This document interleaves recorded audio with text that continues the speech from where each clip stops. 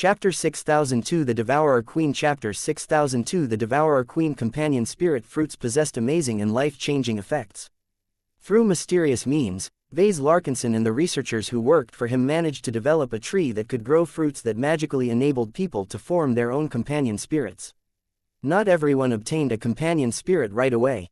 Those with weaker souls only gained companion spirit seeds that needed to undergo a lot of growth before they turned into anything useful. Regardless, many different people tried to figure out how the genetically modified trees were able to spawn these miraculous fruits, and how they worked so well on humans. Virtually every attempt at reverse engineering them failed. Researchers from both the Red Association and the Red Fleet had tried to replicate the relatively simple biological structures of both the trees and the fruits, yet failed to gain the power to safely induce the formation of companion spirits in people's minds. Despite all of these failures, the researchers made plenty of discoveries. These secrets subsequently passed on to the Cosmopolitans, allowing Golden Wing Mihail Pentak to formulate a daring plan to corrupt a fruit and allow it to work on aliens. The power of the fruit does not lie in its flesh. Its cells and DNA do not contain anything that can produce the desired effect. The cell leader spoke as preparations were made to control the Devourer Queen. It turned out that we were looking in the wrong directions. The actual effect of the fruit is intangible, untouchable. Furthermore, the most crucial energy that is responsible for bringing life where none previously existed comes from an external provider that maintains a connection to every fruit. That being is called after one of humanity's ancient earth goddesses. She also happens to be the guardian that verifies that the fruits are being used by the right people. The brown mandible looked impressed. He never accessed the information that explained how the fruits worked. If this fruit has been altered to the point where it has severed its connection to that earth goddess, does it still contain the crucial energy needed to form a companion spirit? Fear not, brown mandible. I have just examined it and verified that it is present. Once we conduct the final inspections, we shall feed the fruit to the Devourer Queen and wait for her to spawn a companion spirit. That is the moment where I shall take action in person. How will you be able to gain control over the new companion spirit? As young as it may be, what if it is too powerful for you to control? That is what all of our equipment is for. The cell leader responded while gesturing his arm towards all of the hyper devices extending from the tall ceiling. These hyper-emitters can either weaken or inflict damage to the Devourer Queen's soul. It pains me to resort to force in order to obtain her cooperation, but it may be the only means for us to turn this calamity beast into a controllable subject. If that is not enough, we are prepared to employ more physical means to subdue the creature. Two powerful first-class multi-purpose mechs stepped forward and kept their plasma spears in a firm grip. More mechs and other forms of support were available as well. The fuchsia cell did not take this situation lightly and mustered as many resources as possible. Time passed by. The companion spirit fruit had gone through many examinations. The Devourer Queen had also been prepped by injecting a huge amount of sedatives in her alien body. The calamity beast possessed an amazing resistance towards drugs, but even she could not resist the sheer quantity of substances that were messing with her hormones and other biological levers. The massive creature gradually turned sluggish to the point where she had fallen into a half-sleep state. All systems are green. Our facility is under full lockdown. The Devourer Queen's vital signs are within expected parameters. Commence the feeding process. A long and flexible robotic arm extended from the side while holding the companion spirit fruit on its tendrils.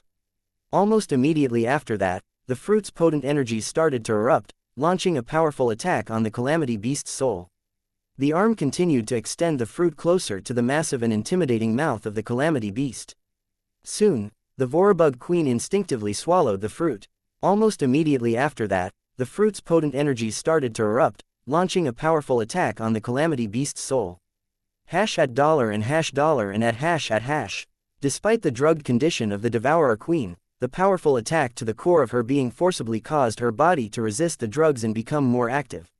Detecting rising activity levels from the Devourer Queen, the subject's immune system is actively breaking down the sedatives circulating in her bloodstream. Continue to inject more sedatives into her body. Ignore every prior dosage rule. It is not working. Her body is adapting to our attempts to subdue her. Her drug resistance is continuing to rise without any sign of plateauing. Then buy enough time for our Golden Wing to complete his actions. Many gray scalpels became a lot more active as they monitored the data and did whatever they could to keep the situation under control. The Devourer Queen made that a lot more difficult as the surprisingly powerful blow inflicted by the companion spirit fruit caused her to feel she was under attack by a mortal enemy. The Vorabug possessed far too many instincts to completely suppress her self-defense mechanisms. Mikhail Pentak found himself forced to rush through his own process. He waited for the domineering fruit to crack open the Devourer Queen's soul and turn a part of it into a brand new companion spirit. There, the psionically gifted Golden Wing observed the Devourer Queen carefully. It was not until the boosted companion spirit successfully converted a part of her wounded soul into a brand new personality that he commenced the next phase of his operation. You are mine. A couple of hyper-emitters went active, causing further injuries and suppression onto the Devourer Queen's soul. The Golden Wing was not as susceptible to this suppression effect, so he proceeded to capture and subvert the newborn companion spirit before it had any time to grow into its power. The timing was crucial. The ambitious cosmopolitan leader needed to act early enough to deny the Devourer Queen any chance of overturning the situation. It was working. The Golden Wing utilized a combination of alien technology, ancient cultivation techniques and unique methods developed by the cosmopolitan movement to inject more human rationality to the companion spirit and simultaneously transform it into Mikhail's thrall. The plan was flexible enough to account for multiple possible outcomes. The best-case scenario was that the Golden Wing took complete control over the Devourer Queen by hijacking her companion spirit first. The worst but still acceptable scenario was that the Golden Wing failed to assume control over the companion spirit, but at least managed to make it human enough to civilize the Calamity Beast.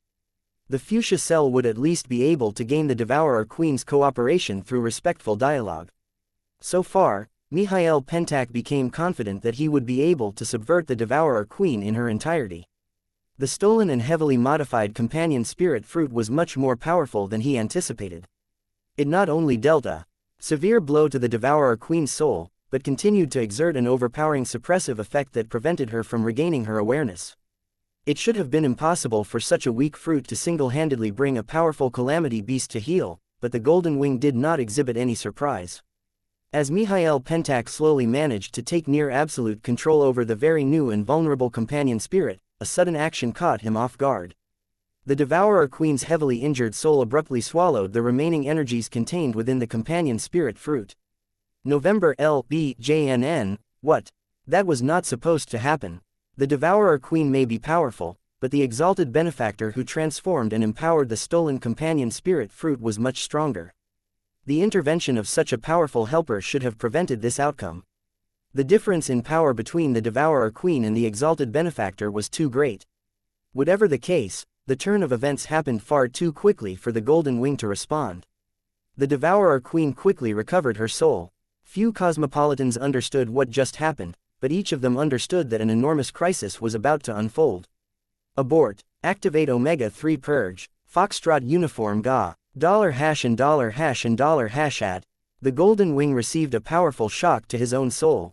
His proximity to the Devourer Queen and his strong connection to her companion spirit had made her vulnerable to her counterattack.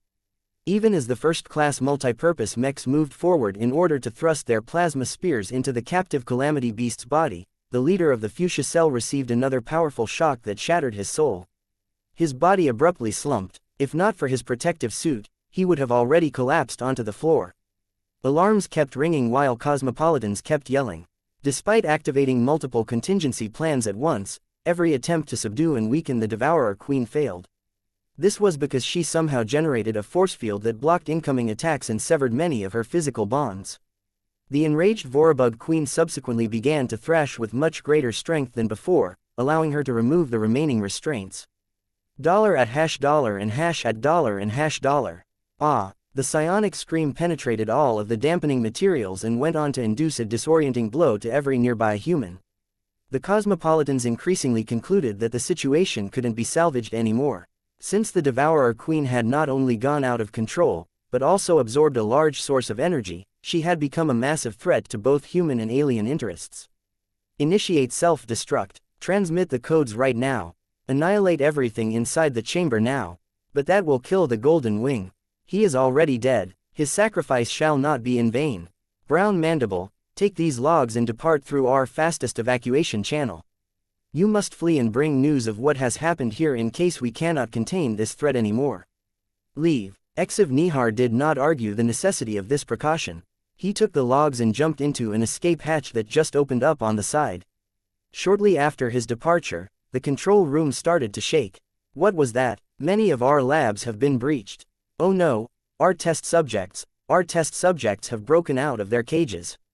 How? They have evolved. Each of them are larger and have developed brand new abilities.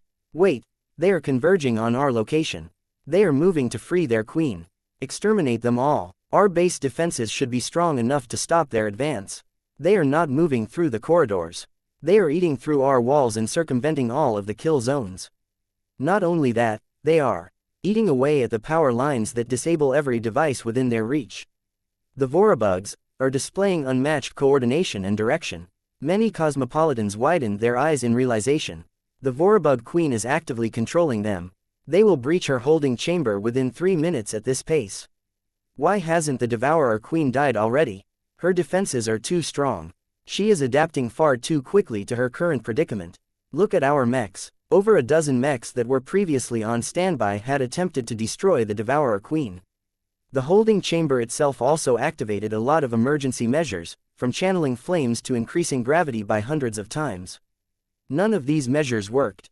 The Devourer Queen previously gave the impression that her enormous bulk was largely due to increasing her capacity to birth lots of powerful Vorabugs, but now her body had become much more capable of defending her against direct attacks. The only hope for the Cosmopolitans was to self-destruct the base and cause everything in the area to be wiped out by an antimatter bomb. The members of the Fuchsia Cell did not bother to escape. They had all committed to the Galactic Parity Plan. Now that it had backfired on their faces, none of them had any confidence that they could revive the Cosmopolitan movement and enact real change. 60 seconds until self-destruct. 50 seconds until self-destruct. 43 seconds until self-destruct. Wait, it is no longer counting down. Why is it no longer counting down? A higher authority activated an override. The self-destruct command has paused. Then manually trigger the antimatter bomb. We can't. It is buried in a fully enclosed and armored space that is expressly designed to prevent tampering. Even if we attempt to drill into the chamber that holds the bomb, the Vorabugs will reach it before our emergency response teams. Look, multiple Cosmopolitans looked through the transparent wall. A very familiar human stared back at them with a distinctly inhuman gaze. Our golden wing. Something is wrong. A very strange grin appeared on Mihail Nihar's face. The man shakingly began to utter a few words. My hive shall expand and devour the entire Red Ocean. Every Cosmopolitan looked aghast. The Devourer Queen had turned the tables against the Golden Wing. Instead of the human taking control of the Vorabug Queen by hijacking her companion spirit, the powerful alien being had taken advantage of this connected state to directly dominate Mihail Nihar's mind and soul. In other words, the Cosmopolitan leader had effectively become the Devourer Queen's companion spirit. This gave the strengthening Calamity Beast far more than a human meat puppet. The intelligent Vorabug Queen somehow managed to assimilate the Golden Wing's human knowledge and understanding. Her comprehension of human civilization had grown so much that she already managed to master human speech. Disable his authority and kill him before it is too late. A couple of mechs began to launch missiles and plasma bolts at the Golden Wing.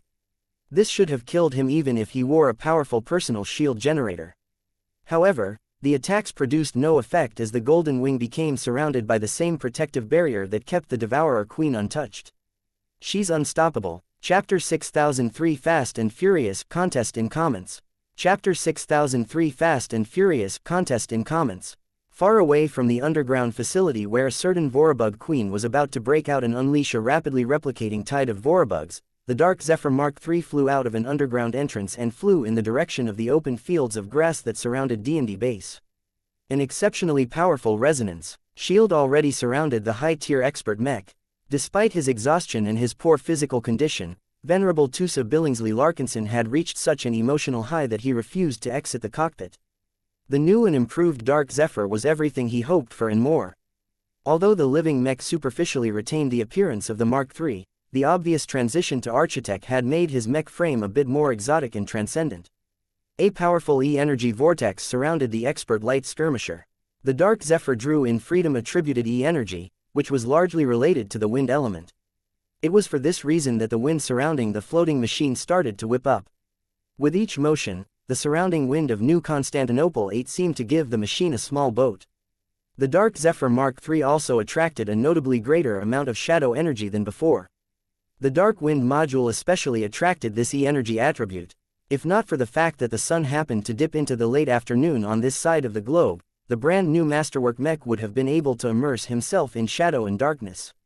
Venerable Tusa had no patience to wait until darkness descended over the planet. He wanted to test his expert Mech's new capabilities and more importantly verified that he had grown strong enough to earn the right to pilot the Dark Zephyr Mark III.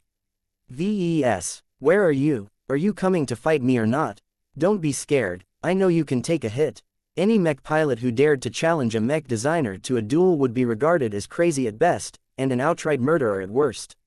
How could a Mech designer possibly defend himself against a high-tier expert Mech? It was absolutely impossible for a single Mech designer to do so even if he locked himself in the middle of a well-equipped fortification that was filled with automated defenses. Without an army of Mechs or a few expert Mechs on retainer, the Mech designer had no way of repelling an opposing high-tier expert Mech by himself. Yet as the much smaller body of Vase Larkinson flew out of the same underground entrance, it became clear that one of the Mech designers responsible for designing and upgrading the Dark Zephyr accepted the challenge. This was completely unimaginable in any other context, but somehow the old rules did not apply to an oddball such as Vase. This became clear when he did not appear in the open wearing his previous lab coat and toolbelt. He had changed to an improved and thickened version of the nanosuit he wore in past engagements. He also held a flute in his hands. The ocean collar's glowing runes were already visible, signifying that the high-level artifact was ready to support Vase in battle.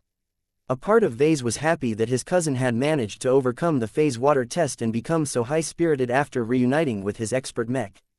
Another part of Vase did not look forward to rolling in mud and getting beat up by his own creation of all possibilities. It was extremely undignified for a Tier 3 galactic citizen to be dragged into a giant-sized scrap. Yet, Vase grew excited at the thought of testing his mettle against the Dark Zephyr Mark III. He was curious to learn how much he could resist a Mech as powerful as his most recent creation in his current state. Even though he was just a lesser phase lord, his true body was already a lot larger than before. Combined with all of the new tricks he learned during the last lightning tribulation, Vase wondered how extensively he could put up a fight well outside of the reach of a spark reactor. Get to it already, Vase. Come and show off your full body so that I can beat you down to size. Vase shook his head, but obliged nonetheless. His body slowly began to magnify in size. The dimensions that folded his true body and shunted away much of his mass gradually began to smooth out again. It took less than half a minute for his true body to tower over the Dark Zephyr. Even with his latest upgrade, the Archimech still hadn't increased in mass and volume. The use of lightweight alloys and Architech allowed the Larkinsons to make the expert Mech a lot more powerful while still maintaining the same dimensions. How much more powerful the Dark Zephyr had become was not entirely clear. Vase figured that he would find out soon enough. Vase lifted his ocean collar, which had conveniently expanded to match his current scale, and began to play a rhythmic and repetitive tune. Although his comprehension of the water element had not made any explosive leaps as of late, his latest sublimation along with increasing his comprehension of E-energy as a whole allowed him to exert considerably stronger control than before.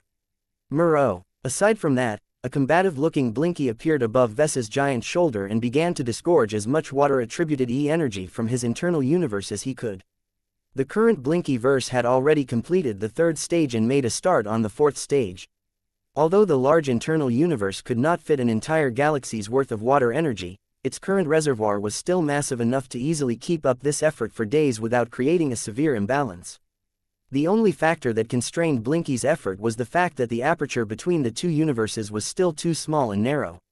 The opening had grown wider compared to last time, but it was still not large enough to allow Vase to wield the strength he possessed during the lightning tribulation. Vase would have to make do. He continued to play the flute until a large water tornado formed around his body. The Dark Zephyr Mark III continued to hover and watch on. Tusa was not doing nothing. He was analyzing his latest foe while quietly accumulating more momentum. The high-end Archimech began to draw a pair of knives from his rear holsters. Soon enough, the knives began to release electric arcs, exposing their nature as Stormblade knives. The Dark Zephyr began to assume a peculiar offensive stance. At the same time, the expert Mech drew in more and more shadow energy. Shadow Dance. The expert light skirmisher exploded into action. Clang. Vase flinched as his spatial barrier received a very nasty double hit when the Dark Zephyr instantly hopped forward to deliver a lunging blow. Before the human phase lord could ever think of launching a counterattack, the Dark Zephyr already began to twirl around in the air before launching another flurry of blows against Vese's spatial barrier. Fortunately for Vase, he possessed enough phase water in his body to produce a fairly powerful defensive layer. What was not as good was that the Dark Zephyr was much better equipped to overcome transphasic energy defenses than before. The pair of knives wielded by the Dark Zephyr were not only transphasic in nature, but also derived power from a hyper-tech version of Stormblade technology. This meant that each knife blow not only penetrated deeper than normal, but also released electric sparks that had a particularly destabilizing effect against transphasic energy shields and spatial barriers alike. Perhaps the only reason why the Dark Zephyr failed to crack open Vese's defenses so soon was because the latter had grown a lot bigger in scale. Annoying. Vase attempted to kick at the Dark Zephyr, only for his large but relatively sluggish leg to never come close to the blazing fast expert light skirmisher. Shadow energy continued to fuel the Archimech as the living mech continually flanked and circled around Vase. Tusa had selected the exact right approach to deal with an oversized but clumsy adversary.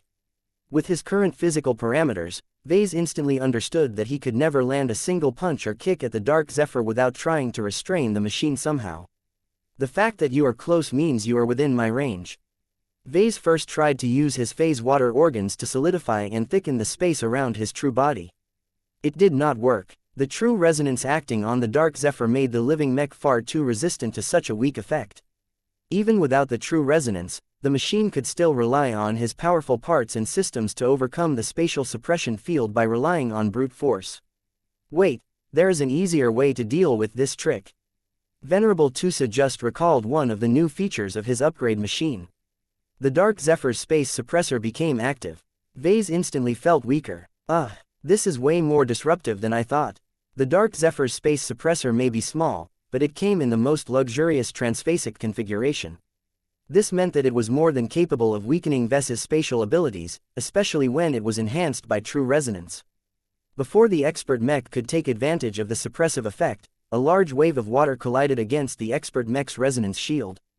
Of course, the water infused with E-energy was a lot more damaging than it looked. Although Venerable Tusa did not sense an immediate threat, his expert light skirmisher did not excel at defense. The powerful machine fell back and paused well outside of the reach of the water waves. Stop holding back, Vase. I know you can do better. I can feel it. Bring out the big guns. These splashes of water is hardly enough to push me back. If you continue to fight like this, you won't challenge me in the slightest. Vase hesitated for a moment, before deciding to abide by Tusa's request. You are right, I have been holding back. Be careful, I estimate that my next move may pose a serious threat against your Dark Zephyr. Vase did not take action himself. Instead, it was Blinky that began to take serious action. He no longer released water energy from the Blinky verse, but instead began to channel a lot of light energy. That was not all. Blinky actively invited the Illustrious One to descend onto his form. The design spirit indulged the request and began to inhabit Blinky's malleable feline form. Soon, the spiritual cat turned into a small-sized manifestation of the Illustrious One. The bright and vaguely humanoid design spirit sparkled with reflection while also radiating a large amount of visible light as well as light-attributed E-energy. Ah, that is a nasty move. Hey, it is logical for me to make use of my advantages. While the light energy outputted by the descended form of the Illustrious One was not enough to keep the Dark Zephyr away, the shadow-infused machine clearly did not like the additional brightness. Tusa and his battle partner had another reason to feel uncomfortable as the Illustrious One suddenly began to accumulate a lot of energies. Not only was the design spirit preparing to launch a powerful light attack, but Blinky himself was beginning to draw a copious amount of Wuxia energy from Vese's internal cycle. Although Wuxia energy took a long time to recharge, its raw power was nearly unmatched. It also happened to combine well with any form of attack. This time, Tusa and the Dark Zephyr Mark III began to sense a much more acute threat from the Illustrious One. They felt with great certainty that if the Illustrious One was able to land a hit with his combined energy attack, the Dark Zephyr's resonance shield might not be able to hold. The machine risked suffering actual material harm. TCH. Tusa already commanded his expert mech to move and circle around Vese's true body at a rapid pace. This should have made it nearly impossible for the illustrious one to land a hit, but Vase had another response to this maneuver. Ilvain, guide our aim. You damn cheater. All's fair in love and war. Vase chuckled even as he gained prophetic guidance. With Vase, Blinky, the illustrious one and Ilvain working together to ensure a hit on the highly elusive expert Mech, Tusa felt increasingly nervous as the energy accumulated by the illustrious one was approaching a limit. Illuminate the shadows. A blindingly bright flash of light erupted from the illustrious one. Many sensors temporarily overloaded as they could not withstand the excess light released by the design spirit. At the same time, a huge light beam blended with wuxia energy struck the exact position that the Dark Zephyr had just moved towards. This time, Tusa's vaunted intuition did not avail him as the excellent aim of the illustrious one and the eerily accurate prediction made by Ilvain negated his efforts to evade the attack. Yet as the brightness began to fade, Vase and many distant observers reacted with surprise as the Dark Zephyr appeared in the exact same position completely unharmed and unscathed. The Archimech's resonance shield did not even look like it had suffered any blow. Did you manage to phase through my supercharged attack? Wait, are you? The Dark Zephyr's resonance shield did not grow weaker. Instead, it was doing the opposite. It was growing stronger. The powerful sky blue corona enveloping the expert light skirmisher was not only glowing brighter, but also began to expand in size. It no longer surrounded the Archimech like a bubble, but began to balloon in size. No high-tier expert pilot could produce such an absurdly large and strong resonance shield. Only the Bastion could produce a similar effect, but it was not the same as the expert heavy space knight relied on other resonating exotics to produce a specialized defensive barrier. The only way for an expert light skirmisher to emit such a huge and powerful resonance shield was if it was transforming into a saint kingdom. It only took a very brief pause for Vase and many others to realize what was happening. Second apotheosis. Venerable Tusa Billingsley Larkinson was no more. Saint Tusa Billingsley Larkinson had become the very first ace pilot of the Larkinson clan. Chapter 6004 Efficient Growth. Chapter 6004 Efficient Growth. When Tusa Billingsley Larkinson broke through, everyone knew it. The manifestations were just too obvious. The resonance meter is spiking. 70 lavares, 90 lavares, 100 lavares, 105 lavares, 110 lavares, 113 lavares and holding. Although the numbers had more than doubled, Tusa's actual willpower had grown exponentially stronger. The lavare scale was not linear, but instead followed a more complicated formula for reasons that took a long time to explain to a layman. Whatever the case, the only rule that mech pilots and other people needed to know was that once a pilot was able to generate true resonance that exceeded 67 lavares, he had definitely transcended into a saint. It was not just the resonance meter that made it clear that Tusa successfully overcame the bottleneck that halted his progress for a time. The most visible manifestation that Tusa's strength had transformed on a quantitative as well as a qualitative level was the evolution of the Dark Zephyr's resonance shield. A resonance shield was often treated as the seed form of a proper domain. Now that Tusa had advanced to the second major cultivation rank, he finally gained the qualifications to form his Saint Kingdom for the first time. As one of the most powerful combat domains known to Red humanity, the Saint Kingdom of a junior ace pilot was already oppressive and domineering to the vast majority of people. Vase experienced its rapidly strengthening reach and intensity the most due to his proximity to the Dark Zephyr and his high spiritual perception. A grin appeared on his face as he witnessed the emergence of the Larkinson clan's first true ace pilot. The Larkinson family long dreamt of spawning an ace pilot among their ranks, but it had never succeeded since the Larkinson settled down in the Bright Republic. It was only now that Vase had founded the Larkinson clan and led his clansmen to a much greater height that he was able to create the conditions that were conducive to the emergence of ace pilots. Vase felt incredibly fulfilled that his many contributions allowed an expert pilot in his 40s to break through to ace pilot at such an exceptionally young age. As a mech designer, he loved nothing more than to see the users of his products prosper. For an expert pilot to actually overcome the difficult hurdle that blocked many of their peers for a long time was the ultimate vindication that a mech designer could obtain. Combined with the successful tests of the Dark Zephyr Mark III's many powerful features, Vase could feel that his design philosophy had made another stride forward. This was the most obvious indication that Vase had become a substantially better mech designer than before. The wildly successful outcome of the Dark Zephyr Mark III proved that Vase had truly managed to develop his living mechs to the 6th generation. Vase briefly lamented the fact that far too little time had passed before he could fully refresh all of his old living mech designs to the very recent 5th generation, but it didn't matter. He refused to hamper progress just because it did not conform to a consistent update cycle. So what if he could have milked 5th generation living mechs for at least half a decade before rolling out 6th generation living mechs? If Vase had to choose between maximizing his business interests and maximizing the progression of his design philosophy, he would always prioritize the latter. An honest mech designer should always put the interests of the mech pilots first. Vase believed he had done so in a brilliant way by designing an innovative new high-tier expert mech and stimulating Tusa by presenting him with a challenge. When Tusa had successfully managed to defeat the phase water circulating in his body, Vase already had a hunch that his cousin was close to breaking through. This was why Vase readily accepted the offer to fight a duel. What better way to stimulate Tusa further than a hearty fight? This was also why Vase chose to employ a powerful wuxia energy attack. He knew that only an attack of this magnitude would truly cause Tusa to become desperate to attain greater power. The fact that Tusa met all of Vase's expectations was like a dream come true. It usually took a lot more accumulation for expert pilots to break through. The more talented ones were at least twice Tusa's ace. For example, powerful heroes and champions such as Patriarch Reginald Cross fought way more and endured a lot more hardships before he managed to trigger his own second apotheosis. It was not unusual for high-tier expert pilots to break through after a century of living, but at that stage their bodies and mental acuity had already declined to an extent. Although breaking through to ace pilot was a surefire way to rejuvenate them and extend their lifespans by reshaping their bodies with their willpower, these late bloomers often exhibited less potential. Tusa did not have to worry about that. While much of the reason for his breakthrough could be attributed to getting paired with an excellent expert mech, it was undeniable that the new saint had worked hard and proved that he deserved to advance to his impressive new rank. Vase was especially glad that Tusa managed to break through without relying on a crutch like the Transcendence Glow. In fact, Vase had secretly been thinking about borrowing Lufa for a moment in order to give Tusa a firm push in the right direction. He was glad that he did not.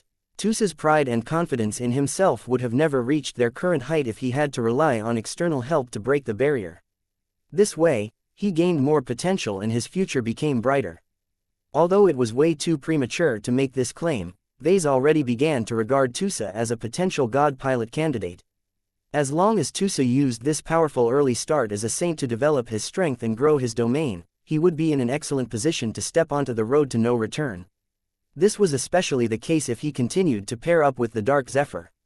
As a mech designer, Vase did not miss out on the many changes experienced by the high-tier expert mech that he had just overhauled. In many cases, an expert pilot accumulated over multiple decades before managing to break through. Although their resonance strength stalled due to reaching the upper limit of what his rank could bear, that did not mean that all of their growth had stopped. It was only when they broke through that all of that hidden energy got unleashed. Tusa's breakthrough to ace pilot was actually weaker than other cases because he accumulated a lot less energy. This meant that the Dark Zephyr's current forced resonance state was not as exaggeratingly powerful. When factoring in the surprisingly robust and resilient first-class Archimetal mech frame, the high-tier expert mech did not exhibit any signs of excessive stress or strain. Vase was confident that the Dark Zephyr was strong enough to bear the temporary explosion in power. The machine should not be fragile enough to end up in a heavily damaged state that happened in other breakthrough situations.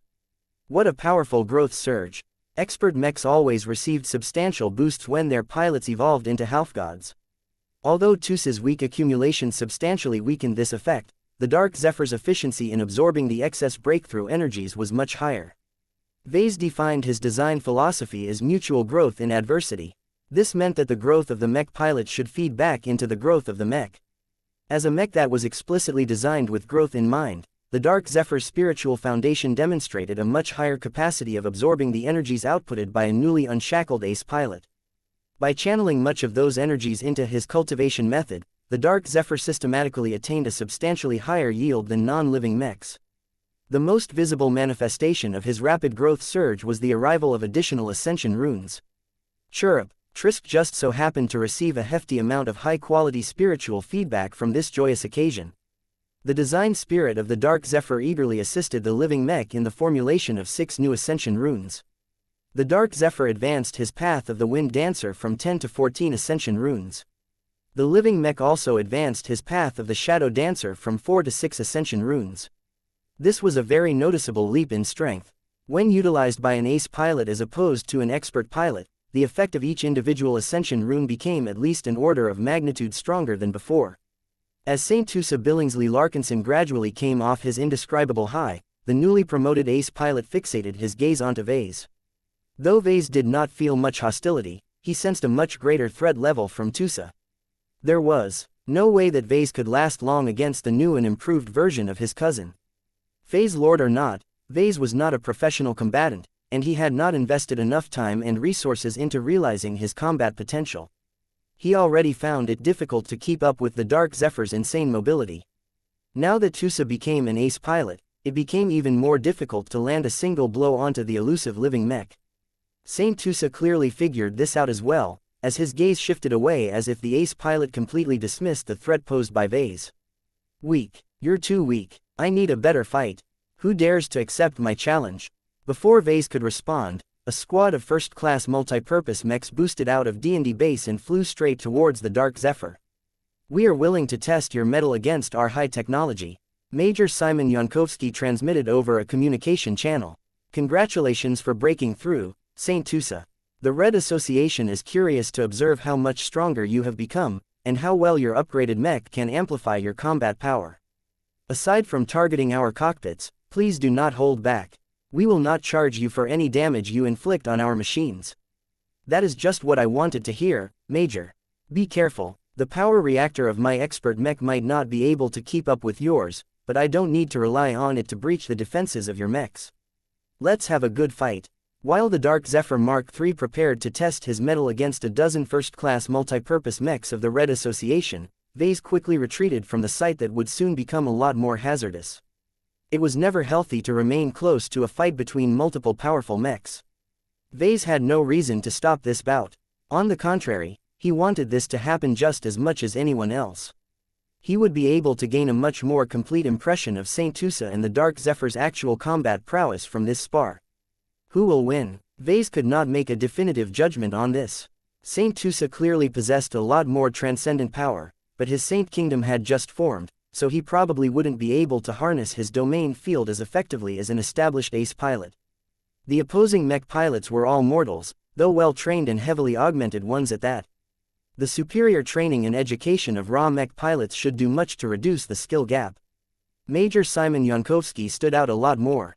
He was not only the leader of the mech contingent of the Blue Jay fleet, he had already broken through to expert candidate while piloting the short-lived Elemental Lord. Enough time had passed for Major Jankoksi to recover from this ordeal and develop his strength as an expert candidate. Even if that was not enough for him to keep up with Saint Tusa, Major Jankowski and his squad mates could still count on the superiority of their own machines. The raw mech squad possessed the upper hand in terms of advanced tech and materials. They might not be archimechs, but they had all been designed according to the top-tier standards applied to first-class multi-purpose mechs. This became obvious when the raw mechs not only activated their Azure energy shields, but also started to link them up with each other. Shield link technology. Such a setup was remarkably effective when confronting light skirmishers. Chapter 6005 Strong Zephyr Chapter 6005 Strong Zephyr. As Vase retreated to a safe enough distance, he shrunk his body down to human size but continued to float in the open. There was still a risk that he could get hit by an errant shot from a powerful weapon, but he was confident that he could withstand an errant blow. Vase refused to back off any further because that would make it harder for him to observe the performance of his latest work with all of his senses. Moreau Blinky, having returned to his fluffy purple cat form, hovered alongside Vase and observed the powerful flows of E-energy around all of the machines. The Dark Zephyr attracted a lot of freedom and show energies. The living mech's Saint Kingdom had massively increased his effectiveness in absorbing and harnessing the power of exotic radiation. Even if Tusa was not too skilled with leveraging the potential of all of these energies, it didn't matter because the Dark Zephyr's extensive hyper-technology had already been designed for this purpose. Harnessing freedom energy made the Dark Zephyr faster and more elusive. The machine already started to drift along the wind as if he weighed 10 times less. The Dark Zephyr's ultimate module also quietly attracted a lot of shadow energy. The concentration of hyper materials and the use of Tristan's positive hyper gem powered up the Dark Wind module, allowing it to take action at any time. The fight is starting. The Dark Zephyr abruptly boosted away from his former position and began to dance in the air as hundreds of powerful energy beams and projectiles attempted to land a hit on the high-tier expert Mech. Even though the Dark Zephyr had not fully caught up to Tusa's newfound status as an ace pilot, the living Mech's technical specifications were still high enough to evade the storm of attacks without too much effort. That was not to say that the mechs employed by the Red Association were incompetent. Each of them were not only equipped with at least a dozen powerful integrated weapon systems, but also coordinated their firepower to a remarkable degree. Every time the mech squad opened fire, they aimed their weapons to fill up every grid around their target. As a result, the mechers spread out their attacks in such a fashion that it would be impossible for a light mech to evade every attack. At least a couple of attacks should hit a machine like the Dark Zephyr regardless of how good he was at evasion. Yet the expert mech no longer played by the old rules anymore. In the blink of an eye, the Dark Zephyr Mark III flickered hundreds of meters away from his initial position. Combat Warp. Vase identified. Adrian Marceau's combat warp system granted the Dark Zephyr the ability to move in warp without needing to go through a long wind-up process. Although the Dark Zephyr's replacement flight system was not able to reach a high warp factor, this was an acceptable trade-off as its combat warp system amplified the expert mech's short-range mobility. This made it so that the Dark Zephyr was easily able to sidestep and evade the combined firepower of 12 first-class multipurpose mechs. None of the sophisticated targeting algorithms programmed into the raw mechs produced any positive results. Even when the mech pilots manually tweaked and adjusted the firing pattern of the weapon suites of their mechs, none of the attacks came close to touching the powerful ace mech. If an attack came close to striking the Dark Zephyr, the Saint Kingdom that surrounded the fast machine was able to sap the strength of any energy beam or projectile that entered its range. In order to test this newly gained ability, Saint Tusa deliberately avoided the use of his battle partner's combat warp function. The Dark Zephyr still turned out to be fast and nimble enough to evade the vast majority of incoming attacks, but the mechers finally managed to land a few hits by continually launching coordinated attacks. Ace mechs no longer possessed resonance shields. Their Saint Kingdoms took over their functions. Vase was vaguely able to perceive a lot of incoming attacks losing 20 to 40% of their potency before they finally struck the Dark Zephyrs. Powerful new Azure Energy Shield. While an attack launched by an expensive first-class multipurpose mech was not weak, the Dark Zephyr was still able to withstand these blows with his Azure Energy Shield so long as the hits were not too frequent. The Dark Zephyr Mark III continued to dance and weave through the combined firepower of the mech squad for several more minutes. Saint Tusa did not appear to be in a hurry to go on the offensive. He was much more interested in familiarizing and improving his new evasion capabilities. Vase was thoroughly impressed by how much Tusa's breakthrough made the Dark Zephyr so outrageously better at avoiding damage. The living mech moved in the wind as if he was a carefree dancer. His evasive movements were initially a lot jerkier and more abrupt, but as Saint Tusa rapidly became familiar with the improved parameters of his battle partner, he piloted the expert light skirmisher with much greater control and fluidity. The raw mech pilots were no slouches either. Their skill and learning ability could never catch up to that of an ace pilot, but their advanced augmentations allowed them to adapt to Tusa's evasion much better than normal. The Red Association conducted the most research on high-ranking pilots. The mechers had developed a lot of tactics and coping strategies if their standard mechs ever confronted expert pilots and ace pilots in battle. Space suppressors. The raw mechs under the leadership of Major Yankovsky finally decided to move this bout forward by activating their powerful space suppressors. The fabric of space around their flexible formation already began to solidify a lot. Due to the inverse square law, any form of third-party transphasic technology or spatial phenomena that was close to the first-class multipurpose mechs should become a lot less effective. If the opposition was significantly weaker than the raw mechs, then their transphasic technologies may outright lose the advantages bestowed by phase water. Yet when the Dark Zephyr did not do anything to avoid the combined space suppression field and moved closer, it became clear that the expert light skirmisher did not become affected in the slightest. The Dark Zephyr's Saint Kingdom easily negated this suppressive effect. Ves's eyes lit up. Compared to other ace pilots, Tusa should be particularly more effective in negating spatial suppression. Tusa had managed to conquer the threat of phase water a short time ago. His newly expanded domain was also largely empowered by the freedom element, which his machine relied upon to remain unrestrained. The Dark Zephyr may not be able to win the record for being the fastest light skirmisher, but he had definitely become one of the most difficult machines to restrain. The first-class multi-purpose mechs possessed other means to weaken an opposing mech. Each of them were equipped with advanced ECM systems, yet hardly any of them took effect on the Dark Zephyr. The Saint Kingdom easily weakened many of the electronic attacks directed towards the expert light skirmisher. The Dark Zephyr's conversion into a full archimech also invalidated a lot of targeted ECM measures. The living mech's new tech base was better able to cope with these measures. Clang. Now that the first-class mechs attempted to attack the Dark Zephyr up close with the hope that their space suppressors might actually take effect, Tusa had no reason to withhold his sharp edge anymore. Clang, clang, clang. The first-class multi-purpose mechs were fast, but their higher mass and the limitations of their mech pilots made it difficult for them to keep up with the Dark Zephyr. However, what made it even more difficult for the raw mechs to keep up with their sole adversary was the fact that the Dark Zephyr activated his own space suppressor. Although the expert light skirmisher was not able to channel as much electric energy to his space suppressor, the powerful amplification of true resonance multiplied the transphasic module's range and intensity by a huge extent. The consequences became apparent right away when the raw mechs visibly weakened when they came closer to the Dark Zephyr. Their Azure energy shields lost strength and their own space suppressors lost a lot of backbone. Saint Tusa took advantage of the comprehensive weakening of his opponents. His expert light skirmisher weaved and danced through the opposing mech formation with absolute superiority. The Dark Zephyr's transphasic Stormblade knives struck swift and accurate blows at every melee weapon or Azure energy shield in the way. Each time a Stormblade knife struck an Azure energy shield, the latter received a powerful shock that destabilized it by a considerable extent. If not for the fact that the raw mechs relied on top-tier first-class power reactors to support their Azure shield generators, a single flurry of electrifying blows should have been enough to expose their mech frames. However, the Dark Zephyr did not stick around long enough to concentrate his attacks on a single adversary. The Mad Black Expert Mech appeared content to test the defenses of the raw mechs by giving each of them a couple of knife strikes each. Those shield links are annoying. Vase frowned as he continued to watch from a distance.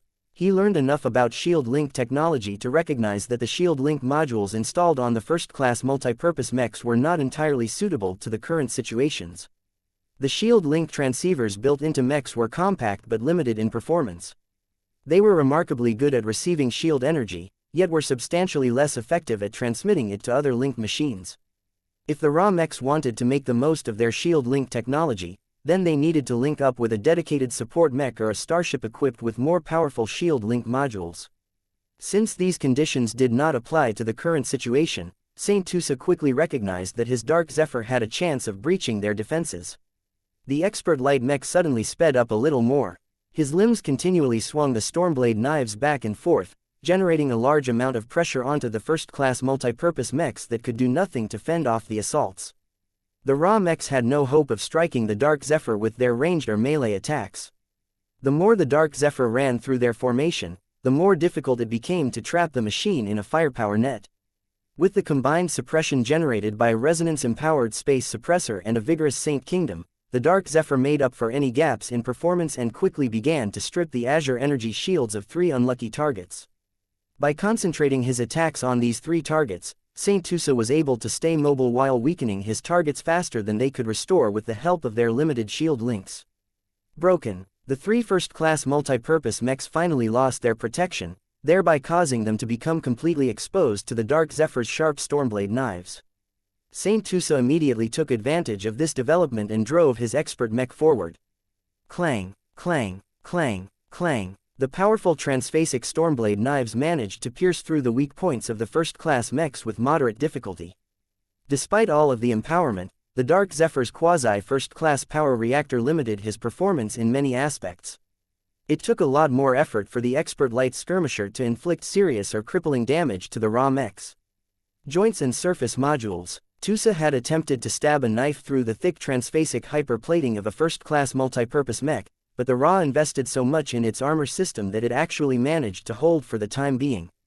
The Dark Zephyr should be able to penetrate the thickest armor plating after launching repeated attacks onto the same location, but expert light skirmishers weren't supposed to fight this way.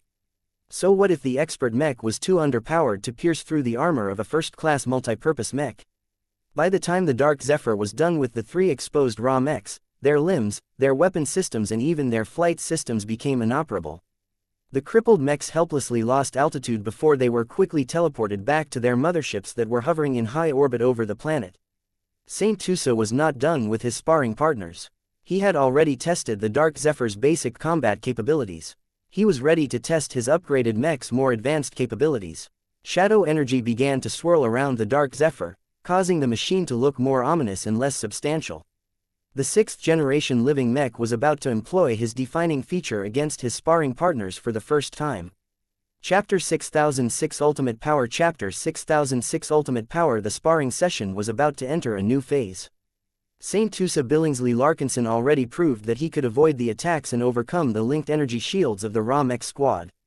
With 3 of their number down and out of the fight, the remaining 9 machines had much less of a chance to rely on their numbers advantage to take down a powerful machine that they could not pin down. Vase chuckled at the sight.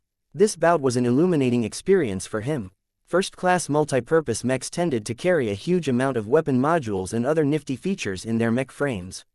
All of these additions continually increased the mass and volume of the mechs to the point where they had to be sized a little bigger than second-class mechs to accommodate all of their gadgets. That did not necessarily mean that they were slow. Every top-tier first-class multi-purpose mech of the Hyper generation came equipped with potent hyper-power reactors and high-thrust transphasic hyper-flight systems. The combination of both granted these machines powerful straight-line acceleration capabilities. This meant that as long as they traversed longer distances in straight or gently curved trajectories, they could theoretically catch up or surpass the Dark Zephyr. However, whoever designed these first-class multi-purpose mechs only made moderate attempts at increasing their agility and short-distance maneuverability. Vase understood the logic behind the decision. The first-class multi-purpose mechs carried way too many weapon systems and other modules ranging from plasma weapons, positron beam weapons, gravitic weapons, missile launchers, ECM systems and more. There was no way they could maneuver as fast as light mechs while hauling all of that baggage. In comparison, the Dark Zephyr's only means of attack was a pair of lightweight Stormblade knives and a small ultimate module. This was why the Dark Zephyr dominated the maneuvering game to such an extent. The expert light skirmisher should have struggled to evade the attacks of the Raw Mech squad a lot more if Tusa was still an expert pilot. His ascension to ace pilot completely changed the game. His skill increased too much and his Saint Kingdom amplified the performance of his Dark Zephyr by a much greater extent. There was no way the mechers could move quickly enough to strike the Dark Zephyr up close or at a distance. This was why the first-class multi-purpose mechs did not even attempt to win the maneuvering game. They instead abided by the most appropriate strategy for them, which was to rely on their formidable defenses and their most appropriate offensive solutions. The Dark Zephyr's knife attacks were strong, but the Raw Mech pilots encountered stronger attacks in the past. Their mechs should be able to fend off the expert light skirmisher for at least a short amount of time.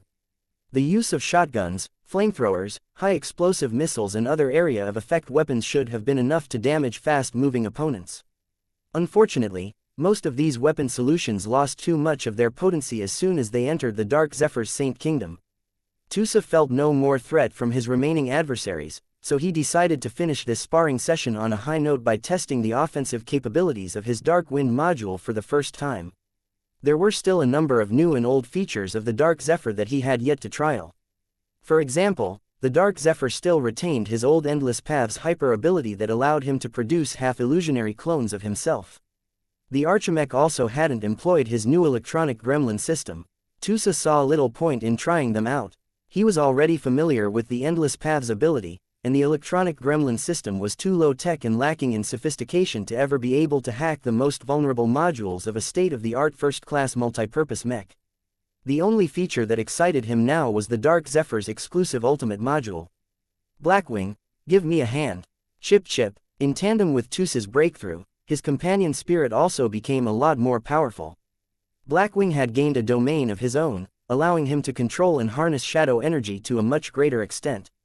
This hadn't been obvious before as the Dark Zephyr's Saint Kingdom was just so much stronger. However, as soon as Blackwing entered the Dark Wind module and began to imbue it with greater shadow energy and true resonance, he was finally beginning to show how much more assistance he could provide in combat. The avian companion spirit still had a long way to go before he became as powerful and useful as Emma, but at least he managed to surpass all of the other companion spirits of the Larkinson clan. Murrow. Even Blinky grew jealous at Blackwing's impressive leap of strength. The Star Cat may have the advantage in versatility and long-term potential, but Blackwing's current hard power already carried the shadow of the dark gods that the Larkinsons fought against in the past. Therefore, when Blackwing began to amplify the Dark Wind module, some of its parameters began to shoot up by as much as 200%. This was not a surprise to Vase. As an advanced hyper module, this innovative device was designed to scale particularly well with a rise in energy levels. As Blackwing not only allowed Tusa to resonate stronger with the Dark Wind module, but also draw in a lot more shadow energy, the ultimate module finally reached a potent charged state. Ves's eyes lit up as he recognized that the Dark Wind module was able to exert more power due to another variable. Ultimate runes. It has already acquired a handful of ultimate runes. The principle of an ultimate module was that it was supposed to contain a subordinate spirit of the living mech. Vase came up with the idea that the ultimate module could accumulate its own separate version of ascension runes, but all of this had remained theoretical for the time being.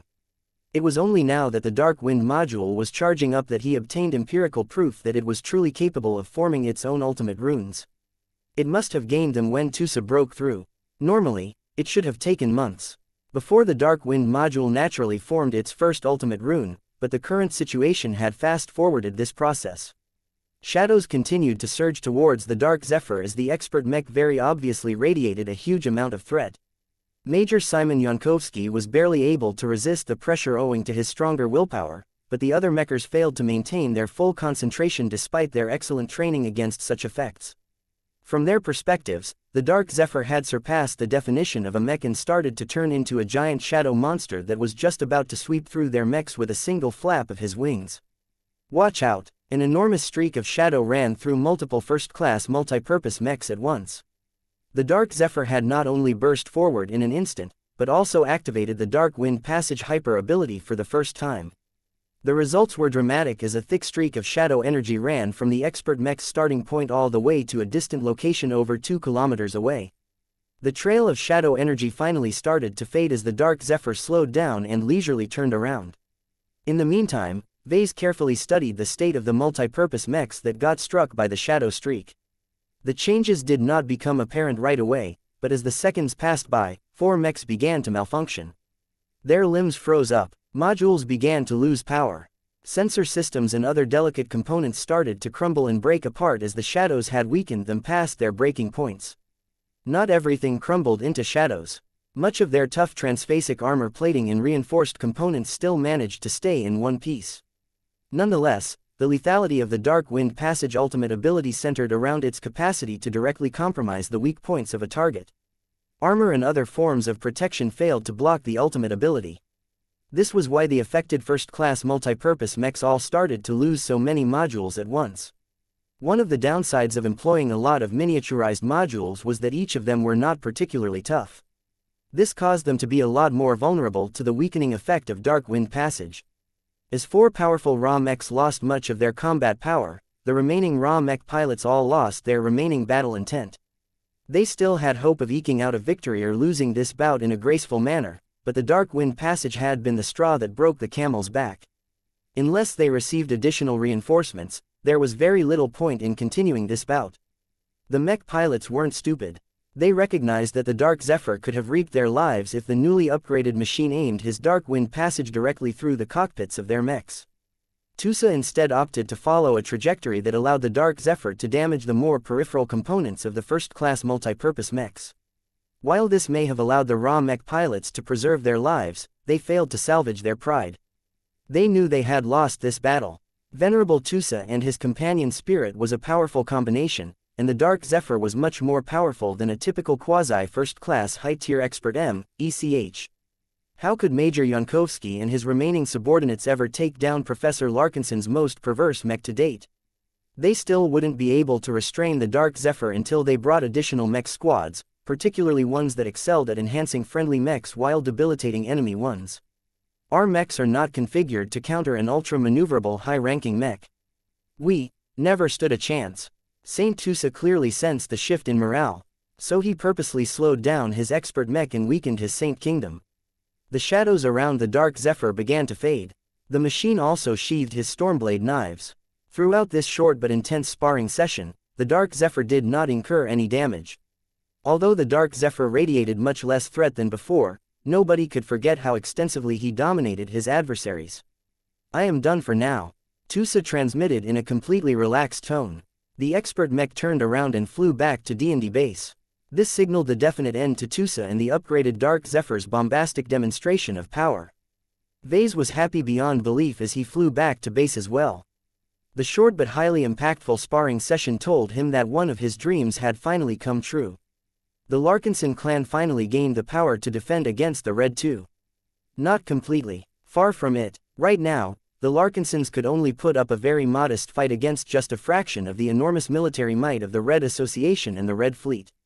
Yet that was already enough for Vase to buy time to slip the Red 2's leash and run away if he wished.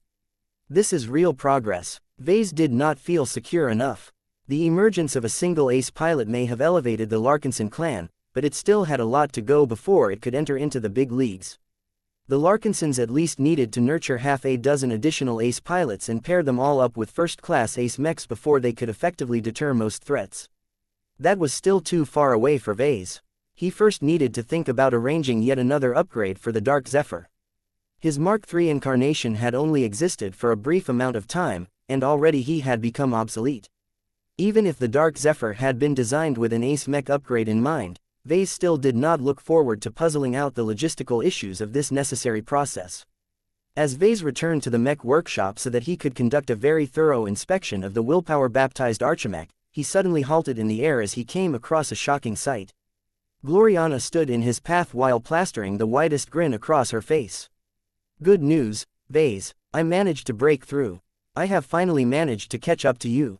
You can call me Professor Gloriana soon." That is great news.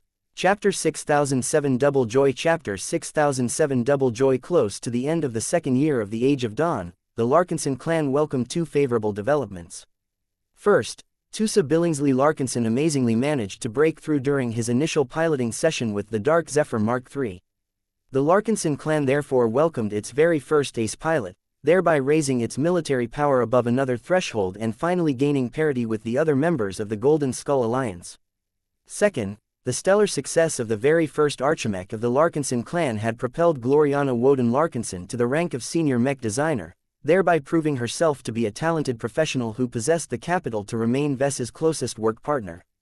News of the double breakthroughs immediately spread through the galactic net within a single hour. The clan had already written public statements in advance, and it just so happened that two of them could finally be released to the public.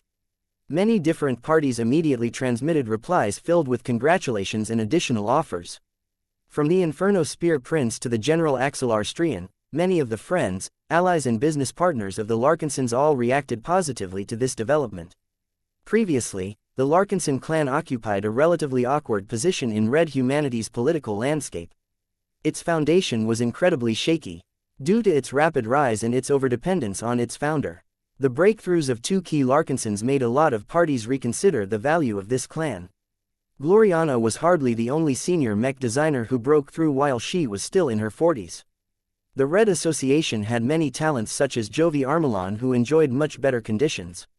Nonetheless, Gloriana's early breakthrough generated greater confidence in her ability to realize her ambitious design philosophy.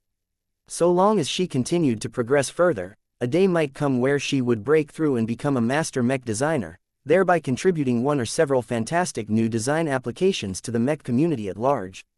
Gloriana already proved her ability to fund the Larkinson clan to an extent. Her ability to design custom mechs had reached a level where other mech designers would be glad to collaborate with her on high-end mech design projects. After all, Gloriana was not only an experienced masterwork mech designer, but could also design mechs that could automatically grow into masterworks if they failed to become one in the workshop.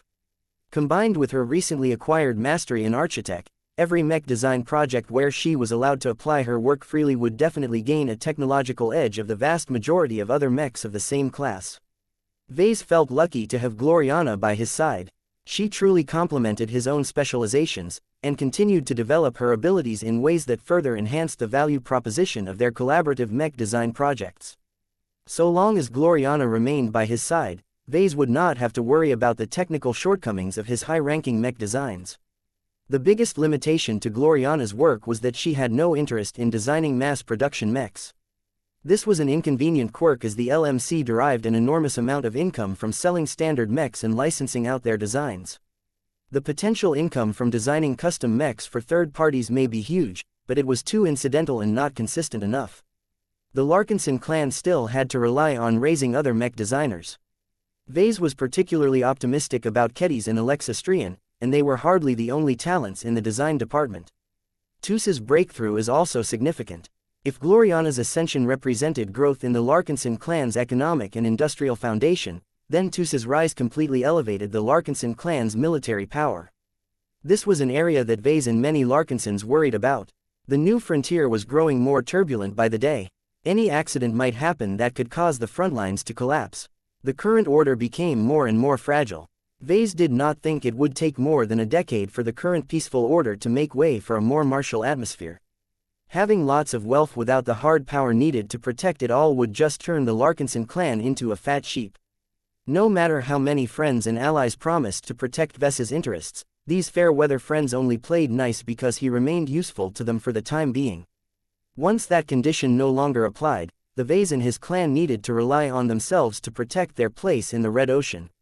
Having an ace pilot was one of the best possible ways to guarantee his power base. Vase had already witnessed many other instances where the presence and availability of ace pilots granted leaders priceless security. Saint kingdoms were so large and all-encompassing that no threats could remain hidden within their range. They were particularly good at sniffing out assassins, infiltrators, informers and other people with malicious intent. Although Vase currently did not have much need for this additional protection, he knew that if he ever felt threatened, he could always summon an ace pilot to his side and enjoy much greater protection. There should hardly be any threats that Saint Tusa could not deal with once his Dark Zephyr turned into a proper first-class ace mech. Of course, it was not that simple to complete this necessary conversion. Vase needed to have a good talk with Gloriana and Tusa about this subject. An ace mech will come in time. What is important is that our clan has finally broken the ceiling. Saint Tusa Billingsley Larkinson was the first individual who had managed to reach the second major cultivation rank. As a mech pilot who had managed to get much closer to becoming a true god than any other Larkinson, he had managed to gain valuable insights and comprehension about what it was like to wield greater power.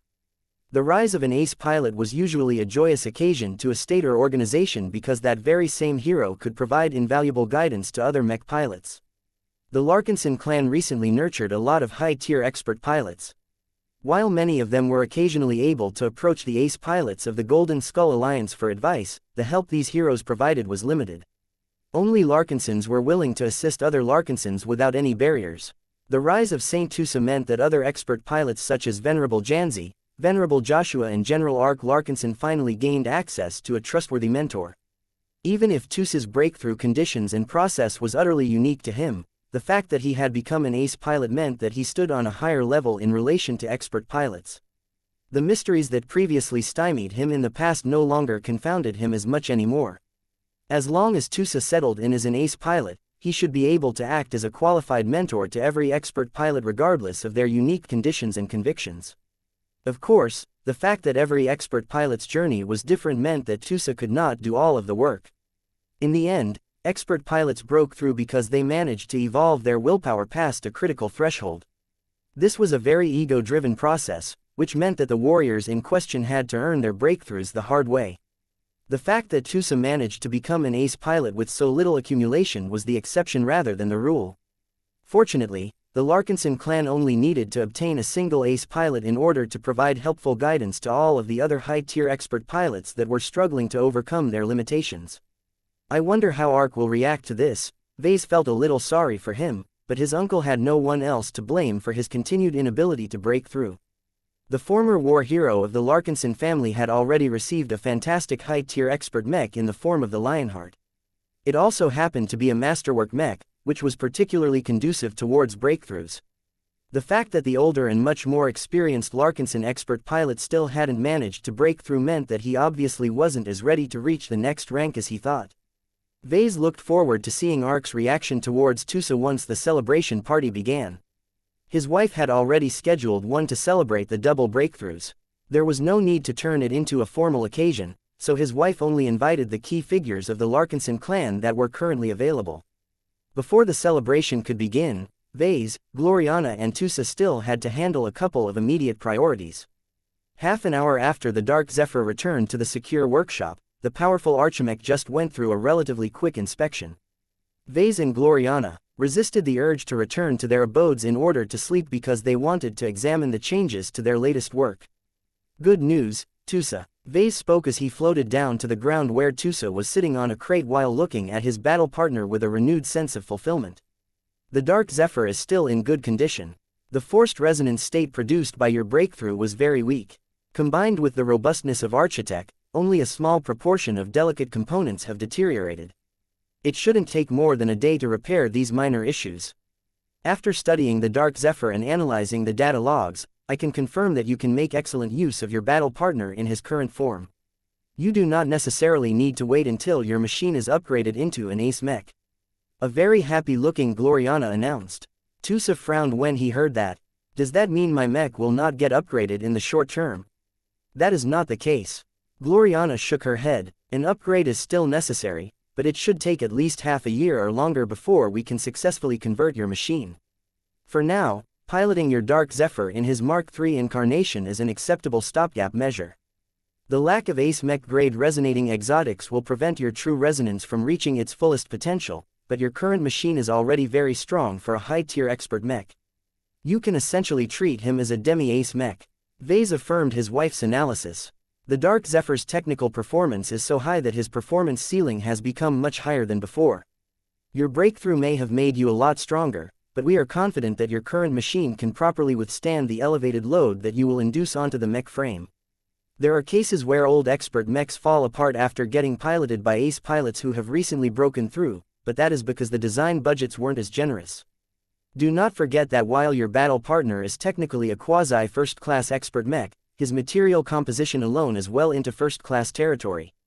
In other words, the Dark Zephyr's tolerances and technical limitations had increased so much that Saint Tusa should still be able to pilot his machine without feeling too constrained. This could not last forever, though. How long will I be able to pilot my mech without another upgrade? Tusa critically asked. That is hard to say. Gloriana responded. We know too little about ace pilots to know for certain. Based on my observations of Patriarch Reginald Cross and the Mars, you should not have to worry too much in the next handful of years. Your resonance strength should grow quickly during this initial period, so once you have surpassed a certain limit, you can no longer effectively channel greater power through your machine. Hopefully, we will be able to upgrade the Dark Zephyr into a proper ace mech before that happens. Finding out that Tusa would be able to pilot the Dark Zephyr Mark III without too many limitations was good news. It allowed the Larkinsons to take their time with converting the expert light skirmisher into a powerful ace mech. Chapter 6008 A Critical Voice Chapter 6008 A Critical Voice. Congratulations, Saint Tusa. Congratulations, Gloriana. Hundreds of Larkinsons spread across human space came together to celebrate the double breakthroughs.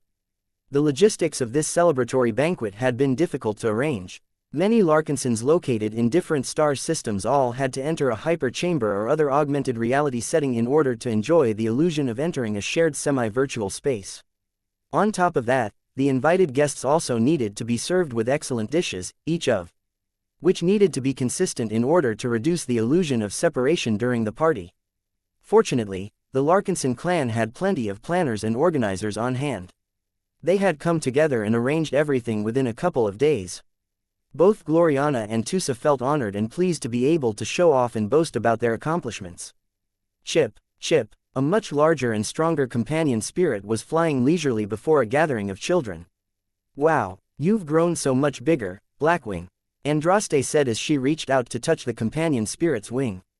Is this how big a companion spirit can grow when you become an ace pilot?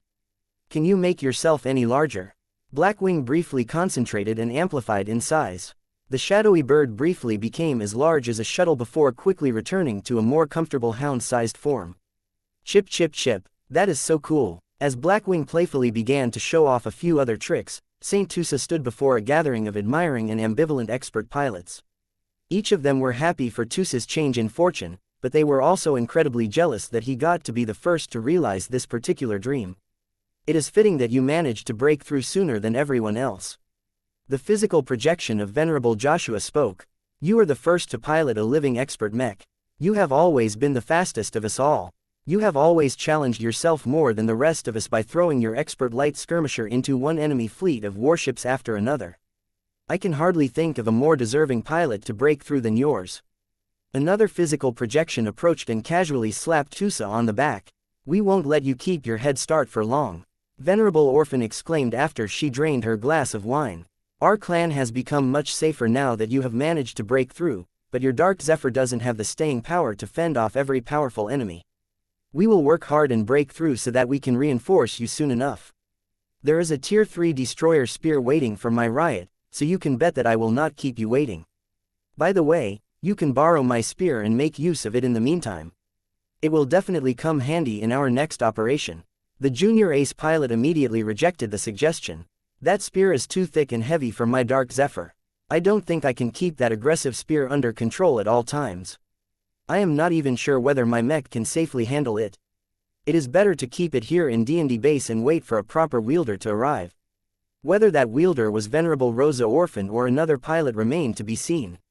The destroyer spear was only fit to be wielded by a powerful ace pilot and a sturdy ace mech that had been designed to resist the destructive potency of the volatile weapon. It was not that Saint Tusa was indifferent to the amazing destructive potential of the mech spear. When Vase had invited Tusa to the vault where the dangerous weapon was stored inside its own protective container, the two explored whether it was possible for the Dark Zephyr to make use of the spear for the time being. Alas, Tusa immediately concluded that it was a bad idea. The story might be different if he was presented with a pair of destroyer knives, but the spear was way too unwieldy to be handled by a light skirmisher. He also did not have any foundation in spearmanship. His decision to specialize very early in his career had deprived him of the opportunity to develop proficiencies in other weapon types. Of course, ace pilots had improved so much that they could easily master the use of other weapon types. This was actually quite common as ace pilots received the privilege of piloting much costlier ace mechs that gained access to a much greater variety of high-end weapon systems. For example, the Dark Wind module could be regarded as a very specialized weapon system that could only be installed on a high-ranking mech. The problem was that Saint Tusa was not the sort of mech pilot who was as eager to explore and adopt new weapon systems like Venerable Joshua. The ace pilot may have opened up a vast new world of mech combat, but he still insisted on sticking to his original specialization and mech type. As far as Tusa was concerned, the only weapons his Dark Zephyr needed to carve up phase whales and wreck alien battleships was a good pair of knives. The Dark Wind module may technically constitute a separate weapon system, but Tusa preferred to treat it as a functional upgrade to his mech. The ultimate module simply weaponized the amazing speed of his battle partner. In any case, Tusa had no demand for other weapon systems. Even if that left the Dark Zephyr vulnerable against powerful ranged opponents, the ace pilot had no desire to follow the footsteps of first-raters and demand his machine be equipped with all kinds of integrated weapon systems. The most recent practice bout against the raw mech squad only reinforced this notion. Multi-purpose mechs were not absolutely superior. They merely performed well in most situations. Tusa had personally confirmed that the Ra's vaunted first-class multi-purpose mechs were generalists that could maintain a uniform degree of combat effectiveness, but fared poorly when confronted by a single foe that surpassed them in strength by a large enough margin. Rather than piloting these clumsy machines that seemed to possess hundreds of solutions to different problems yet excelled at none of them, the former third-rater preferred to commit to using a pair of short blades. As long as he continued to train and develop his knife-fighting skills, he could develop powerful new techniques that should allow his Dark Zephyr to launch energy attacks that could strike at targets that were located further away. Perhaps he should approach Venerable Dice and Kedis and ask for advice. Tusa continued to chat with his former peers. As he did, he noticed to a regret that a barrier had already formed between himself and his former peers. Ace pilots stood above expert pilots. This was an ironclad custom in the mech community. Just his ascendant willpower alone made it a lot less comfortable for the expert pilots to maintain their own composure. Every expert pilot possessed a force of will that sought to claim the surrounding space for their own. The effect was not too strong as the pilots lacked the support of true resonance, but it was still a representation of their strong egos and confidence in themselves. If Tusa continued to stay close to other expert pilots, then the latter's confidence in themselves would become shakier as the much more superior domain of an ace pilot continued to suppress their willpower. In other words, there was nothing they could do to stop a hierarchy from forming. Tusa might look as human as the other Larkinsons, but he had transcended his mortality by at least 2 major steps. His life level had already risen much higher compared to the rest of the clan. This made the other Larkinson expert pilots both depressed but also eager. They lamented their inability to break through as quickly as Tusa, but looked forward to the day where they could finally wield this kind of power for themselves. After a bit more chatting, Tusa finally found himself face to face with General Ark Larkinson. The leader of the Davut branch looked a lot less impressive to Tusa today. Their positions had switched so abruptly that neither of the two had fully adjusted to the new status quo. For a long time, every Trueblood Larkinson looked up to Ark Larkinson. The son of Benjamin Larkinson was by far the most successful Larkinson expert pilot of his generation. Many people treated him as an idol and only thought they could follow in his footsteps at most. Tusa was no exception to this. He had always assumed that with the talent and ability that Ark had always displayed, the older man would manage to break through sooner than every other Larkinson. Yet the reality was different. Breakthroughs did not necessarily happen in a logical order. For Tusa to break through sooner than Ark sounded as absurd as the former graduating from the Mech Academy earlier than the latter. Although Tusa felt happy that he had managed to surpass the expert pilot that he once idolized, he did not miss the obvious fact that Ark's self-esteem had just taken a huge blow. Ark, yes, Tusa, if there is one piece of advice that I can give you, it is that you worry too much. The ace pilot solemnly spoke to his former idol. You are a great expert pilot, but that does not necessarily mean you have what it takes to become an ace pilot. In my opinion, one of the issues that may be holding you back is that you assume way too much responsibility over stuff. That caused Ark to feel a bit defensive. Assuming responsibility has always been a part of my identity. I am a branch leader, a Mech general and an important military asset of the Larkinson clan. Each day, my actions directly affect the lives of hundreds of thousands of people. I cannot divorce myself from my duties. I am not saying that you should drop every responsibility. Tusa clarified, I just think that you may have gone too far in this direction. You have become so swamped with responsibilities that I think your dedication to serving as a simple Mech pilot may have fallen in priority. How often do you train in your Lionheart compared to the other expert pilots in your command? How many times have you been forced to set aside your practice sessions in order to handle administration or take care of unexpected issues? The work is time-consuming, but rewarding. The more I lead my people, the more they bestow their strength to me. I never fight by myself. I am not criticizing your combat approach, Ark. In fact, I think it is strong in its own right. I just think that saints and divines do not waste their time on trivial affairs. The closer you reach the level of a god, the more you need to set aside the parts that make you human. I am not sure how far you need to go with this or whether this is the only way for Mech pilots to break through. I am merely thinking that this rule applies particularly well in your case. Ark frowned deeper. Tusa's analysis and advice did not sound groundless. Perhaps Ark was truly being held back by his human behavior. Now that he thought about it, Tusa made a lot of sense. His good friend Reginald Cross managed to become an ace pilot. Despite holding the position of patriarch, the man never really cared too much about carrying out the duties of a clan leader. In fact, Reginald was outright negligent in this aspect. If not for the fact that Master Benedict Cortez effectively filled in for this role, the Cross clan would have deteriorated a long time ago. Perhaps, power and responsibility did not mix together as well as Ark thought. He began to look back at his life with a much more critical perspective after he internalized Tusa's advice. Chapter 6009 Upgrade Arrangements Chapter 6009 Upgrade Arrangements The celebratory banquet lasted for several hours. Everyone filled their stomachs with exotic and high-quality meals. Many of the invited Larkinsons had also managed to speak please like and follow the Cultivation Audiobooks channel with Saint Tusa and Madame Gloriana. Although the status of these two rising Larkinsons had exceeded that of many other clansmen, the two still made an effort to be approachable. After all, the Larkinsons who got to attend this party were all promising or highly placed. These were the movers and shakers of the Larkinson clan. From the chief ministers to the legion commanders, each of them wielded a considerable amount of influence in the future growth and direction of the clan. Everyone got what they wanted from their chats with the two rising stars. The mood among the invited guests remained harmonious. Although the clan had grown so quickly that multiple factions had already started to come into power, none of the Larkinsons had strong reasons to conflict with each other. With the Golden Cat continuing to bind them all together, every clansman still regarded each other as brothers and sisters that they could trust on a nearly unconditional basis. Whether that would last remained to be seen, but Vase was quite happy to see that his clan still retained a high degree of cohesion despite its rapid growth. In any case, life had to go on after the celebration. Many Larkinsons still had work to get back to. The double breakthroughs most definitely had a lot of implications for the clan, but it would take time for them to come into fruition. The day after the celebration, Vase and Gloriana descended down to the workshop yet again. Saint Tusa was already by the Dark Zephyr's side. The living mech had grown considerably. E-energies continued to pour into the machine, fueling his cultivation and allowing him to catch up to his powerful pilot over time. If I become an ace mech, then make sure to increase my maximum acceleration rate.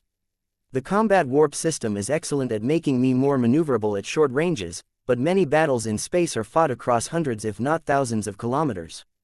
Each second it takes to intercept our enemy will result in more casualties for our clan. The ace pilot shrugged. I have asked the mech designers to look into it, but you shouldn't get your hopes up. We can't just replace your transphasic flight system with another one. I think we need to wait until the design department or one of the new R&D institutions manage to develop an improved version of the combat warp system. That will take years. I can't wait that long. I don't want to end up as the slowest ace mech of my weight class.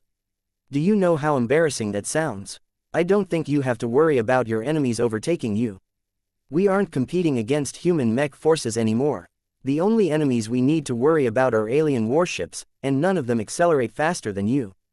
The only enemies that can give you a run for your money are phase fighters, but they are so weak that there is no point in taking them seriously.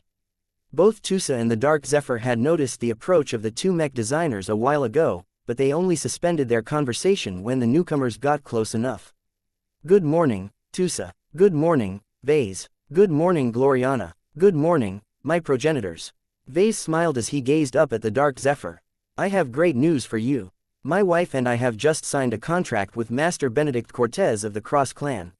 He will be the mech designer responsible for converting you into an ace mech. This is the most convenient choice for us as Master Benedict still resides in the expeditionary fleet.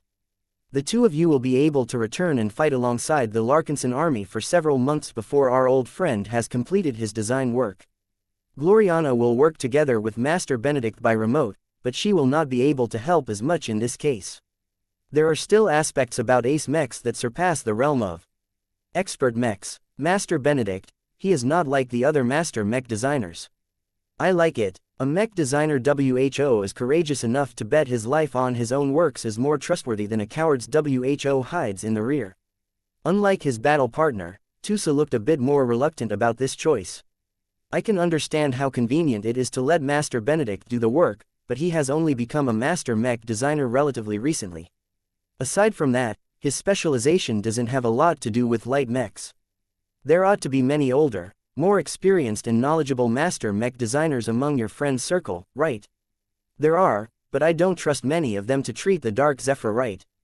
Vase responded. He is a third-order living mech and a masterwork mech.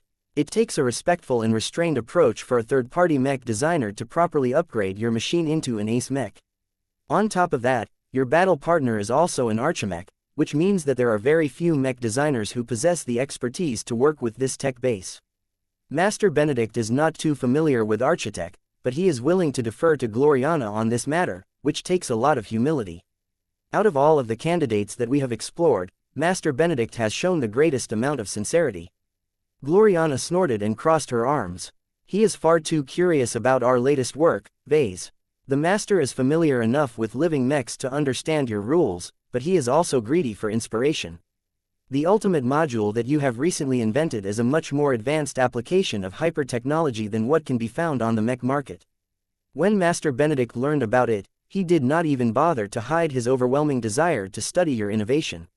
I think he will try to copy some of your solutions and use them to improve his index system. He is welcome to do so. Vase grinned. I am not selfish. This is part of the trade. In exchange for getting access to the Dark Zephyr Mark III, he will do his utmost to upgrade our quasi-first-class expert light skirmisher into a first-class ace mech. Even if we have already laid much of the groundwork in advance, it will still take a lot of effort for Master Benedict to complete such a significant upgrade. The strength of the next iteration of the Dark Zephyr will reach a whole other level after this. I bet that not even the Mars can compete anymore. That was an optimistic statement. The Mars may still be stuck with a second-class ace mech, but Master Benedict regularly updated the machine from time to time. The Master Mech designer mastered more advanced technologies over time. The rich plunder and profits earned from all of battles in the border region also enriched the cross-clan, allowing it to afford more expensive materials that could be used to fabricate more expensive mech parts. Compared to its initial form, the latest version of the Mars had become several times stronger and many times more expensive, and this was without factoring years' worth of willpower baptism. In addition, Patriarch Reginald Cross grew vigorously after he first piloted the Mars and turned it into his second skin. His Saint Kingdom was not only stronger, but the ace pilot definitely managed to deepen his control over his domain field. Yet despite all of these factors, Vase possessed a great amount of confidence that Saint Tusa and the Dark Zephyr could already hold their own against Patriarch Reginald and the Mars. The Larkinson clan of today had much greater financial strength than the current Cross clan. The high-quality alloys that made up the mech frame of the Dark Zephyr alone was worth several hundred million MTA credits. Combined with all of the technological innovations, the much newer and more modern ace mech should definitely be able to compete against his older counterpart. Of course, this was just a very loose prediction. Vase did not dare to claim with absolute certainty that Tusa would win a duel against Patriarch Reginald. Saint Tusa, now that you have broken through, you have entered a period of rapid development. Gloriana said in a more neutral tone. You may have gained an enormous boost in strength, but your utilization of your newfound capabilities has dropped. You need to spend time exploring and familiarizing with your Saint Kingdom. Much of the power of an ace pilot comes from exploiting the vast power of his domain field. At this moment, you have not even begun to leverage it properly. Aside from that, you also need to relearn how to pilot the Dark Zephyr himself. The transition from a low-tier expert mech to a high-tier expert mech is already an enormous leap. You need to refamiliarize yourself with your battle partner as soon as possible. That was prudent advice. The Larkinson ace pilot nodded with a serious expression. I know how powerful other ace pilots are. I already recognize that I am not as good as the likes of Saint Marissa Lewandowski in terms of control. I will work on this first, as it is unacceptable for me to lose my fluency in controlling my machine. Vase was quite satisfied with Tusa as an ace pilot. His second breakthrough had not inflated his arrogance or altered his personality to the point he became unrecognizable. Tusa was probably one of the most ideal candidates of the Larkinson clan to break through first. He respected Vase. He loved the Larkinson clan. He was willing to risk his life to protect the Larkinsons. He was not greedy for authority. He maintained a relatively subdued and grounded perspective on reality. He possessed a friendly personality. He treated his living mech with utmost trust and affection. All of these reasons and more caused Vase to feel lucky that it had been Tusa who had broken through the invisible barrier first. If a guest pilot such as Venerable Davia Stark or an absolute idiot such as Venerable Vincent Rickelin broke through first, then Vase would probably gain an enormous new headache. Ace pilots couldn't be restrained. Even now, Vase no longer possessed the confidence that he could stop Tusa from doing whatever he wanted. If Vase and Tusa ever had a falling out, then there was a considerable chance that a lot of Larkinsons decided to follow the latter instead of the former. It couldn't be helped. Modern human society had been conditioned to worship high-ranking mech pilots. Many people already treated god pilots as literal deities. Ace pilots were much more accessible but attracted an insane amount of hero worship. Even now, many clansmen had already turned into dedicated fans. They were practically ready to worship Tusa as a literal patron saint of the Larkinson clan. Fortunately, it did not appear that Tusa was the sort of person that paid attention to that kind of stuff. His strengthened willpower exuded a sense of calm and inner peace. It was as if nothing in reality could affect his mood. This was a manifestation of his freedom domain. After they finished their discussion on the circumstances of the Dark Zephyr's future ace mech conversion, Vase also mentioned a more immediate requirement. Tusa, Gloriana, both of you have broken through. This means that the two of you need to make another pilgrimage to a sector headquarters of the Red Association. Both of you will be gone for a week or so.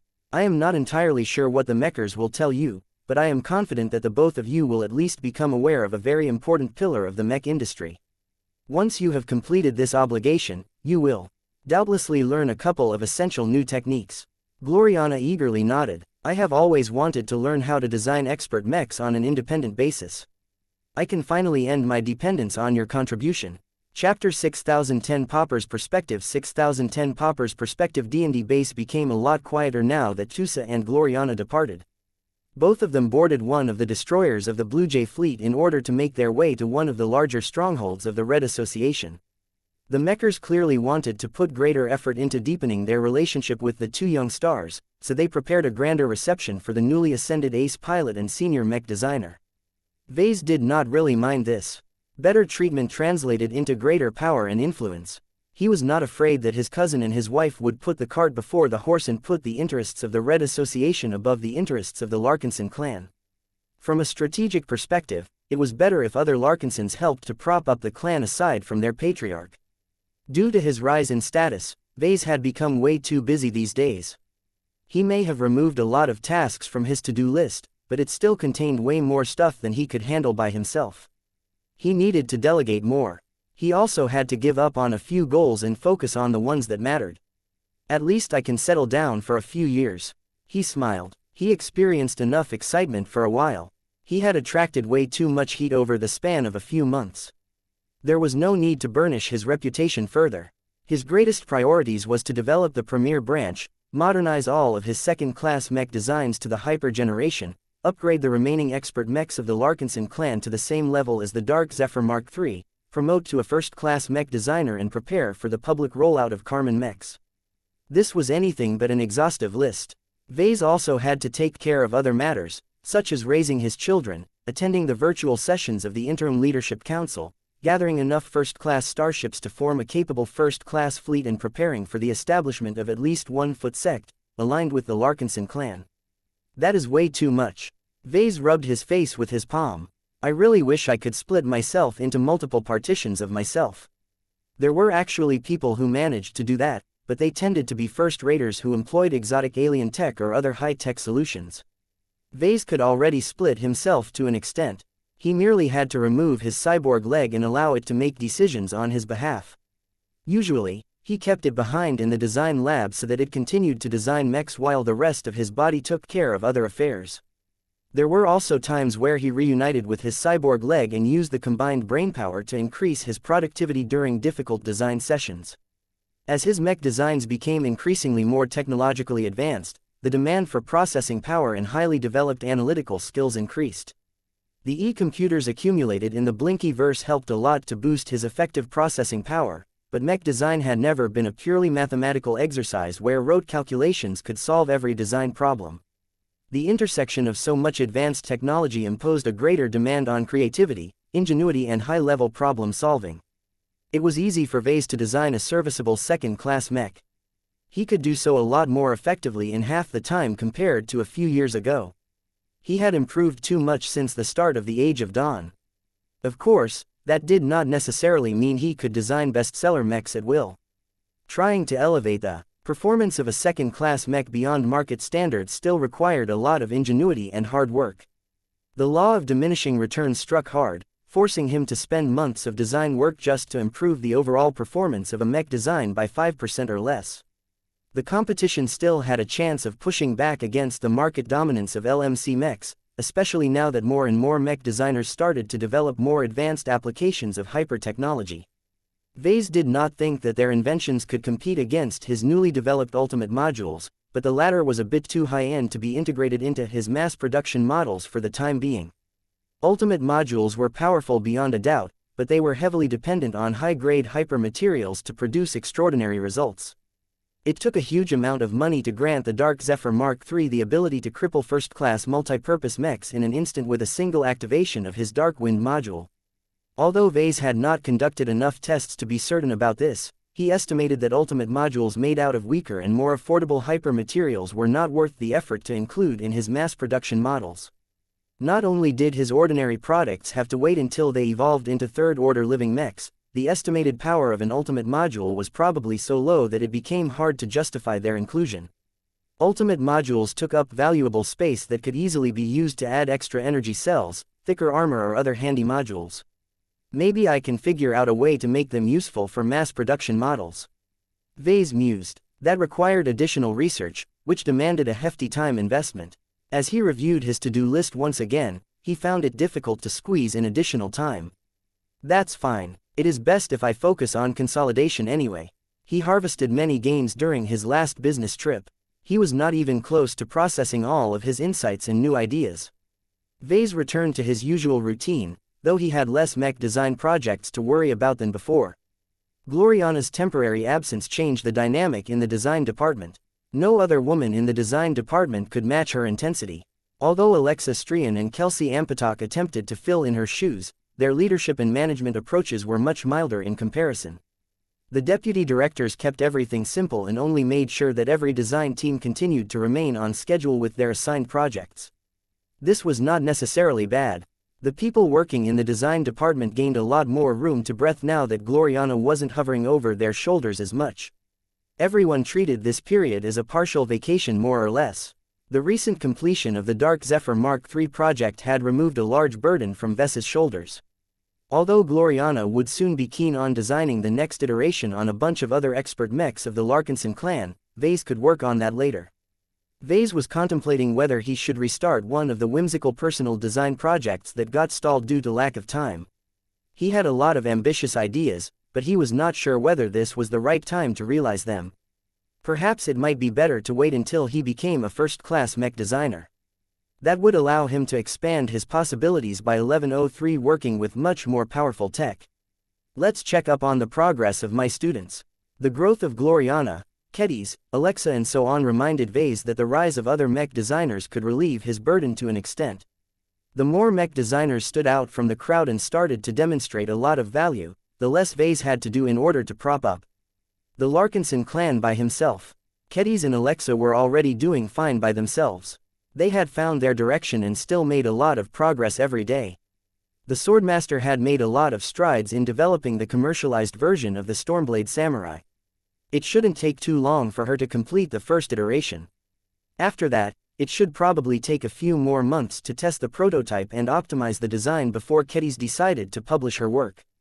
Vase had high hopes that the Stormblade Samurai Mark II could turn into a bestseller.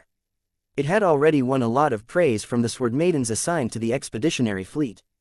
Of course, the recently completed Storm Sword model won even more praise due to its much higher performance levels. Alexa had broken through to Journeyman a lot more recently, so she was still at an earlier stage of her journey. Despite her relative youth, Alexa mastered a lot more knowledge. She possessed vastly more book knowledge on high technologies than Vase and Gloriana. However, she still had a lot to go before she could combine all of that knowledge of advanced tech into attractive mech designs. She was hardly the only scion of a Terran ancient clan who enjoyed the best learning resources. Even then, these young elites never really had a chance of carving out a place in the first-class mech market. The competition was simply too fierce, and customers were way too discerning to waste their time on products that hadn't been designed by master mech designers or star designers. However, Alexa planned to circumvent this by designing mechs for third-raters. Vase grew curious at whether she was able to adapt to the much more constricting and rudimentary standards of the third-class mech market. As a former third-class mech designer himself, he knew exactly how poor and limiting it was to design mechs with so few possibilities. It is difficult, Alexa admitted to Vase in private after he had entered her personal design lab. Theoretically, a third-class mech still shares the same fundamentals as a first-class mech. In practice, I have found that I require an entirely different attitude and skill set in order to design a good third-class mech. Vase smiled in amusement. You need to think like a pauper if you want to sell your products to third-raters. Every third-class customer always prioritizes price above everything else. If your mech isn't cost-effective enough, it has no chance of getting sold. Let me see your work so far. I am sure that you have already attempted to design a few basic third-class mechs for practice. It doesn't take as much time to design a working mech at this tech level, but it takes real understanding and ingenuity to develop one that is both powerful and cheap. From the look on the young journeyman's face, Alexa clearly learned this lesson the hard way. Although she was ashamed to show any works that were not good enough to be presented to the public, Vase was her mentor, so there was not as much shame in showing her practice results. She reluctantly pulled up a few of her recent design files and projected them into the air. The designs were indeed much sloppier than a proper work. A few of them were incomplete as Alexa did not find it worthwhile to do a lot of detailing work. It didn't matter. Vase easily figured out where Alexa stood when it came to designing third-class mechs. There are a couple of issues that you need to work on, he said. First, you are trying to put too much stuff into your designs. It is not viable to design multi-purpose mechs at the third-class level. Miniaturization on a budget always leads to bad results. You need to suppress your urge to add extra modules and weapon systems when they aren't strictly necessary. The classical mech archetypes may seem incredibly limiting to you, but they have all withstood the test of time. Before you even think about deviating from these standard templates, you should at least put in the effort to master them and understand how they work in their most basic forms. Alexa nodded. I have already started to make this realization myself, but it is difficult for me to break my old habits. I do not understand why so many of these melee mechs do not reserve any room for at least a basic ranged weapon system. They are so vulnerable to enemies that can threaten them from a distance that it seems stupid that swordsman mechs and knight mechs are unable to retaliate in the slightest. How are they supposed to deter enemy ranged units? They don't, Vase flatly replied. Third-class mech forces don't have the luxury to kit out all of their mechs with so many solutions. What they do instead is rely on specialization. Any adequate mech force will have a mix of ranged and melee mechs. The former is usually responsible for covering the latter. This is how it is supposed to work. Is that so difficult to understand? I find it difficult to believe that third-class mechs cannot carry any secondary armaments while still retaining their overall combat effectiveness. Chapter 6011 Sunk Costs 6011 Sunk Costs. Although Alexa Strian had access to plenty of textbooks and articles that told her that it was a bad idea to pile too many modules onto a third-class mech design, she still needed a lot more convincing in order to stop herself from overloading her works. This was a common bad habit of every first-class mech designer. They studied so hard to design first-class multi-purpose mechs that they completely rejected the notion of specialized mechs. Even if they understood that the latter still had reasons to exist, first-raters such as Alexa considered them to be primitive, outdated and even outright objectively inferior. It was not their fault that these arrogant and elitist Terrans and so on developed such a strong bias against specialized mechs. They merely assimilated the stances propagated by their teachers and textbooks. When they spent all of their time as a mech design student or working professional in an environment that denigrated specialized mechs, it would be a miracle if they held the opposite opinion. Still, Vase actually found it rather funny that a woman as smart as Alexa struggled to understand the core principles of third-class mech design. It showed that she was still fallible. Perhaps you have set your sights too low, Vase gently told her. Going from first-class mech designs to third-class mech designs is too extreme of a jump. Maybe it is best if you start with designing second-class mechs first. You have already assisted in the design of several recent LMC products such as the xianxia, so you should know how much more you can get away with at this tech level. Specialization is still the prevailing norm in the second-class mech market, but there is much more room for additional armaments depending on the design budget. The challenge is to maintain a good balance between extra features and strong foundations. Although the blonde mech designer understood that this was a logical alternative, she still shook her head in rejection. You are correct that it would require much less effort on my part to adapt to second-class mech design. That is exactly why I do not intend to follow this course of action. Having observed young and notable professionals such as Director Gloriana, Saint Tusa and most notably yourself, I have found that your Larkinson ethos is a common driver to your success. Journeymen are meant to explore what else can be done with mechs outside of what they have already learned. The further away from my comfort zone, the more lessons I will learn from the experience. I do not necessarily have to succeed in order to broaden my horizons, but I do not intend to fail in a task as simple as designing a commercially successful third-class mech. She possessed a lot of ambition, at least. Vase approved of her desire to seek a greater challenge despite how much hardship she was piling onto her shoulders.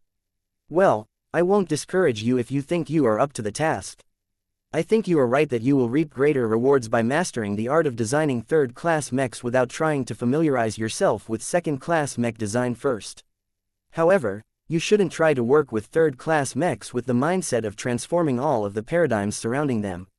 You need to produce good results with the most basic third-class mechs first before you can even think about changing the formulas. It might not be apparent to you, but it is really difficult to design an excellent knight mech or rifleman mech when you aren't allowed to add any additional gimmicks or variations to their formulas. You need to get really good at squeezing the greatest amount of performance from the most inferior tech and materials. You can't cheat this process by resorting to advanced high technology or blowing through your design budget. Alexa took his words seriously. She already started to feel intimidated by this seemingly simple-sounding challenge. Her limited experience with third-class mechs so far taught her that many of her skills and methodology no longer applied anymore. It actually became counterproductive to adopt the same methods that she took for granted. She found it profoundly disturbing to stop and break her routine. However, it was instances like this that would ultimately turn her into a better and more versatile mech designer. I will never look down on third-class mech designers again, Alexa whispered as she started to fall deep into thought.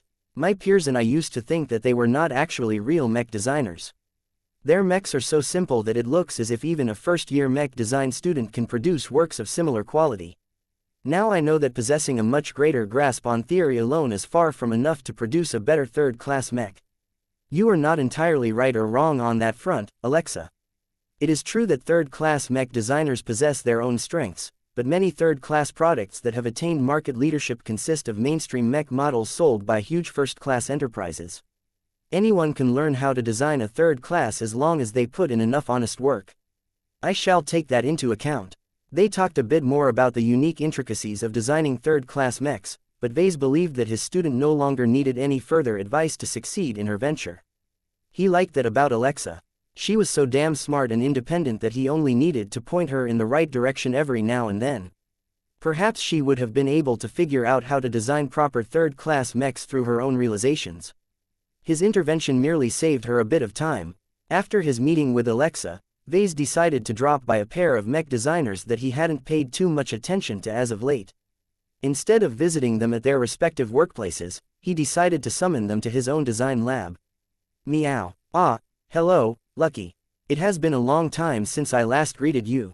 You look so much more powerful now that you have turned into an archimetal cat. A pair of young and vigorous men smiled and petted Lucky's head and back for a few seconds. Cats earned a special place in the Larkinson clan. Hardly anyone could resist their charm, and it was not unusual to see them hanging around in workplaces. Once the pair of apprentice mech designers sat down in front of Vess's desk, they both looked at their patriarch with hope and apprehension. Michael, Xanthar, it's been a while since I last checked on your progress. Vase straightforwardly began. A lot has been on my mind as of late, and I have a lot of responsibilities that require my attention. However, I also chose to keep my distance from the two of you because I trust that you can manage your careers without needing anyone to hold your hands. Now let me ask you this. Am I right to put my trust in your capacity to work on an independent basis? Neither of the two looked comfortable after Vase asked this question.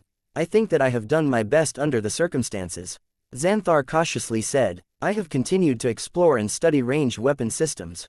I have invested much of my time on trying to increase my understanding of luminaire crystal technology. I am still attempting to form a design philosophy centered around luminaire crystal weapons, but it takes time for me to understand the alien tech and navigate through all of the gaps in known theory. I don't think I can break through in the short term if I continue to commit to luminaire crystal technology, but knowing how much potential that you have drawn from it makes me convinced that it is worth it to specialize in it.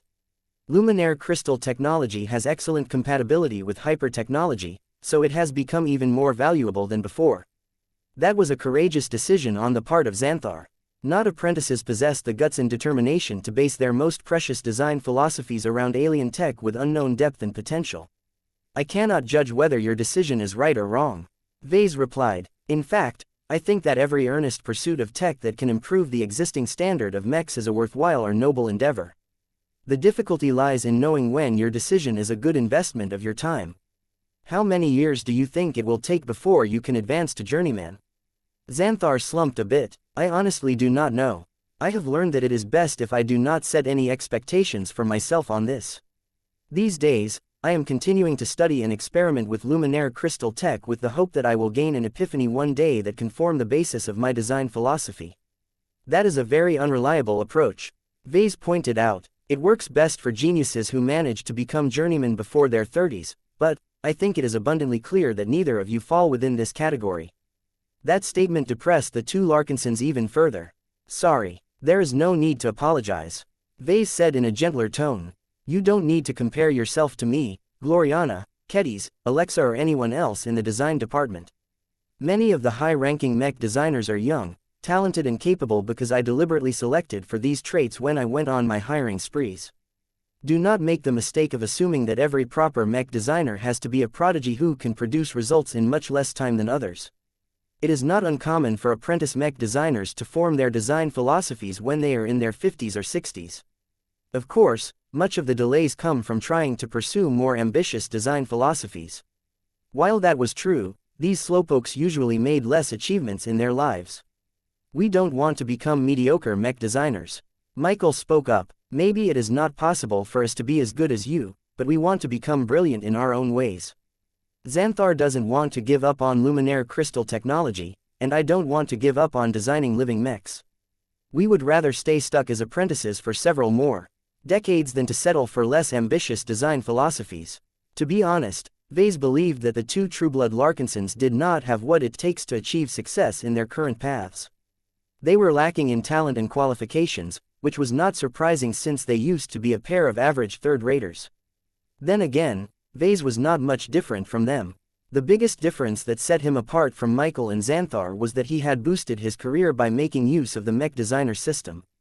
That briefly injected another idea into his mind. What if he inducted them into the mech designer system?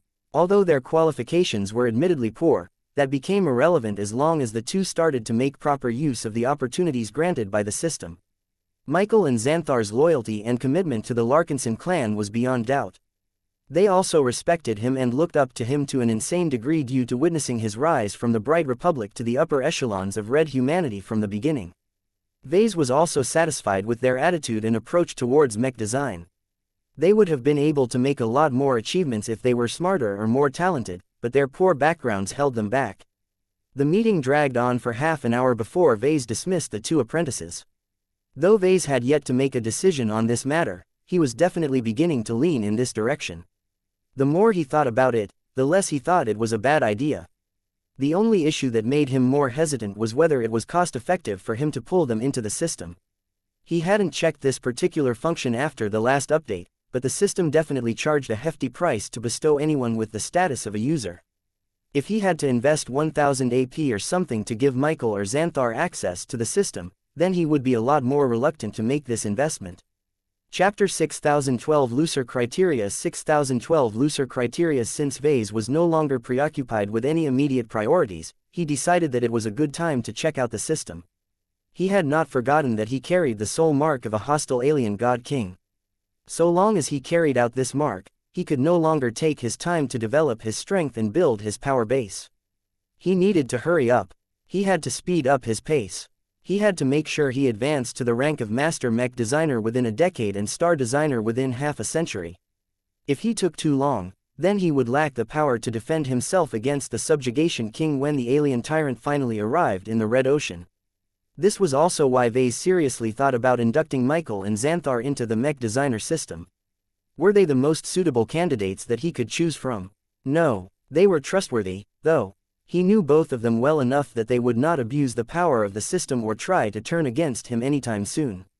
Even if their personalities started to change for the worse after they began to enjoy the benefits of the system, Vase would make sure to step in and smack them around to remind them who was in charge. After Vase entered the system space, he first received another Radiant Lottery ticket, which he earned by turning the Dark Zephyr into a Masterwork mech. A grin appeared on his face and he held the precious ticket. Awesome. Despite all of the cool prizes that he could obtain from this ticket, he was not in a hurry to make use of it right away. It was better to wait until he developed a strong need for a specific advantage.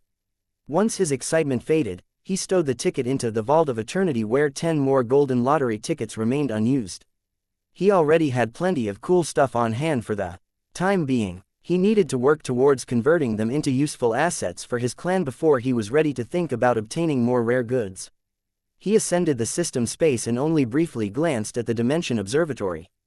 If he was not able to reunite with Kedis soon, then Vase felt tempted to experiment with the Dimension Observatory himself. Exposing himself or not, he could not let the advantage brought by the second system upgrade go to waste. I need to earn a lot more AP first, though. Vase continued to ascend the steps before he reached the sacred temple. He checked his status as well as the states of his divine cores as usual. The iron resonant crucifix crown did not show any abnormal behavior, and the soul mark had not changed the last time he inspected it. Nothing appeared to be amiss, but Vase did not dare to assume this would be the case forever. Both of these foreign objects were dangerous. They may be dormant for now, but who knew what their creators had put into them? They were way too complicated for him to decipher, and that worried him a lot since they had latched onto him like parasites. He could just feel that both of them would generate a huge amount of trouble down the line, but he couldn't do anything about it with his current capabilities. Oh well, he left the sacred hearth and moved to the Pantheon. While this place was ordinarily the site where he could check his status, it also presented Vase with the option of inducting other people into the system. He checked how much it would cost to make this happen. 10 AP. That was a very trivial cost to Vase. In fact, it was downright cheap as far as he was concerned. It used to be a lot more expensive before the first upgrade of the Mech Designer system, but when Vase recalled the exchange rate between design points and ascension points, it started to make a lot more sense. 10 AP is still really low, though. His eyes narrowed in suspicion. The low cost was a clear signal. The Mech Designer system obviously did not like it that Vase continued to monopolize it. The system had already shown many signs that it would prefer to be used by multiple people. Since the price of inducting people in the system was so damn low compared to his current AP earning ability, then it made a lot more sense to start bringing in Larkinson Mech designers that he could trust. I shouldn't go wild with this. Vase spoke as he tried to rein in any wild ideas. A lot of higher-ups already deduced that I possess a fragment of the metal scroll, but that doesn't mean I should flaunt it by recreating the metal shrine. That would most definitely alarm a lot of old-timers. The First Flame and all of those other paranoid old geezers would probably think he was trying to revive the Five Scrolls Compact if he started to induct thousands of mech designers into the system. It was safer to remain low-key on this matter for the time being. He should only select a handful of candidates at the start. His main objective in inviting more people into the system was twofold. First, he wanted to deepen the foundation of the Larkinson and raise more qualified helpers that could assist in his work. Second, he wanted to pull in productive mech designers who could contribute to the development of the Dimension Observatory by covering its demanding AP costs. It made a lot more sense to invite talented and proven mech designers like Gloriana and Kedis rather than a pair of mediocre apprentices such as Michael and Xanthar. However, talent and ability were not essential criteria when it came to an existence as powerful and subversive as the Mech Designer system. Just as in the case of Vase, the system possessed the capacity to turn any mediocre mech designer into a once-in-a-century genius. While a mech designer who was already brilliant would be able to accelerate their progress even further with access to all of the outrageous features of the system, they did not strictly need it in order to succeed. Vase actually felt torn when he tried to think what sort of people he should be inducting into the system. Maybe I don't need to make a choice. I can just invite both kinds of people. It only cost 10 AP to induct a mech designer into the system. He still had enough AP in reserve to invite the names that immediately popped up in his mind. The only reason why he did not do so right away was because he was not quite ready to break his psychological barrier. Vase spent almost 2 decades while keeping the system as hidden as possible. He had never breathed a word of it to Gloriana for fear of further leaks. More than that, he admitted to himself that he had developed a possessive mindset towards the system. It belonged to him. He had used it for so long that it had turned into his exclusive advantage. If he started to invite other Larkinson mech designers into the system, would their progress suddenly accelerate as they began to design one innovative mech after another? What if they overtook Vase? What if they wrestled control of the system from his grasp? What if they kicked him out of the system that he had relied upon for so long? Vase shook his head. Wait, why am I afraid of that? I am not supposed to be addicted to the system. So what if the people he invited into the system tried to take it away from him one day? He had put a lot of effort into making sure he never became overly dependent on its features. Since that was the case, there was no compelling reason why he should fear these outcomes. Vase was not arrogant enough to admit that he could have made it this far without the benefit of the system, but now that he had grown to this extent, he didn't mind it if he let go of this crutch. He had become confident enough in his own abilities that he could realize his design philosophy and advance to the rank of star designer by relying on himself. At most, he could progress faster and broaden his knowledge base by making use of the tree of possibilities and other amenities. Vase felt a bit more relaxed after he made all of these realizations. Since the mech designer system was not as indispensable to his journey as a mech designer as before, he saw no reason to fret about all of the potential problems that might incur. That said, he did not intend to induct Michael and Xanther into the system right away. He at least needed to perform his due diligence and test whether the two could handle the power of the system without getting corrupted by its power. He did not want the two young men to end up like the polymath, or worse, a compact cultist one day. Another consideration was whether he should introduce them to the system while they were still stuck in the apprentice stage. On the one hand, Vase believed that they could become much more brilliant journeymen if they succeeded in overcoming their challenges by themselves. On the other hand, it might take 2 or 3 decades before they could finally advance. So much time would have passed that the Red Ocean looked completely unrecognizable by that time. Waiting for so long also gave the two Trueblood Larkinsons much less time to grow and prepare for the arrival of the powerful native aliens of Messier 87. If that is the case, then I better address this priority sooner rather than later. Perhaps he could wait until Kedis was finally able to travel to New Constantinople 8 and meet him in person. Inducting all 3 of them at once might help make it easier for everyone. Vase decided to go with this plan. It left him with enough time to contemplate his decision and expand his initial selection if necessary. For example, he hadn't quite made up his mind whether he should include Gloriana on the list as well. He could just tell that she was the sort of mech designer who would be able to navigate the rules of the mech designer system a lot better than himself. She's also the biggest security risk out of all of the possible candidates. The system might not strictly be a secret to the higher-ups of the Red Association anymore, but giving hints of its existence was different than blabbing about it. Perhaps Jovi Armelon and a bunch of other mechers might show up and request for Vase to share his bounty. I don't mind giving this benefit to Jovi, but not every mecher is trustworthy. Vase almost cursed the absurdly low AP cost of inviting another mech designer into the system. The threshold was so low that there was no need for him to show much restraint in extending invitations to other mech designers. I need to put my mind on other matters. He left the sacred temple and descended down the steps until he reached the mission hall. Now that he was no longer caught up in a crisis or immediate priority, he might as well accept a bunch of missions that he could work on over the next couple of weeks and months. Even if I invite a bunch of other mech designers, I still need to earn more AP for myself. He felt the urge to expand his knowledge base by swallowing another enlightenment fruit. If he wanted to obtain the good ones, then he needed to invest a lot more time and effort to complete enough missions. Let's see what is available.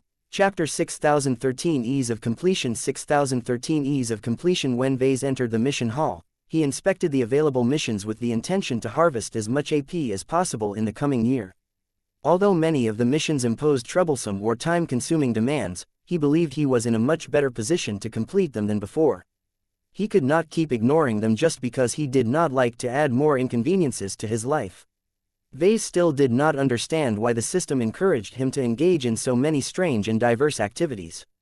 What was the point? Did it seek to broaden his horizons, or was it trying to mold him into a completely different person? Who cares? AP is AP. As long as I stick to my principles, it shouldn't matter what the system asks me to do. What matters is where I spend my AP on. That has a much greater influence on my future direction. He couldn't afford to be picky when deciding when to accept missions anymore. His demand for ascension points had skyrocketed. Not only did he wish to accelerate his knowledge accumulation with enlightenment fruits, he also wanted to stockpile a bunch of chi restoration potions in case he confronted a strong opponent again. On top of that, he also needed to get started on upgrading the Dimension Observatory. He could not rely completely on the contributions of the mech designers that he intended to induct in the system in the future. With these considerations in mind, Vase forced himself to survey the dozens of available missions and push himself into accepting them so long as their demands did not sound too unreasonable. Alien Relic Hunt Mission. Alien Relic Hunt Difficulty. C-rank description. The Red Ocean Dwarf Galaxy is occupied by many alien races. Many of their relics and constructs hold considerable cultural and scientific value to the human race. Retrieve 15 different items of alien origin from where they have been left by their former alien owners. These alien relics must be of significant value to humanity in order to qualify. You will earn a higher valuation if you have obtained more items or sought out relics of greater value. Reward: 40 Ascension Points. Time limit: 2 years. Penalty for failure: lower your intelligence by 0.1. I've seen this one before, Vase remarked as he rubbed his hairless chin. It's actually really easy to complete this mission. Nowhere in the description states that I need to retrieve the artifacts in person. The forces that do all of the hard work don't even have to be a part of the expeditionary fleet. What did this mean? It meant that he could readily complete this mission by purchasing the necessary alien artifacts. In the last grand auction, Vase witnessed plenty of alien relics with notable origins and stories. This indicated that there was a thriving market for these exotic curiosities. Was Vase short of money? No, his clan may have gone into debt as of late, but its cash flow had become so much stronger that he could borrow a lot more money if he wished. There are no quality criteria, so I don't have to buy the most expensive alien relics. I just have to make sure that they are genuine and good enough to meet the minimum threshold. How much money would it cost to obtain 15 serviceable alien relics? 100,000 MTA credits. 1 million MTA credits. This is a worthwhile trade even if I have to pay 10 million MTA credits. There was no market price for 40 AP, so Vase could not say for certain whether it was a good deal to exchange so much money for ascension points. However, the benefits provided by enlightenment fruits worth around 40 AP was definitely greater than a few million MTA credits as far as he was concerned. It was still worthwhile for him to make this exchange. In effect, this mission has effectively turned into a roundabout money to AP conversion. Vase no longer hesitated anymore and accepted it straight away. Even if his various assumptions turned out to be wrong, he still had 2 whole years to fulfill the requirements of the mission, which gave him plenty of time to experiment and figure out the system's boundaries. After that, he sought for other acceptable missions. Mech Beauty Contest Mission. Mech Beauty Contest Difficulty. D-rank description. Mechs are primarily designed for battle, but that does not preclude them from becoming works of art. Design and submit a unique second-class mech to a legitimate contest that ranks mechs on their aesthetic qualities. The mech must be fully functional while simultaneously earning the appreciation of the audience for its beauty and charm. The rewards for completing this mission is dependent on the scope of the contest and the rank your mech has obtained. This mission does not recognize any outcomes produced by factors outside of the rules of a fairly organized competition. Reward: up to 25 ascension points. Time limit: 1 year. Penalty for failure: lower your endurance by 1 inch. This should be doable. Vase judged after contemplating the requirements for a minute. The age of mechs may have passed, but mechs and everything related to them were still as popular as always. Despite the ongoing intensification of the Red War, there were still lots of people who cared more about the aesthetics of mechs as opposed to their pure combat power. Although Vase never put the beauty of his products at the top of his list of priorities, he still tried to present his products in an attractive fashion whenever possible. Mech design was both an art and a science. Unlike many other mech designers, Vase did not neglect the importance of art, and always tried to apply his unique style to all of his living mechs. The question now was whether his artistry looked good enough to rank at the top of contests focused on the beauty of mechs. As confident as he was in his ability to produce pretty art, there were mech designers who specialized in this field for many years. These were the sort of mech designers who fulfilled the demands of the rich and powerful who wanted to look good in the media or wished to customize their personal mechs with unique themes that strengthened their brands. Although the mech industry never really gave these aesthetic mech designers a lot of respect, their skills should not be underestimated. However, I bet that none of them have submitted masterwork mechs to these contests. Vase smirked. Of course, part of that was because the mechers always swooped in to confiscate the freshly made masterworks while awarding the creator with a cheap masterwork certificate and a sum of MTA merits. As a Tier 3 galactic citizen, Vase believed that the Red Association shouldn't take away his masterwork mechs without bothering to inquire whether he wanted to submit his work in the first place anymore.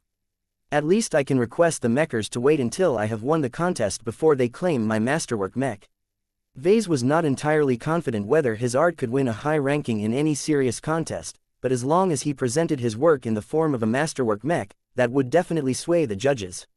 Of course, the premise to completing this mission in the most effective way was to guarantee that his contest submission turned into a masterwork mech.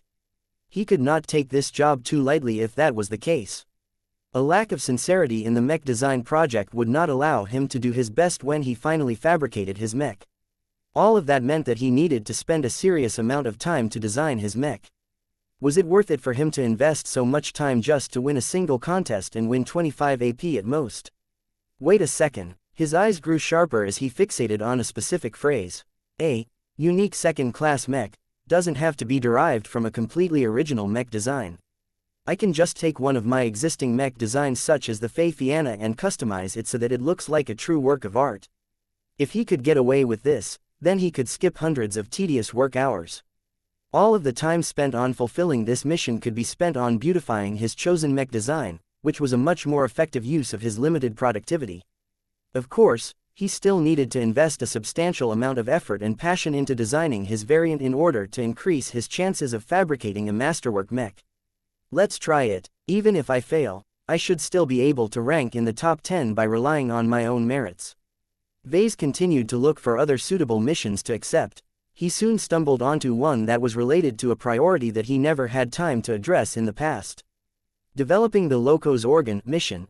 Developing the Locos organ difficulty.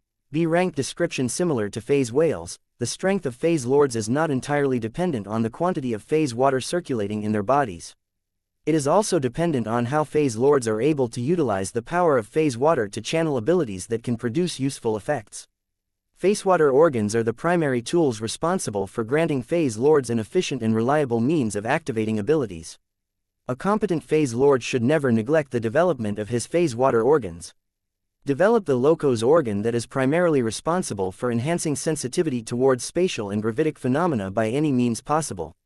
Increase its efficacy by at least 10 times, or modify it so that it gains a range of new capabilities that is useful in combat or in mech design. Reward: 150 ascension points. Time limit: 3 years. Penalty for failure: lower your strength by 5 inches. Damn. 150 AP is not a trivial sum. That was enough to induct 15 mech designers into the system. Although Vase never really valued his transformation into a phase lord, he had to admit that it was starting to grow on him over time. This was especially the case now that he had leeched off several lightning tribulations. His true body had become very powerful, and the various spatial abilities he gained from his phase water organs had proven to be very useful. Whether it was using his Locos organ to gain a better intuitive feel of transphasic mech parts, or using the Kelsey's organs to project strong spatial barriers that could block just as many attacks as transphasic energy shields, Vase had gradually come to like the options provided by his phase water organs. The fact that they were internal and couldn't be taken away from him so easily was a definite advantage. My phase water concentration has grown by a lot, but my phase water organs are still in their starter configuration. That is really bad. I need to bring them back on the same level if I want to maximize my combat potential. If he was a character of a virtual reality game, then Vase was the equivalent of a level 10 character that still equipped himself with level 1 gear. His true body had grown large enough to support more powerful phase water organs. It would be a monumental waste if he did not take advantage of his improved conditions. The only question now is who I should turn to in order to develop my Locos organ. Vase frowned. If he had a choice, he wanted to entrust the Larkinson Biotech Institute to conduct research on how to upgrade his Locos organ. That would keep all of the R&D in-house and in the hands of trustworthy Larkinson Biotech researchers. However, Vase was not sure whether the LBI was up to the challenge. None of the scientists over there possessed any particular expertise in phase lords and phase water organ development. The transhumanist faction of the Red Association possessed a lot more expertise in this area. Enough time had passed for the Mechers to achieve at least initial success in raising their own phase lord. They had plenty of excellent first-class biotech researchers in their employ that had probably dissected plenty of alien phase lords and figured out how to upgrade phase water organs. If Vase turned to the transhumanists for help, he would definitely obtain better results. However, the transhumanists would also know all of the strengths and weaknesses of his phase lord physique. They might even install a few hidden backdoors into his upgraded Locos organ. Damn, which one should I choose? Chapter 6014 A Quick Trip 6014 A Quick Trip. After a long moment, Vase ultimately decided to entrust the responsibility of improving his Locos organ to the Larkinson Biotech Institute. It was no longer as limited as before. Years of continued investment had allowed it to grow in size and scope.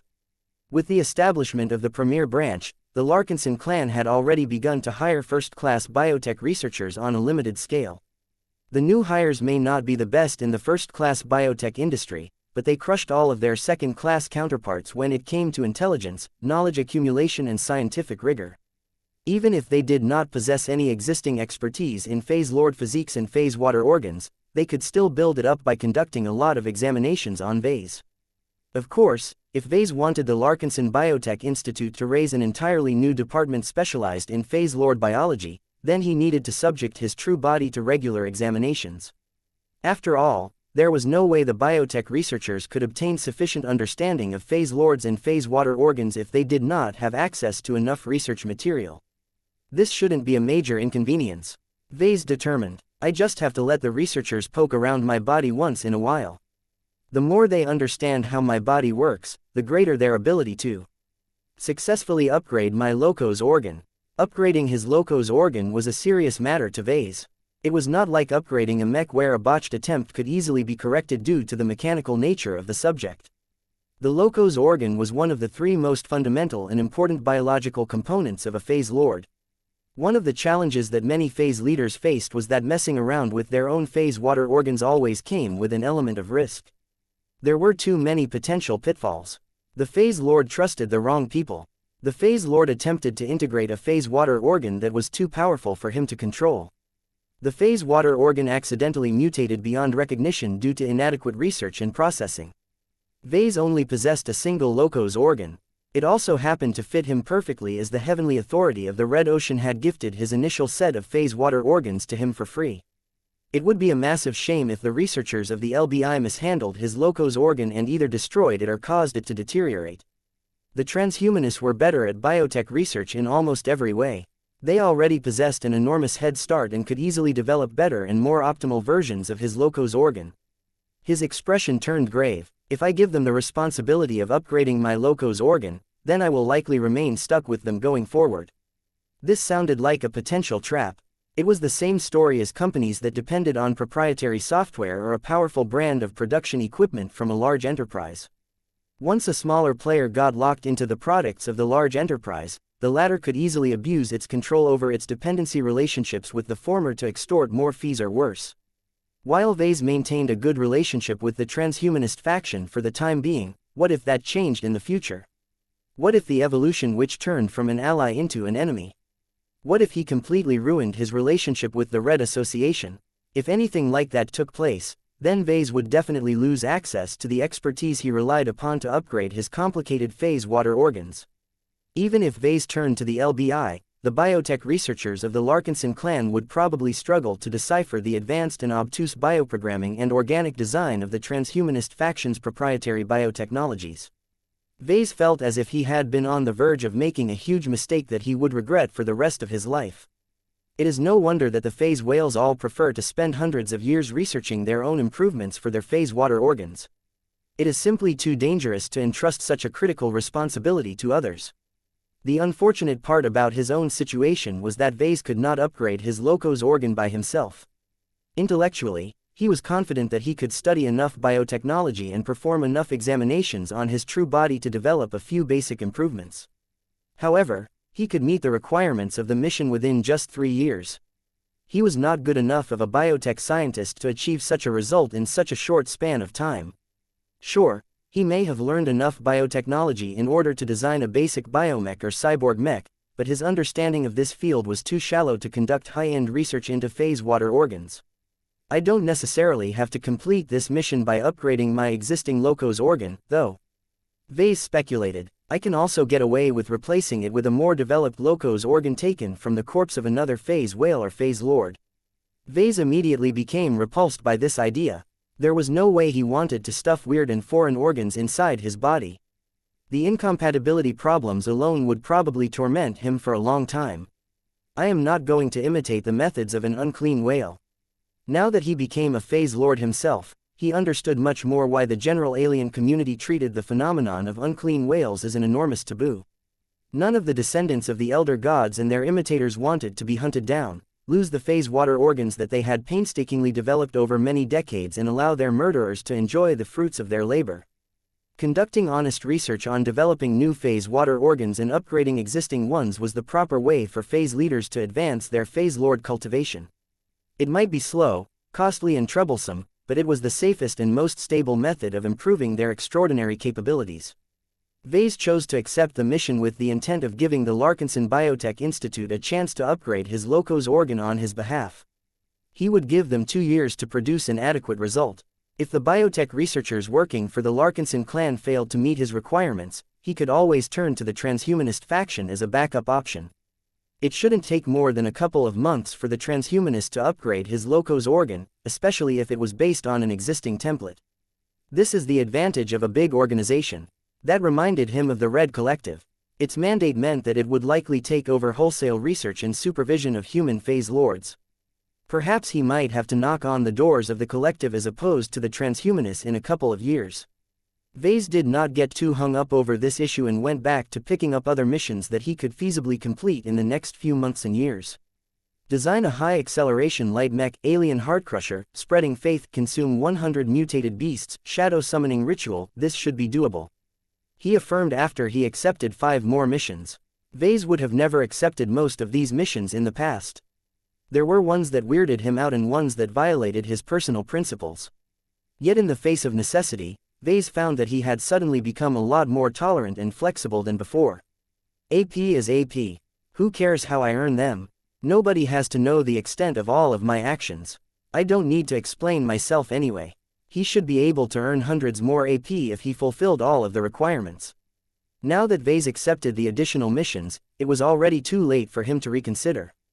The penalties for failing the missions was not unbearable, but he would definitely feel bad if he lost a bunch of attributes all of a sudden. Now that he was done with picking up his mission, he made one more important stop before he departed from the system space. He moved over to the time gate and observed it with mixed emotions. I can't let this facility go to waste either. He already had a goal in mind for the time gate. He wanted to go on another mastery experience by inhabiting the mind of a first-class mech pilot. Vase had already spent a lot of time on studying first-class mech design, but that only increased his understanding of first-class multipurpose mechs from the perspective of a service provider. He did not possess an in-depth understanding of what it was like to actually use a first-class multipurpose mech. He could massively boost his comprehension and become much more aware of what his future customers sought in a first-class mech if he spent a bit of time inside the mind of an active first-class mech pilot. I don't need to do anything else. Vase was very wary towards the system. It had put him into several difficult situations during prior mastery experiences that ultimately caused history to take different turns. Although the changes were ultimately for the better for the most part, Vase did not want to work so hard and intervene so actively every time he passed through the time gate. This was why he made the effort to place his palms together and make an earnest plea. System, whatever you do, just put me in the mind of a completely average first-class mech pilot that is engaged in completely normal battles. Just let me be a passive and silent observer for once. Whether his plea made a difference or not, at least he made his intentions clear. After making a few more prayers in his mind, Vase resolutely activated the time gate and passed through the active portal. An instant later, Vase emerged right out the portal with both a relieved and satisfied expression. Finally, a normal mastery experience. The trip did not last very long. The system had just dumped him in the mind of a mech pilot serving in the armed forces of one of the many first-rate states of the Milky Way a few hundred years ago. First-class multipurpose mechs had already established themselves at that time. While the prevailing high technologies were much less advanced than today, Vase still gained a lot of understanding of the plight of the people responsible for piloting these multifaceted machines. The pilot in question only lasted for 3 days before he ended up dying in a battle that was a part of a shadow war against a neighboring first-rate state. The man had participated in 4 skirmishes in one big battle that finally became his graveyard. As Vase and Blinky discreetly lurked inside the first-class pilot's mind, they both tried to record and memorize as much of their observations as possible. The final decisive battle that determined the outcome of the Shadow War had been the most hectic engagement. Both sides fielded thousands of expensive first-class multi-purpose mechs onto the battlefield. The large amount of features and weapon modules of every mech caused the battle lines to become very fluid and chaotic. There was no way to maintain any formations as what worked in 1 minute became a huge liability in the next minute. There were several moments where Vase felt he could intervene and take measures to either save his host's life or give him a better chance of coming back intact. He could have changed the future even more by giving the pilot a companion spirit or sharing information about the future. He ultimately did not do so, not just because he wanted to avoid unintended consequences, but also because he suspected that he would pay a much greater price for messing with time. That was how it always unfolded in all of the action dramas. If it is so easy to travel back into the past and change the future, then the Five Scrolls Compact would have become all-powerful by now. Only those who have developed an actual time domain should be able to know what they are doing. Developing a time domain was out of the question for Vase. He already had 3 different E-energy attributes on his plate. Perhaps others could delve into the mysteries of time one day. Chapter 6015 The Plight of First-Class Mech Pilots 6015 The Plight of First-Class Mech Pilots When Vase exited the system space, he did not immediately make the arrangements to complete his new missions. Most of them had generous time limits, so Vase was not in a hurry to get to work right away. His more immediate priority was to record his observations from his latest mastery experience and form his conclusions about the challenges of piloting first-class multipurpose mechs. It is really hard to pilot those immensely complicated machines. The amount of variables that a pilot needs to take into account is so much that it requires a very special mind state in order to keep up with everything. Baseline human mech pilots could never adequately track so many moving parts at once. It took a lot of augmentation as well as harsh training in order to prepare a mech pilot for a proper first-class multipurpose mech. Even then, the throughput of data was so enormous that mech pilots with inferior genetic aptitude had no chance of keeping up with all of the demands. Perhaps high-ranking mech pilots might be able to pilot first-class multipurpose mechs without relying on augments, but they could already move on to piloting customized high-ranking mechs at that point. Ordinary mech pilots could never control first-class multipurpose mechs by relying on ordinary training and education. They needed to go above and beyond in order to properly control these potent mechanical war machines. Heavy augmentation was therefore mandatory. Entire industries emerged that solely focused on developing the most effective implants and gene mod templates geared towards enhancing the capabilities of mech pilots. A true first-class multipurpose mech pilot could easily master the controls and operation of a second-class mech with ease. Their raw capabilities often surpassed third-class and second-class expert candidates, indicating that technology already had the power to exceed self-evolution to an extent. There were even situations where first-class mech pilots could outperform expert pilots in a few specific areas. However, for all of their impressive genetic aptitudes, their powerful artificial boosts and their intensive training, first-class mech pilots were actually quite pitiful in a way. They have become so much more capable than other mech pilots, but they never have enough time to master everything about their first-class multipurpose mechs. First-class mech pilots were always raised to become all-rounders. This meant that they were actively discouraged from investing a disproportionate amount of time on mastering swordsmanship or whatever. Of course, their minimum skill levels was set at a remarkably high threshold, or else they wouldn't have been able to graduate from a mech academy, but they had to train with so many different weapon systems that they could never find too much enjoyment in their practice. The reason why first-class multipurpose mechs dominated the battlefield so often was due to the high dedication of their pilots. Every first-class mech pilot essentially became married to their jobs. Training, fighting and studying occupied so much of their time that they hardly had any hours left to do anything else. It was not impossible for first-class mech pilots to take a break, retire from frontline service or switch to a less demanding employer. However, doing so would deny them a chance of piloting the most powerful first-class multipurpose mechs and participating in the most meaningful battles. The competition was too great. There were always more first-class mech pilots than first-class multipurpose mechs. The latter were expensive even to the Terrans and the Rubarthans, so there was always a limited number of them in use at any time. Any first-class mech pilot that failed to keep up or slipped up permanently lost their chance to pilot these premier war machines. At best, the disqualified soldiers could only pilot inferior first-class mechs that were much weaker and less versatile. Most major powers never utilized ordinary first-class mechs for anything important. When they fought against real first-class multipurpose mechs, the latter often used their versatility to exploit the weaknesses of the former. This was why first-class space knights and rifleman mechs were usually relegated to menial jobs like base defense and traffic control. Any first-class mech pilot that got demoted to such duties usually never managed to break through for the remainder of their careers. This hierarchy is too perverse. The first-class mech community valued first-class multipurpose mechs to such an insane extreme that every other mech archetype practically became worthless in comparison. This produced a distorted culture where even people as smart as Alexa found it difficult to show respect towards specialized mech. This was despite the fact that her grandfather piloted a very famous ace hero mech. Another point that stood out from Vase was how all of the stress and demands of first-class mech pilots made it a lot more difficult for them to break through. First, they were augmented to such an extent that they deviated a lot further from their own humanity. In fact, they were all born as designer babies from the beginning, so they were already inhuman from the moment they were conceived.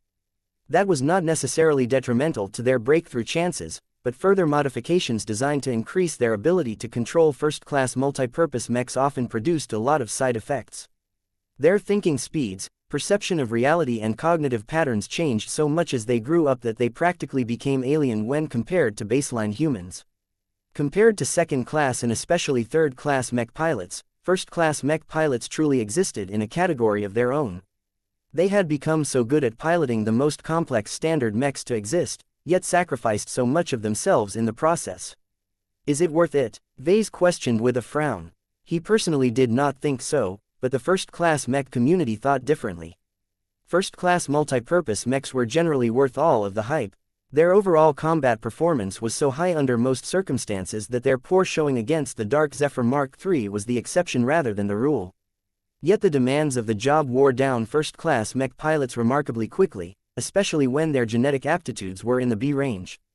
Piloting first-class multipurpose mechs produced so much strain onto B-grade mech pilots that their brains actually deteriorated at an accelerated rate. Under the best of circumstances, the peak performance period of B-grade mech pilots was only 60% as long as that of A-grade mech pilots. If mech pilots with A-grade genetic aptitudes weren't so damn rare, those with B-grade genetic aptitudes wouldn't even get a chance of piloting these crazy machines. This was considered as one of the shameful secrets of first-class mech pilots. The demand for talent was so high that many B-grade mech pilots willingly self-destructed themselves in order to fulfill their dream of piloting the most advanced and powerful standard mechs that humanity could produce. Although the vast majority of these poor pilots only lasted for a decade or two before they were forced to give up first-class multipurpose mechs and switch to weaker but less damaging first-class machines, there was still a way for them to beat this game. Breaking through will solve their problems. As long as B-grade mech pilots break through to expert candidate, then they had a high chance of advancing to expert pilot after receiving support from above. Becoming an expert pilot resulted in a profound metamorphosis where the willpower but also the body of the individual in question surpassed mortal limitations. The brain of an expert pilot was no longer as fragile and limited compared to before. It had surpassed the limitations of genetic aptitude for the most part. Even a mech pilot whose genetic aptitude was originally D could pilot a first-class multipurpose mech. This meant that many first-class mech pilots with B-grade genetic aptitude trained and fought hard in order to race against time and break through. Yet the harder they sought to break through, the more excessive strain they placed on their brains. In addition to this, the more time they spent on their jobs, the less time they had to live a more fulfilling life. Their personalities and their mentalities remained underdeveloped as they simply did not have enough time to be human. This was one of the reasons why their breakthrough rates were so low. Was the Red Association aware of this? Most definitely. Yet knowing about a problem did not automatically mean they could solve it. The Mechers and the other first-class powers definitely understood that they were placing an excessive amount of expectations onto first-class mech pilots, yet the fact that this extreme performance culture persisted meant that all of the other alternatives were worse. Vase could already figure out a few reasons why the first-class mech community became so distorted. There was a definite focus on quality over quantity. The first raters valued champions and heroes very much. Any first-class mech pilot that managed to break through while being subjected to years' worth of excessive strains was a powerful champion without a doubt. The futures of the few first raters that managed to become high-ranking mech pilots were usually bright. All of the pain and sacrifice became worth it as these lucky bastards turned into the new idols and standard bearers of their states or organizations. Another reason is loyalty. First raters depended heavily on the protection of expert pilots, ace pilots and god pilots. It would be absolutely devastating for a first-class power if their prized champions abandoned or outright betrayed their employers. By making first-class mech pilots work harder than anyone else and limiting the amount of time they spent on other activities, it became a lot easier to control how they thought and how they felt. Indoctrination became more effective as these first-class mech pilots knew little else outside of their immediate circle of friends and fellow soldiers. Despite being a part of a greater human galactic community, most people never really took full advantage of the fact that they could easily connect to people located light years away by making use of the galactic net. At most, first-class mech pilots fought a lot of virtual battles against other people in various mech simulation virtual reality games. It is really easy to raise a lot of expert pilots who have nothing else but loyalty to their state or organization in their heads.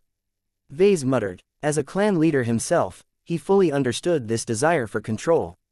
He may have circumvented the problem to an extent by creating the Larkinson network, but its restraint on high-ranking mech pilots was not effective anymore.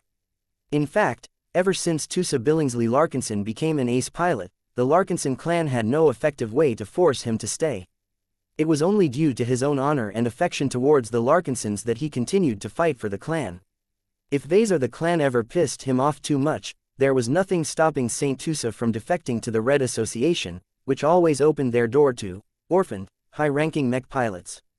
Even if the original employer tried to lock their expert pilots or ace pilots into place with the help of strong contracts, the problem with this approach was that the mechers were the ones who were responsible for enforcing these kinds of agreements. The MTA and RA's response to these situations was to always decide in favor of the disaffected pilot. The rights of a high-ranking mech pilot superseded the rights of ordinary states and organizations. Naturally, the fact that the mechers often welcomed powerful new champions in their midst was also a very nice outcome. With the MTA and RA actively trying to poach expert pilots, ace pilots and even god pilots, first-rate states were definitely justified in their efforts to foster greater loyalty in their own champions. The mechers are just too shameless. At least they sincerely respected the opinions of high-ranking mech pilots. Since a former second-rater such as the Destroyer of Worlds eventually decided to serve and protect the Rubarthan people, the mechers evidently failed to sway her to their side. Maybe I should pay more attention to this as well, Vase thought with affront. The last thing I want to see is Saint Tusa drifting off the Ra because I failed to address his desires. Gaining an ace pilot was not all good news. Now that Tusa had become a powerful and respected ace pilot, the Larkinson clan had the obligation to please him whenever possible. Chapter 6016 The Spectrum of Ace Pilots 6016 The Spectrum of Ace Pilots Tusa returned to the expeditionary fleet as a changed man. After traveling to New Constantinople, sublimating his body and willpower before breaking through as an ace pilot, he was no longer comparable to the Larkinson who originally departed from the fleet. His Dark Zephyr had undergone a profound metamorphosis as well. The poor living mech used to carry the unflattering reputation for being the oldest and weakest of the impressive line of Larkinson expert mechs. Sure, his unending alloy and range of proprietary Larkinson technology applications most definitely allowed him to fight on even grounds against stronger and more expensive machines, but there was a limit to how much he could support the growing needs of his battle partner. Those concerns had faded away for the most part. Even though Tusa's semi-anticipated breakthrough meant that the Dark Zephyr could only keep up with most of the ace pilot's operations in the next 2 years or so, a future upgrade into a much more powerful first-class ace mech was already in the works. It did not surprise anyone that Saint Tusa Billingsley Larkinson returned to the expeditionary fleet with the demeanor of a conquering hero. This was because he was one of the few expert pilots who successfully managed to conquer the bottleneck that frustrated so many expert pilots. Many heroes with greater reputation and much more combat experience than Tusa fought and toiled for the illusionary chance of attaining a breakthrough, yet far too many of them died or retired with regret. Tusa on the other hand managed to overcome the invisible barriers that tested the limits of every expert pilot and managed to form a saint kingdom that forever changed the way he fought on the battlefield. Many people cheered when the new and improved Dark Zephyr launched out of the Ra destroyer that ferried the ace pilot and his living back to the expeditionary fleet. Saint Tusa, Saint Tusa, Saint Tusa, the Larkinson clan has risen even further. With another ace pilot watching over us, we will definitely beat the aliens black and blue in our upcoming operation. As the Dark Zephyr boarded the Spirit of Bentime and was greeted with a grand reception, the Larkinsons celebrated Tusa's breakthrough yet again. Unlike the more formal celebratory banquet that the Larkinson clan organized for its higher-ups, this time all of the Larkinsons and their allies in the expeditionary fleet began to hold a fleet-wide party. They all needed this moment. Times had been good as the expeditionary fleet under the protection of 2 ace pilots had been faring well in the border regions up to this point. The Red War had inflicted massive losses to the would-be linefighters that attempted to rise to greatness by proving their valor in battle. Alas, only a minority of mech forces were properly equipped to participate in a long campaign against frequent alien incursions. The expeditionary fleet of the Golden Skull Alliance had managed to win all of its battles so far by being quite careful and thorough. First, the expeditionary fleet was not a single collection of lots of mechs and starships. It was actually accompanied by a lot of scouting vessels, each of which conducted real-time surveillance and monitoring of every surrounding star system. This was anything but a foolproof means of detecting any alien ambush force in advance, but it vastly reduced the probability of getting caught off guard. Second, the Golden Skull Alliance banded together multiple partners in order to achieve superiority through numbers. Many battles became a lot easier to win by throwing tens of thousands of mechs at a typical alien raiding fleet. The enemy warships also found it hard to cope with dozens of expert mechs belonging to all 5 alliance partners, as many of them already gained the strength to occupy or defeat most alien warships by themselves. Third, the presence of Saint Marissa Lewandowski and Saint Calisandra Bouget provided an extra layer of insurance that made it exponentially more difficult to defeat the expeditionary fleet. Even if an accident or two happened every now and then, the 2 ace pilots easily crushed whatever hope the aliens relied upon to turn the tide of the battle. In fact, the 2 ace pilots refrained from taking action during most ordinary engagements. Their intervention was overkill in those cases. It was better to let the rank and file depend on themselves and accrue much more actual combat experience. Certainly, plenty of mech pilots died when their machines got struck by the overwhelming primary or secondary weapon batteries of alien warships, but every soldier knew what they were getting into when they agreed to serve in the expeditionary fleet. The Larkinsons always had the option of transferring to one of the many branches located in star systems far from the front lines if they wanted to stay away from danger. Regardless, TUS's fortuitous breakthrough substantially increased the fault tolerance of the expeditionary fleet. If the aliens succeeded in ambushing the armed forces of the Golden Skull Alliance, then the presence of one more ace pilot could easily prevent the expeditionary fleet from suffering a catastrophic defeat. What was even better was that TUS's breakthrough also increased the risk tolerance of the expeditionary fleet. The Larkinsons and their allies became a lot more confident in their ability to confront stronger enemies. After the celebrations had passed, several key leader figures gathered together in one of the most secure conference rooms aboard the Spirit of Bentime. Commander Casella Ingvar of the Larkinson clan, Master Benedict Cortez of the Cross clan, Marshal Ariadne Woden of the Glory Seekers, General Herman Forain and Matriarch Rezi Bouget all greeted each other in a familiar fashion before taking their seats. None of them spoke any further. Instead, they conscientiously turned their gazes to a gathering of 3 ace pilots. Even outside of their respective mechs, the saints possessed auras that made it hard to deny their splendor. Each of them seemed to radiate their conviction on the surface of their bodies. The closer anyone got to them, the more people became affected by the overbearingly strong willpower of warriors that managed to trigger apotheosis not once, but twice. It immediately became obvious that a hierarchy had formed. At 230 years old, Saint Calisandra Bouget was already on the verge of becoming a senior ace pilot. There was no real barrier between junior ace pilots and senior ace pilots. People just made this distinction in order to prevent people from gaining the mistaken impression that all ace pilots were equal in strength. As far as ace pilots went, Saint Calisandra's growth rate was actually fairly slow. This was reflective of her more reserved and conservative upbringing. She was not the sort of hero that charged straight into battle at the earliest opportunity. However, her growth had always been highly stable as a result. Her foundation was extremely solid and difficult to shake by the other 2 ace pilots. She had spent a lot of time on introspection and self-discovery, which meant that her willpower had been refined into an unbreakable weapon. This was a woman who would never break or falter in the face of difficulties. Furthermore, she had familiarized and developed her domain to an impressive degree. She had already made a name for herself in the expeditionary fleet due to her ability to weaken even the strongest alien battleships by voicing one of her famous decrees. Everyone gathered in this chamber could already figure out that Saint Calisandra managed to reach the threshold to senior ace pilot faster than usual due to the expeditionary fleet's participation in the Red War. Even if the fleet stuck to the less intensive conflict zones, the native aliens always unveiled a surprise every now and then that could give Saint Calisandra a good exercise. The increasing tension in human-occupied space also stimulated her growth. Ace pilots thrived during times of crisis, and Red Humanity's precarious situation obviously gave the Bouget Saint a greater sense of urgency.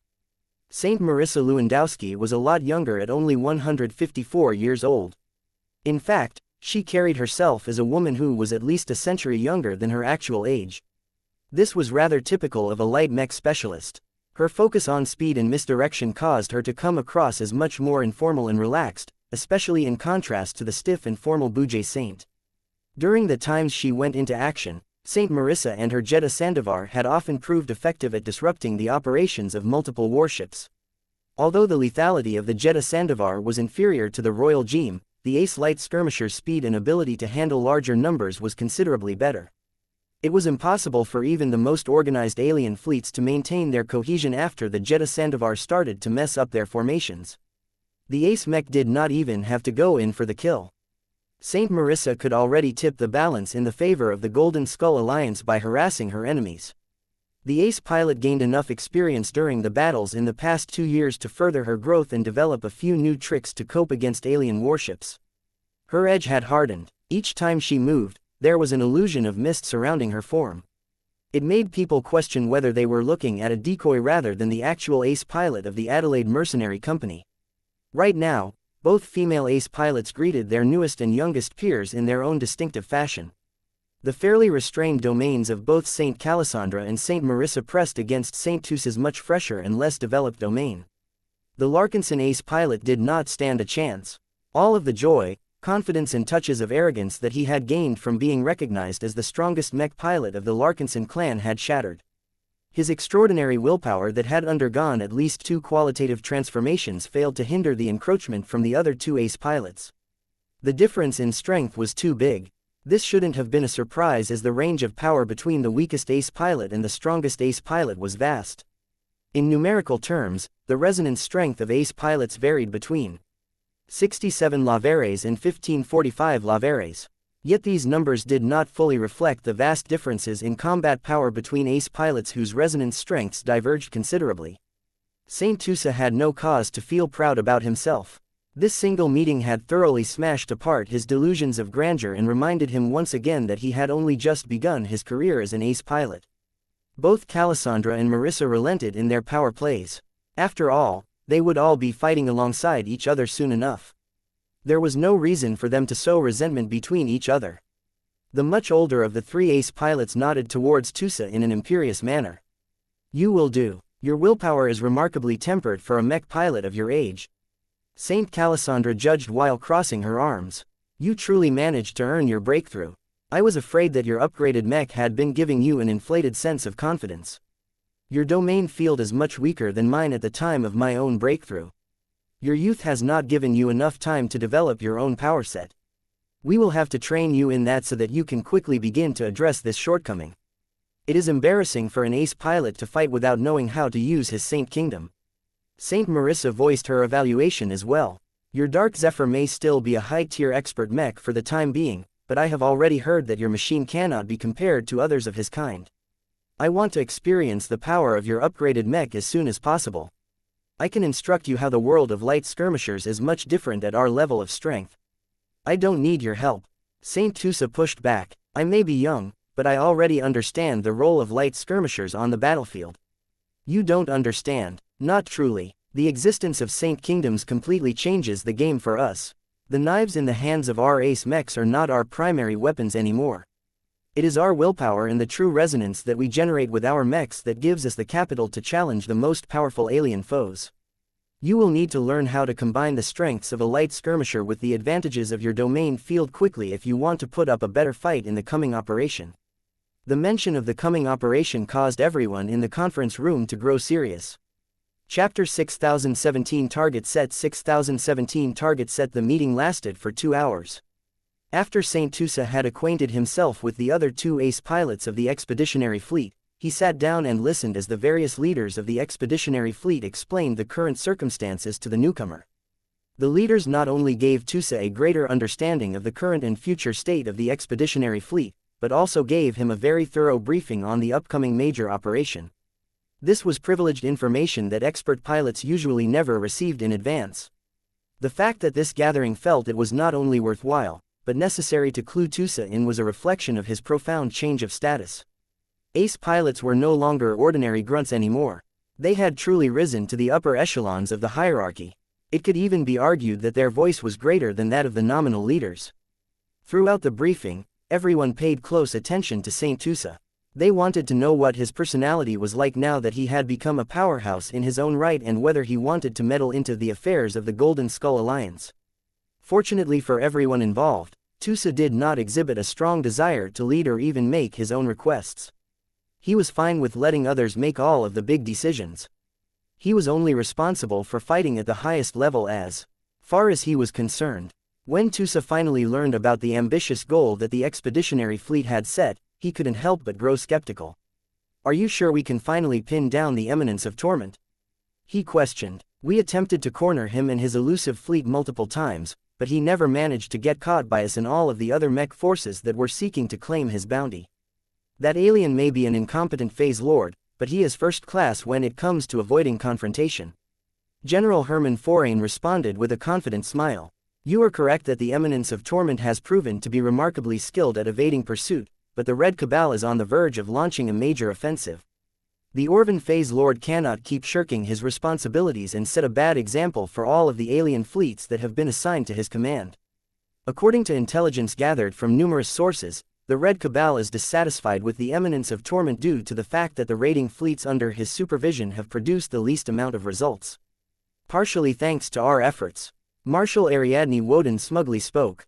"Our fleet is not alone to cover this particular border region, but we have crushed so many alien warships that we have saved many border colonies from destruction." Saint Tusa still looked uncertain. "Be that as it may, I doubt the cowardly Phase Lord will change his habits all that much. How can you guarantee that we will corner him this time? Ilvain has shown us where the Torment fleet and the Phase Lord may be found at different points in the future. The Eminence of Torment's movements have become much easier to grasp now that he is forced to travel to numerous alien strongholds on the other side of the border." Commander Casella Ingvar stated, "When we combine the Great Prophet's predictions with other sources of intelligence, we can roughly trace the approximate course of his Torment fleet. We have at least 80% chance of intercepting our primary objective at numerous different locations." The leaders of the expeditionary fleet might not pay much heed to Ilvain alone, but as long as his predictions were backed up by a lot of supporting data from different sources, then they were willing to pay much more credence to the human design spirit. This was the correct way to make use of a prophet whose predictive abilities had been proven. It was never an idea to reply to a single source of information alone, but as long as the intelligence provided by other people did not contradict Ilvain's claims, then that gave them greater certainty in grasping the trends of the future. This was one of the reasons why the expeditionary fleet never fell into a catastrophic trap or ambush during the past years. The native aliens weren't completely stupid. They occasionally cheated by dispatching much more powerful punitive fleets that easily possessed the power to crush every second-class mech force operating in and around the Torald Middle Zone. The losses inflicted by warships powerful enough to give the Red 2 a run for their money were massive. What if the Eminence of Torment learns about our interception attempt in advance? He might prepare an ambush for our arrival. The acting leader of the Larkinson army smiled. "That is where you come in. Your breakthrough has given us a fairly hidden trump card that we can rely upon to respond to any unexpected emergencies. The Eminence of Torment is known as a defective Phase Lord, but he still commands a fleet that is more formidable than we have fought in the past. You have gained much greater offensive power as of late, is that correct?" "Yes. Don't ask me how it works. I think it is better if I show you all what my Dark Zephyr and I can do during a live practice session. I can already tell you that it will take much less time for me to dismantle larger alien warships than before." "That is good to hear." Commander Casella nodded with satisfaction. "With the departure of Patriarch Reginald Cross, we have lost a strong offensive top asset. Your breakthrough and the Dark Zephyr's technological upgrades will give us another sharp edge that we can use to eliminate the more powerful threats first." Tusa felt the need to give them all a warning. "I won't be staying here for long, Commander. Vase wants me to join his premier branch once my Dark Zephyr has completed his conversion into a first-class ace mech. If the old rules still apply, then I am not allowed to fight alongside your forces anymore." That caused several people to look upset. Marshal Ariadne Woden shook her head in disapproval. "The artificial division between third class, second class and first class is a relic of past ages. It is creating far more divisions than we need.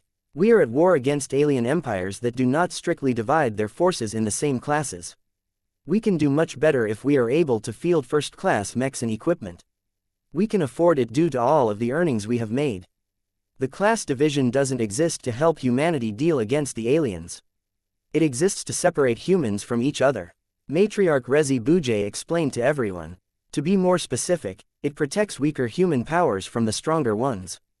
Otherwise, the Terrans and the Rubarthans would have taken over many second-rate and third-rate states that they have taken a liking to. The first-raters have little choice but to compete against other first-raters. That is only the case in peacetime.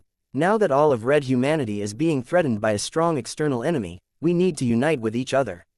Master Benedict Cortez knocked his fist against the table. The discussion immediately halted. This is not the time and place to discuss politics. Are we still in agreement about commencing our operation? If we set off today, we have a large chance of intercepting the Torment fleet. The trade-off is that Saint Tusa will have less time to familiarize himself with his newfound strength. Do not delay this operation on account of me. Tusa spoke up. It is true that I am still new to this all, but I can already pull my own weight in battle. The leaders decided to proceed with the current plan. They had already arranged everything without taking Tusa's recent breakthrough into account. His massive increase in strength was a welcome bonus, but did not necessitate a change in strategy. Now that the course of the expeditionary fleet was set, the meeting soon came to an end. The two female ace pilots made their way out, but not before demanding that Saint Tusa participate in their training sessions. Compared to expert pilots, ace pilots had a lot of new options at their disposal. It usually took years before the latter was able to get started with developing their new capabilities. This lengthy interval could easily be shortened as long as the fresh ace pilot received targeted lessons on how to develop and use his new domain. Tusa understood this quite well, so he did not reject this demand out of pride. Ace pilot or not, he was uncomfortably reminded that he was the weakest out of the three. Finally, only Tusa, Commander Casella and Master Benedict remained in the conference room. Now that the rest have left, let us discuss the state of the Dark Zephyr. The command-oriented expert pilot spoke. I have received an information package on the general capabilities of the Dark Zephyr Mark III, but much of it is vague and not precise enough. What I need to know is how much the light skirmisher is limiting your ability to fight as an ace pilot. The Dark Zephyr has a large amount of high-performing archimetal components. I am more than satisfied with my living mech's base parameters such as thrust power, evasive ability and toughness. Vase and Gloriana told me that the biggest shortcoming is the continued use of old resonating materials, though I personally haven't felt that they are holding me back all that much. I am not entirely sure how much of a difference it makes if my Dark Zephyr has been upgraded with a batch of Ace Mech grade resonating exotics. Both Tusa and Casella turned to Master Benedict. As a Master Mech designer, he possessed the qualifications to develop Ace Mechs. He had already done so for the Mars, so he should have a good understanding of this matter. Resonating exotics are the defining components of high-ranking mechs for good reasons. The older man explained to the two Larkinsons. The better they are, the easier it is for mech pilots to resonate with their respective machines. Expert pilots can stably generate true resonance with the help of weaker resonating exotics because the latter are easier to control. When expert pilots attempt to resonate with more powerful resonating exotics, they often suffer backlashes because their willpower cannot withstand the activity generated by more volatile and energetic resonating exotics. However, it is precisely because these dangerous resonating exotics hold more power that they are an excellent complement to ace pilots. Understanding dawned on both of the faces of the Larkinsons. That sounds similar to the issues related to controlling high-tier destroyer weapons. Saint Tusa observed, only a strong enough will and mech can tame these dangerous weapons by force. More powerful resonating exotics can easily produce accidents if they are not adequately controlled, but their downsides mean nothing to actual ace pilots. Resonating exotics held far too much power to be safely controlled, but ace pilots could negate their greatest shortcoming and take full advantage of their more potent effects. It was an excellent combination that produced a fantastic amount of synergy. There is another factor that you must pay attention to. Master Benedict said, Ace Mech grade resonating exotics have a disproportionately high influence on the development of an ace pilot's Saint Kingdom. Selection must be done with great care as the properties of the replacement resonating exotics will directly affect how you will develop your powers and your domain in the future. It is not impossible for you to develop your Saint Kingdom without relying on resonating exotics, but your progress will slow down as a result. I see. Tusa frowned. So this is also one of the reasons why it is not a good idea for me to pilot the current version of the Dark Zephyr for too long. His old resonating exotics will not help me shape my new powers. Correct. You will only truly be able to leverage your Saint Kingdom to the fullest when you have an ace mech that can fully channel it. Your current domain field is partially limited by the constraints of your high-tier expert mech. If that was the case, then Tusa wanted his Dark Zephyr to convert into an ace mech as soon as possible. Chapter 6018A Revealing Spar 6018A Revealing Spar. Although Master Benedict Cortez did a good job at explaining the differences between expert mechs and ace mechs, Saint Tusa only truly understood how far his Dark Zephyr was behind when he engaged in his first sparring session against another peer. In order to avoid overwhelming Saint Tusa right away, his only opponent for the time being was Saint Marissa Lewandowski of the Adelaide Mercenary Corps. As the expeditionary fleet was scheduled to depart soon enough, the two ace pilots only had time for a short comparison between each other. Yet that was enough to open the horizons of Saint Tusa along with everyone else that was gleefully observing his debut as an ace pilot. At first glance, their mechs did not look all that different. The Dark Zephyr was a black-coated light skirmisher, and so was the Jeddah Sandovar. Their sizes and proportions did not differ all that much as they both stuck closely to the template of their mech type. The designers of both machines had the option of adding other weapon systems to the ace mechs, but neither ace pilots chose to add too much additional bulk to their machines. Saint Marissa had only opted to add a pair of very compact but potent laser pistols to her ace mech. The two weapons made it a lot more convenient for the Jeddah Sandovar to pick off weaker ranged targets without compromising her ace mech's original configuration too much. Tusa insisted on the removal of the grenade bandolier. He detested his previous reliance on transphasic grenades and did not want to base his combat approach on lobbing lots of powerful explosives at his opponents. The removal of the grenades fulfilled one of his wishes and returned the Dark Zephyr closer to his original roots. Of course, the Dark Zephyr gained an arguably even better offensive option in the form of the Dark Wind module. Not only was the new ultimate module a lot more economical, but its power and utility increased as Saint Tusa grew stronger and increased his comprehension of the shadow element. In contrast, the Jeddah Sandovar had taken a slightly different direction. Its thin, dark frame did not look as if it hid anything as outrageous as an ultimate module. Instead, the ace mech exuded a much greater sense of power and cohesion. It had received many years of willpower baptism, and its design had received many different incremental upgrades, especially in the last 2 years. The Adelaide Mercenary Company earned a lot more profit by participating in the expeditionary fleet, and it had spent much of it on accelerating the development of the Jeddah Sandovar. General Herman Forain knew that the original Third Fleet of the Adelaide Mercenary Company would instantly collapse as soon as Saint Marissa Lewandowski decided to quit and join the Red Association. In order to prevent this outcome from happening, he did not hesitate to reinvest a lot of money and materials into improving the Jeddah Sandovar at a much faster rate than before. The ace light skirmisher could not be underestimated for that reason. It was not as weak and limited as before. Even though it was not an archimech, the Jeddah Sandovar's continuous improvements and upgrades gave Tusa the impression that he was facing a very compact but threatening metal demon. Right now, the Saint Kingdom surrounding the Jeddah Sandovar already started to surround it in a slightly hazy white fog. The fog was not thick enough to conceal the Jeddah Sandovar, but it already started to make it a little harder to observe the ace light skirmisher. There was an obvious discrepancy between the two Saint Kingdoms. The one radiated by the Dark Zephyr was not only a lot smaller, but also gave up ground far too easily. It was only when the Dark Zephyr's Saint Kingdom had been pushed back to his mech frame that it barely managed to stand its ground. This indicated that Saint Tusa had very little chance of taking control over the surrounding space. He could only preserve the sanctity of his mech and his own body under the circumstances. After Tusa thoroughly understood how much worse his Saint Kingdom fared compared to that of Marissa, the two ace pilots decided to move on to the next phase. "Are you ready?" Tusa took a deep breath. "Go." The two ace mechs simultaneously moved into action. Both machines moved so quickly that it became difficult for baseline humans to keep track of their movements. The Dark Zephyr and the Jeddah Sandovar were both fairly small machines that had predominantly coated in black, so it became a nightmare to follow their blazingly fast maneuvers with the naked eye. Fortunately, their glowing Saint Kingdoms made it a lot easier to track their rapid movements. To most observers, it looked as if two glowing energy bubbles continually bounced against each other before separating to circle around each other. Each time the two converged together, the Dark Zephyr's Saint Kingdom clearly deformed by a huge extent, thereby weakening Tusa's ability to weaken his current opponent. In contrast, the Jeddah Sandavar's hazy Saint Kingdom remained remarkably solid and stable despite its insubstantial appearance. Each time the Adelaide Ace Mech encroached upon the Dark Zephyr's space, the Jeddah Sandavar exposed a ruthless edge that enabled it to land much heavier blows.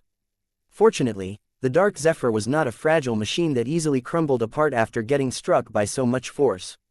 The living mech's archimetal construction along with the use of excellent first-class materials finally began to demonstrate their usefulness.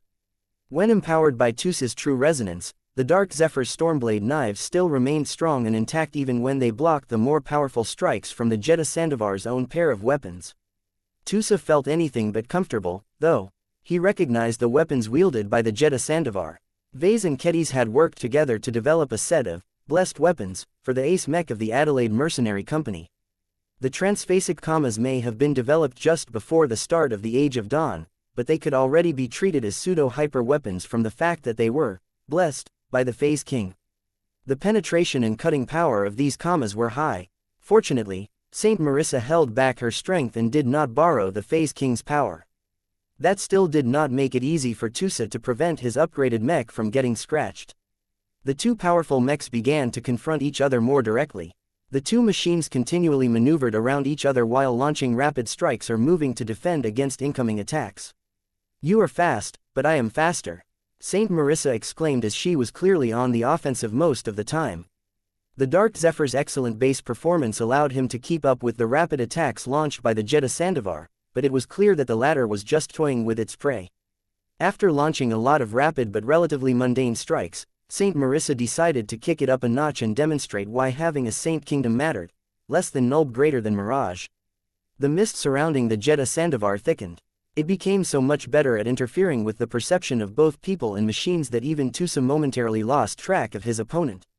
Behind, the Dark Zephyr rapidly turned around. Yet when the machine raised his Stormblade knives to block the twin commas, the feedback from the charge attack turned out to be much less than expected. What? The living mech felt as if he had only clashed with a mech that was 10 times weaker than before. Pay attention. The small but powerful leg of the Jeddah Sandavar emerged from the opposite direction and gave a firm kick onto the rear of the Dark Zephyr. The expert light skirmisher embarrassingly lost control over his own trajectory and needed a moment to stabilize. Soon, two different Jeddah Sandavar's attacks from the left and right of the Larkinson mech. Tusa did not foolishly try to defend either or both attackers. Instead, he quickly activated the combat warp function, enabling the Dark Zephyr to quickly hop away from his precarious position. Yet even as the Dark Zephyr managed to move away quickly enough to almost pass through the boundary of his opponent's Saint Kingdom, a third Jeddah Sandavar appeared with blazing speed and kicked the Larkinson mech back into the opposite direction. Multiple real and illusory versions of the Jeddah Sandavar tormented the Dark Zephyr. Tusa's newly improved senses and the Dark Zephyr's state-of-the-art sensor suites utterly failed to distinguish real and false. Marissa's domain field was so much stronger and more developed that there was no comparison. In addition, Saint Marissa honed her various powers and abilities for many decades. The two may be of the same rank on the surface, but the Adelaide Ace pilot was almost 4 times as old as Tusa. Even though the mirages of the Jeddah Sandavar were not as strong and threatening as the real deal, Marissa was able to maintain at least a dozen of them and control them to a very fine degree. The Mirage mechs did not hesitate to push Tusa to his limits by launching crazy suicide attacks. Even if Tusa knew that they were false, they still posed enough of a threat to force him to defend against them, which subsequently gave the real Jeddah Sandavar free rein to launch attacks at the most inopportune moments. All of this suppression steadily caused Tusa to lose more confidence, thereby causing his Saint Kingdom to buckle even further. In contrast, Saint Marissa's domain field became even more oppressive than before. The female ace pilot continually gained more momentum. Less than nulb greater than false becomes true. One of the Jeddah Sandavars oddly swung its transphasic commas into empty space. Yet Tusa immediately became alarmed when the Dark Zephyr finally received his first pair of scratches. Somehow, the missed attacks launched by the Jeddah Sandavar actually managed to hit the Dark Zephyr while bypassing all of the defenses in the way. Tusa was hardly the only ace pilot who possessed an offensive trick. Due to the thick and almost impenetrable mist generated by Marissa's Saint Kingdom, Tusa completely lost the initiative as he could not escape this trap no matter where he flew or how much his Dark Zephyr sped up. The Jeddah Sandavar constantly made sure to keep the living mech as close to the center of its Saint Kingdom as possible. Tusa eventually couldn't hold it any longer. He wanted to be able to hold his ground against Saint Marissa without resorting to his trump card, but that was obviously an unrealistic dream from the beginning. Blackwing, it's time. Chip. Shadow energy began to converge upon the Dark Zephyr's abdomen as the Dark Wind module started to accumulate energy. Tusa focused completely on defense and evasion as he tried his best to buy time for his expert light skirmisher to accumulate energy. He did not dare to let the Dark Wind module reach full charge. Not only did it have a chance of inflicting severe harm on an important strategic asset, but he knew that Saint Marissa would never give him the time to accumulate power for so long. The lengthy charge time of the Dark Wind module was a very obvious weakness, but Tusa was confident that he could improve upon it over time. For now, he only waited for half a dozen minutes before he dared to launch an unstoppable charge. Less than nulb greater than Dark Wind passage. A powerful shadowy streak immediately ran through the hazy Saint Kingdom and breached the other side. Every false Jeddah Sandavar in the way got popped in an instant. As for the real Ace Mech, the actual Mech remained hidden and untouched by this costly move. Saint Marissa sounded amused. This has lots of potential. Even I am not entirely sure whether my Jeddah Sandavar can remain unscathed. If struck by your power move, it is clearly not designed to help you fight against fast and powerful opponents like myself. Its power is beyond doubt, but its flexibility leaves much to be desired as you can only channel it in a single direction. This is a siege attack more than anything else, but it doesn't have to remain that way. Tusa wound down for a moment. What do you mean? Once you truly begin to take control over your Saint Kingdom, you can alter reality and force your mech to change direction. If you break down the special move you just pulled off and only execute some of its components, then you may be able to launch a weaker but much more controllable shadow attack. That would have allowed you to strike all of my mirages and my actual ace mech at once. Forget about resonance strength for the time being. You urgently need to expand your repertoire. Do not make use of your mech as is. No mech designer can fully prepare a set of features that will allow you to fight at your full potential. The only way to truly master your light skirmisher is to use your living mech as a collection of building blocks to form your own combat system. That was the point where ace pilots were finally able to live up to the expectations of the public. Chapter 6019 Alien Adaptations 6019 Alien Adaptations, we've found them, Commander. We've found the aliens. The Torment fleet fell right into our trap, ma'am. Our new warp interdictors are working better than expected, ma'am. Don't let the enemy warships advance on our starships. The more vessels we lose, the weaker our suppression of space. We cannot allow them to reactivate their warp drives. Commander, the Gorgonean has just gotten hit by a massive strike. A large breach has emerged across her starboard side. The capital ship is falling out of formation. Half of her thrusters are gone and she has lost contact with hundreds of crew members. Identify the cause. Commander Casella Ingvar barked as she interfaced with her trusty Minerva expert command mech. It's bad. The eminence of Torment has just emerged, and the strength he has displayed is much higher than we predicted. The intelligence is wrong. That caused the battlefield commander of the Larkinson army to feel bad. Has he been rewarded with a PPS and promoted to a greater phase lord recently? No, but he is not a defective phase lord who failed to ascend into a phase lord. His body is tall and vigorous, and he does not appear to be in pain. His true body is as tall as a juggernaut, and he is able to launch spatial ripple attacks that can breach through any transphasic energy or transphasic hull plating with ease. According to our observation and analysis, the eminence of Torment's phase water concentration is likely within the range of a mid-tier lesser phase lord. A mid-tier lesser phase lord, the trampler of stars that the expeditionary fleet fought against a long time ago used to hover around that strength. However, just because the Larkinsons managed to handle such an opponent did not mean that all mid-tier lesser phase lords could be treated in the same fashion. Just like there was a huge degree of variance between ace pilots, so did phase lords. Some excelled at creating powerful spatial storms from a distance. Others excelled at brawling other powerful foes up close. Phase whales and phase lords had a long tradition in the Red Ocean, and they had managed to explore many different ways of leveraging the power of phase water. As the Minerva launched from the hangar bay of the Spirit of Bentime, the expert command mech immediately trained her sensors onto the eminence of Torment in the distance. Casella's eyes widened as she understood why the lesser phase lord managed to land such a powerful blow onto the Gorgonean. Is that a warship wrapped around his body? Yes, ma'am. When we managed to interdict the Torment fleet, the Eminence of Torment appeared from his flagship, reached his true size and flew right towards one of the sub-capital ships of the Torment fleet. That ship subsequently split into several large pieces before molding onto the Eminence's humanoid body similar to a suit of combat armor. The ship raiment is most certainly designed for his use. It fits too well to his dimensions, and the fact that the Eminence can synergize many of his inherent abilities with the transphasic parts of his gigantic armor has multiplied his combat effectiveness by several times. Just his defenses alone are much harder to overcome. That became evident when the completely armored form of the giant juggernaut-sized Phase Lord was surrounded by both a spatial barrier and multiple layers of segmented transphasic energy shields. Even though these were old-style transphasic energy shields, their combined defensive properties could not be underestimated. It was through this protection that the Eminence of Torment managed to resist the piercing blows from the Royal Gem. Less than nulb greater than I decree that your power generators have become exhausted. Saint Calisandra Bujay's powerful Saint Kingdom attempted to weaken the power supply of the Eminence's massive suit. This was a clever decision as the enormous ship raiment immediately started to weaken in every aspect. Not only did its transphasic energy shields lose a bit of strength, but the very odd cannons mounted on the Orvan Phase Lord's arms took longer to charge up and launch terrifying space ripple attacks. However, the Bujay Saint was unable to eliminate the threat posed by the Eminence of Torment.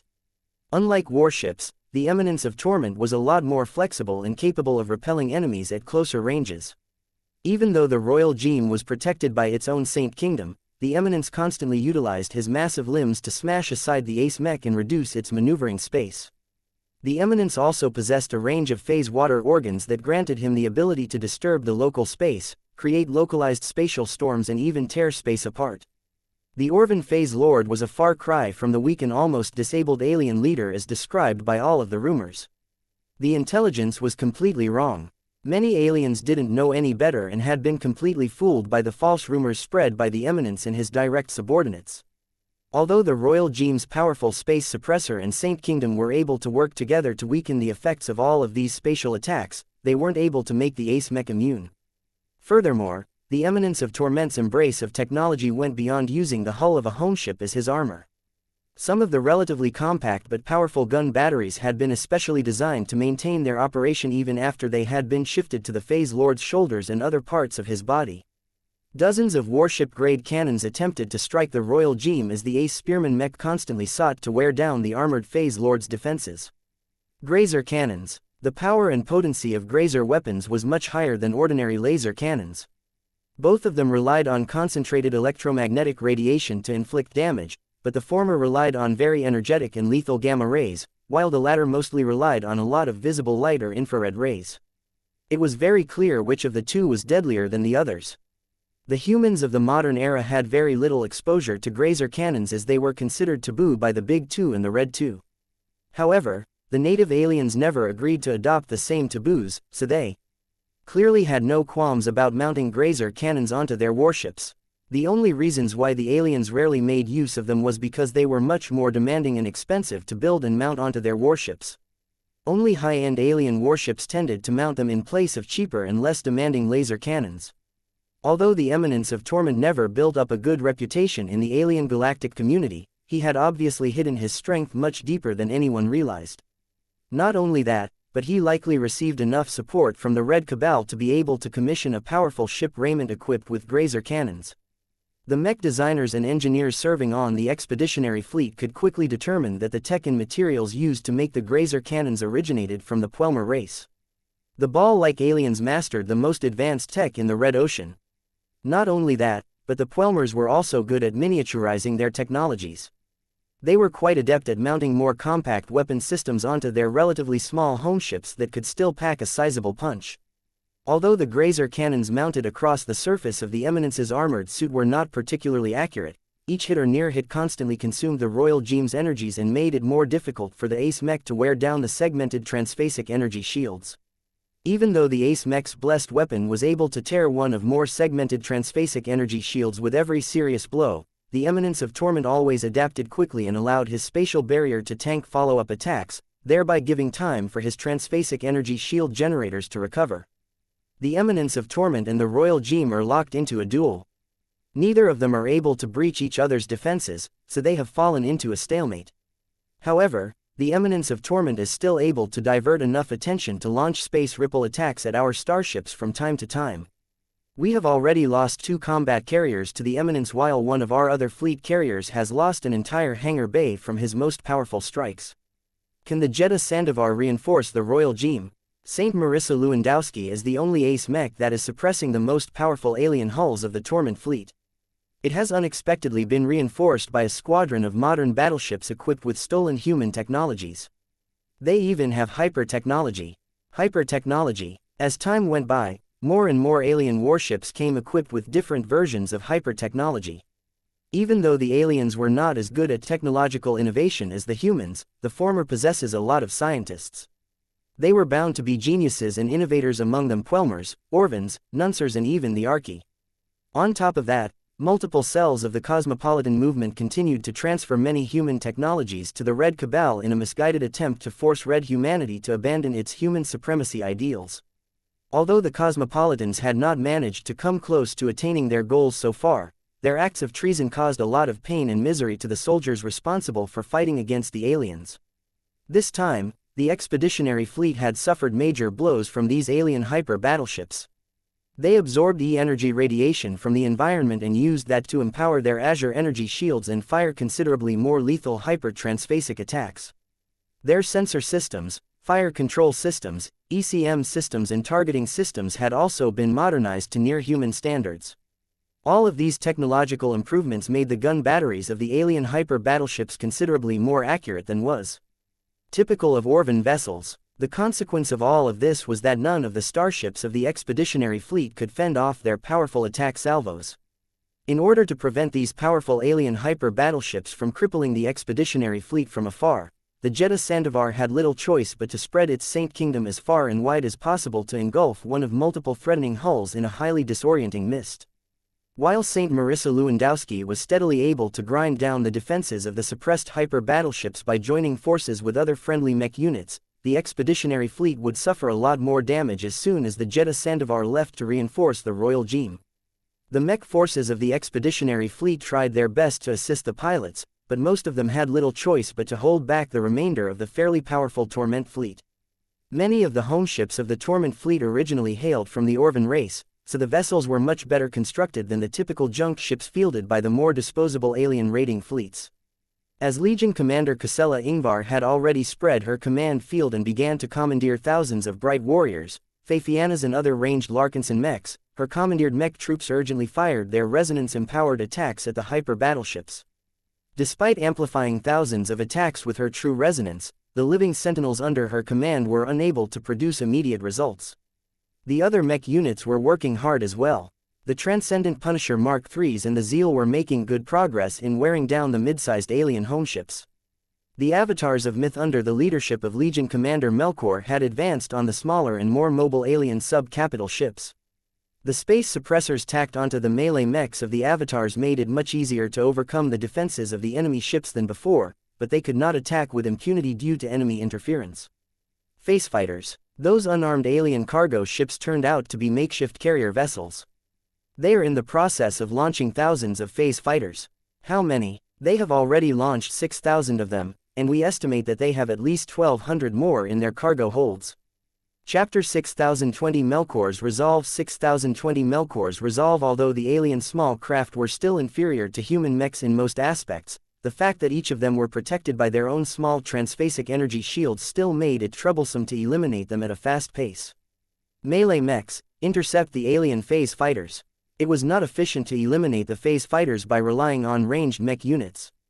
Melee mechs equipped with space suppressors did a much better job at wiping them out so long as they could get within striking distance.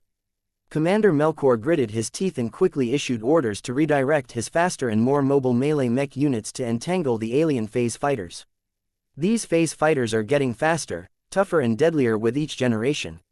We can't let them fly around with impunity. The flagrant vandals moved in to assist. Their light mechs were not that suitable to fight against alien warships, but they were much more effective when fighting against alien small craft. The ferocious piranhas and the stinggrippers of the flagrant vandals moved to flank and contain the alien phase fighters. Their superior mobility and their glows enabled them to fare pretty well against the alien craft.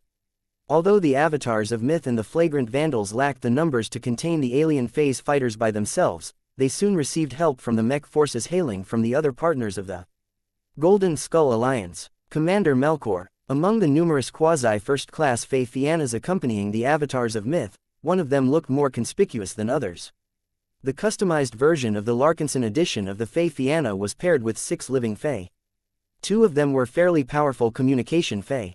They amplified the mech's signals transmissions and made it easier for Melkor to remain connected with his troops across a busy and chaotic battlefield where lots of explosions and radiation spikes interfered with communications.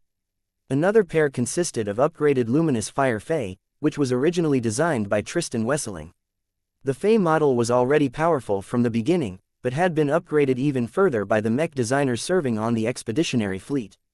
Equipped with both positive fire hyper gems and negative water hyper gems and enhanced by phase water, the expensive Fae fired dazzlingly hot and powerful transphasic hyper laser beams that successfully punched through the transphasic energy shields of the alien small craft in just 1 or 2 blows. A second pair of Fae consisted of transphasic versions of the infinite coil Fae originally designed by Karl Steinbach Bakali. Even though there are only 2 of them that combined together to form a slightly longer barrel, the kinetic projectiles launched by the 2 Fae never failed to punch through the transphasic energy shields of enemy phase fighters by relying on a combination of strong kinetic power and transphasic penetration. Commander Melkor still had to maintain enough situational awareness to command the avatars of Myth, but that did not mean he had given up on developing his piloting skills entirely. He was growing older and more tired with each passing year, but there was a part of him that still yearned for the romance of becoming a high-ranking mech pilot. He could never suppress his envy when he saw the Larkinsons of his generation such as Saint Tusa and Venerable Janzi ascend towards godhood while he still remained a lowly mortal. There had been times when his willpower wavered. Those were the times where he decided to leave the cockpit and command his avatars of Myth behind a desk. However, when Vase founded the premier branch and pretty much made it clear that it would become the central focus of the Larkinson clan, Melkor began to realize that he only had a limited window of opportunity to rise alongside his cousins and other familiar Larkinsons. The expeditionary fleet would probably continue to operate as a second-class fleet in the times to come, but it would no longer hold as much importance as before. Melkor did not have the confidence that he could enter the premier branch by relying on his mediocre capabilities. Perhaps he could apply to make use of an ED-net quota, but virtual reality training alone could never turn him into a first-class mech pilot. My genetic aptitude isn't good enough anyway. He was too proud and honorable to ask Vase to make an exception and pull him into the premier branch. Neither his piloting skills nor his command capabilities could justify a transfer to a first-class mech force. If Melkor did not want to live the remainder of his life as an average second-class Legion commander, then the only way for him to change his future was by breaking through. With that thought, Commander Melkor resolutely piloted a demanding Fae Fianna and utilized 6 Fae at once to push his limits and excel in both personal combat and battlefield command. Ever since Melkor embraced the Fae Fianna, he became more and more proficient at multitasking and coordinating his own Fae. The fact that the mech more actively assisted in controlling the Fae after evolving into a third-order living mech also helped. Yet it was exactly because of Melkor's notably strong performance that he attracted the attention of the Orvan phase fighter commanders. Careful, Commander. Numerous defensive mechs attempted to cover Melkor's Fae Fianna as it became the target of over 60 phase fighters. Even as the avatars of Myths moved to block, divert and eliminate the aggressors, a squadron of elite phase fighters in red broke out and smashed aside the mechs in their way with absurdly powerful transphasic hyper weapons. Watch out for the elite phase fighters. They are much newer and more advanced. The stolen human technologies used to upgrade the elite phase fighters had not only made their weapons powerful enough to pierce the defenses of most avatar mechs, but they were also a lot faster and more maneuverable even if they were unable to produce any warp bubbles. The space suppressors attached onto every melee mech may have caused all of the nearby elite phase fighters lose the power of their phase water technology, but their brand new hyper technology still retained their full strength. Though Melkor should have commanded his Fae Fianna to turn around and retreat to safety, he refused to show cowardice in the face of danger. Retreating was a prudent choice to make for any mech officer that was in the crosshairs of the enemy. It was not a choice that any aspiring expert pilot would make. The squadron of elite phase fighters may be strong, but they were still within the range of tolerance of the avatars of Myth. How could Melkor possibly dream of becoming an expert pilot one day if his first response was to turn tail and run? A fire lit in his heart as Melkor roared and focused the fire of all of his offensive Fae on the incoming elite phase fighters. Avatars never back down. Let us teach these aliens that their phase fighters can never stand a chance against our living mechs. We are larger than life. We are larger than life. The remaining avatars echoed the motto of their mech legion. Several elite phase fighters quickly crumbled as their weakened azure energy shields got stripped by repeated attacks before their relatively thick fuselages only bought them a little more time. The elite alien pilots quickly adapted, though. They dispersed their powerful phase fighters and began to overload their engines and thrusters, causing them to accelerate much faster than normal. The alien phase fighters easily managed to outpace the avatar mechs that attempted to intercept them. They also made it much harder for Melkor's Fae Fianna and other ranged mechs to land successive hits. As the alien phase fighters came close enough, Melkor's living mech suddenly beeped in alarm. Detecting multiple missile locks, the Legion commander's eyes widened just as dozens of transphasic hyper missiles launched from the surviving elite phase fighters. As the Red War dragged on, the native aliens discovered that their small craft were not yet able to defeat human mechs on even ground. Since the latter was always much better controlled, plenty of alien starfighters and phase fighters got eliminated with so much ease that they failed to justify the resources invested into their development and production. In order to give them a quick if somewhat costly short-term boost, the native aliens recently discovered the advantages of explosive munitions. Equipping alien phase fighters with combat but powerful short-range missiles had proven to be a surprisingly effective countermeasure against human mechs. Melkor had only heard brief mentions of their appearance in the battles involving First Raiders. He never expected to encounter them himself on this battlefield. Even as his Fae Fianna began to engage in evasive maneuvers, the accompanying offensive Fae tried to pick off the incoming missiles as much as possible. Nearby ranged mechs managed to fell one or more transphasic hyper missiles with each passing second, but the distance was so short that over half a dozen managed to cross the distance and close in on Melkor's vulnerable machine. Camouflage. Before the missiles struck, all 6 living Fae began to shimmer before creating lifelike physical projections that imitated the appearance of the original base mech. The Fae also overheated and began to output emissions that made it a lot harder to distinguish real from false. Boom! A damaged and partially ravaged Fae Fianna flew from the periphery from all of the powerful explosions. The drone mech had lost all 6 living Fae, but at least Melkor managed to preserve his machine and his life. Those missiles are too strong against mechs. Although the modern alien missiles clearly relied on sophisticated human tech to run their guidance systems, they weren't clever enough to break the living Fae's camouflage. The Avatar commander did not have any time to celebrate. The missiles arrived so fast that his mech had been unable to put up enough distance from the short-lived decoys. The Fae Fianna had lost every Fae. Even though there was a reserve of spare Fae located further in the rear, it would take time for Melkor's Baron mech to link up with another set. In the meantime, the threat of the elite phase fighters still remained. 3 of them had succumbed from massed attacks, but 3 more alien craft decisively accelerated towards the damaged Fae Fiannas. Melkor quickly experienced another sense of crisis. More transphasic hyper missiles. No, they cannot carry any more of them. Wait, their heat emissions are spiking. They are about to explode. He quickly figured out that the Orvan pilots of the remaining elite phase fighters had already made the determination to die. They are launching suicide charges. If any of those alien phase fighters crashed against his damaged and vulnerable Fae Fianna head-on, there was no way for him to survive. Multiple avatar mechs surrounded his damaged living mech in order to block the incoming elite phase fighters, but the enemy craft had already split up in an attempt to approach their target from 3 different angles. It was relatively easy to defend against threats from one direction, but it became a lot harder when they came from multiple directions. Combined with the attacks launched by other alien phase fighters, the avatars of Myth struggled to defend their commander. If the avatars had more time, they could have intercepted the remaining elite phase fighters, but because the distance was so short, only one of the powerful craft got intercepted before it reached its target. The remaining 2 elite phase fighters were just about to ram through whatever barriers were in the way and unleash explosions that could finish off the Fae Fianna when 2 fiery red resonance-empowered fire beams punched through the remaining defenses of the 2 craft and caused them to explode in advance. Commander Melkor relaxed a bit as he realized that reinforcements had arrived. The Star Dancer Mark II had approached from the ranks of the Glory Seekers and rapidly started to eliminate one alien phase fighter after another with single attacks from the expert rifleman Mech's Luminaire crystal rifle.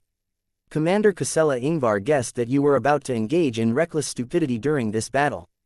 Venerable Brutus Woden transmitted to Melkor in his insufferable clipped accent. There is a time and place for bravery, but do not overestimate your abilities. The Torment fleet is much stronger than the alien raiding fleets that we have vanquished in the past. Do us a favor and stay further in the rear. My brother-in-law would become terribly upset if he hears that we have managed to win a great battle, only for it to come at the cost of your needless death. Quote. Chapter 6021 Breakthrough Ambitions 6021 Breakthrough Ambitions Venerable Brutus Woden wordlessly shook his head in disapproval. Commander Melkor's damaged mech failed to move for several long seconds. Eventually, the Avatar commander wised up and moved his Fey Fianna to the rear. It was not as if Brutus was unsympathetic towards Melkor Larkinson. Every mech pilot yearned to become a hero one day. Even male hexers dreamed of becoming strong enough to serve as the shields of the female hexers. However, greatness could not be attained by being recklessly suicidal in combat. Theories about breakthrough triggers varied, but Brutus personally believed that mech pilots needed to be sincere in their approach towards combat. They needed to fight with the intent to survive and overcome any challenges in their way. Sometimes, that meant making the sensible decision to perform a tactical retreat.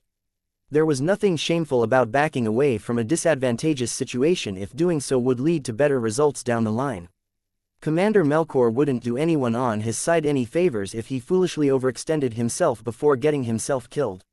Morale among the avatars of myth would plunge, and many Larkinsons would probably go crazy as they attempted to make up for the shame of losing their commander. This was exactly why Commander Ksela Ingvar had approached Venerable Brutus before the battle with a request to keep an eye on the Avatar commander. I am always happy to fulfill a request from a charming lady such as yourself, but why do you seek my assistance in particular? Venerable Davia Stark and Venerable Isabel Coden can already provide support from a distance. You are also in a position to lend him aid from your Minerva. Ksela crossed her arms. The Amaranto and the Promethea are some of our best anti-ship assets. More importantly than that, I do not want to insult Commander Melkor by exposing the fact that our ranged expert pilots have been ordered to babysit him. It would shatter his self-esteem and put him in the wrong state of mind. You are much better placed to save him in the upcoming battle. Your expert mech's firepower is not strong enough to put you on ship elimination duty. If the Torment fleet deploys a large number of phase fighters, then you are much better suited to whittle down their numbers. You can do this while at the same time position yourself to prevent Melkor's demise. He will not appreciate it, especially if he finds out. Brutus frowned. I will do as you ask, but if I am compelled to intervene to save his life over that of other mech pilots, then I will disclose the reason for doing so. His honor and my honor insist on it. After that, I will extend any special favors to him. There are many other soldiers on the battlefield that are equally deserving of my help. I would much rather intervene to save the life of a woman rather than Melkor. He is family, you know. You are married to a Larkinson, and so is your sister. That is true, but I will not let family affection override Melkor's desire to risk his life for a chance of ascension. Coddling him may keep him alive, but it will kill his fighting spirit. A tense pause ensued as Ksela recognized the truth of that statement. She was an expert pilot as well. The female commander eventually let out a sigh. Not every Larkinson is equal. Melkor is an important contributor to the Larkinson clan's early development and rise to power. Let us do this, then. You only need to pay special attention to him and save his life once. Hopefully, Melkor will have learned a lesson from his near-death experience and adjust his mentality so that he will no longer behave so recklessly. Reckless mech pilots tend to be the most willful pilots of all. If you deprive them of their willingness to confront enemies that they cannot overcome under normal circumstances, there was no need for Brutus to finish that sentence. Once is enough, Ksela said. If he continues to take disproportionate risks, then he must bear the consequences of his actions. Perhaps only by coming closer to death will he have a chance to succeed. Although Venerable Brutus did not believe that Melkor possessed the qualities to break through, he had already fulfilled Ksela's request. While Melkor's shabby Fey Fianna beat a hasty retreat, the Star Dancer Mark II continued to advance forward. Unlike other rifleman mechs, the Hexer Expert Rifleman mech boldly flew in the middle of enemy formations and rapidly fired one resonance-empowered transphasic energy beam after another at many different targets. Brutus had deliberately reduced the power of the Hexacris rifle in order to increase its firing rate, but it still managed to unleash enough power to overwhelm the transphasic energy shields and sear a hole into each and every alien phase fighter. This was because his resonance strength had grown just as rapidly as the Larkinson expert pilots as of late. With the help of the general cultivation elixirs provided by the Larkinsons, Brutus felt much stronger than a couple of years prior. Now that he had just managed to become an ace pilot candidate, he was already thinking about forcing his next breakthrough. Although his chances of breaking through were low due to his irregular growth and the limitations of his outdated expert mech, Venerable Brutus was at least able to work on his courage and momentum in advance. Even though his bold behavior had caused hundreds of alien phase fighters to direct their firepower towards his Star Dancer Mark II, their retaliatory fire was completely ineffective. Just as the machines suggested, the Star Dancer was highly maneuverable and easily evaded many incoming attacks no matter which direction they came from. The aliens had yet to learn how to coordinate their fire so that they could envelop their targets into unavoidable grids, so Brutus found it remarkably easier to dance around the firepower of the inflexible enemy small craft. Even if the sheer volume of fire still caused his expert rifleman mech to get struck by ranged attacks, the powerful resonance shield easily withstood the damage without much consumption. Now that Brutus had reached the strength of a high-tier expert pilot, he was much better able to utilize his willpower to forcibly negate the damage inflicted by enemy attacks. If xianxia can do it, then so can I, Brutus exclaimed as his Star Dancer's rifle began to overheat due to his insistence on raising its firing rate. I need to kill faster. I can still exceed my limits. Venerable Brutus was not the only expert pilot who became inspired by Tus's breakthrough. Every high-tier expert pilot of the expeditionary fleet tried their own ways of taking on greater challenges and tapping into their hidden potential. Further away, one of the modern alien battleships of the Torment fleet had begun to perform more erratically over time. Even though her excellent coverage of segmented multi-layered azure energy shields easily resisted the ranged attack salvos from the distant human mechs, the alien vessel began to suffer more and more malfunctions and inexplicable deaths. It was not until the Orvan command crew got slaughtered in a single fell swoop that the remaining alien crew discovered that they were being haunted by demons. None of the aliens were aware that a very hidden expert stealth mech had been shadowing their home ship for several minutes. Despite all of the havoc wreaked by the expert mech's Geist system, the aliens failed to connect the dots, thereby allowing the Phobos to lurk in the vicinity. What was even more remarkable was that Venerable Zimro Belson and his living expert mech were able to escalate the damage they inflicted onto the alien battleship over time. In fact, the Phobos ordinarily shouldn't be able to compromise the enemy vessel when she had erected all of her energy defenses. However, Venerable Zimro and his Phobos were both living beings. This meant that they possessed the capacity to grow and adapt. Zimro and his battle partner had long become frustrated by the inability for his Geist system to infiltrate enemy vessels when they had erected their transphasic energy shields. This was why they both conducted focused training and learning on how to allow them to sneak the fiends anchored to the Geist system to quietly slip through energy shields no matter whether they were transphasic. Their efforts paid off. What was supposed to be impossible no longer applied to the pair. With great effort, Zimro and the Phobos carefully wrapped a fiend with their true resonance and essentially tried to smuggle the dangerous ghost past the multiple layers of azure energy shields. The concentration and effort required to sneak a fiend past such formidable barriers was great, but as long as the Phobos remained undetected and undisturbed, Zimro was confident that he would be able to succeed. Ha ha ha ha. The fiend uttered a haunting laugh once the intangible monster finally found himself inside one of the vessel's compartments.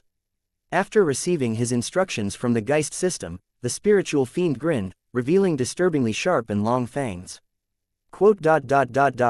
Kill. Orvan crew members began to drop dead for inexplicable reasons while delicate components got torn into pieces. One of the older fiends that was coincidentally named Nosferatu the Tormented proved to be especially fearsome. As the first fiend to infiltrate the enemy vessel, the fiend already slayed more enemy aliens than the other fiends.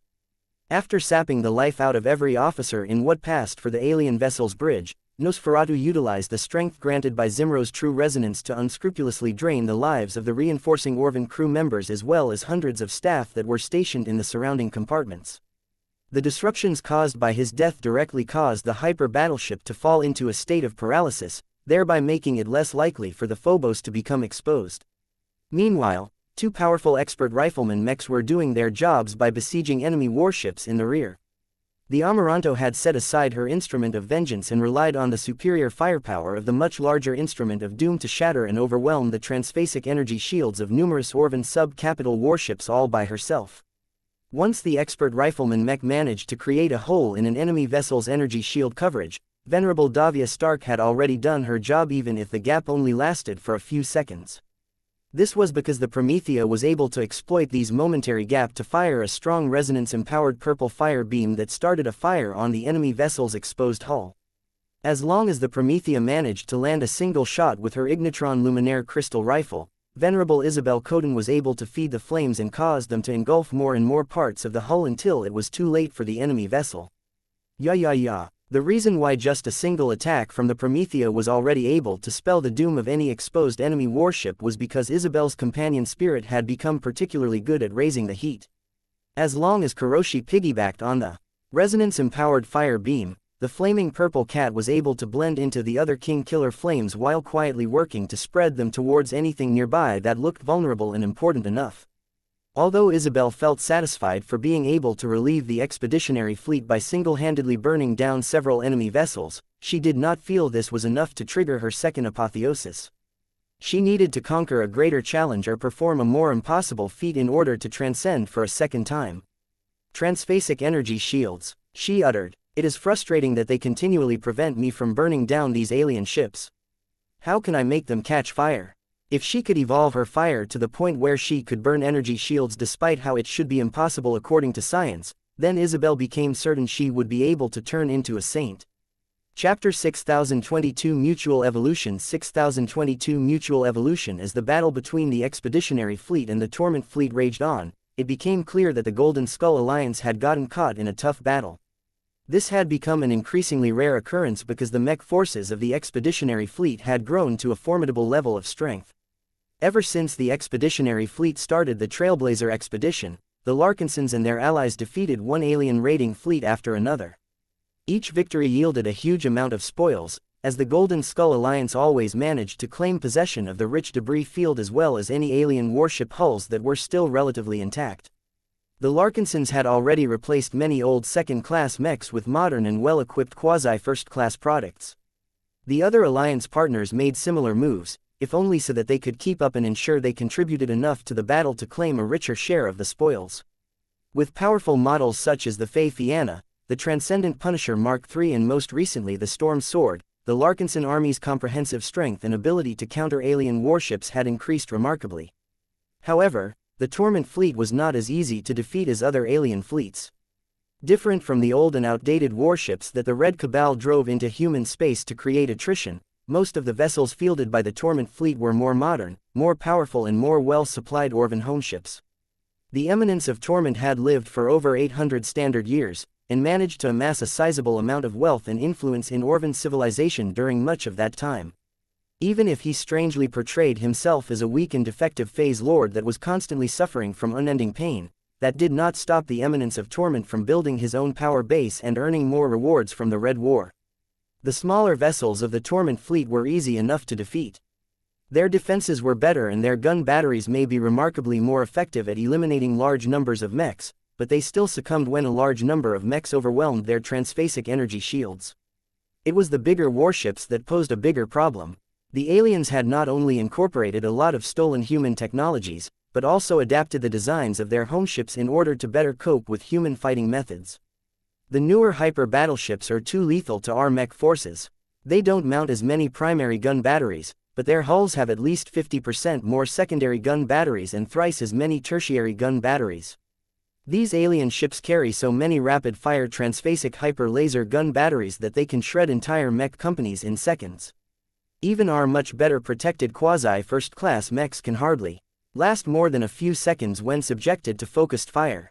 While the Torment Fleet had yet to receive too many state-of-the-art hyper-battleships from the Red Cabal, their designs deliberately placed less emphasis on anti-ship armaments in order to free up capacity that could be used to accommodate a much greater amount of anti-small craft armaments. Small but fast-tracking and fast-firing transphasic hyper-laser cannons had been specifically designed and optimized to lock onto mechs and shred them with continuous barrages of energy beams. The design philosophy of these unassuming but extremely numerous gun batteries was to rely on quantity over quality. Mechs were quite difficult to hit at different ranges, especially if they were fast and maneuverable.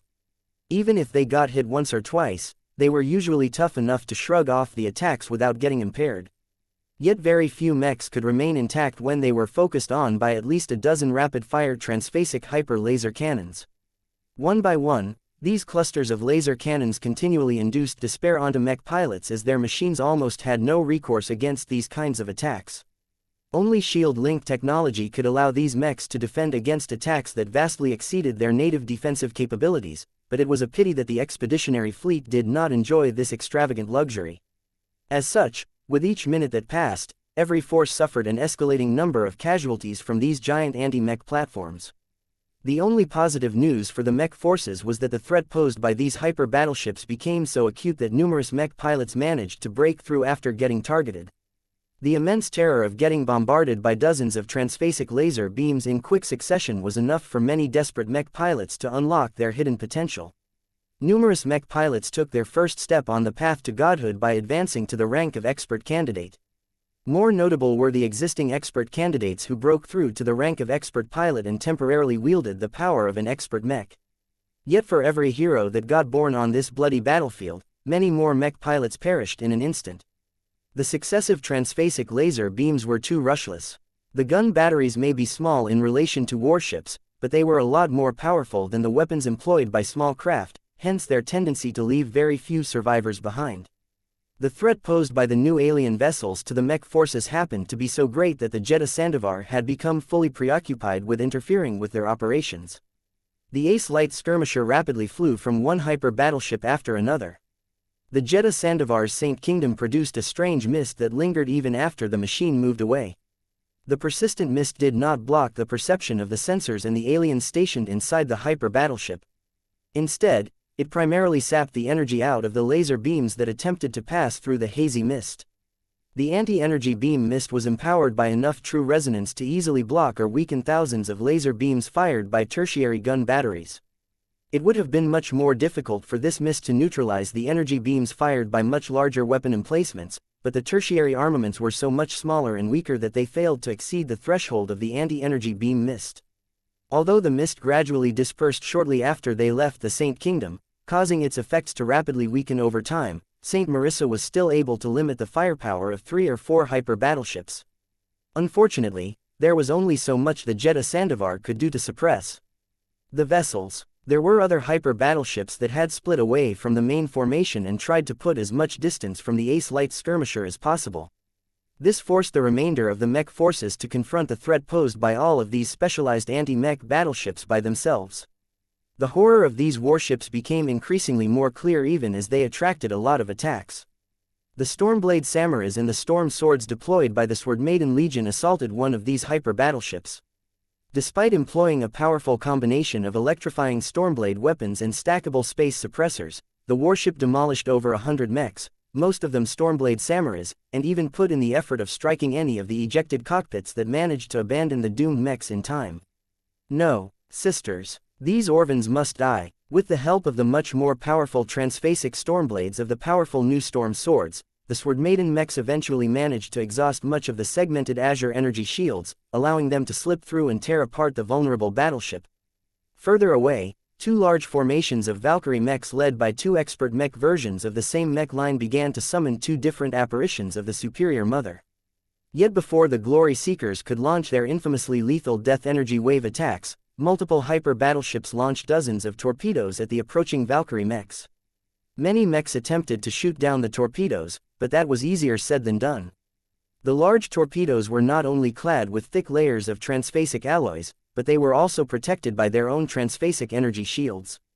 Even though many of them eventually got shot down by many ranged mechs, one of them ultimately managed to survive long enough to detonate right in front of one of the large but highly inflexible battle formations. No, sister. The affected battle formation immediately collapsed as a weapon of mass destruction engulfed hundreds of Valkyrie mechs, many of them piloted by highly experienced veterans. What is the status of Venerable Olivia Remus? Did we lose an expert pilot? Fortunately for the Glory Seekers, the heavily damaged form of the Valkyrie Krista quickly managed to hover away from the explosion. The mid-tier expert Mech managed to withstand the fury of the powerful blast due to the fact that Venerable Olivia managed to reach the strength of a high-tier expert pilot with the help of general cultivation elixirs. Even more fortunate for the Hexers was that numerous other surviving Mech pilots became so desperate that they managed to break through to the rank of expert candidate. Even so, the loss suffered by the Glory Seekers was great. The fact that the other battle formation led by Venerable Iona Balentini successfully managed to depopulate over half of the crew serving aboard the entire hyper battleship hardly lifted their moods. In fact, the Larkinsons and the Glory Seekers became unpleasantly surprised that the hyper defenses of the modern Orvan battleship proved to be partially effective at neutralizing the power of one of their most reliable trump cards. Red humanity is adapting, but so are the aliens. Master Benedict Cortez muttered as he observed the battlefield from the safety of the Cross clan's flagship. The Hemington Cross was in the process of moving further away from the ambush site. While this would make it harder for the fleet carrier to provide support to the crosser mechs in the field, the ship was too large and vulnerable to stay so close to the action. This was because the Eminence of Torment was particularly good at damaging starships. Even though the Royal Gem was steadily working to reduce the copious amount of energy barriers surrounding the juggernaut-sized alien, the alien relied on both his unblockable space ripple attacks as well as the grazer cannons mounted on his giant suit of armor to inflict significant damage onto the expeditionary fleet every now and then.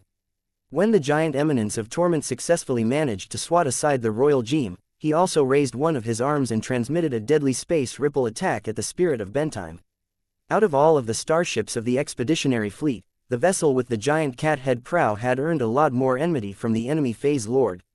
The Eminence of Torment is trying to destroy the Spirit of Bentime so that he can weaken our suppression of his spatial abilities.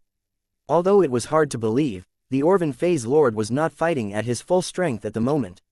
He was originally even stronger. It was just that the combined efforts of space interdictors and space suppressors weakened a lot of spatial abilities and prevented any warp bubbles from forming. If not for these effects, the Eminence of Torment would have become a lot more mobile, allowing him to approach the starships of the expeditionary fleet and wreck them with impunity. In order to free himself up, the powerful alien leader had set his sights on the flagship of the Larkinson clan. Yet before the spatial ripple attack could strike the factory ship, the Bastion quickly interposed herself in front of the ship and deployed a large and fairly powerful resonance shield. Primal Aegis. The ripple in space struck the enlarged resonance shield and quickly collapsed it due to the enormous difference in power. Venerable Janzi was not stupid enough to put her high-tier expert mech in the way. As impressive as the Bastion may be after her rebirth, the expert heavy space knight would probably get crippled at once if she withstood the full brunt of this spatial attack. The weakened but still fairly powerful ripple attack therefore bypassed the Bastion and struck the azure energy shields of the Spirit of Bentime. The frontal shields held for a short while, but the Eminence of Torment's main attack turned out to be so effective against transphasic defenses that it managed to overcome this barrier and strike the hull. The giant prow that was supposed to depict Goldie's splendid head suffered major tears. Fortunately, the decorative prow successfully managed to prevent the ripple attack from drilling further into the hull. The Spirit of Bentime may appear to be a factory ship, but her last refit had boosted most of her defenses to the standards of a first-class capital ship. Just the many layers of first-class alloys stacked onto the prow section had proven that they were worth all of the expense and effort to install onto the Spirit of Bentime. Our flagship remains intact. The new Zeta-65 warp interdictor has remained unaffected. The new module is still doing a good job of suppressing the Eminence of Torment's spatial abilities. The Spirit of Bentime cannot withstand too many spatial ripple attacks. We need to neutralize the threat posed by the Phase Lord quickly before he inflicts more damage. When is it time for our new ace pilot to deploy?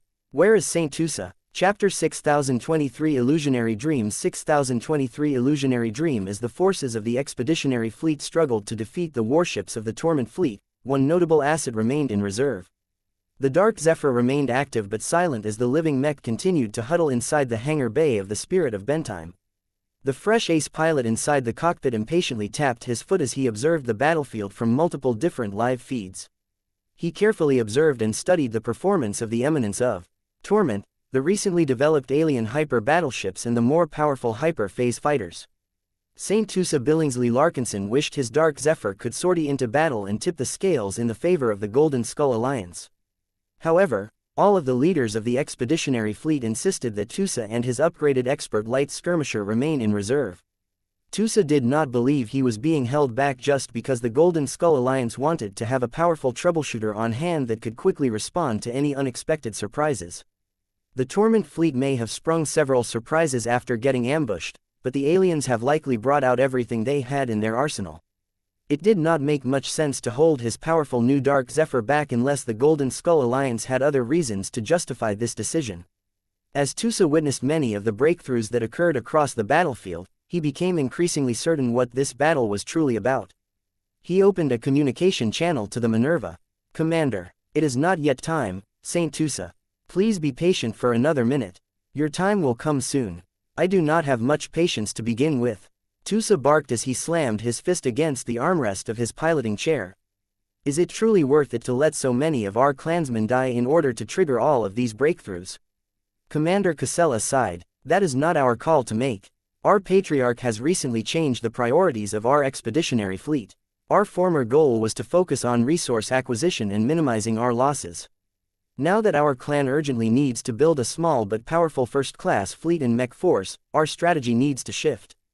We must focus on promoting as many talents among our mech pilots as possible. We must give them a better stage for them to perform beyond their limits, even if it means that many of their compatriots may die in the process. As you can see, our new strategy is already bearing fruit." Tusa let out a frustrated sound. "I am not blind enough to deny that this approach makes a certain amount of sense, but don't you think this is a little too much? How much longer do you have to make our clan bleed? How many lives are you willing to trade in order to obtain another expert pilot? Dozens, hundreds, thousands. Do not think that I am in complete agreement with this approach."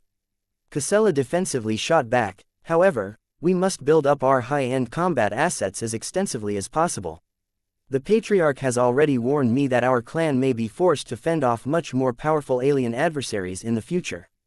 Ordinary mech pilots cannot play a significant role anymore. Even if they do, we can easily hire as many of them as we want. What cannot be bought with money are expert pilots and ace pilots. Not only can they be transferred to the premier branch as long as their mechs are upgraded to first-class standards, they can also train and inspire our troops if they remain in the expeditionary fleet." Tusa felt conflicted. Just because he became an ace pilot did not mean he gained absolute certainty in everything. In matters unrelated to his conviction, he was just as ignorant and indecisive as any other soldier.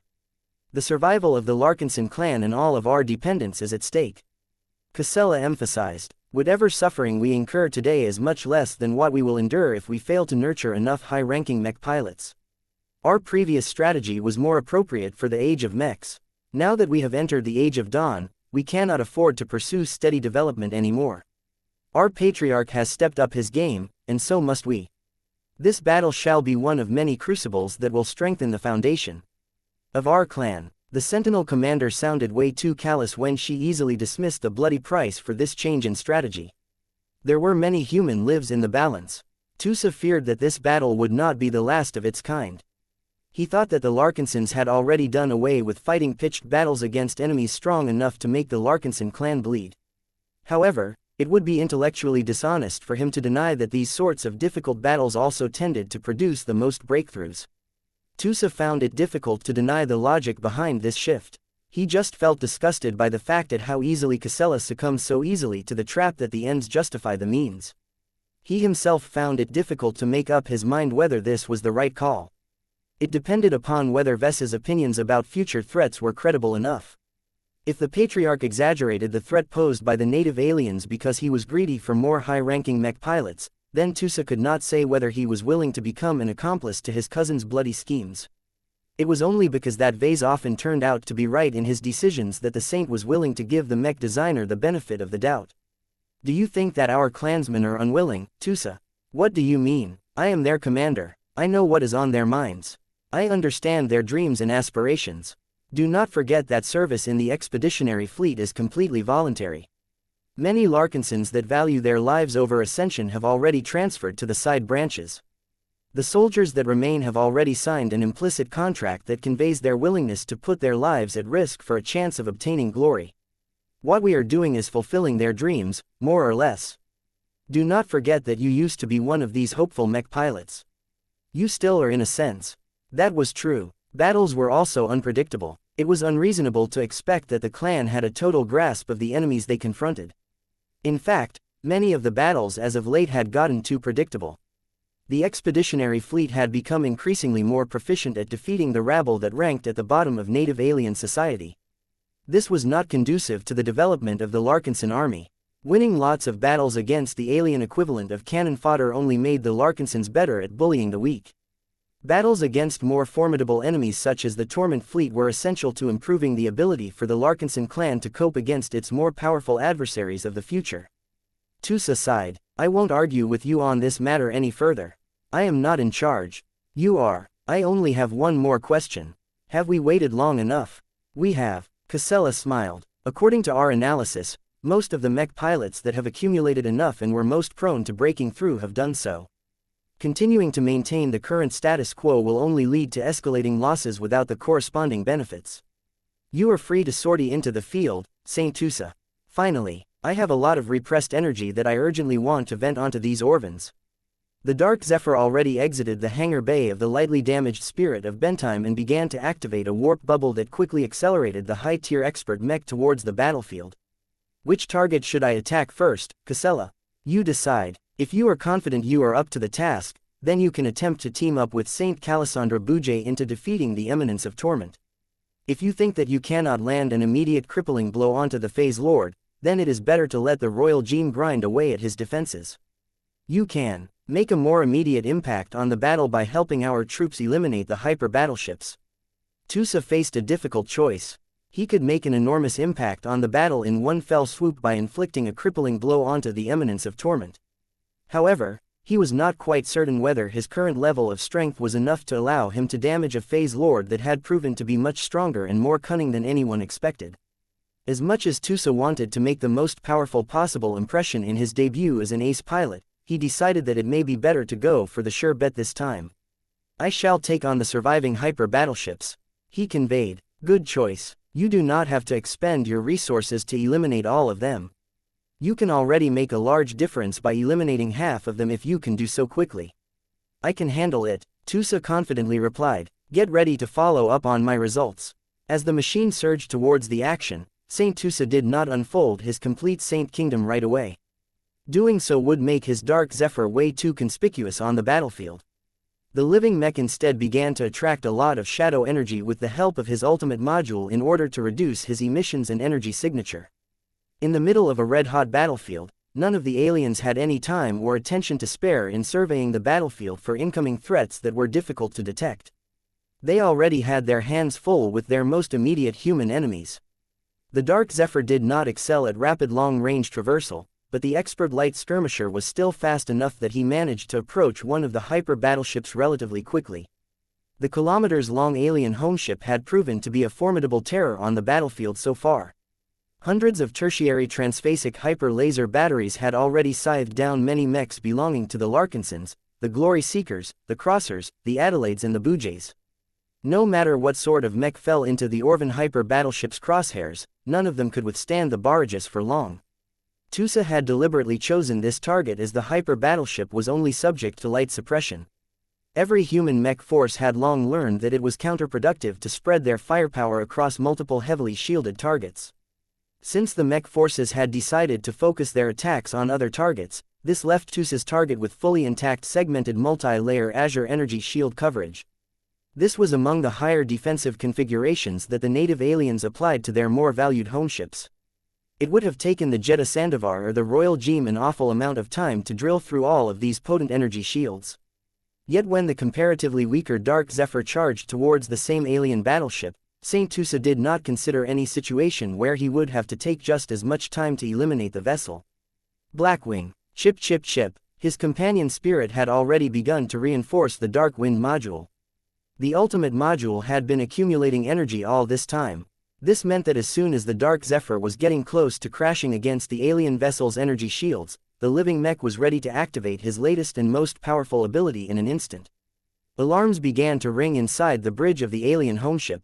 The high-caste Orvan captain became alarmed when the resonance meters derived from human technology began to sound a particularly scary alarm. Before the Orvan captain could begin to issue his orders with the assumption that his homeship's energy shields would hold, the Dark Zephyr had already made his move. Less than nulb greater than leap of true freedom. Less than nulb greater than dark wind. Passage. Though it strained Tusa and his battle partner a lot to trigger multiple powerful abilities at once, the pair nonetheless managed to pull them off without missing their timing. A thin but very conspicuous streak of shadow ran straight through the Orvan battleship from the side. What was remarkable was that the streak briefly became interrupted just before and after running through both sides of the battleship's energy shield cover. Seconds later, the hyper battleship's gun batteries interrupted their fire as the hull began to suffer from multiple severe malfunctions and internal explosions. Many segmented Azure energy shields lost power and disappeared, making it clear that the vessel had just suffered a powerful blow, one that the latest mech to enter the battlefield had inflicted without any regard for the Orvan battleship's defenses. Tusa. Ha, that's our saint. The best part about this was that Tusa looked anything but done. The Dark Zephyr had already changed his trajectory so that he initiated another attack run against a different Orvan battleship. Both the ace pilot and his upgraded mech became hungry to earn more achievements in battle. Having witnessed so many Larkinsons losing their lives in order to chase after an illusionary dream, Tusa vowed to never rest until he utterly crushed every alien on the battlefield today. For the Larkins on Clan. Chapter 6024 Dark Wind Blowing 6024 Dark Wind Blowing. Many soldiers on the battlefield could not afford to become distracted, but they all heard the news nonetheless. Saint Tusa had entered the battlefield. Not only that, he instantly managed to cripple or inflict severe harm onto multiple hyper battleships that had been responsible for felling so many mechs and mech pilots. Each of these prized Orvan battleships had proven to be a reaper of human lives. Their abundance of fully powered tertiary transphasic hyper-laser cannon batteries had already become responsible for producing many new traumas among the surviving soldiers. To see these terrors of the battlefield getting their comeuppance with so much ease provided a huge amount of relief to the troops. Tusa, Tusa, Tusa. Morale across the expeditionary fleet shot up as their third ace pilot continued his hunt against the most threatening alien vessels on the battlefield. The Dark Zephyr had fully unfolded his Saint Kingdom by now. A bright blue zone enveloped the black machine, allowing the living mech to inspire greater hope and courage from every mech pilot that was able to track the expert light skirmisher's passage. It was remarkable how thoroughly Saint Tusa's entry into the battle tipped the balance. The expeditionary fleet went from fighting a bitter struggle to gaining the upper hand in just the span of a single minute. Less than nulb greater than leap of true freedom. Less than nulb greater than dark wind passage. Another shadowy streak ran through yet another hyper battleship. Just as in the previous cases, the unfortunate vessel in question began to suffer widespread malfunctions as many power generators, shield generators and other important ship systems fell apart for inexplicable reasons. Many important Orvan officers and crew members had succumbed as well. Their deaths were particularly horrific in the eyes of the survivors as the bodies of the victims seemingly blackened before disintegrating into particles of ash. While it was impossible for a single attack run to neutralize a large enemy battleship in totality, Tusa received enough intelligence about the layout of these alien battleships to know where he could do the most damage. Each time he crippled another threatening battleship, the mech forces made sure to follow up on the strike and collapse the weakened defenses of the damaged vessel. With the surprisingly rapid downfall of the most threatening hyper battleships, the Torment fleet quickly lost its backbone. Not only were the human mechs no longer taking as many losses as before, but the morale of the Orvan serving on the intact warships plunged to the bottom. It had always been the alien raiding fleets that fought and died like worthless vorabugs. When was it supposed to be their turn to get killed by the human invaders? No matter whether they were low-caste or high-caste Orvans, each of them died just as easily when attacked by human mechs. As the Dark Zephyr finished off the fifth alien hyper battleship, the remaining surviving enemy vessels quickly became overwhelmed by the mechs that attacked and swarmed them with a vengeance.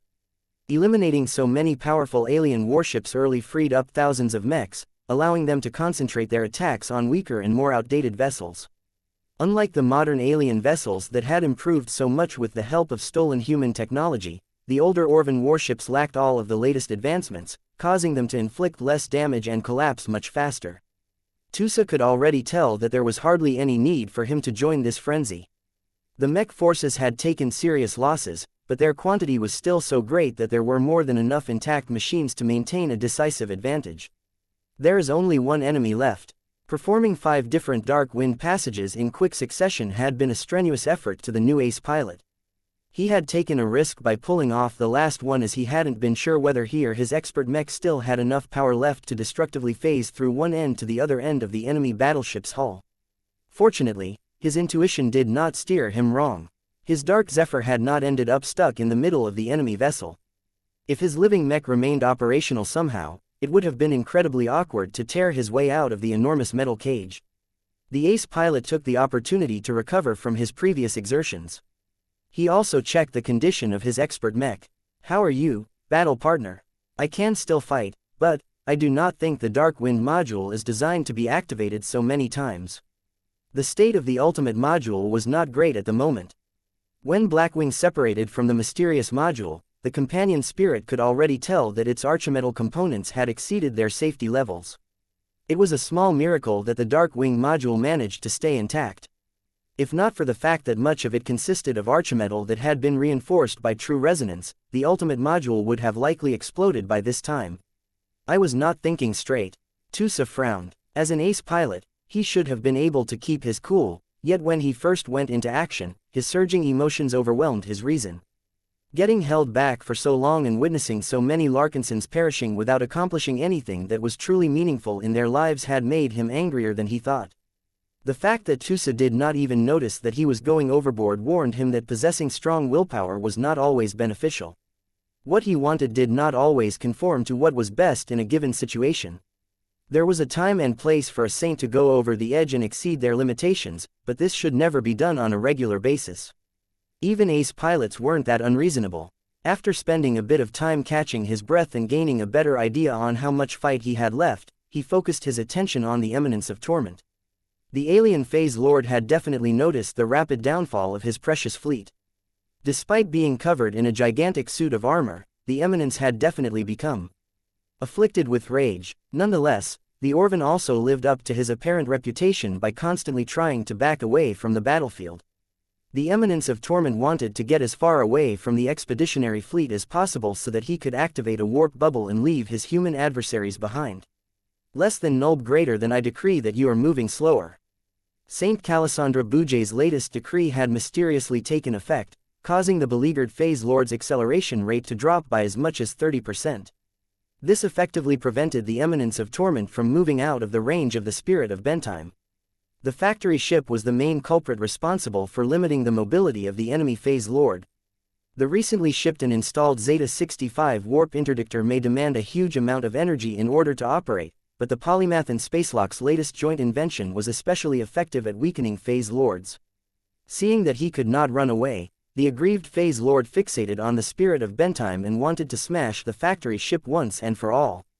The eminence of Torrent ignored the Royal Geem's persistent spear attacks and trusted that his spatial barrier and remaining transphasic energy shields would hold for the time being. The giant alien instead focused all of his attacks on the spirit of Bentime. The factory ship's Azure energy shields immediately started to buckle from all of the Grazer cannon attacks. Other fleet carriers attempted to shield the spirit of Bentime against damage, but their defenses did not last very long. "Less than nulb greater than get lost. Saint Marissa has arrived." The Jeddah Sandovar was no longer needed to suppress the remnants of the Torment fleet. The Ace Light Skirmisher rapidly closed in on the eminence of Torment and began to surround the phase whale in the middle of a disorienting smoke cloud.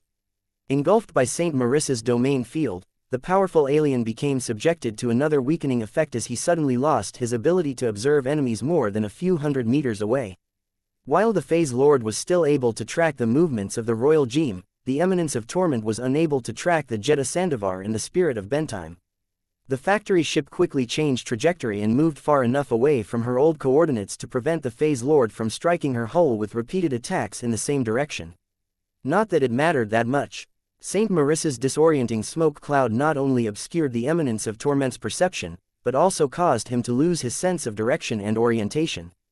The alien could no longer determine which direction was galactic core ward, rim ward, spin ward or counterspin ward. Even those who were located well outside the smoke cloud could clearly guess that the alien had become completely lost as he uselessly fired his Grazer cannons into many random directions. Despite the power of his high-energy cannons, they never came close to striking anything. Space was simply too big, and it became exponentially harder to land a hit at targets that were further away. Still, Commander Casella instructed every Larkinson Mech unit to back away just to be certain. Retreat. Do not get affected by collateral damage. The Phase Lord is a trapped and cornered beast at this time. Let our ace pilots claim the glory of defeating this powerful leader. Saint Marissa and Saint Calisandra had been fighting and training alongside each other for years. They understood each other very well and seamlessly worked together to grind down the Eminence of Torment's annoyingly effective energy defenses. Even though the Royal Gem had managed to shatter so many segmented transphasic shields that it had removed an entire layer, the Eminence of Torment often used his spatial barrier to give his ship Raymond's energy shields time to recover. By continuing to alternate his defenses, the Eminence of Torment substantially prolonged his survival, giving him more time to focus his attacks on his only visible target, the Royal Gem. As powerful as the Ace Spearman Mech may be, the frequent spatial attacks and grazer beam strikes constantly sapped the Royal Gem's reserves. Saint Calisandra's domain field had blocked and reduced the power of over 1,000 attacks, causing it to grow increasingly more worn and exhausted. While the addition of the Jeddah Sandovar partially relieved the Royal Gem, the Eminence of Torment did not experience that much threat from the Ace Light Skirmisher. The Jeddah Sandovar's attack power was too weak. The only way the elusive Ace Mech was able to inflict stronger blows was by building up a lot of speed before charging at its target. This was not an efficient method of attack, and fared especially poorly against the Eminence of Torment's outrageous energy defenses. The Eminence of Torment grew a little more confident. Although the humans had demolished his fleet, his power combined with the power of his massive suit of armor resulted in a lot of synergies that gave him a chance to fight his way out of this ambush. Yet before he could work towards exhausting the Royal Gem's Saint Kingdom, the powerful alien sensed an acute threat approaching from behind. It was a pity that the Eminence of Torment was unable to react fast enough to respond to sudden change. Less than nulb greater than leap of true freedom. In an instant, a third Saint Kingdom had emerged. This one pressed uncomfortably close onto the Phase Lord's body. The Eminence of Torment grew alarmed when he noticed that none of his energy defenses had managed to stop the expert light skirmisher from bypassing his defensive envelope. The Dark Zephyr did not activate his ultimate module and risked the possibility of crashing into the Phase Lord's resilient flesh. Instead, the powerful mech rapidly approached the grazer cannons mounted on the back and shoulders of the large Phase Lord and began to strike them with a pair of transphasic Stormblade knives. Lightning crackled across the Phase Lord's ship Raymond. Whole entire chunks of grazer cannon barrels and other pieces of metal alloy separated from the Phase Lord's body.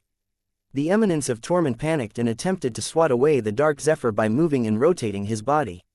However, the Dark Zephyr proved to be fast and agile enough to keep up with the Phase Lord's movements.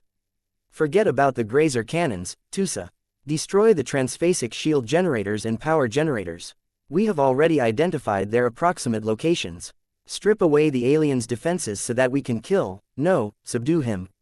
This is our best chance of capturing an alien Phase Lord alive. All three ace pilots became shocked at the audacity of this instruction. Could they truly defeat the Eminence of Torment without claiming his life? The challenge excited all three of them. They became determined to pummel the Eminence of Torment into submission.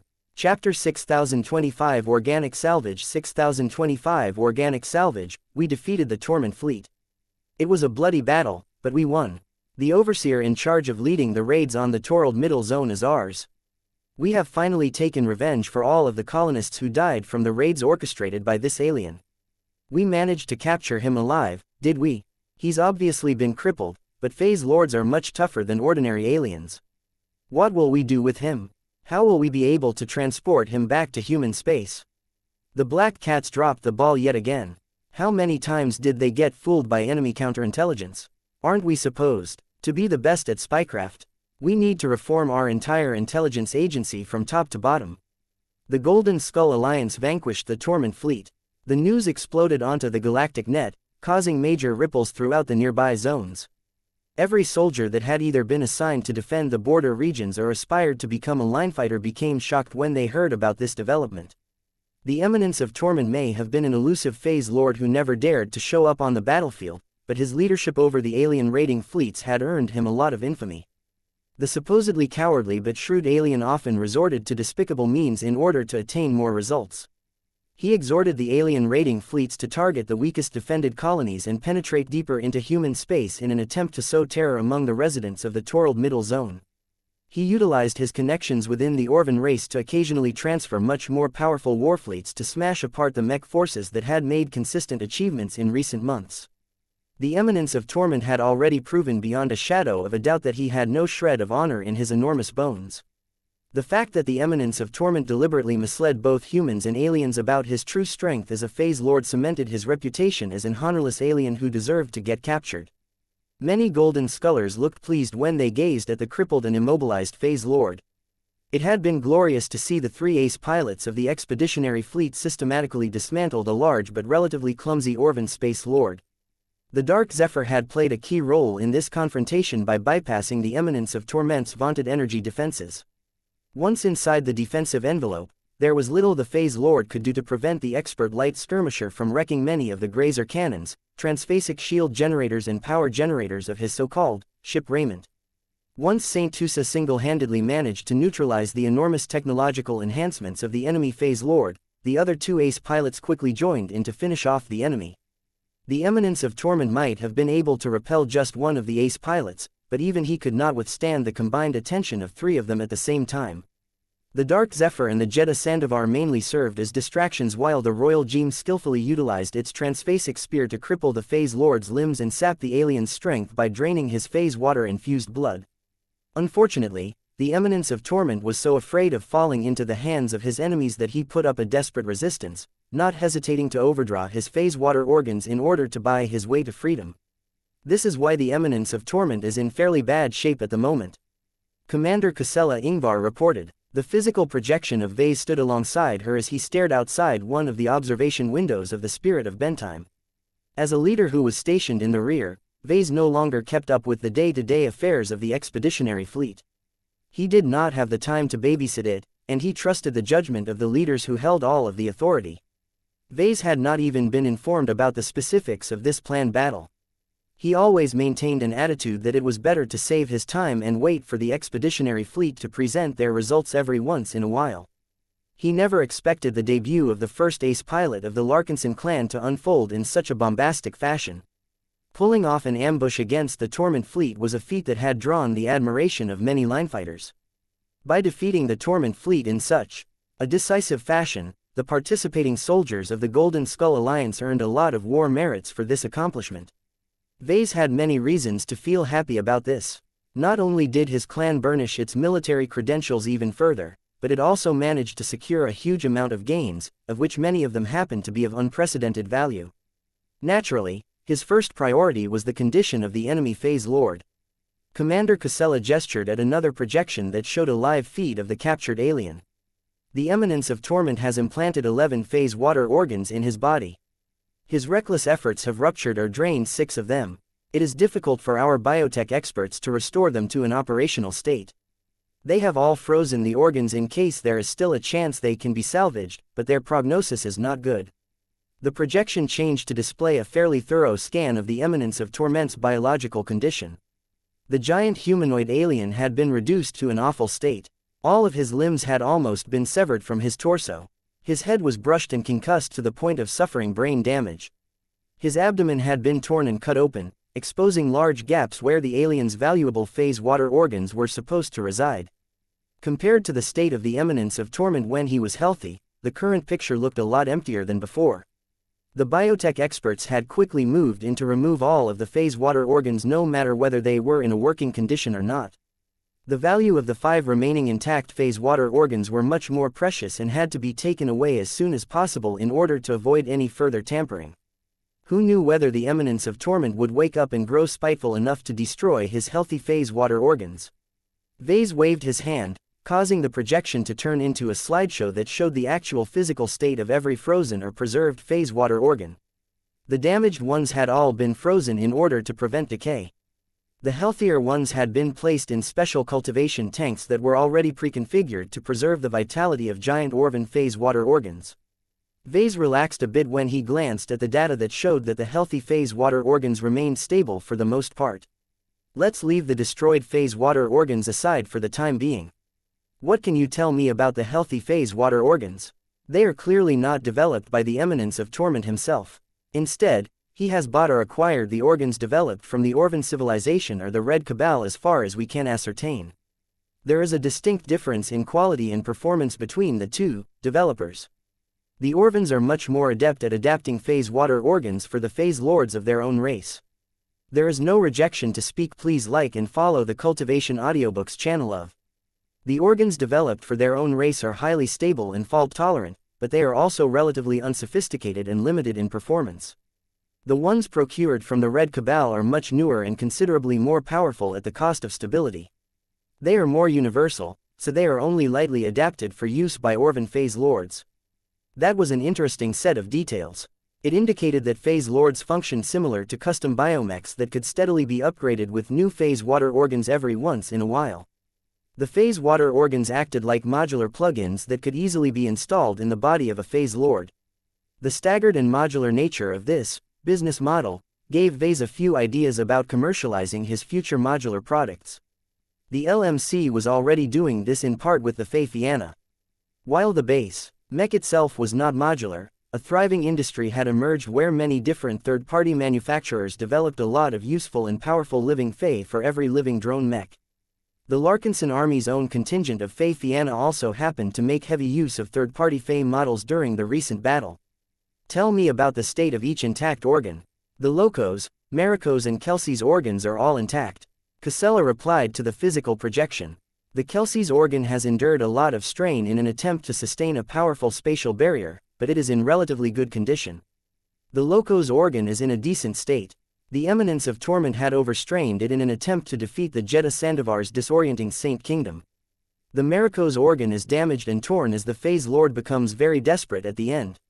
He has tried to fend off our ace mechs by generating many spatial attacks, each of which had proven to be ineffective under the circumstances. That was not a surprise. Vase felt it was a bit of a pity that the Maricos organ got damaged. That made it harder to study it and decipher its working principles. It also made it a lot riskier if he wanted to implant this organ in his body.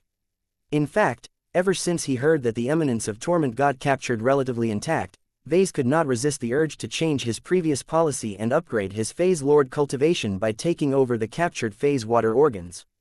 Vase inwardly shook his head. This was a bad idea. The rejection and incompatibility issues were too annoying to deal with. There was also the possibility that the organs could fail at crucial moments due to alien tampering. Who knew how many backdoors the Orvans and the Red Cabal had installed in those organs? It is not too big of a deal if the phase water organs got scuffed in the process of capturing the Eminence of Torment, Commander.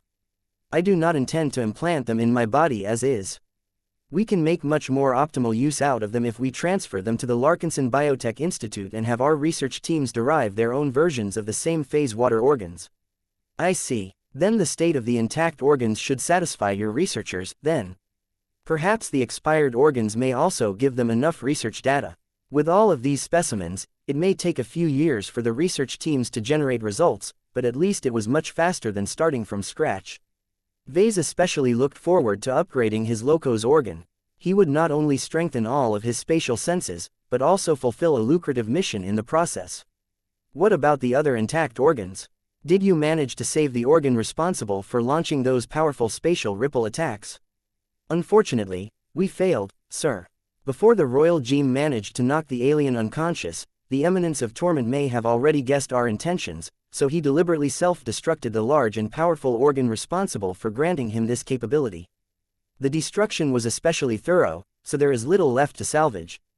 That was a huge pity. The data indicated that it was a high-quality product from the Red Cabal. If the expeditionary fleet truly managed to retrieve an intact version of this organ, then Vase would feel a lot more tempted to implant it inside his body, backdoors be damned. If nothing else, he would find other ways to neutralize hidden dangers embedded into the alien organ. It was not as if this was the first time he ended up in this kind of situation. Since the greatest prize had been denied to him, Vase focused his attention on the remaining organs that could still be used. Chapter 6026 Devnur and Pelmir Organs 6026 Devnur and Pelmir Organs. After the expeditionary fleet managed to capture the Eminence of Torment, the biotech experts managed to salvage 5 phase water organs from his body. Vase only held a moderate degree of interest towards the basic 3 organs. While the Orvan phase lord had invested enough of his resources to obtain upgraded and more developed versions of the Locos, Maricos and Kelsey's organs, they had never been his focus. The Eminence of Torment was a typical phase lord who did not pay too much attention to the fundamentals. He instead invested much of his resources into acquiring more powerful, more exotic and much flashier phase water organs that could generate more advanced effects. This was why Vase cared a lot more about the latter than the former. It was a pity that it was exactly due to their greater value that the Eminence of Torment deliberately ruined them out of spite. If he was destined to suffer defeat, then at least he did not want to give his enemies more reasons to celebrate. In battles between phase lords, it was actually distressingly common for the defeated party to destroy his own phase water organs to prevent the victor from earning more spoils. This made it more difficult for human forces to obtain any working phase water organs. They were exceedingly rare and precious, especially since phase whales and phase lords rarely possessed the courage to enter the battlefield. "What is this organ?" the physical projection of Vase asked as he looked at an image of a strange collection of alien flesh. This is known as a Divnur organ. It is a very common but useful phase water organs that most phase lords install after they have increased their phase water concentration by a noticeable extent. It massively strengthens and automates the process of generating a warp bubble that can be used to grant superluminal travel to the phase lord. It is relatively slow because it is a simplified version of a larger and much more powerful phase water organ that is exclusive to phase whales, but it is highly valued nonetheless. Ves's eyes lit up when he learned about the properties of the Divnur organ. Superluminal travel. So in other words, this is an organic warp drive. You can say so. There are many differences, but you would have to ask a bioengineer in order to obtain more detailed answers. The Mech commander shrugged. The Divnur organ held a very strong attraction to Vase. As a phase lord, he already possessed an inherent capability to form a warp bubble, but doing it by himself was a very tedious and inefficient manual process. It may be possible for him to travel from one star system to an adjacent one, but the trip would be long and exhausting. He would always be better off if he just boarded a proper starship. Once a phase lord equipped himself with a proper Divnur organ, he should be able to keep up with the superluminal travel speed of a typical warp drive-equipped starship. Of course, alien warp drives were much slower than human FTL drives. The superdrive that combined the functions of the previous two drives was even more outrageous when it came to speed. The Divnur organ was therefore not as impressive as Vase hoped, but it was still an effective way for him to escape from danger if there was no one else around him that he could rely upon. This Divnur organ looks remarkably intact. Did the Eminence of Torment lack the time to destroy it as well? There is a reason for that, sir. The Eminence of Torment still tried to cling to the hope of being able to escape from the battlefield. He fought and overloaded his phase water organs in sequence. He likely placed his Divnur organ on the back of his list because it plays a vital role in his escape plan. I guess the other intact phase water organ holds the same meaning. Vase speculated. That is a good guess, sir. The Pelmir organ is responsible for generating fairly strong thrustless propulsion. It essentially works as a reactionless drive that can make phase lords move much faster in real space without needing to rely on conventional thrusters. It is an excellent complement to the Divnur organ. It does not make as much sense to implant one without the other. Generating a warp bubble did not immediately result in faster speeds. It only caused the object within the bubble to traverse more distance with less effort. The ability to move fast in real space was therefore still an essential factor in any form of warp traversal. A starship with a weak warp bubble could still travel quickly across the stars if she was equipped with powerful thrusters. Of course, the more optimal combination would be to have the same starship be surrounded by a bubble with a much higher maximum warp factor. What is the warp factor of this Divnur organ? The biotechs cannot make that determination. They do not even dare to form an estimate. They are not familiar with all of these phase water organs. They will need extensive examinations and cross-reference a lot of confidential data on the study of phase whales and phase lords before they can answer your question. You will probably have to install the organs yourself if you want the final answer. That was probably the case. The Larkinson Biotech Institute did not have the high-level research talent or the enormous accumulation required to conduct thorough enough studies in this advanced field. Vase shrugged his shoulders. The researchers of the LBI will be really happy once we ship these organs back to them. They will gain access to years if not decades worth of prime research materials. From the looks of it, these two organs are products of the Orvan civilization, correct? Casella nodded. Our biotechs believe so. The organs are not as sophisticated as the organ responsible for launching space ripple attacks. That was relatively good news. The eminence of Torment's Devner and Pelmir organs should be relatively mature, standardized and highly optimized biological products. They may lack advanced features and probably did not acquit themselves well when compared to higher-end products, but they should stand out in terms of simplicity. That made it easier to decipher their working principles and develop imitation products without taking too many detours. Vase was not greedy enough to desire the more advanced models developed by the Red Cabal. The phase whales were famous for their excellence in biotechnology, but their long lifespans and weird ideas caused them to develop much more exotic and complicated phase water organs. It made sense as they always preferred to research and develop their own personal phase water organs from scratch. They invested many years of effort into perfecting and personalizing their own ability sets. Vase did not have the luxury to waste his time on what could arguably be considered the most correct approach. He needed to rely on professional teams of biotech researchers to do all of the hard work. Given the remarkably pristine states of the Devner and Pelmir organs, he had high hopes that the LBI would be able to develop their own versions that he could install inside his true body within a decade. This is an excellent set of prizes, Commander. The expeditionary fleet has done good work. Vase praised. What else have you managed to yield from your captive phase lord? Well, our enthusiastic biotech experts have taken the liberty to collect a massive quantity of tissue samples. We have also assigned many retrieval teams to the task of salvaging all of the phase water-infused blood that the eminence of Torment has spilled into open space. They have taken action quickly enough that we are confident that we can retrieve approximately 30 to 50% of all of the blood that has been spilled. We will not be short of phase water in the foreseeable future. That was a disappointingly low percentage. It told Vase that the eminence of Torment resisted for several long minutes after he first suffered an actual wound before he finally lost his ability to resist. Vase smiled. More phase water was always good news, though it was no longer a particularly scarce resource to the Larkinson clan.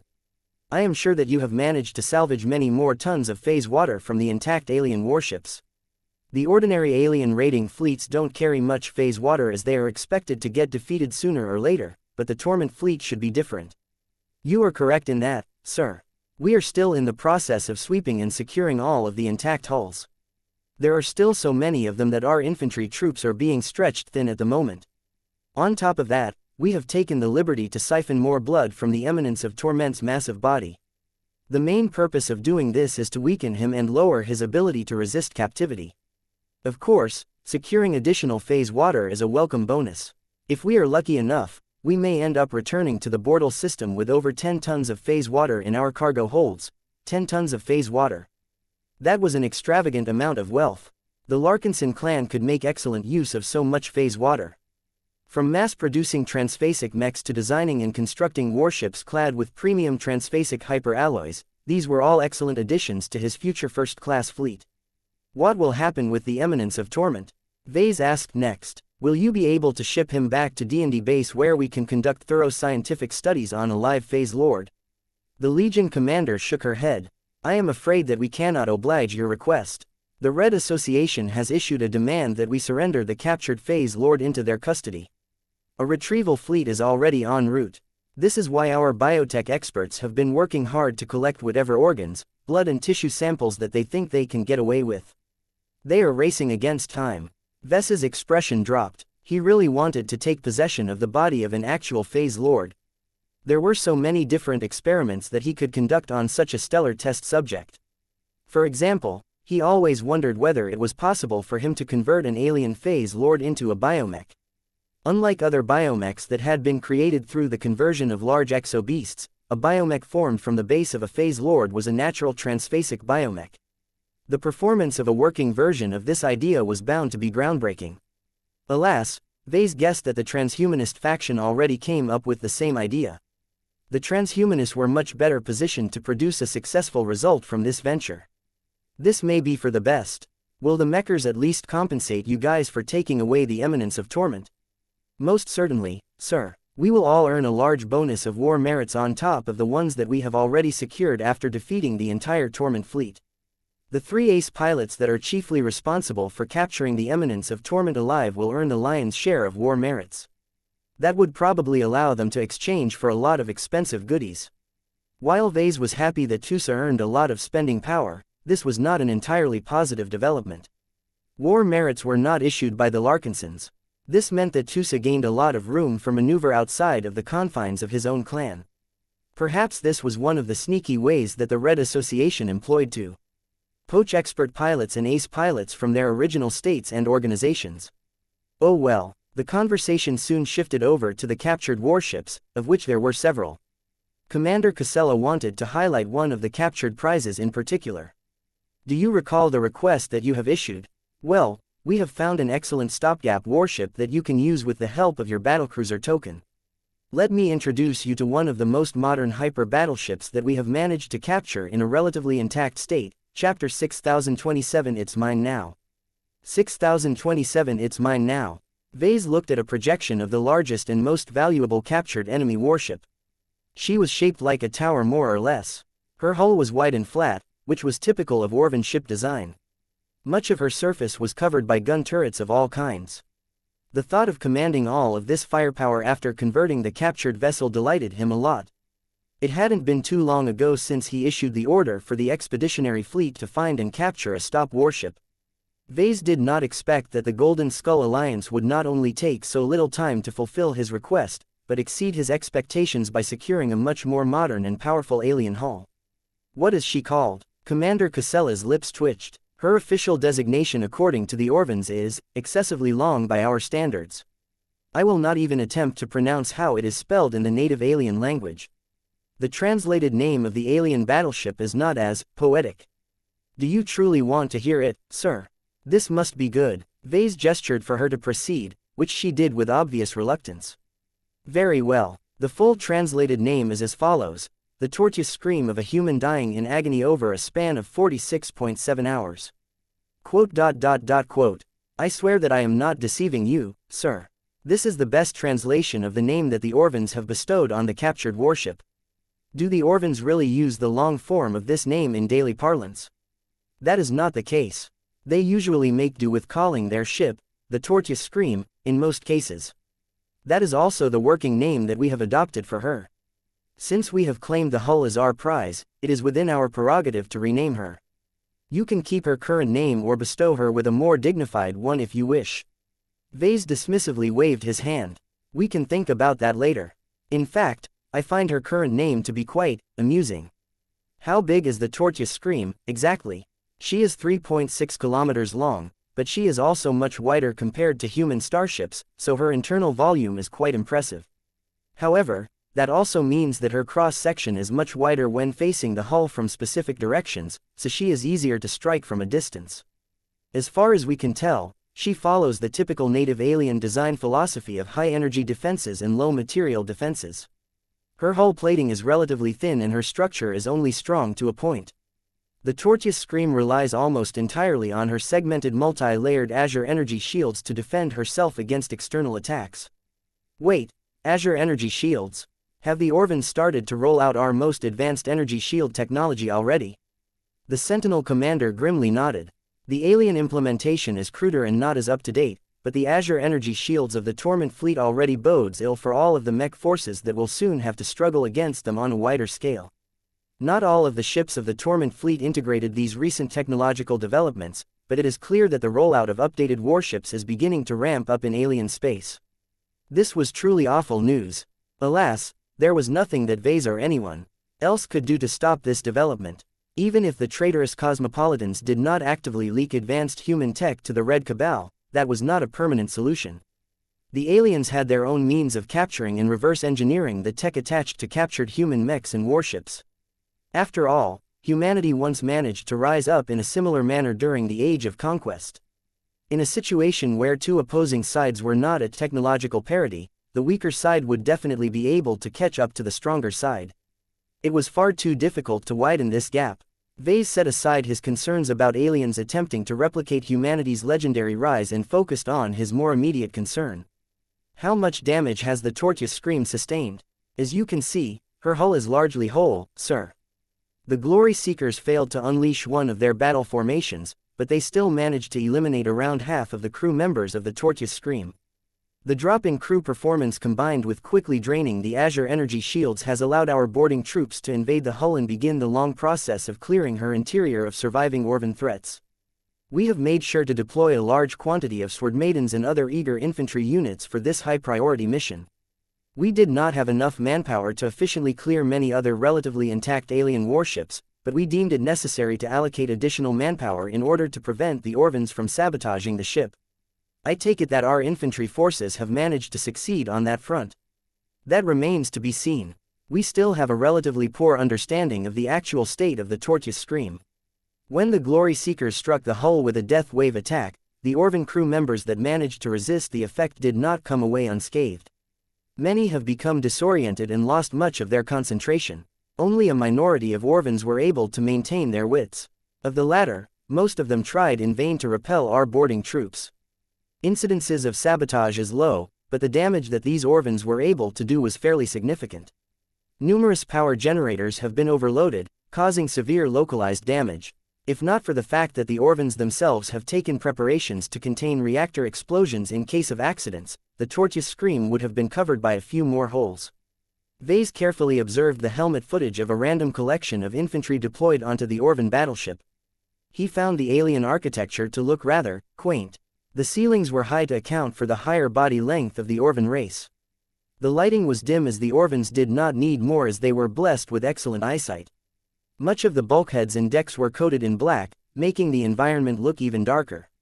It looked almost perfect to Ves's new sensibilities, but he understood that most humans would find the lack of strong light sources to be distressing. Many corridors and some compartments were shaped like triangles. Their ceilings were sloped, which seemed like an incredibly awful waste of internal capacity to Vase. However, the Orvans applied this architectural feature so much throughout the Tortoise Scream that it was impossible to correct in a short amount of time. It was not worthwhile to invest so much time and effort into transforming the triangular spaces into square spaces. As Vase continued to study the helmet footage, he spotted many areas where there were many more decorations on the surface. He was reminded a bit by how much the Fleeters liked to apply their art inside the dominion of man. This was different as much of the artwork was a lot more primitive and abstract. Many subjects took on a more religious angle as they were clearly made to revere the phase lords of the Orvan race. All of that had to be removed before the Larkinson clan could even think of using the Tortoise Scream as a stopgap warship. From what he could tell, many areas were undamaged. Only a small amount of compartments showed signs of light to moderate damage, and only a few compartments and sections had suffered from more significant cases of sabotage. The damage is fairly light considering that half of the crew initially managed to survive the battle formation attack. Vase remarked, "We have found that the Orvans serving on the Torment fleet are well trained, but not psychologically prepared to fight. What that means is that their performance is good in situations that they have trained for, but their effectiveness, cohesion and fighting spirit will rapidly drop once they are beset by unexpected situations that they have never seriously considered." That was not a unique problem. There were plenty of human forces that suffered from the same fault. This was why Vase always insisted that his troops must be bloodied in order to supplement their training. I guess that works out in our favor. The Orvans probably grew complacent after spending years in the service of a cowardly and famously risk-averse Orvan phase lord. This was further good news to Vase and the Larkinsons. The more intact the warship, the less time it would take to convert her into a human-usable vessel. The only major complication was that her length and width far exceeded the internal dimensions of the E-66 experimental yard. There were very few shipyards in human space that could fit such an oddly shaped warship. This made it a lot more difficult to refurbish her as much of the work had to be done in open space where cosmic radiation and solar radiation regularly wreaked havoc on exposed sections of the hull. However, it was still easy enough to implement a lot of internal transformations. The shipyard just needed to dispatch a lot of manpower due to the inability to rely on large machinery. As long as much of the existing hardware and software of the Tortoise Scream could be used by humans, it shouldn't take too long to repair and convert the interior for human usage. What can you tell me about her armaments? As we have stated before, we expressly targeted a modern alien hyper battleship that features an obvious anti-warship configuration. There were more hyper battleships with anti-mech configurations, but we did not set out to capture them as they do not fulfill a role that is as useful in your first-class fleet. What you need the most is a powerful firepower platform that can allow you to defeat enemy warships with overwhelming firepower and siege alien strongholds from afar. You made the right choice, Casella. We can already rely on our excellent mechs to defeat enemy small craft. Besides, our mech forces and boarding troops would have suffered a lot more losses if they attempted to capture one of the anti-mech battleships intact. Those tertiary laser cannon batteries are no joke at those quantities. Vase actually suspected that there was another reason why the Larkinson army did not make any attempts to capture the threatening anti-mech hyper battleships. The mech pilots were all afraid that they would get replaced. Even though the entire notion was absurd, there were still people that thought that warships equipped with lots of fast-firing weapons would make mechs obsolete. This was not true simply due to the fact that the weapon operators serving on those starships were unable to break through like mech pilots. The projection changed to show a good overview of all of the armaments placed on the exterior of the hull. As you can see, the Tortoise Scream is primarily built around her big guns. Her primary gun batteries are mostly made up of kinetic armaments, but there are also laser and plasma cannons mixed in. The heavy emphasis on kinetic weapons indicate that the hyper battleship serves as the main source of orbital bombardment of the Torment fleet. The most effective way to bombard a location on the surface of a planet is to launch a large amount of kinetic projectiles from above. Outside of that, the kinetic cannons can inflict a punishing amount of damage at short to medium ranges. This warship is a brawler. Vase was not a fan of relying on kinetic weapons in space combat, but he had to admit that it was truly an excellent choice for orbital bombardment purposes. The Eminence of Torment must have taken a lot of care to select and transfer the Tortoise Scream to his Torment fleet. Now, the modern hyper battleship had fallen into the hands of the Larkinson clan. "It's mine now," he grinned with satisfaction. Chapter 6028 Facefighter Counters 6028 Facefighter Counters. The pieces were slowly coming together. Vase harbored a lot of ambitions for the upcoming deep strike expeditions. In order to accelerate his progress, improve his status in human society and gain the strength needed to overcome the pursuit of the Subjugation King, he needed to become a lot more proactive than his peers. Plunder was by far the fastest way to speed up his progress. It was also the most dangerous activity to undertake. All of the alien raiding fleets that met their end after bumping into powerful mech forces served as clear examples how insufficient strength could quickly doom any attempt at enrichment through plunder. Vase therefore placed a lot of importance on building the strongest possible first-class fleet by the time the Greater Beander Gate enabled Red humanity to undertake deep strike expeditions. Obtaining the phase water organs was important, but not too much.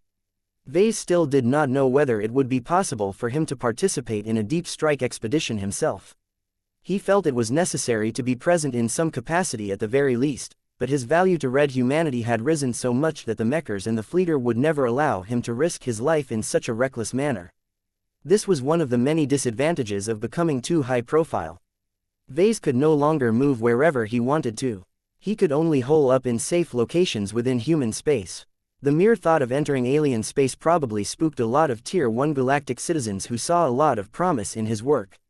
Vase at least needed to realize his design philosophy before he became more dispensable.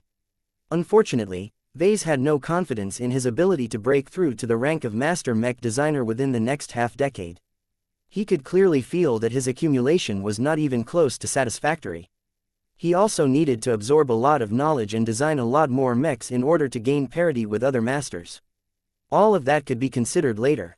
Now that the Battle of Torment had come to an end, the Larkinson army collected enough data to hold multiple after-action reviews. Several hours after their last meeting, Vase met with Commander Casella Ingvar again. Several other Legion commanders entered the small conference room inside the Spirit of Bentheim as well.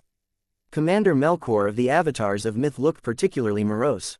He was one of several Larkinsons who did not take much joy from vanquishing the Torment fleet. He was far from the only soldier to feel sad. Hundreds of mech pilots died and thousands of ship personnel perished as well. The Gorgonean had been hit particularly hard, so much so that it remained doubtful whether the large defensive ship could still travel back to the Bortle system under her own power. However, a leader such as Melkor should already feel accustomed to the loss of subordinates. The air of depression hanging over him felt a lot more personal. Both Vase and Casella already had a good idea why the Avatar commander acted like he suffered a loss in this battle. Commander Sendra did not look too good either. Her Sword Maidens had performed admirably during this battle, but the attrition rate was much higher this time. She had lost a lot of good sisters, each of whom had taken a lot of effort to train up to the standards of her mech legion. No other legion commander attended this private and semi-formal gathering, but Vase did not mind. He only really needed to hear from a couple of voices in order to gain a decent overview of how the Larkinson army acquitted themselves during this battle. Legion commanders. Vess's physical projection addressed the three. Thank you for taking time off your busy schedules to meet with me. From what I have learned, your opponent this time was much more reflective of what the native aliens intend to roll out in the near future.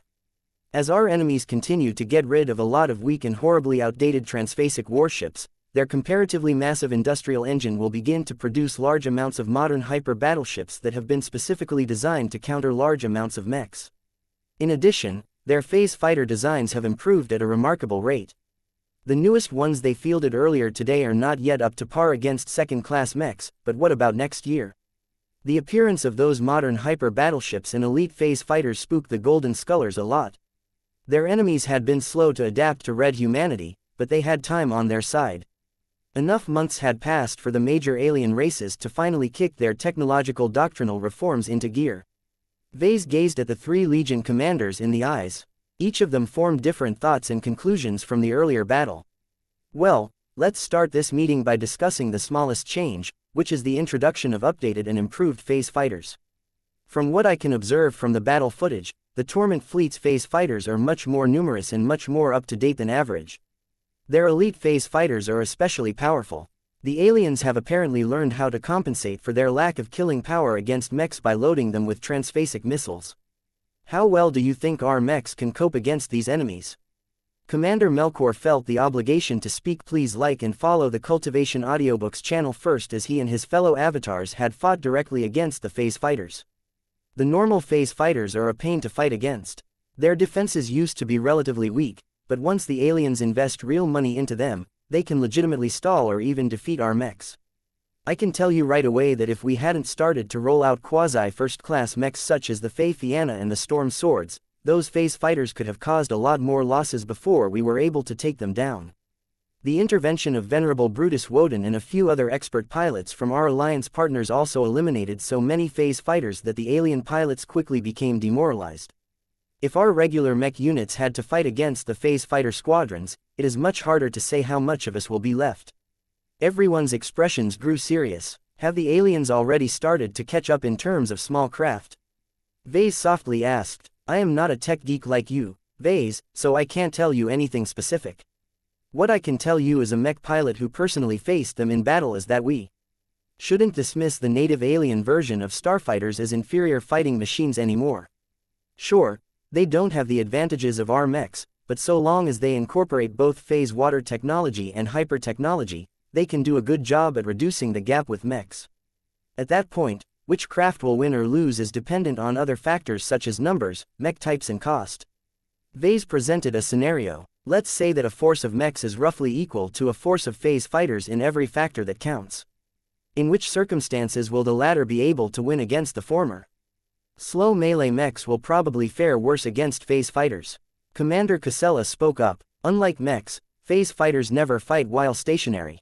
They are constantly on the move. Their comparatively powerful thrusters allow them to accelerate much faster than most of our mechs, so they possess a strong mobility advantage. This allows them to make swooping attack runs against slower melee mechs without needing to fear retaliation. The other two Legion commanders nodded in agreement. Commander Sendra of the Sword Maidens also looked a bit concerned. Our Stormblade Samurais will struggle to catch up to those phase fighters. They will have to employ tactics such as flanking and boxing them in to allow their blades to touch the agile alien craft. Our Storm Swords have a better chance at catching up to the alien small craft, but that is no longer an equal fight anymore. The Storm Swords were the elite quasi-first-class mechs of the Sword Maidens. They should be matched up against the elite phase fighters of the Torment Fleet in order to make a fairer comparison. The Flagrant Vandals actually attained considerably greater success in containing and eliminating the phase fighters. Commander Casella remarked, the phase fighters are strong if they can keep their enemies at distance, but weak when mechs have gotten close. The ferocious piranhas were remarkably effective at catching up to the phase fighters and overcoming their transphasic energy shields by relying on their space suppressors. The disorienting glow of the ferocious piranhas have also proven to be fairly effective at disrupting the concentration of the Orvan mech pilots, though I have to note that it is gradually losing effectiveness against most alien races. E-energy radiation caused every life form's spirituality to gradually grow stronger over time. A suppressive glow was nothing more than the inherent suppression of a superior life form towards lower life forms. If the latter started to grow stronger, then the gap wouldn't be as great anymore. All of this meant that it became harder for the ferocious piranhas to incapacitate enemy pilots over time. Of course, Zygra and Lufa were also growing stronger, but their rate of improvement had slowed down a lot as it became a lot more difficult to make progress at their current states. Vase formed his first conclusion. Native alien phase fighters can be countered by light melee mechs. The phase fighters are not designed to fight at point-blank range, so any melee mech can tear them apart. The key is to be fast enough to close the distance. Only light mechs have a chance of getting within striking distance. The Legion commanders all nodded in agreement. What about the Stinggrippers? Vase asked. Their performance is decent, but they have produced noticeably less results than our ferocious piranhas. Casella answered. The Stinggrippers are equipped with small space suppressors as well, but since they always keep a certain distance from their targets, this module was not able to make any difference. They're relatively weak in light luminaire crystal rifles or lacking in punch, so it takes a significant amount of time for their guns to break a transphasic energy shield and destroy the alien small craft. The main reasons why the Stinggrippers still proved to be useful is because they were able to rely on focus fire and the fact that they do not need to waste time on fully catching up to their targets in order to land their attacks. Have the Stinggrippers suffered a lot of losses? No, sir. You should already have a good understanding of their evasive and misdirection capabilities. The phase fighters are not properly equipped to increase their hit rates against the Stinggrippers. The flagrant vandals have lost a greater quantity of ferocious piranhas as they are not as elusive. I see. Vase was glad that the Stinggrippers still managed to achieve results against the phase fighters. The former were probably a lot cheaper than the latter. The Stinggripper design had yet to be upgraded with phase water technology and hyper technology, so his Laskin mechs effectively managed to gain the upper hand against Karentgen phase fighters. There's one more observation I need to share with you, sir. Commander Casella spoke up again. The ferocious piranhas and the Stinggrippers already performed quite well when fighting against the alien phase fighters in isolation. However, the flagrant vandals always pair them up so that they can synergize with each other.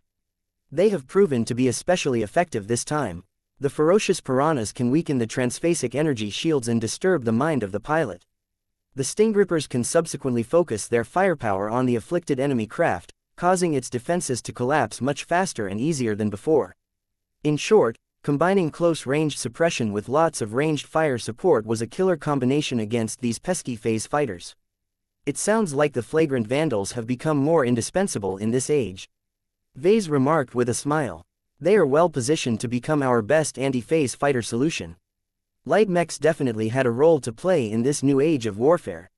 Chapter 6029 The Importance of Warp Interdiction 6029 The Importance of Warp Interdiction While Vase started to dream about designing additional light mechs to better cope against the alien phase fighters, Commander Casella mentioned a complicating factor. There's one more variable that has led to a positive result against the alien phase fighters. The phase fighters we fought against today were unable to display their full strength. As far as we know, each of them are equipped with small warp drives that enable them to traverse distances much faster than normal.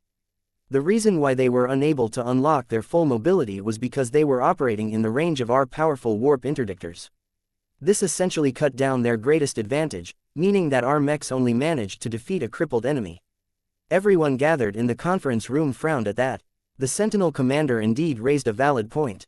The warp interdictors that the Larkinsons installed on many of Theri combat vessels prevented the alien craft and vessels from deploying their own warp bubbles and thereby moving a lot faster in space. Warp interdictors were essential to fighting against the native aliens. Trying to start a fight without these gadgets meant that the enemy held all of the initiative. The alien warships could advance and retreat whenever they wanted, and if they chose to fight, their superior mobility enabled them to outmaneuver an opposing mech force with much greater ease. So what you are saying that our mechs should have a harder time defeating the alien phase fighters if they are operating outside of the support range of friendly starships? That is indeed what I am trying to convey, sir. Most of our battles so far are fleet-based. Engagements in space where our mech units are always accompanied by their carriers. These are situations where it is always possible to cover the entire battlefield with powerful enough warp interdiction fields. If our mech units have to fight away from our fleet or on the surface of a planet, then this condition may not apply anymore. In such instances, our second-class mechs will struggle to fight against the alien phase fighters. Only our quasi-first-class mechs will be able to achieve good results. That caused Vase to frown even deeper. He understood and couldn't help but agree with Casella's logic. The quasi-first-class mechs that Vase designed for his own clan were all equipped with transphasic flight systems. This allowed them to speed themselves up by forming relatively weak but functional warp bubbles. That should at least allow them to keep up with the speed of alien phase fighters. The older and cheaper second-class mechs did not enjoy this particular luxury. The presence or absence of phase water technology could make an enormous difference in any confrontation involving alien phase fighters. The reason why Vase and many of his fellow Larkinsons never took the alien small craft seriously was because they had made great strides in pursuing quality over quantity. Their mechs had undergone massive upgrades compared to most other mech forces. They were ahead of the curve compared to the alien phase fighters. However, as time went by, this disparity would most certainly reduce. The Larkinsons might not be able to enjoy their head start for long. They all needed to be ready to treat alien phase fighters with the same degree of severity as human mechs. Commander Melkor decided to share his own opinion on this subject. Those phase fighters take a lot of phase water to build, so they cannot be cheap. The native aliens probably don't care too much. They control most of the territories of the Red Ocean, so they can afford to produce millions if not billions of phase fighters. It still takes a lot of resources to construct warships, but it is much cheaper to build carriers that can transport lots of phase fighters. After all, the carriers of the Torment fleet are nothing more than large cargo ships that the Orvans have hastily converted into carrier vessels. The significance of phase fighters was therefore much greater on a strategic level.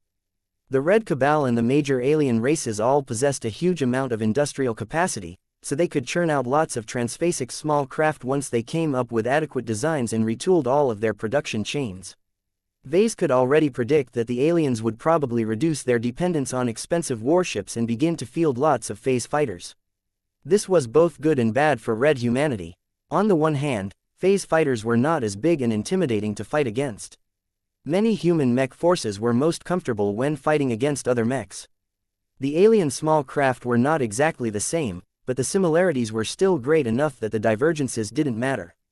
On the other hand, the aliens already enjoyed an incredible numerical advantage in most aspects.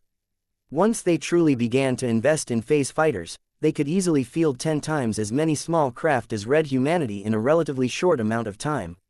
Additionally, it was much easier to fulfill the manpower requirements of phase fighters. They were inherently simpler than mechs, so it took less years for an alien with an equivalent degree of intelligence to a human to become a proficient phase fighter pilot. The alien pilots also did not have to satisfy an unreasonably restrictive condition such as suitable genetic aptitude either. As long as the alien species possessed good judgment, decent combat instincts and adequate reaction speed, they should easily be able to supply trillions of eligible pilots to the war effort. There was no way to overcome this incredible disparity in numbers without resorting to other means. Perhaps the most important factor that still gave mechs an edge over phase fighters was that the pilots of the former were able to break through and become much more powerful. With the strength of expert pilots, ace pilots and god pilots, mechs would always maintain a qualitative edge. There was no way the aliens could come up with similar means. The native aliens did not possess the ability to create a kingdom of phase fighters or whatever, and they were completely clueless about willpower cultivation. It may be theoretically possible for extraordinary phase fighter pilots to emerge, just like how it was theoretically possible for mech pilots to advance without relying on the assistance of the kingdom of mechs. In practice, there was no way that either scenario could happen. Cultivation was actually a delicate process. If anything went wrong, then that could already ruin a breakthrough. Vase felt a lot better after making this conclusion. Phase fighters should not be able to dominate mechs entirely. His job should not be in danger anytime soon. Let's get back to the original topic, Vase said as he calmed himself down.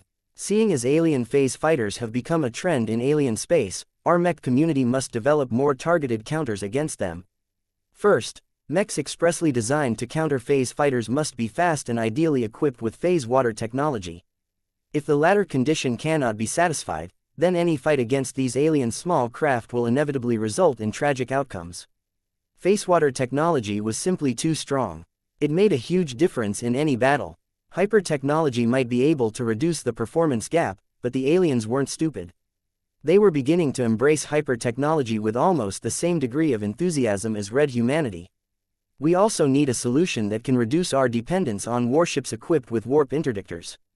Commander Melkor said, "It would be great if you can design a mech that can deploy a warp interdiction field to prevent the alien small craft from running circles around our mech units.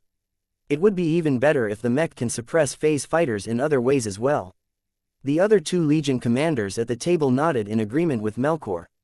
Since the aliens were most definitely on track to field enormous quantities of phase fighters in the future, it became imperative to find effective ways to weaken them wholesale. However, this was easier said than done. Vase frowned as he considered the issue. Warp interdictors are usually installed on starships for good reasons. They are generally large, powerful and require lots of energy in order to generate a warp interdiction field of sufficient strength. While there are smaller models of warp interdictors available, they are usually seen in first-class mechs. It is currently not realistic to equip warp interdictors onto second-class mechs as far as I know. The modules are too bulky and consume way too much energy. They also generate a lot of heat as well, which is a major problem in any space environment. This was a challenging technical problem. It was not an issue to develop first-class warp interdictor mechs. At that tech level, it was not challenging to miniaturize warp interdictors to the point where they could be slotted into specialized mechs. It was difficult to design an equivalent mech for the expeditionary fleet. His options as a mech designer was much more limited if he had to design a warp interdictor mech at the second-class or quasi-first-class level. Is it too expensive? Partially. Vase replied, "Technology hasn't caught up yet. Second-class warp interdictors cannot be miniaturized to the same degree as their first-class counterparts. This means that I will have to design an entire heavy mech around this single function. Such a mech will be large and heavy. It also cannot do anything else as it also has to be equipped with a large power reactor and lots of heat sinks. Such a mech is an awful complement to light mech units that are assigned to go on the attack. In other words, second-class warp interdictor mechs could only effectively be deployed in defensive combat, prepared ambushes and assaults on static locations. It is better than nothing." Commander Sendra said, "We are used to working with limitations. Even if we cannot use warp interdictors in most offensive actions, we can at least ensure the aliens will not be able to ruin us entirely if they launch attacks onto our vulnerable mechs. Miceward maidens generally do not pilot light mechs, so they are sitting ducks if they have no hope of catching up to alien phase fighters.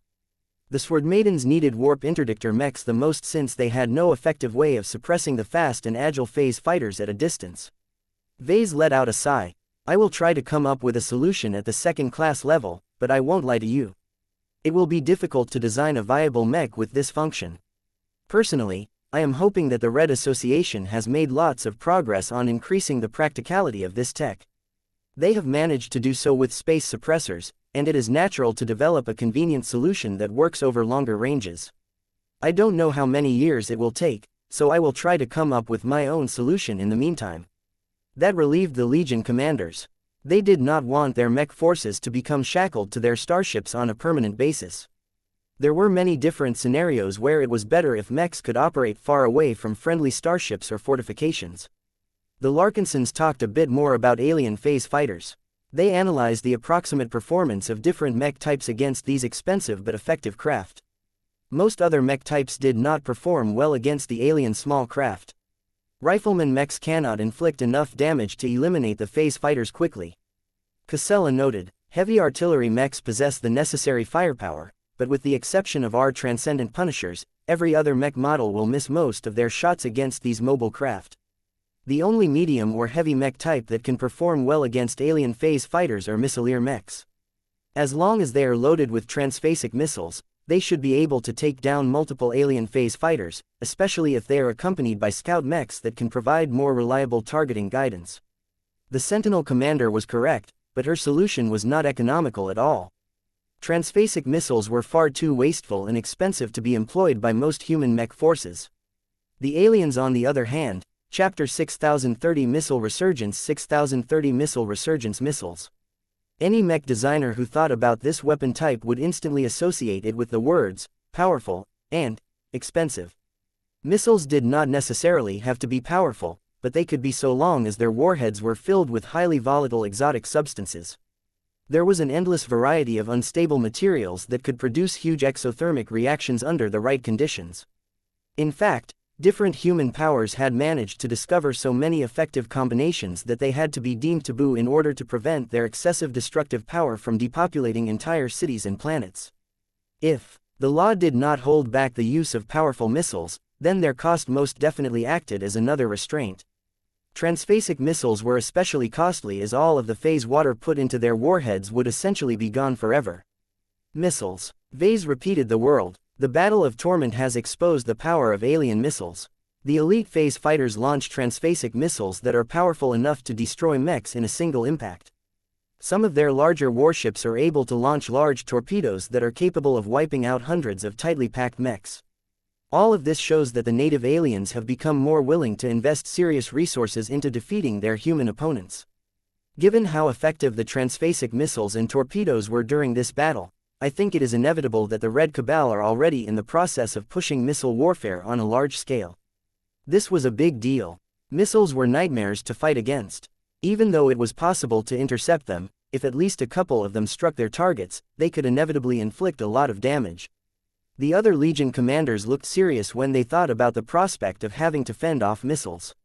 "We need more effective countermeasures against missiles," Commander Melkor said. "When my mech got targeted by a set of transphasic missiles, I noticed that our ability to intercept them was very poor. Our ranged mechs are all equipped to fight against phase fighters and warships. Their luminaire crystal weapons are mostly designed to fire high-power shots at relatively low firing rates. That works best against larger targets, but it is awful at intercepting small and fast missiles. The mechs that actually have the best chance of intercepting missiles is the Stingripper. Their rapid-fire luminaire crystal rifles can easily track missiles as they dance in space." Commander Casella Ingvar concurred with Melkor. "Interception is the most reliable way to stop missiles from damaging our mechs, but it is not our only means. We can employ ECM and other defensive countermeasures to interfere with the targeting systems of the missiles. The Fey Fianna can quickly be allocated to ECM duty after pairing them with the right Fey models. We also have other ECM mechs that can serve a similar purpose, although they are considerably outdated. If the aliens incorporate enough modern human tech in their missile designs, then it will not be easy to neutralize them by relying on ordinary countermeasures." Vase looked thoughtful at that. "I am aware that the Buzzy Bee and other ECM mechs I have designed a while ago have not kept up with the times. They will get updated sooner or later, but they are not particularly high on the design department's priority list. For now, it is much easier to rely on the modular nature of our Fey Fiannas and Bright Warriors to add more ECM measures to your mech units. This should help with coping against missiles the next time you confront a more modernized alien fleet." It was times like these where the advantages of modular mechs became more apparent.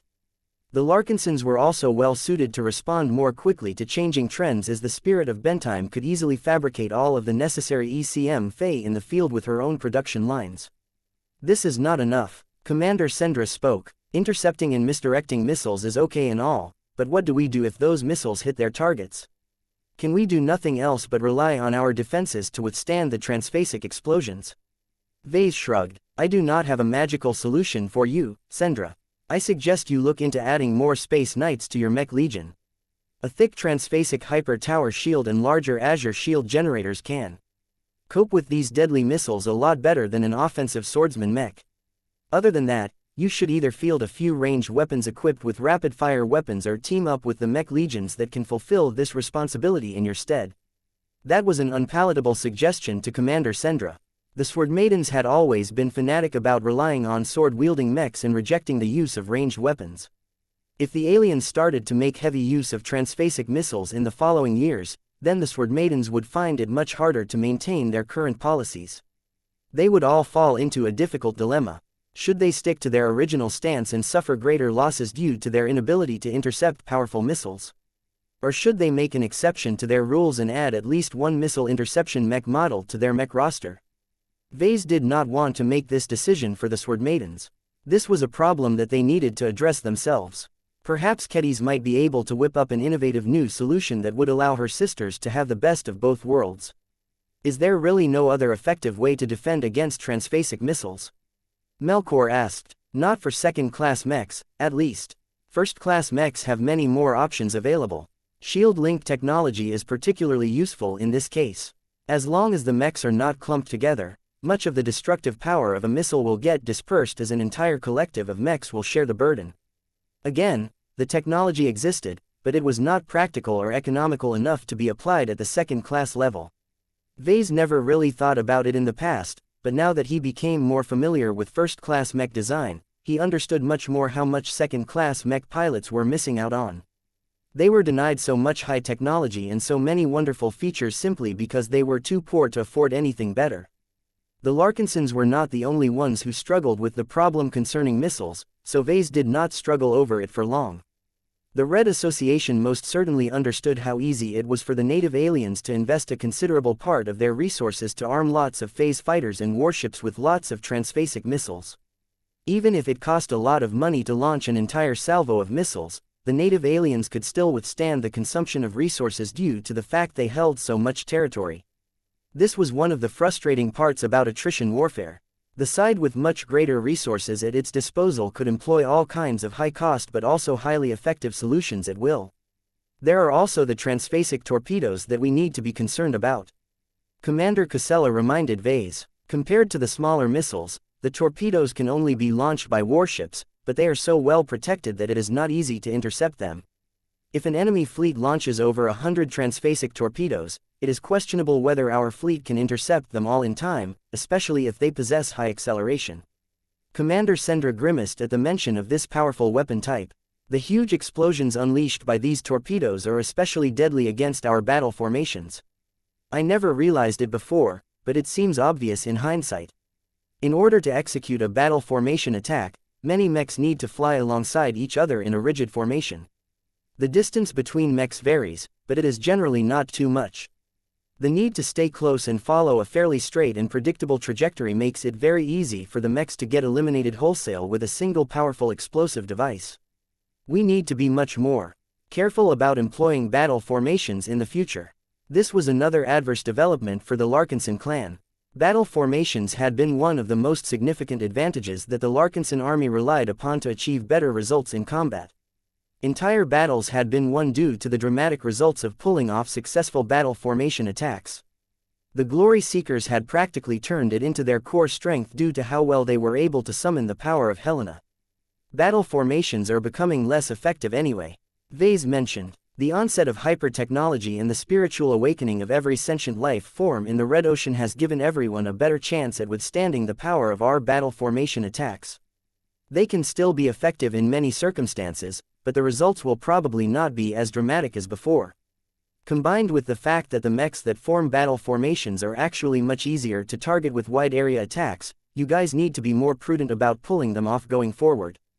They had little choice but to do so. The native aliens possessed their own intelligence. The Larkinsons had fought against them so many times that many of their strengths became common knowledge. Is there a way you can improve battle formations so that they become less vulnerable to giant explosions? Commander Sendra asked. She had good reasons to do so, because the Sword Maidens were known to employ their own battle formations. It is not outside of the realm of possibility, but it requires a lot of focused effort and research to produce new results, and this is not even guaranteed. Vase responded. Battle formations work precisely because they compel mechs to form into mysterious formations that produce some sort of resonance with a design spirit. I have a feeling that these formations cannot easily be scaled so that there is a lot more distance between individual mechs. I need to explore a lot of possibilities, but I do not have the time to engage in this kind of research. Perhaps Kedis can figure this out even if she does not possess all of the required expertise. He had no strong reason to revisit battle formations. He had very little ideas on how he could improve them. Perhaps he might be able to upgrade them once he advanced to Master Mech Designer and obtained a lot of new capabilities. After they finished their discussion on missiles and torpedoes, they briefly touched upon the evolution of alien warships. If the aliens have wised up by developing and producing a large amount of anti-mech warships, then all of us will be in deep trouble soon. Vase ominously said. Commander Sendra made a pained expression. We must not fight those hyper-battleships up close. Many of our Sword Maidens died when their mechs got shot down by transphasic laser beam salvos. Those small transphasic laser cannon turrets can shoot down our swordsman mechs with greater ease. Our mechs must get close, but they are constantly blocked by the powerful Azure energy shields of the enemy ship. It can take minutes for hundreds of our mechs to exhaust the energy defenses. This buys plenty of time for those deadly tertiary gun batteries to assail our mechs at very close ranges. It is indeed inadvisable to dispatch melee mechs against such warships, Commander Casella affirmed. We can reduce our losses by a large extent by relying on our heavy artillery mechs and other ranged firepower to wear down their defenses at greater ranges. The tertiary laser cannon batteries do not pose as much of a threat in those circumstances, but without any melee mechs exposing the enemy Azure energy shields to space suppressors, it will take much longer to overcome the defenses of the enemy ships. Time was of the essence. The longer it took for ranged mechs to destroy the alien hyper battleships, the more losses the Larkinsons would suffer. In this case, I think we should rely more on our Redlances and Transcendent Chargers. Vase mentioned after a moment of thought. Ranged mechs are not efficient enough, and melee mechs will suffer enormous losses due to prolonged exposure to the deadly tertiary laser cannon batteries at close range. The most optimal answer should be to employ melee mechs that can inflict a lot of damage in a very short interval of time.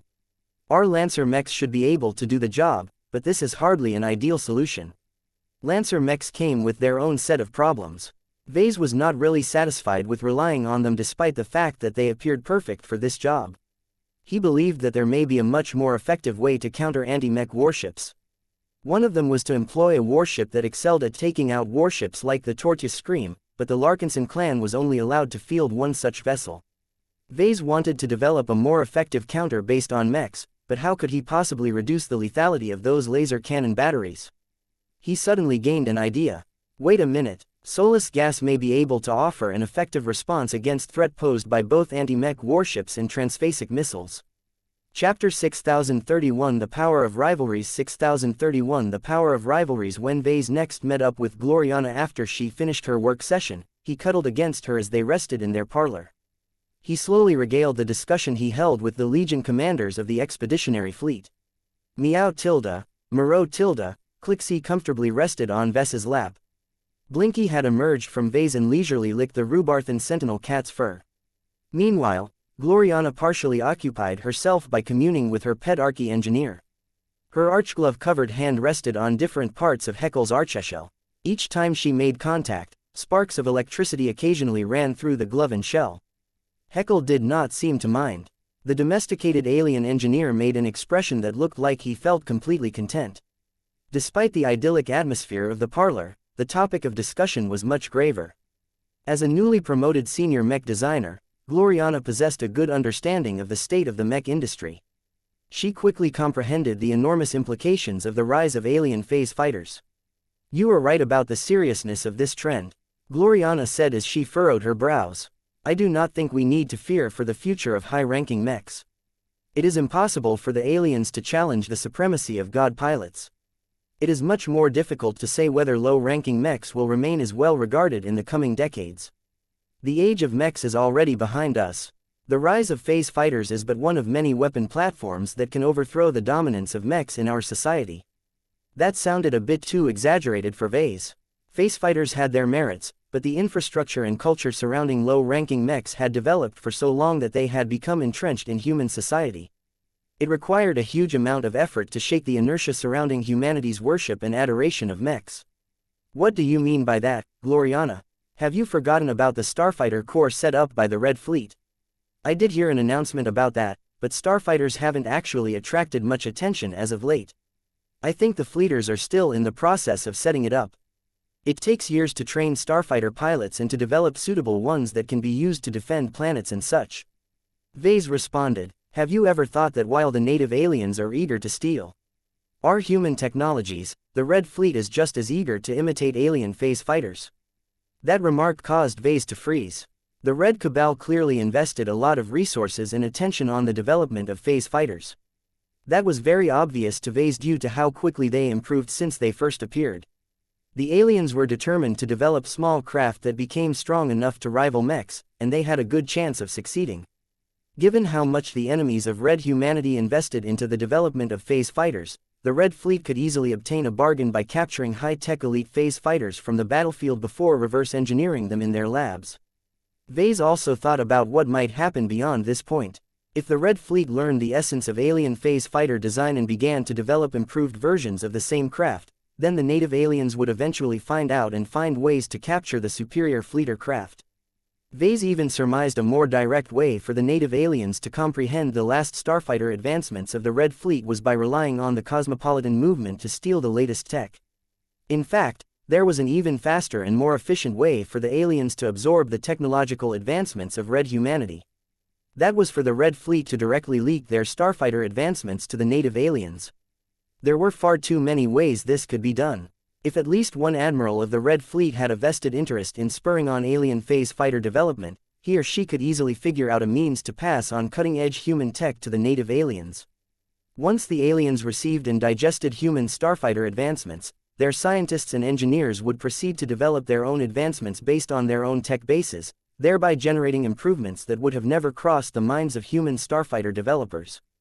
Once the native aliens finally started to produce superior phase fighters, it was time for the Red Fleet to harvest these gains once again. Vase almost shuddered as he thought about this cycle. This positive feedback loop could go on forever.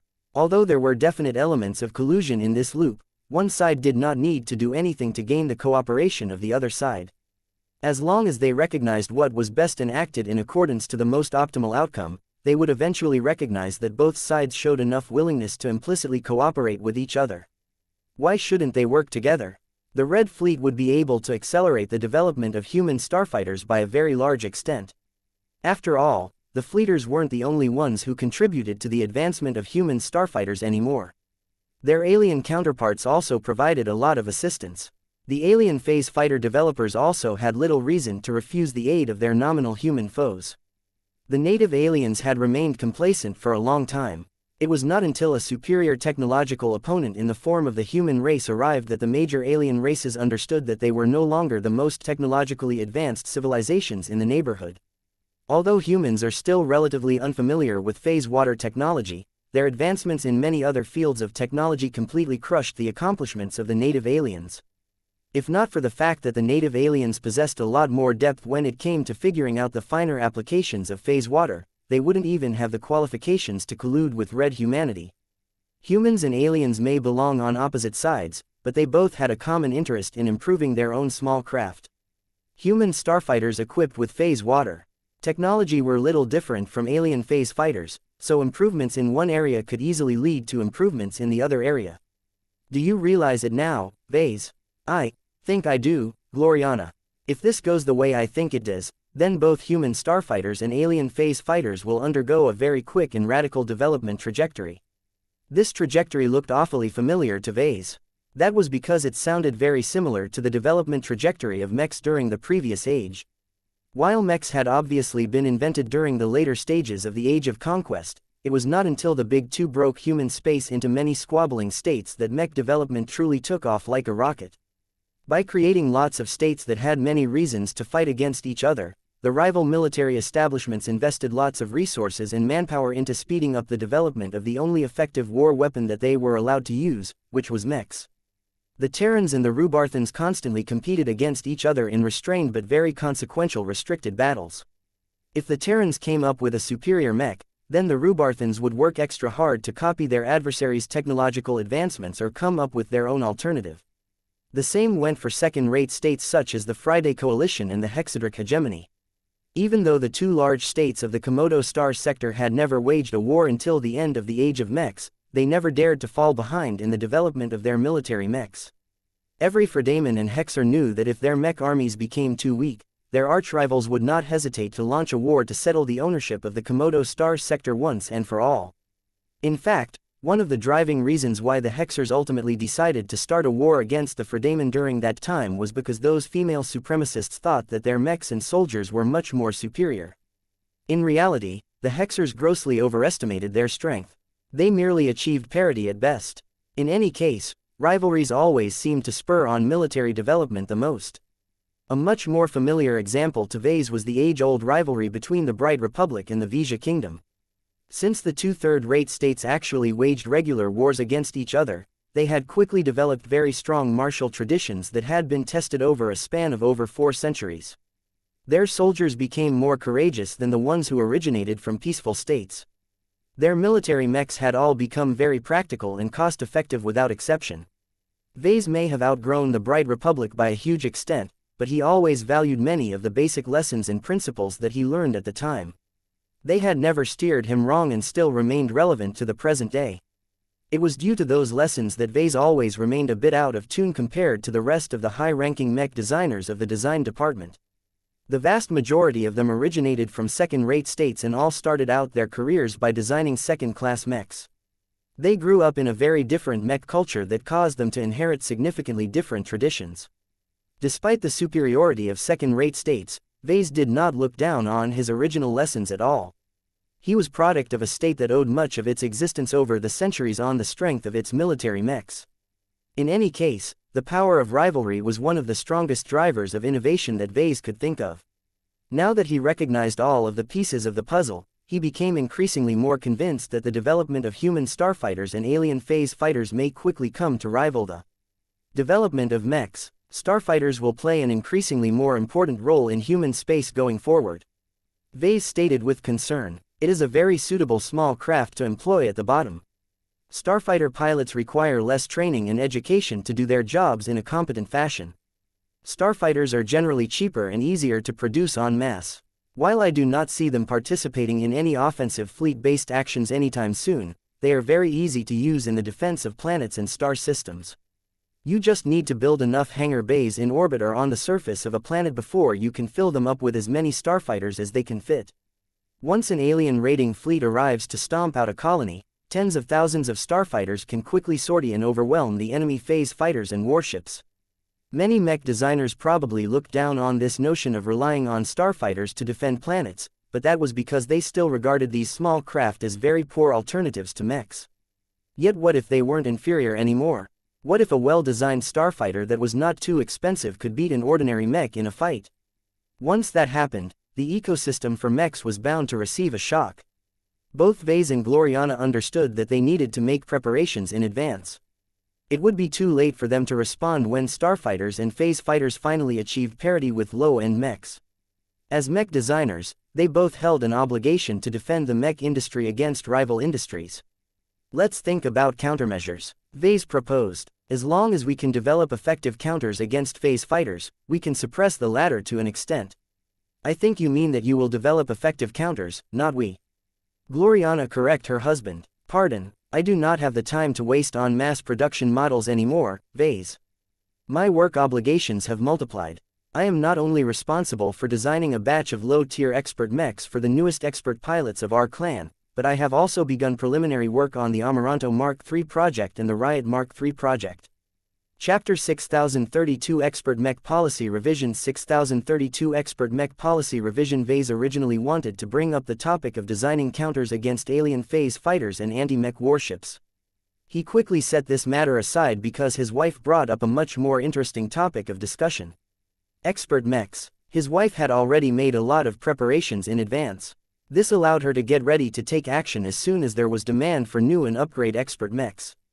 "There is no need for you to concern yourself too much over the development of low-tier expert mechs," Gloriana said as she projected a few of her draft designs. "Now that our clan has nurtured a large and growing batch of high-ranking mech pilots, our policy towards newly emerged expert mechs should correspondingly adjust." "Are you talking about, instead of going all out and design the most powerful low-tier expert mechs that they can handle, it is better if I tone down the initial designs and make the expert pilots less dependent on excessively powerful machines? It will be much more conducive to their growth if they need to struggle and prove themselves in order to earn upgrades for their machines. By starting out with a relatively basic expert mech and letting them work for their upgrades on an incremental basis, I believe that we can achieve a much better fit between man and machine in the long run." Vase had already contemplated this change in development strategy as well. It was much more economical and a much more rational use of time and resources. As Vase observed the drafts that Gloriana had made for the latest batch of Larkinson expert pilots, he could truly tell that they were very basic and generic compared to their last high-end design projects. If the Larkinson pilot broke through while using a ferocious piranha, then Gloriana was prepared to design a personalized expert mech version of the same light skirmisher. If the pilot utilized a Fey Fianna, then Gloriana would simply design a personalized expert mech interpretation of the same mech concept. By working with existing successful mech concepts, Gloriana did not have to spend a lot of time on research and thought experiments. The formulas had already proved their viability, so Gloriana could skip straight to more important design choices. While Gloriana planned to add a few unique features to every low-tier expert mech based on the selection of compatible resonating exotics, she did not intend to be too extravagant and load any experimental tech onto the machines. "Do you want me to design ultimate modules for these low-tier expert mechs?" Vase offered. "It will take time and effort, but even if they are not as good as the Dark Wind module, I can still bestow the new machines with their own trump cards." The idea sounded tempting, but Gloriana shook her head. "No. It is important to limit the scope of investment in our low-tier expert mechs. The latest expert pilots are new to their powers and are still at a stage where they are trying to discover the best ways for them to contribute to a battle. We cannot and should not make decisions for them in advance by granting them mechs that are already loaded with many abilities. This should be a more iterative process that takes place over a span of multiple decades." She made a lot of sense. The Larkinson clan was no longer short on expert pilots, and it had also exhausted the initial supply of 500 general cultivation elixirs. The new generation of expert pilots therefore needed to struggle hard and rely on their own efforts to gradually develop their combat system and grow their resonance strength. If any of the new expert pilots was particularly talented or possessed an eye-catching ability, then Vase might decide to invest a lot more resources into speeding up their growth. Otherwise, he was fine with letting the expert pilots temper themselves in the normal fashion. It took a lot of time and effort to design high-quality expert mechs. This treatment should only be reserved for more powerful high-ranking mech pilots. In that case, Vase was fine with leaving ultimate modules out of low-tier expert mechs. This might make the low-tier expert pilots weaker and less able to affect the battlefield, but it gave them much more room for growth since they needed to struggle a lot more during the early stages. This was both an economical and practical approach towards developing expert pilots. The biggest problem was that it took a lot more time to achieve good results, but Vase could live with it as he could rely on the earlier generation of expert pilots to enhance the Larkinson clan's high-end combat power. Gloriana quickly outlined her overall policy towards the development of expert pilots. New expert pilots would only receive a low-tier expert mech with basic functions and no ultimate modules. The machines would also start out with transphasic parts, but their phase water content should be fairly modest at the start. Once the expert pilots reach the middle stage of their growth, they should already earn a lot of iterative upgrades for their expert mechs. At that time, the machines should also receive their ultimate modules and raise their phase water content. High-tier expert pilots deserve much better treatment, Gloriana calmly stated even as she continued to pet Heckle's back. Each of them are either ace pilot candidates or are fairly close to becoming one. Their combat power has also grown to a point where they have often outgrown their old machines.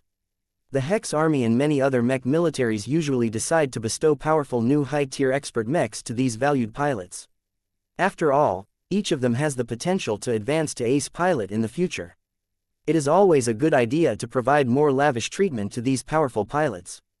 Not only will their combat power skyrocket, but they are also more likely to remain loyal to their states.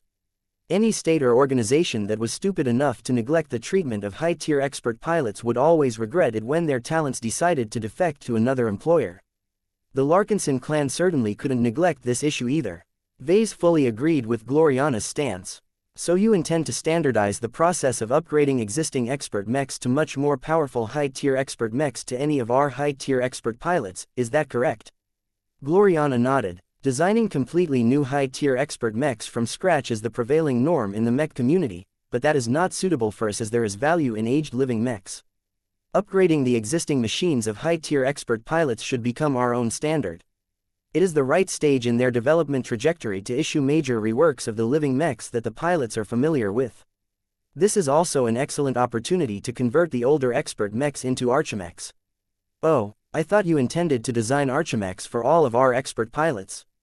Why limit the benefit of this powerful alien tech to high-tier expert pilots and higher?" "Because Architech introduces too many complications, Vase. I have already received a report from the maintenance crew responsible for servicing the Dark Zephyr Mark III that they are struggling to understand the basic theories needed to fulfill their responsibilities. If Tus's mech ever incurs serious damage, the clan may be forced to ship the Archimech back to my location so that I can perform repairs in person. There were many other complications associated with the use of actual Architech. A lot of common materials could not be used to produce replacement parts for the Dark Zephyr Mark III. Even if there were a few suitable materials around, the workers over at the expeditionary fleet needed to use specialized fabrication machines to produce the right archimetal components, and that required a lot of study and comprehension. The trouble was not too great for the time being, as there was only a single archimech in the expeditionary fleet. What about the future? What if 6 or 12 expert archimechs got stationed in the expeditionary fleet? So long as architech remained foreign to most people, the archimechs would always impose significant logistical burdens onto the forces they were attached to. Not even the Larkinson clan could support too many of them at a time. Okay, let's settle for your plan, then. I am okay with reserving architect for our more powerful and proven expert pilots. They should be able to make much better use of its stronger and more advanced capabilities anyway. His wife smiled and pecked his cheek. I knew you would understand. I may revise this policy and supply expert archimechs to weaker expert pilots in the future. It depends on how quickly I can design a completely new archimech by myself. I am not satisfied with my mastery in this tech base. There is much greater depth that I have yet to explore and master. Only after doing that can I begin to develop my own adapted version of architect. This was bound to be a very long and tedious journey. Gloriana was not afraid that she would be lacking in opportunities to design archimechs. After Vase expressed his agreement with Gloriana's plan, they finally shifted their attention to the coming upgrades to 2 familiar expert mechs. As part of my new policy, the Amaranto and the Riot are both due for major reworks. The female mech designer said. After the Dark Zephyr, these 2 expert mechs most urgently require upgrades. I think it is best if I start to upgrade them into high-tier expert archimechs in the next half-year. Vase raised his eyebrows when he heard that. It took a lot of months to complete the development of the Dark Zephyr Mark III. Are you confident enough in your ability to complete 2 major upgrade projects on a concurrent basis on top of your other responsibilities? You still need to spend a decent amount of time to design those low-tier expert mechs, and you also need to help Master Benedict upgrade the Dark Zephyr into an ace mech. Gloriana smirked and tapped her finger against the side of her head. I am not as slow and incompetent as before. My advancement to senior, my upgraded cranial implants, and most importantly the lessons learned from the previous upgrade project have all increased my ability to handle these tasks much more efficiently than before. If necessary, I can delay the completion of the 2 upgrade projects by 1 or 2 months, but I believe that will not be necessary. Since Gloriana sounded confident enough, Vase was willing to give her the benefit of the doubt. She had done so many times whenever he made his wild claims in the past. It was only right for him to reciprocate. So what do you have in mind for the next versions of the Amaranto and the Riot? Both of them are originally my babies. I don't mind it if you want to take them over and put your own spin on their designs, but I hope that you won't trash the mech concepts that have worked out so well for their expert pilots. You have no need to worry about that, Vase. I have no intention of making radical changes to their configurations. I have already asked Venerable Stark and Venerable Orphan about their preferences. Both of them have completely become accustomed to the configurations of their respective machines. What I seek to accomplish is to expand upon their existing expert mechs. By introducing new technologies and strengthening existing ones, I hope to lay an excellent foundation for the Amaranto and the Riot's eventual transformations into ace mechs. In order to make her intentions clear to Vase, she activated a projection of a very rudimentary draft design of the Amaranto Mark III. Ves's eyes immediately lit up when he saw Gloriana's vision for the massively improved Amaranto. The original expert rifleman mech had always been characterized by extremely powerful attack power and very weak defenses. The newer version not only employed multiple measures to enhance the firepower of the Amaranto to a higher level, but also made excellent strides to shore up the Amaranto's defenses. Chapter 6033 Extreme Firepower Redefined 6033 Extreme Firepower Redefined Vase had a lot of affection for the Amaranto. She was his first masterwork expert mech and encapsulated a large part of his past creative madness. Although the Amaranto's flaws and limitations gradually became a lot more apparent over time, the expert mech was still able to make major contributions in battle on account of her extreme emphasis on firepower. With 2 different luminaire crystal weapons at her disposal, the Amaranto could choose to employ a precise and tricky rifle, or a very powerful and overwhelming cannon. Either way, the Amaranto became a force to be reckoned with from the first time she went into service. As Venerable Davia Stark continued to improve her resonance strength and her marksmanship capabilities, the Amaranto in her hands became stronger and achieved greater results. This Improvement was not only due to the increasing strength of their true resonance and the greater display of skill, but also due to the Amaranto's growth as a living mech. As one of the older and most respected living mechs of the Larkinson clan, the Amaranto had taken after her pilot and became more taciturn in terms of personality. Just like her expert pilot, the Amaranto also harbored very deep animosity towards alien species. Neither the expert pilot nor the expert mech showed any reluctance when it came to fighting against alien opponents. They especially got fired up whenever they had an opportunity to kill the raiders who sought to destroy human colonies. Now that the once broken but now recovered expert pilot had become an ace pilot candidate, Vase was very confident in her ability to break through. Compared to her peers, Venerable Davia exhibited greater maturity and possessed a much more driven personality. In fact, Vase was afraid that she had forsaken too much of her humanity in order to pursue her quest for revenge. Would she still be able to break through if she had lost sight of her own personal development? Aside from this fault, Vase was highly optimistic about her breakthrough chances. Supplying her with a massively upgraded mech should definitely do the trick, especially when the Amaranto was already a masterwork mech.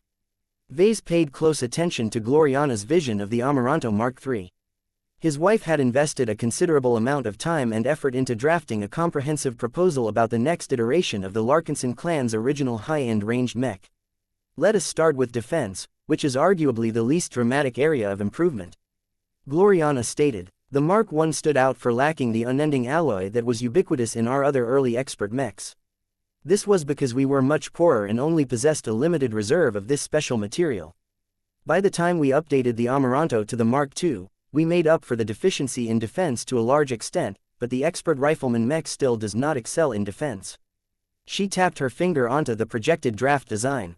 All of the exterior and interior archimetal components lit up in sequence. Our circumstances have changed drastically since then, Vase. We can employ much more expensive first-class materials and increase the structural defense of the Amaranto to the same standard as a first-class mech. The Mark III will therefore experience a large boost in defense, though the increase is not as high as you may expect.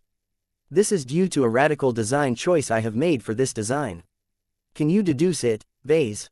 Can you tell me the trade-off that I have made that forces me to compromise on the Amaranto's defenses? The Amaranto Mark I started off so fragile that she could easily crumble apart if she was attacked by a single expert mech or multiple standard mechs.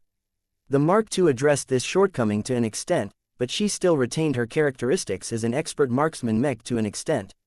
No matter the version, the Amaranto was never designed to put herself in harm's way.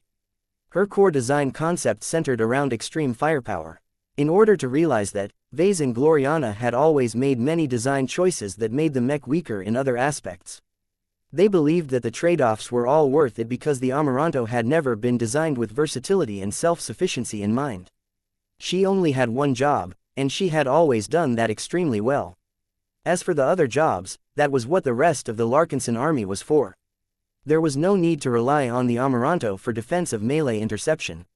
Now that the time had come to design the Mark III, it became clear that Gloriana had continued their earlier tradition and tried to make the Amaranto's offensive power more pronounced. As Vase studied the design, he soon noticed a few quirks. The entire mech frame looked different from the Dark Zephyr in a way that caused him to grow suspicious. He narrowed his eyes as he studied the draft design with a more critical eye.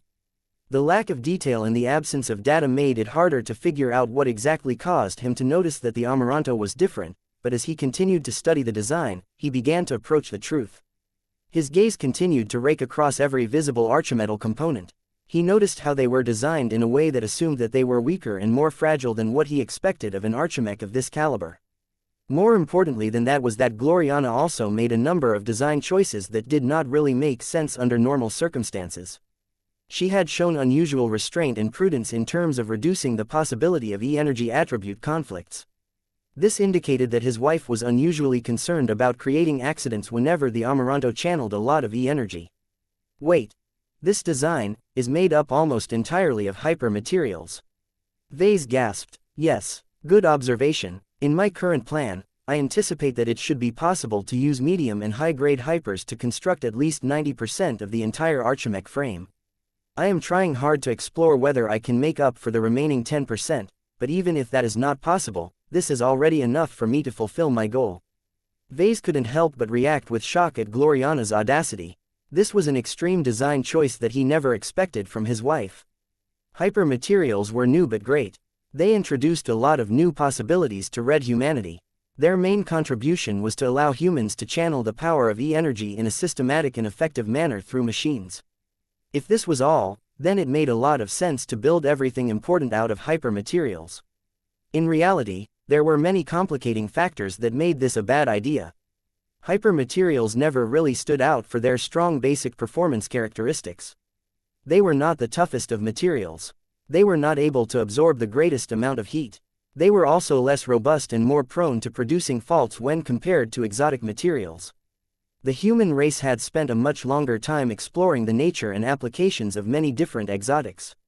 People like Vase were also able to use exotics to a very high degree due to benefiting from all of the accumulated wisdom and millennia's worth of technological advancements in the science and application of exotic materials. Hypers were much newer and less familiar to modern humanity. Even if hypers possessed the potential to perform just as well as exotics in the same functions, it was clearly a few hundred or 1,000 years too soon to realize this condition. Humanity's understanding of hypermaterials was both scattered and mixed for the time being. Combined with the clues that suggested that hypers would never be as robust as exotics, many mech designers had already concluded that it was foolish to design an entire mech made out of hypermaterials. The machine may indeed be able to attract a large amount of E-energy, but it would also become a lot more fragile than a more conventional mech. The current trend in the mech industry was to treat hypermaterials as a more accessible version of resonating materials. People already started to treat hyper-technology as the poor man's version of true resonance.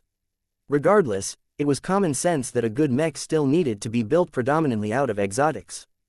Hypers could only be used as a supplement to augment the basic features of the mech and possibly bestow a few more advanced capabilities. Gloriana's design approach for the Amaranto almost completely upended this well-established mech framework. Why forsake so many exotics for hypermaterials? Vase skeptically asked. Your extreme design choice may still make the Amaranto tough enough to withstand the attacks of lots of standard mechs and most expert mechs, but it will definitely become more fragile than the Dark Zephyr, which is absurd since the latter is a light mech. I thought that we would agree to pull up the defenses of the Amaranto so that she won't instantly fold if an enemy ever manages to threaten her existence, but you are clearly going in the opposite direction with this. Any ace mech or phase leader that is able to get close enough to inflict serious damage onto the Amaranto can easily crumple our precious machine. For what purpose did you decide to forsake defense to such an unprecedented extent? His wife did not deny the faults he mentioned. She was fully cognizant of the consequences of her design choice. She just believed that she had a very good reason to go in this direction. Her finger tapped the projection again. The entire Archimech started to absorb massive amounts of light-attributed E-energy. The mech channeled so much light energy that she had already become blindingly bright. Then, the light suddenly disappeared. To be more accurate, the Amaranto directed all of that powerful light energy into her Luminaire crystal rifle and proceeded to fire the most potent, resonance-empowered light beam that Vase had ever seen. Even though it was only a very casual simulation, the scene where the Amaranto Mark III channeled so much light energy into pure damage was an awe-inspiring sight. Glass cannon is the defining phrase and concept of the Amaranto Mark III. Gloriana proudly stated to her husband. The Amaranto is a high-tier expert mech and possibly an ace mech should continue her tradition of compromising on everything aside from maximizing her firepower. Her archimetal frame does not exist to defend her against attacks. Our starships or the Bastion can already perform this job much better as far as I am concerned. The Amaranto's entire Archimech frame should completely be dedicated towards maximizing her firepower. The enormous amounts of hypermaterials used to construct the next iteration of the Amaranto will all be based on the light attribute. This will turn the Amaranto into the brightest but also the most lethal presence on the battlefield. Vase could not imagine how much power the Amaranto could accumulate in a single fully charged shot. He made a few estimates, but he did not dare to say for certain that they represented the living rifleman mech's upper limit. The true figure had to be higher. The Amaranto wouldn't be able to justify the fact that most of her archimetal components were made out of hypermaterials as opposed to more conventional exotic materials. Vase guessed what Gloriana wanted to accomplish with this extreme decision. She wanted to upgrade the Amaranto into a truly fearsome ranged mech. She wanted the Amaranto to gain the power to penetrate through all of the energy defenses of an alien warship and inflict serious material damage onto the hull. No other outcome was acceptable. As long as the Amaranto could effectively snipe formidable alien warships from afar, she would turn into an indispensable asset to the Larkinson clan for many years to come. I love this idea. Chapter 6034 Stark's Ulterior Motive Chapter 6034 Stark's Ulterior Motive 6034 Stark's Ulterior Motive Vase adored Gloriana's vision for the Amaranto. He also felt conflicted by her decision to double down on turning the expert marksman Mech into a machine that existed for no other purpose than to launch powerful attacks from the rear. If Venerable Davia Stark successfully managed to advance to the rank of ace pilot, the Amaranto at that time would amplify all of her strengths and only modestly increased her ability to cope against powerful enemy champions. This was a very risky choice. Ace mechs in people's imagination were machines that were prototypical god mechs.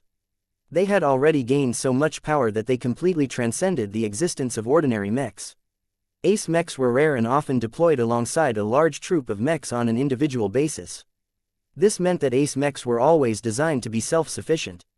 They at least needed to possess the ability to fight against other ace mechs. It would be great if ace mechs possessed pronounced strengths based on the specializations of the ace pilot, but it would be devastating if their weaknesses were severe enough to cause them to be defeated with ease. As long as they confronted the wrong sort of enemy, a state might lose an incredibly valuable asset. This was why ace mechs increasingly tended to evolve into multi-purpose mechs as their pilots continued to grow in strength. It didn't matter if the ace mechs no longer excelled in any area as long as their weaknesses no longer became as glaring. The more valuable the ace pilot, the less their employers were willing to lose their precious investment. States and organizations would rather see their ace pilots get defeated to the point where they had to flee the battlefield in tatters than to see their most valuable strategic assets get countered and killed with ease. Of course, not every ace mech evolved in this direction. The personality and stubbornness of many ace pilots sometimes made their employers helpless. For example, Saint Jeremiah Gage insisted on sticking to the swordsman mech archetype. This somewhat worked out as the powerful Fredaman ace pilot was able to launch very powerful sword energy attacks that could easily strike targets at a distance. However, there was no way his Neo Amadeus could beat a true ranged ace mech in terms of ranged firepower back when the ace pilot was alive. The Amaranto Mark III envisioned by Gloriana would suffer from a similar shortcoming. No matter whether she became a high-tier expert mech or an ace mech, the high-end marksman mech would always be able to dominate any enemy from afar, but instantly become incredibly vulnerable up close. Venerable Stark's persistent offensive focus caused her to neglect the development of her defensive skills and abilities.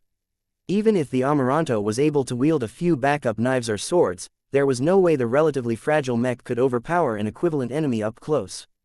As Vase continued to feel conflicted over the glaring shortcomings of Gloriana's draft design, his wife leaned forward and placed her palm onto his hand. "You are still thinking about an ace mech like a member of the Larkinson family from the age of mechs. Haven't you realized that its role has changed? The Red War is a very different sort of conflict from the wars of the past.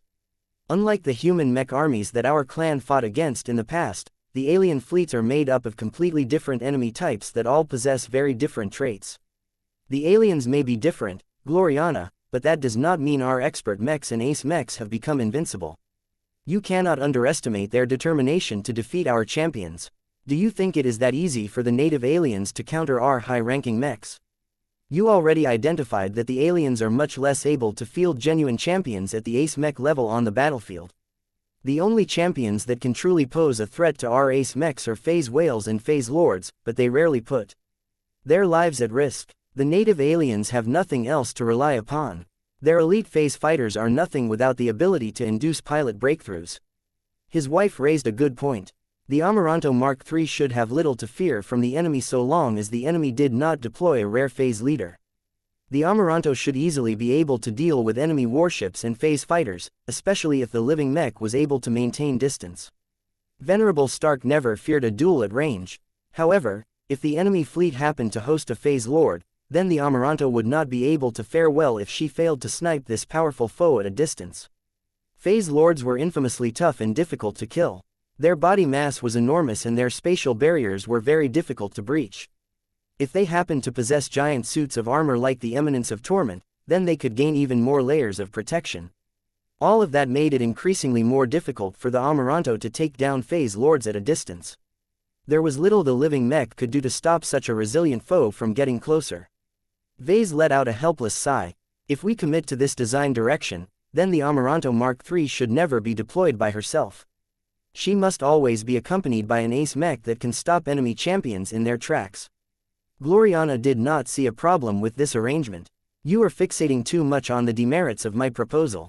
I admit that the Amaranto Mark III at the ace mech level is not able to take care of herself as well as other ace mechs, but the main advantage we gain is that we can gain a supremely powerful offensive platform that is able to inflict the greatest amount of precision damage that a saint can produce. Such an ace mech can rival an alien battleship in terms of firepower. As long as Davia Stark continues to grow and develop her abilities, she will develop in a similar vein to the Destroyer of Worlds, who also chose to commit to piloting artillery mechs when she could have chosen differently. In an age where warships have made a resurgence, it has become even more important for us to gain the ability to dominate our enemies at range. She made a very good point. Vase couldn't help but become swayed by her arguments. So what if the Amaranto Mark III continued to possess glaring weaknesses? As long as the future ace mech continued to act in concert with a well-equipped mech army that could adequately block enemies from getting close, then the powerful marksman mech would be able to take down every threatening target from a distance.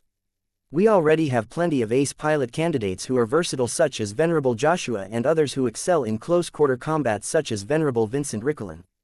Gloriana continued, it still remains uncertain how long it will take for them to break through, but I am convinced that enough of them will advance into ace pilots in the coming decade that we do not have to be concerned about the Amaranto lacking protection any longer. The main reason why you are so worried is because we only have one other ace pilot at the moment. If Stark was the only ace pilot who fought on behalf of the Larkinson clan, then Vase would feel a lot more reluctant about adopting Gloriana's proposal. The rise of Saint Tusa slightly relieved Ves's concerns, but not to a large extent. The Dark Zephyr Mark III was not a suitable complement to the Amaranto Mark III at all. The former was a light mech that was not able to block tough and powerful enemies aside from killing them. If the latter was not possible, then the Amaranto would still be in grave danger. It would be better if the Amaranto Mark III was paired with an ace mech version of the Bastion. If Janzi managed to break through, she could resume her old responsibility of serving as an indomitable shield to the most powerful offensive asset of the Larkinson clan. In fact, there were many other suitable pairings as well. Another combination that Vase thought of was pairing the Amaranto Mark III with the Jeddah Sandovar. Unlike the Dark Zephyr Mark III, the Jeddah Sandovar of the Adelaide Mercenary Company excelled at confusing and containing enemies, both weak and powerful. In the previous battle, the Jeddah Sandovar completely managed to stop the Eminence of Torment from launching deadly spatial ripple attacks at the starships of the Expeditionary Fleet. This told Vase that the Amaranto Mark III probably wouldn't have much to fear if she resumed her place in the Expeditionary Fleet. The trouble came when it was time for the Premier Branch to participate in the first wave of deep strike operations. Unless the Jeddah Sandovar got upgraded into a first-class ace mech and joined his first-class fleet as a hired retainer, it would be difficult for the Amaranto Mark III to remain safe while she was deployed deep behind enemy lines. The probability of encountering phase whales and phase lords was much greater when attacking the heartland of alien space. Perhaps another ace pilot or two might emerge among the current candidates of the Larkinson clan in the next few years, but what if they took longer to trigger their second apotheosis? Vase found it far too risky to embark on a deep strike expedition with just the Dark Zephyr Mark III and the Amaranto Mark III in tow. He quietly cursed the high-tier expert pilots who apparently took their sweet time to break through before he turned his attention back to Gloriana's proposal. Although Vase was tempted to pull back on her extreme design concept, that would be detrimental to the Larkinson clan in the long run. The fit between Venerable Stark and her battle partner would also drop. Okay, he eventually said, I am fine with this proposal as long as Venerable Davia Stark is aware of all of the pros and cons of your proposal. Venerable Stark already approves of my design choices. I consulted her first before I drafted the Amaranto Mark III. She is very cognizant of the vulnerabilities of this mech concept, but she prizes the ability to snipe targets at long range far too much to accept any compromises in this aspect. In fact, she sounded absolutely obsessed with preserving this key strength. Though Vase did not think about it, hearing how Venerable Stark not only accepted this design direction, but absolutely embraced it, reminded him of the reason why she managed to regain her strength when she was at her lowest point in her career. His expression turned to stone when he made a very frightening guess about Venerable Stark's plan. What if she aspired to become the most powerful sniper in the Red Ocean so that she could assassinate everyone she perceived to be at fault for the original tragedy that had befallen the people of the Komodo Star sector that got engulfed by the Sandmen? Although hardly anyone today remembered the Sand War, Venerable Davia Stark was one of the few people who still remained traumatized by the genocide that swept up entire third-rate states. Though she managed to do a good job of hiding it, Vase could not forget that she harbored a grudge against the Mechers and Fleeters for being so neglectful to the lives and well-being of ordinary space peasants. Still, even if she wanted to tear down the foundation of the offshoots of the MTA and CFA in the Red Ocean, it would be far too easy for her to get wiped out if she went on a one-woman crusade. The only way she could make the Red 2 pay for the sins of the past was by engaging in guerrilla warfare. The most effective way to do this was to become so good at sniping targets at range that not a single defensive measure could stop her attacks. As long as her Amaranto became strong enough to pierce through the defenses of phase leaders, Davia Stark should also be able to assassinate important officers and dignitaries of the Red 2. Chapter 6035 Exploiting Resentment 6035 Exploiting Resentment. Vase had a feeling that if the Amaranto continued to develop as a powerful tool for long-range assassination, he may eventually contribute to the birth of the most nightmarish killer of the Red 2. Neither the Mechers nor the Fleeters would be able to rest easily if they became terrorized by a rogue ace pilot or maybe even god pilot that excelled at takedowns launched from extreme distances. The Amaranto could act like an assassin that secretly set up in a hidden location and quickly sneaked away once she had fired her killer shot. It would be hard for the Red 2 to guard against such a potent killer. As long as Davia Stark and her Amaranto became strong enough, then no form of passive defense would be able to stop her fully charged shots from punching through and killing important VIPs. Not even other high-ranking mech pilots would be safe against her assassination attempts. Ace pilots were still human to an extent. None of them wanted to stay permanently welded to their ace mechs. So long as Stark was able to catch these unsuspecting ace pilots away from their ace mechs, then these powerful heroes died just as easily as any other human. Most ace pilots completely rejected the notion of killing their peers and rivals when they were outside of the cockpit. The Mechers not only forbid this practice, but put a lot of effort into branding such actions dishonorable. Not that this deterred Venerable Stark in any way. As a woman who had set her mind on revenge, Stark had long forsaken all notion of honor and fairness. Since the aliens, the Mechers and the Fleeters never exhibited any genuine honor and fairness towards innocent civilians, then Stark had no reason to hold herself to a higher standard. She was one of the rare high-ranking mech pilots who did not value honor. A powerhouse with almost no bottom lines had the potential to become a fearsome killer. Vase inwardly shuddered at the thought. What sort of monster was he nurturing? How many Mechers and Fleeters would Davia Stark kill once she completed her 100-year contract with the Larkinson clan? However, Vase quickly relaxed after thinking about the possible consequences of letting her loose if she was still alive at that time. Who knew whether the Red Association and the Red Fleet would still be standing 80 or 90 years later?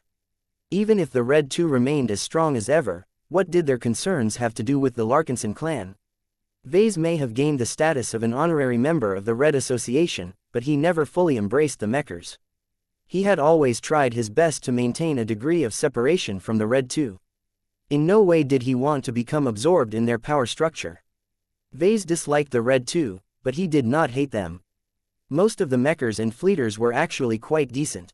He willingly cooperated with the survivalist faction, the transhumanist faction and the Second Main Fleet because it was in his best interests to do so. He benefited a lot from receiving their backing and protection. Yet that still did not give Vase a reason to prevent Davia Stark from pursuing her vendetta against the Mechers and the Fleeters. Vase made a sincere agreement with the powerful marksman mech specialist. He did not want to break his principles by betraying the trust of one of his key clients. He also did not want to turn a woman with almost unparalleled lethality into an enemy. In addition, the Red 2 may have separated themselves from the Big 2 to an extent, but the former had inherited enough of the latter's foundation to represent a continuation of sorts. Neither the Red Association nor the Red Fleet had made any attempts to dismantle their hegemony over human-occupied space. Since the Red 2 had no qualms about inheriting all of the property and authority of the Big 2, then the former should not complain if they had to inherit all of the sins of the latter as well. No matter whether they resided in the old galaxy or the new frontier, the Mechers and the Fleeters were still the same for the most part. They possessed the same faults and held almost the same degree of disregard for space peasants. It was their elitism and their strong neglect towards the interests of the lesser folk that caused them to earn Venerable Stark's animosity. As far as Vase was concerned, this was the negative karma that they accrued through their stupid policies. They deserved to suffer the consequences of their own actions. Combined with the fact that Vase had his own complaints about the Red too, he was not very motivated to rein in Venerable Stark in any way. Despite his honorary membership and his close associations with the Mechers and more recently the Fleeters, Vase did not feel any obligation to help them or protect them from this potential future threat. The Red Association and the Red Fleet were already strong in their own right. Their control of human civilization enabled them to extract an insane amount of wealth and resources from the states under their reign. If they couldn't protect themselves against a single rogue marksman specialist, then that was their fault. If he was being honest, a part of Vase even looked forward to raising Davia Stark into an extremely powerful offensive asset. For the next 8 decades or so, all of her impressive firepower would remain at his disposal. That was more than enough time for Vase to grow his power base and the Larkinson clan to mature into a galactic power in its own right. By the time it was finally time to let Davia Stark go, Vase would hopefully have a dozen other powerhouses of similar strength in his service. He did not feel any guilt towards exploiting her drive for revenge. As long as she abided by her word and fought for the Larkinsons, then Vase would do everything in his power to enable her and strengthen her as much as possible. Vase had no hope of convincing Davia Stark to join the Larkinson clan and set aside her vendetta. It was a hopeless idea. Expert pilots and ace pilots with a cause almost never changed their minds. Instead of harboring false hope, Vase instead accepted the fact that she would leave his service eventually. There were still many years to go before that outcome would happen. For now, Vase was still willing to invest as much resources and effort into her development as he did for any other champion of the Larkinson clan. This was why Vase became more engaged when he discussed the planning for the Amaranto Mark III. After Gloriana had made her intentions for the mech frame of the Amaranto clear to Vase, she shifted her focus from defense to offense. An archimech frame that is almost fully made out of hyper materials is not a weapon in itself. Gloriana told her husband, it exists as an amplifier and an external source of power for the primary weapons of the Amaranto. It is not an exaggeration to claim that the design of her offensive armaments will make or break this upgrade project. That was an odd statement to make. The extreme makeover of the Amaranto's mech frame was unprecedented and introduced a lot of new risks and dangers. Gloriana could not rely entirely on the lessons she learned from designing the Dark Zephyr Mark III to succeed in this project. What do you have in mind for the Amaranto's arsenal, Gloriana? Do you want to upgrade her existing weapons, or replace them with new ones? The Instrument of Vengeance and the Instrument of Doom should both remain at the Amaranto's disposal, but they need to be overhauled to the greatest possible extent in order to prepare them for combat at the level of an ace mech. She activated a couple of projections that displayed vague interpretations of the upgraded mech rifle and mech cannon. Are those your attempts to visualize Architect versions of Luminaire crystal weapons? His wife nodded. I am not as familiar with Luminaire crystal technology as you, so please explain to me whether it is possible to combine Architect with Luminaire crystal technology. Vase had never contemplated this question in the past. Back when he and his wife designed the Dark Zephyr Mark III, they never found it necessary to contemplate this subject because Tusa never asked his mech to be equipped with serious ranged weapons. He could not avoid this subject now that his wife was ready to design the Amaranto Mark III. My answer is no with an asterisk. No with an asterisk. In my professional judgment, it is too difficult to combine Architect with Luminaire crystal technology. A weapon that is completely made out of Luminaire crystals cannot easily be turned into Architect, as the distinctive traits of both will get mixed up to the point of producing an endless amount of glitches and malfunctions. His wife leaned forward. That means it is possible, correct? Maybe. Vase gestured towards Heckle's very distinctive crystalline archeshell. There are obviously examples of Architect and Arches Hells that incorporate crystals, but that does not mean that the use of Luminaire crystals will instantly produce greater synergies. We need to conduct a lot of research on combining both in a way that allows them to combine their strengths while compensating for their weaknesses. I do not see how we can complete this research in a short amount of time. The knowledge and effort required to successfully develop a Luminaire crystal Architect weapon is beyond the scope of senior mech designers such as ourselves. I highly advise you to wait until we have become masters before revisiting this research topic. He was being very serious about this. He acknowledged that it may be possible to mash Architect and Luminaire crystal technology together, but the benefits weren't worth the huge amount of investment required to produce a successful outcome. His wife looked disappointed. She was smart enough to come up with a similar answer, but she hoped that he might still have a solution. Since that was not the case, Gloriana quietly shook her head and replaced her fantastical weapon designs with more familiar-looking ones. Since that is the case, we will continue to rely on luminaire crystal technology for the instrument of vengeance and the instrument of doom. Architect only bestows a small advantage to the performance of ranged weapons, so it is not logical to rely on it to reconstruct the Amaranto's armaments. I see. The current iterations of the instrument of vengeance and the instrument of doom are certainly powerful weapons, but the Amaranto should have reached their upper limits some time ago. It should not be problematic for me to apply straightforward upgrades to the materials that make up their luminaire crystals. By utilizing new luminaire crystal formulas that are made up of combinations of high-end first-class materials, their firepower and resilience will reach a much greater height. The upgraded weapons should still be able to keep up with Davia's growth for a long time. These were easy upgrades that did not entail much serious redesign work. Vase could easily complete the work in a month as long as there weren't too many complications. He did not find it difficult to incorporate phase water technology and hyper technology into the weapons either. The current versions of the two weapons already possessed transphasic and hyper properties anyway. However, that clearly did not satisfy Gloriana's ambitions for the Amaranto. I have another question, Vase. Can you turn the instrument of vengeance and the instrument of doom into ultimate modules?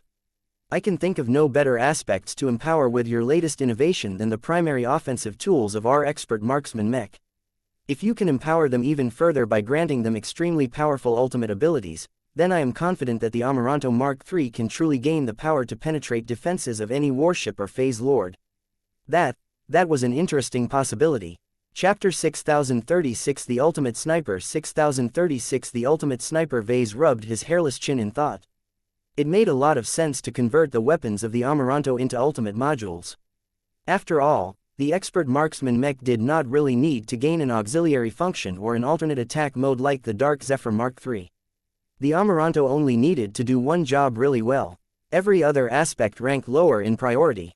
While the Dark Zephyr was a specialized mech, it was less extreme than the Amaranto due to the need to perform well in multiple different situations. Since the Amaranto was already highly focused towards offense, then why not go all the way? The only question now was whether it was even possible for him to incorporate the technological features of ultimate modules into luminaire crystal weapons. I think it might be easier than you think. Vase judged after half a minute of thought. Oh, I thought the opposite was the case. Why do you think it would be easy? Ultimate modules are advanced applications of hyper-technology and e-technology, remember. The instrument of vengeance and the instrument of doom both happen to lean heavily in these directions already. The latter is especially interesting as it is also a blessed weapon that can draw power directly from the Phase King. I can make use of that existing foundation and go a step further by creating subordinate spirits that can inhabit the weapons on a more permanent basis so that they can gather their own ultimate runes. Is it necessary for you to create a subordinate spirit for every weapon? I am not complaining about this design choice, but I want to make certain that you are committed to this endeavor. The Amaranto only ever makes use of one of them at a time. It should be sufficient to create a single subordinate spirit that is compatible with both armaments. That is indeed possible, but I think the extra effort is worth it in this case. Vase replied, it will take slower for either weapon to develop, but the ultimate runes they accumulate over usage will perfectly fit their circumstances, which should be much more to your liking. His wife nodded in confirmation. It will slow their development, but I am of the belief that achieving a more perfect fit is a more worthwhile pursuit than making faster but much less fitting gains. The next issue that we need to decide is how to differentiate the two weapons and what aspects I should focus on strengthening when I rework them into ultimate modules. I don't think amplifying their firepower is the universal solution. The two weapons are designed for slightly different purposes, so their evolutions should make their strengths more pronounced. Gloriana already had clear ideas on how to differentiate the two weapons even further. She tapped the projection of the mech rifle, causing it to become larger. The instrument of vengeance is the original weapon that we have paired with the Amaranto. Its firepower is no longer the strongest, but even if it is older, it outperforms the instrument of doom in terms of accuracy and precision. Not only is Venerable Stark able to achieve a higher hit rate at much more distant targets with this weapon, She is also better able to land her shots of small and fast-moving targets such as the Dark Zephyr. In other words, the Instrument of Vengeance allowed the Amaranto to hit targets that other ranged mechs could not accomplish. This was the original strength of the expert marksman Mech and turned Venerable Stark into a highly precise threat at range. The fact that the Instrument of Vengeance could also grant the Amaranto the ability to bend any energy beam attack further enhanced the living mech's ability to target weak points. Unfortunately, the Instrument of Vengeance was a weapon designed to counter powerful mechs for the most part. As the Larkinson clan started to confront alien warships and phase leaders to an increasing degree, the Luminaire crystal rifle's strengths no longer seemed to matter all that much. The two principal enemy types of the native aliens were huge and relatively sluggish. They were much easier to hit at range than extreme accuracy and precision no longer seemed necessary anymore. On top of that, the native aliens relied so heavily on energy defenses that the Amaranto was effectively unable to target the weak points of her enemies. This was why Vase developed the Instrument of Doom for the Amaranto. The much larger cannon made up for the expert marksman mech's firepower deficiency and increased her relevance against the enemies that the Larkinsons fought nowadays. Gloriana understood this truth as well as Vase. The Instrument of Vengeance is not as useful today, but that is not necessarily the case in the future. She said, "When we upgrade this weapon, I believe it is important to preserve its original character but make its strengths more pronounced. My idea is to make the Instrument of Vengeance excel at striking targets at much more extreme ranges than it is capable of in the present." How extreme are we talking about, Gloriana? Several light seconds. Over 1,000,000 kilometers. What? Vase almost spluttered when he heard that figure. That is insane. Just the tiniest bump or mechanical discrepancy can already make the Amaranto miss her target by tens of thousands of kilometers. His wife smirked at Vase. High-ranking mech pilots regularly make the impossible happen. Why not this? I am confident that we have the tools we need to turn the Instrument of Vengeance into a ranged precision weapon that holds the record for possessing the longest effective range in non-siege combat.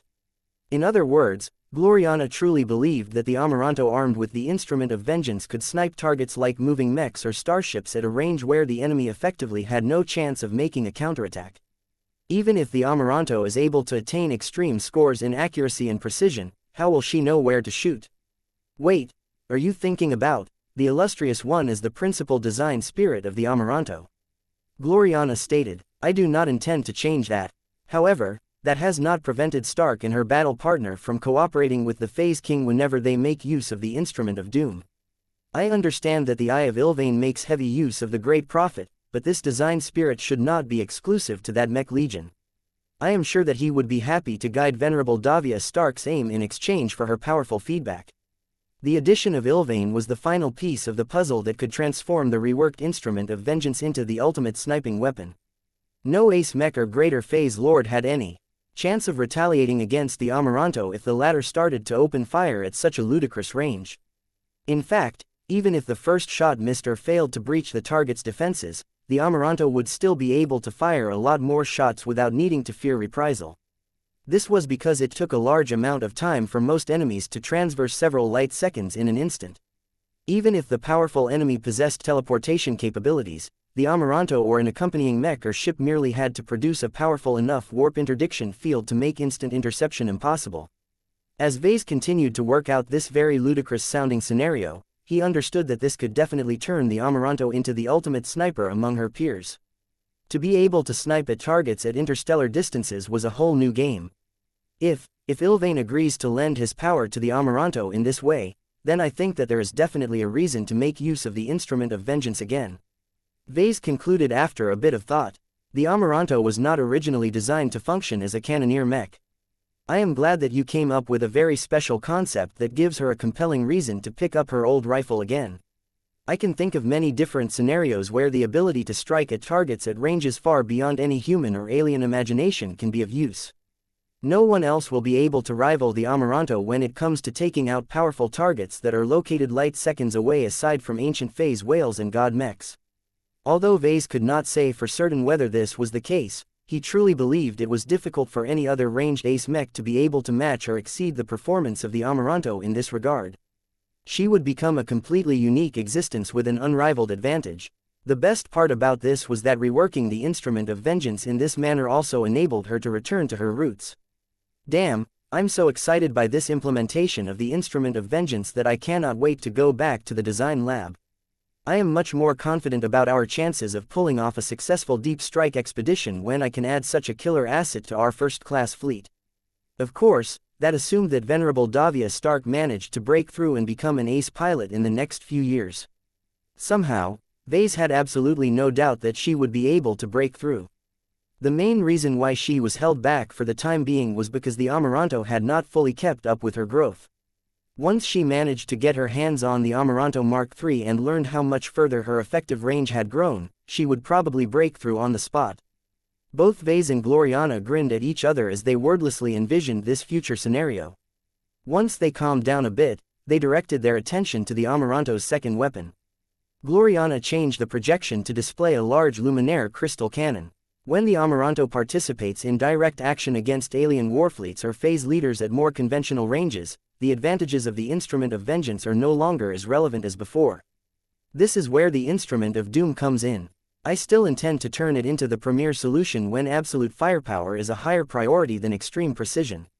The upgrades to the oversized luminaire crystal cannon should therefore focus entirely on amplifying its power and penetration characteristics. As a blessed weapon tied to the Phase King, it already scores well in those two areas, but my ambition is to turn the Instrument of Doom to become the mech version of the spinal cannon of the Doom of Xenos. Gloriana certainly did not hold any modest ambitions. The Doom of Xenos was the dreadnought with the most powerful single-attack capabilities. Her massive hull was built entirely around a spinal cannon that ran from one end to the other end of the ship.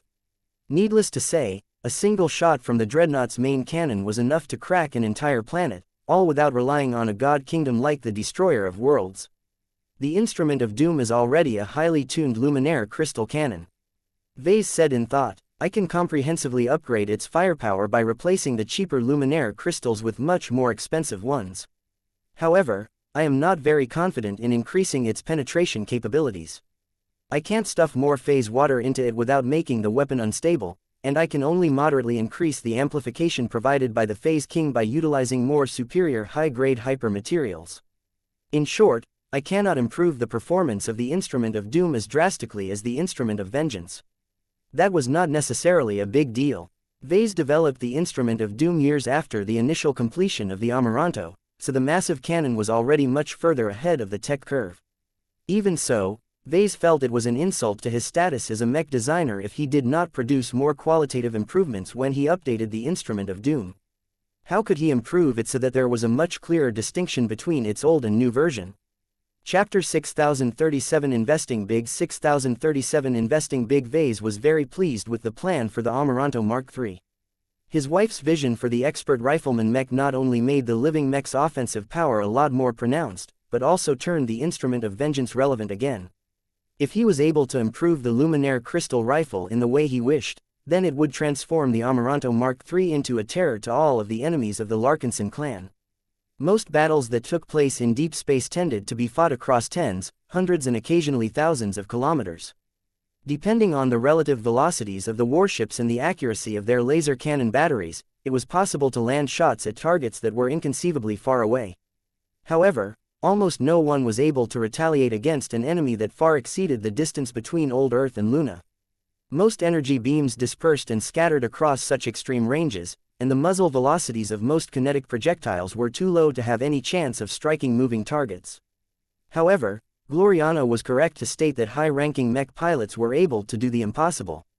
It should be within the realm of possibility for Venerable Davia Stark to empower any energy beam to the point where it was able to maintain perfect cohesion across multiple light seconds. True resonance could also fix the inherent causes that might cause the output of the Instrument of Vengeance to deviate from perfect alignment to a very distant target. Even if the actual results were not as good as Vase hoped, it was already good if the Amaranto Mark III was able to snipe targets that were, merely, a light second away. Only the most advanced warships armed with laser cannons tuned for precision were able to overcome the 1-second light lag and occasionally land a shot against moving vessels. Vase deeply believed that once the Amaranto Mark III joined his first-class fleet, a lot of potential threats that the Larkinsons might encounter during a deep strike expedition could easily be eliminated in advance. Unfortunately, not all serious threats could be taken off the board in this manner. When the time had come to wage an open battle against a formidable opponent, the distances between both sides would become a lot more compressed, even in space. Otherwise, how could melee mechs still be relevant in the Age of Dawn? When lots of warships and a powerful phase lord relied on their tough and multi-layered energy defenses to advance towards the Larkinson fleet, trying to attain extreme scores in accuracy and precision no longer mattered anymore. The Amaranto Mark III could easily attain a 100% hit rate against these enemy types in most situations. This was why the Amaranto needed the Instrument of Doom.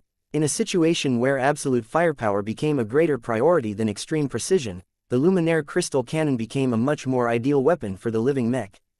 The problem was that neither Vase nor Gloriana were satisfied with the planned improvements to the Instrument of Doom.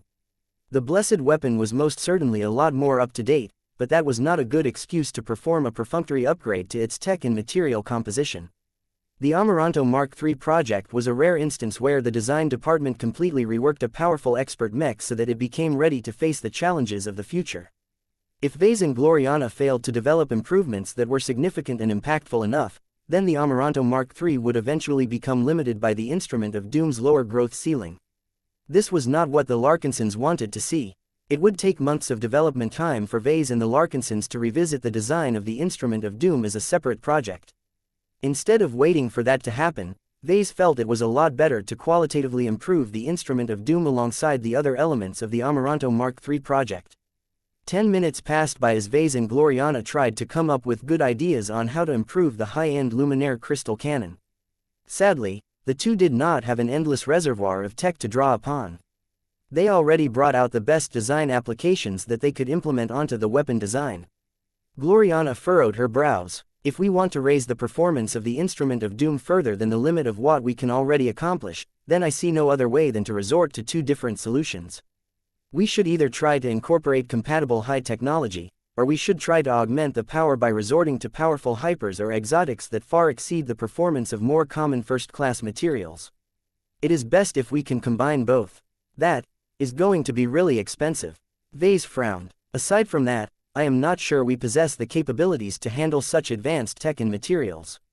It is likely that we need to borrow the help of outside consultants, which means that we must divulge the design specifications of one of the Amaranto Mark III's main weapons. It is for a good cause, Vase. I can understand why you are reluctant to expose the inner workings of the Amaranto Mark III, but you do not have to share the complete design to an outside party. It will be fine as long as you limit it to the Instrument of Doom itself. Do you truly think our most powerful ranged weapon can be countered if you understand its technological principles? Pure firepower cannot be resisted with ease. His wife made another good point. Though Vase did not really want to divulge even a part of the design of his ultimate modules, it was not as if anyone could copy or neutralize it just by studying their physical design specifications. The matter ultimately came down to whether Vase was willing to trade greater firepower for much greater cost and information sharing. As Vase observed the draft design of the improved Instrument of Doom and envisioned how much easier the Amaranto Mark III would be able to demolish the proud energy defenses of the aliens, he felt it was sacrilege to his own design philosophy and his duty as a mech designer to deny the weapon a chance to shine. He already made a decision in his heart. I think it may be time for me to bring out one of the truly good stuff from one of my vaults. That certainly caught his wife's attention. Are you serious about that, Vase? You have been hoarding an increasing amount of treasures over time, but rarely took them out in order to augment your works. I thought you insisted on saving them until there is a true need for their power. This is not one of those times. The Amaranto's firepower is already slated to receive a massive boost after we have completed her upgrade. Any further increase in power is welcome, but not entirely indispensable. That is where you are wrong, honey. Vase shook his head. Even though there is no acute crisis hanging over our heads, we are bound to encounter enemies that we cannot overcome due to a deficiency in firepower. The Amaranto may be our only hope of breaching the defenses of an indomitable phase whale. I would rather invest heavily in extra insurance that might save us one day than to act like a cheapskate and regret my decision when Larkinsons are dying around me. Besides, those precious resources aren't doing anything useful when they are collecting dust in my vaults. It is only by converting them into finished goods that we can make use of their actual value. As far as Vase was concerned, as long as he made his mechs powerful enough, all of the resources spent in improving them could easily be earned back through winning battles against stronger and more formidable opponents. Vase mentally glanced at the list of strategic goods that he had tossed into his vaults over the years. He had truly managed to amass a sizable collection of high-value goodies. The thought of using one of them to amplify the power of the instrument of doom made him feel like a kid in a candy store. Let's see, he came across numerous goods that he had harvested years ago but never really paid attention to. For example, he still preserved the spiritualities of Venerable Relia Foster and Venerable Ganso Larkinson. Vase knew he could make a couple of exciting products with these fantastic ingredients, but he had yet to come up with a compelling idea where he could justify their inclusion. He also retained a large spiritual fragment of Emma, which sounded like a good fit for the instrument of doom. However, he felt it was not suitable to use the companion spirit of a god pilot to augment the weapon of another high-ranking pilot. The Amaranto Mark III was already shaping up to become a high-tier expert mech that only reached her full potential if she borrowed the powers from the illustrious one, the Phase King in Ilvain. There had to be a limit to how extensively Venerable Stark relied on external factors to become a more productive combat asset. When Vase thought about the more recent materials he obtained, he winced when he thought what he had done with the ATCA alloy bar that he bought in the Grand Auction. The high-quality artificial alloy developed by the Resonance Smith was expressly designed to enhance the shield-breaking capabilities of mechs. Yet what had Vase done with it after he bid 10 kilograms of phase water for the most expensive variant of ATC series alloys? He fed it all to Lucky. What a waste. It would not be easy for him to knock on the Resonance Smith's door in exchange for another batch of ATCA. The Star Designer was a notorious figure in the mech community due to serving as a key pillar of the Unbound Humanity faction. From a political perspective, Vase stood on the opposite spectrum of the Resonance Smith as he had created the proposal to found the Red Collective, which added even greater rules and obligations on human society. Fortunately, ATCA was not the only extraordinary material that Vase managed to acquire during his last business trip. There was one other material that made a profound impression. His eyes firmed up when he decided that it was time for him to bring out the big guns. He meant that unironically. I have an idea, Vase slowly said as he made a difficult but necessary decision. I have a material in my possession that is far more powerful and precious than everything else my vaults put together. Not only that, but I believe that its properties complement the instrument of doom well enough to justify its use for this project. What material are you talking about, Vase? During my work visit to one of the illustrious warships of the Red Fleet, I managed to receive a very special artificial exotic alloy that is only known as EE343F00334R. His wife looked surprised. What? I am not allowed to divulge any confidential information, so please forgive me if I cannot explain anything further. I think the fleeters don't mind if I tell you a few innocent details. Let me tell you this. EE343F00334R is a key material to one of the functions that makes the Dominion of Man special.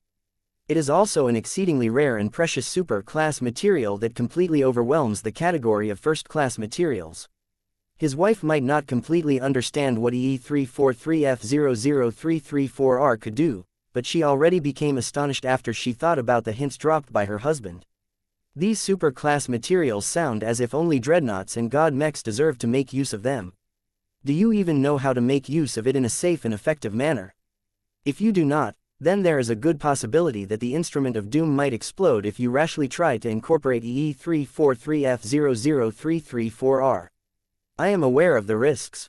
Vase responded. I have no intentions of experimenting with EE343F00334R by myself. There is only one way for us to develop the instrument of doom of our dreams. We need to work together with the researchers and developers of the Red Fleet. What? Are you crazy, Vase? Why would you ever think about collaborating with the fleeters on a mech design project? This is absurd. Do you think I have another choice? The mechers shouldn't know much about EE343F00334R. Only the fleeters understand their experimental materials the best. I am sure I can make a deal with the second main fleet. Let me contact their liaison first in order to determine whether this is possible. Chapter 6038 External Assistance 6038 External Assistance Captain Zonrad Rees spent most of his time on the Babylon excavator that had recently become a part of Vess's permanent protection force. The large and relatively self-sufficient reconnaissance cruiser had not formally joined the Blue Jay fleet, but simply hovered an awkward distance away from the warships belonging to the Red Association. Although Vase did not call Sigrund on a daily basis, he had made sure to stay in touch every now and then. Both sides understood the importance of developing closer relations with each other. Xanrad quickly accepted the call after he received the request. Vase. His physical projection spoke as he took a look around the parlor. I see this as an informal occasion. What is your request? I am not sure whether we can speak. Please like and follow the Cultivation Audiobooks channel about it over a relatively insecure communication channel. Can you come down here so I can explain my needs in person? Very well, but it will take time for me to reach your base. Ever since we upgraded the defenses of your facility, it has become impossible for us to teleport directly to your location. That's fine, we can wait. I can use the time to retrieve important material and head over to a more secure meeting chamber. Sigrun did not fail to recognize the hint that Vase had given. The clever hybrid AI already had a good idea on what this discussion was all about. A short time later, Vase and Gloriana both welcomed the arrival of Captain Xanrad Rees. The RF captain greeted the two Larkinsons before setting his sights on the diminished bar of EE343F00334R. The fleeter frowned when his gaze shifted between the super-class alloy and Gloriana. Oh, come on, Captain, Vase said in an exasperated tone. How do you expect me to maintain its confidentiality when I plan to incorporate it in an expert mech where my wife will take charge? Even Sigrun couldn't deny the difficulty of keeping all of the details concerning the use of this strategic material a secret. I understand what you seek from us, but I will need to consult with Fleet Admiral Argyle first. Captain Rees said, I will try to apply for limited permissions for your wife. For what purpose do you wish to make use of this alloy? Let me give you a brief explanation. Vase quickly summarized his thoughts on developing a much more powerful and effective version of the Instrument of Doom. Quote, I don't know whether EE343F00334R can be applied to an energy weapon like this. As long as it is possible, I think it is worthwhile for me to do so. Even if the use of this super-class material is overkill for the time being, I am sure that Venerable Davia Stark can grow to the point where she can fully leverage its extraordinary properties. What do you think? Sigrun did not look very optimistic about this plan. I do not possess any expertise on powerful exotic alloys, and I still need to investigate how much information I can divulge to you and your wife. Please give me a moment. The captain exited the secure chamber and only came back 2 minutes later. His expression looked a bit more relaxed than before. The Fleet Admiral agrees to your conditions. He is very pleased with how the Dominion of Man is shaping up to become a literal god ship. Compared to all of the radical changes that you have engineered on the Dreadnought, the confidentiality of EE343F00334R is no longer as sensitive as before. Our research teams are already in the process of developing superior solutions that incorporate hyper-materials. As far as Vase was aware of, the Red Fleet was not able to replicate EE343F00334R. This meant that the Rubicon spatial transfer system and any tech that was reliant on it could not be repaired or maintained forever. That was not necessarily a bad development. The Red Ocean offered an abundance of phase water and brand new hyper-materials that had much greater potential than EE343F00334R. The fleeters just had to put in a lot of hard work in order to develop a version of the Rubicon based on phase water technology and hyper-technology. So will your researchers provide technical assistance in the development of the Instrument of Doom that incorporates this alloy? Yes, we cannot provide unlimited support, but our researchers and developers are happy to guide you in the right direction. Captain Rees confirmed. I do have to mention that the material scientists that are familiar with this alloy have warned us that it is not the most suitable choice to apply to a directed energy weapon. Do not get me wrong. The effect of using a small quantity of this alloy on your Instrument of Doom will still produce radical improvements, but much of the potential of this powerful material will be wasted. You are using the primary gun battery of a dreadnought in order to destroy a shuttle. That made sense, but Vase did not really care about the waste. He was aware that EE343F00334R was best used to develop a really fantastic teleportation system, but that sort of tech was completely beyond his current capabilities. Instead of keeping EE343F00334R in his vault for several decades until he finally had the perfect opportunity to leverage its properties, Vase would rather make use of it now and strengthen his forces in the short term. I am fully aware of the implications of my decision, but I still want to go through with it. Vase affirmed to the fleeter. As I have stated before, I think that Venerable Davia Stark will come to learn how to draw out the potential of EE343F00334R in her own way, especially once she becomes a saint. I do not mind it if it remains underutilized for a long time. That satisfied Sigrund. As long as you are aware of it, I can understand your need to augment the firepower at your disposal. There are other solutions available, though. The Red Fleet is open to other fruitful exchanges. We can grant you access to powerful weapon tech and much more suitable materials in exchange for your own technological applications. Do not forget that we have invested much more R&D into energy weapon systems than the Mechers. We are much more reliant on firepower to complete our missions, so our understanding of ranged weapons of any kind ranks at the top. That sounded like it might actually be true, but Vase doubted it was that simple.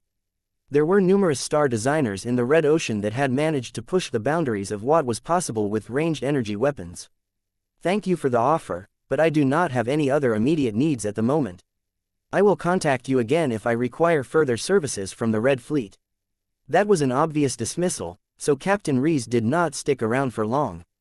Both Vase and Gloriana became satisfied with this new cooperation. The fleeters would offer their essential technical support in integrating EE343F00334R into the Instrument of Doom. In exchange, they would be allowed to take a good peek at the design of the powerful Luminaire crystal cannon. One of the reasons why the fleeters agreed to this exchange so easily was because they did not really give up anything too important.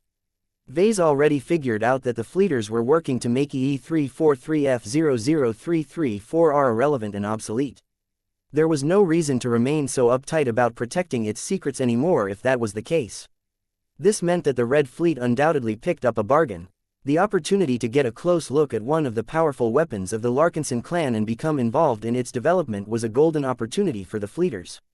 Still, Vase felt the exchange was worth it because he had absolutely no idea what to do with EE343F00334R if he tried to make use of it without any knowledgeable direction. The super-class material was so advanced that there were very real chances that he might accidentally blow up D&D base if he mishandled it in any way. The only other use for this material that he could come up with was to feed chunks of it to Lucky, but the gluttonous cat already had enough in his opinion. In the end, both Vase and Gloriana became satisfied with this development. As long as our cooperation with the fleeters is successful, the Instrument of Doom will undoubtedly become a weapon that we can be proud of. Gloriana spoke with a satisfied expression. It almost sounds sinful to expend such an impressive material on a mere expert mech or ace mech, but that makes this so exciting. It is very rare that mech designers such as us can make use of an alloy that even the Red Fleet must take seriously. It makes me feel as if we have finally reached a height where we are truly allowed to design top-tier mechs that can rank alongside other legendary mechs. Vase had the same feeling as well. The planned improvements of the Instrument of Vengeance already sounded ridiculous enough, but to incorporate an extravagant material into the Instrument of Doom would definitely push the value of the Amaranto to an unsurpassed height. He quietly apologized to Saint Tusa. His cousin thought that he had won the grand prize for obtaining the most powerful Larkinson mech to date. Unfortunately for his cousin, it seemed like history was about to repeat itself. Once the Amaranto Mark III took shape, the reinvented Rifleman mech would completely outclass the Dark Zephyr Mark III. It was not that the Dark Zephyr Mark III was weak. The real problem was that the Amaranto Mark III would become too outstanding when it came into existence. Nobody would take a second look at the Dark Zephyr when the Larkinsons gained ridiculously powerful ranged mechs that could snipe targets that were light seconds away or instantly overcome the energy defenses of powerful enemies at shorter ranges. Saint Tusa would definitely feel completely outclassed once again when Davia Stark managed to destroy threatening enemies faster than he could reach with his pitiful light mech. Oh well, Vase did not really care about the impact that the Amaranto Mark III would have on Tusa's psyche. The man was an ace pilot. He could take a few hits on his pride. Now that Vase and Gloriana came up with a very clear and promising plan for the Amaranto Mark III project, it was time for them to take a closer look at the Riot Mark III project. The two initially went over all of the obligatory technological upgrades that should be applied to all high-tier expert mechs. New and improved features such as 6th generation Living Mech, 2nd generation God Body Method, Architect, the Energy Weaver Mech ecosystem, a higher phase water content and so on should all elevate the performance of Venerable Rosa Orphan's expert Spearman Mech to a much higher level. Yet when it came to adding or improving the truly special and unique features of the Riot, Vase already had his own plans about how he could qualitatively transform the living mech's identity. One of the strengths of the Riot is that he excels at sowing chaos. I think it should be possible for us to amplify this aspect and turn it into the signature strength of the expert spearman mech. Yes, we have already reserved a Tier 3 destroyer spear for his usage, but that should not be the most defining strength of the Riot.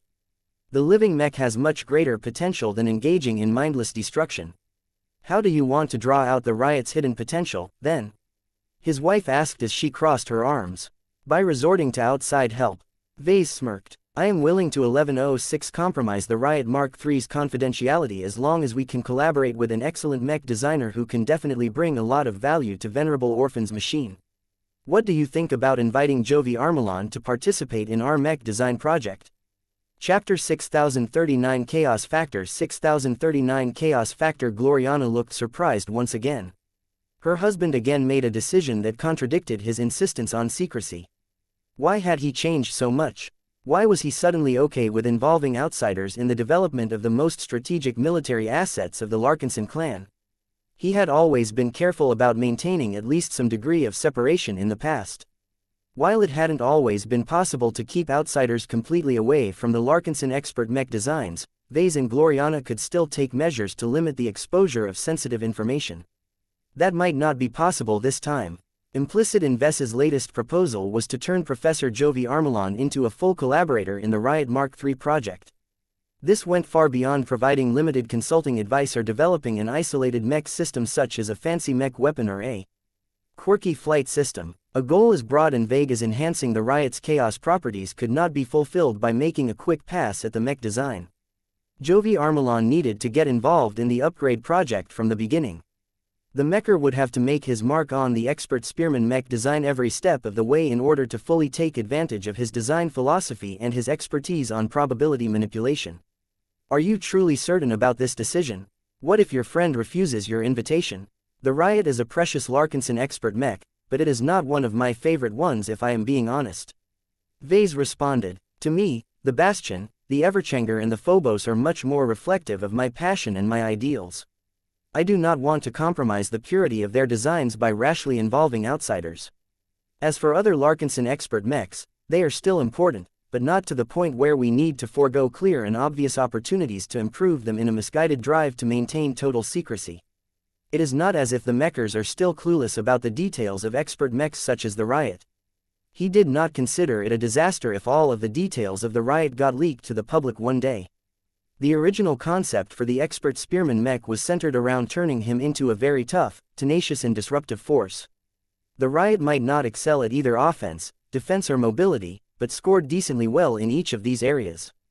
Venerable Orphan could flexibly take on multiple different roles at once as she utilized the strengths of her battle partner in different ways. The chaos element suited the pairing well as it could sow a considerable amount of confusion among their opponents. Chaos made the Riot's defenses unexpectedly tougher than expected. It could also make the Riot's attacks more unpredictable, thereby making them harder to guard against. The characteristic hyper ability of the Riot was his disharmony barrier. This mutated the already enhanced resonance barrier of the expert spearman mech to infect whatever he was fighting against with a touch of chaos. From what Vase had observed in the recent battle footage of Venerable Orphan and her battle partner, this trick certainly threw a lot of alien opponents off balance. It was a pity that the disharmony barrier was not as effective when applied to large alien warships. It was originally designed to give Venerable Orphan an edge whenever she dueled against an opposing expert mech. In any case, Vase wanted to improve the disharmony barrier and everything else that made the Riot so delightfully chaotic, but he was afraid he did not possess the knowledge and expertise to do right by the living mech. Despite not regarding the Riot as one of his favorite products, he still cared enough about it to make an exception to his rules and bring in the most suitable outsider that could elevate the living mech to a greater height. Since Vase himself was okay with this, Gloriana had little reason to deny his proposal. Vase proceeded to call his friend and quickly explained what he sought. The physical projection of Jovi looked intrigued to say the least. I once told you that I would be happy to collaborate with you, but only when you are ready to design first-class mechs. Participating in the development of the Riot does not exactly satisfy this condition, Peef. Vase snorted. You only put up that rule because you don't want to waste your time on designing weak and trivial mechs. The Riot Mark III is completely different from those ordinary products. It is a much higher-end product than a typical second-class mass-production model. We are planning to upgrade the Riot to a high-tier quasi-first-class expert mech first, which means that most of her mech frame will already incorporate first-class tech and materials in advance. Once Venerable Rosa Orphan breaks through, we will convert the Riot into a proper first-class ace mech, just like what we are planning to do with the Dark Zephyr. Doesn't that sound exciting to you, Jovi?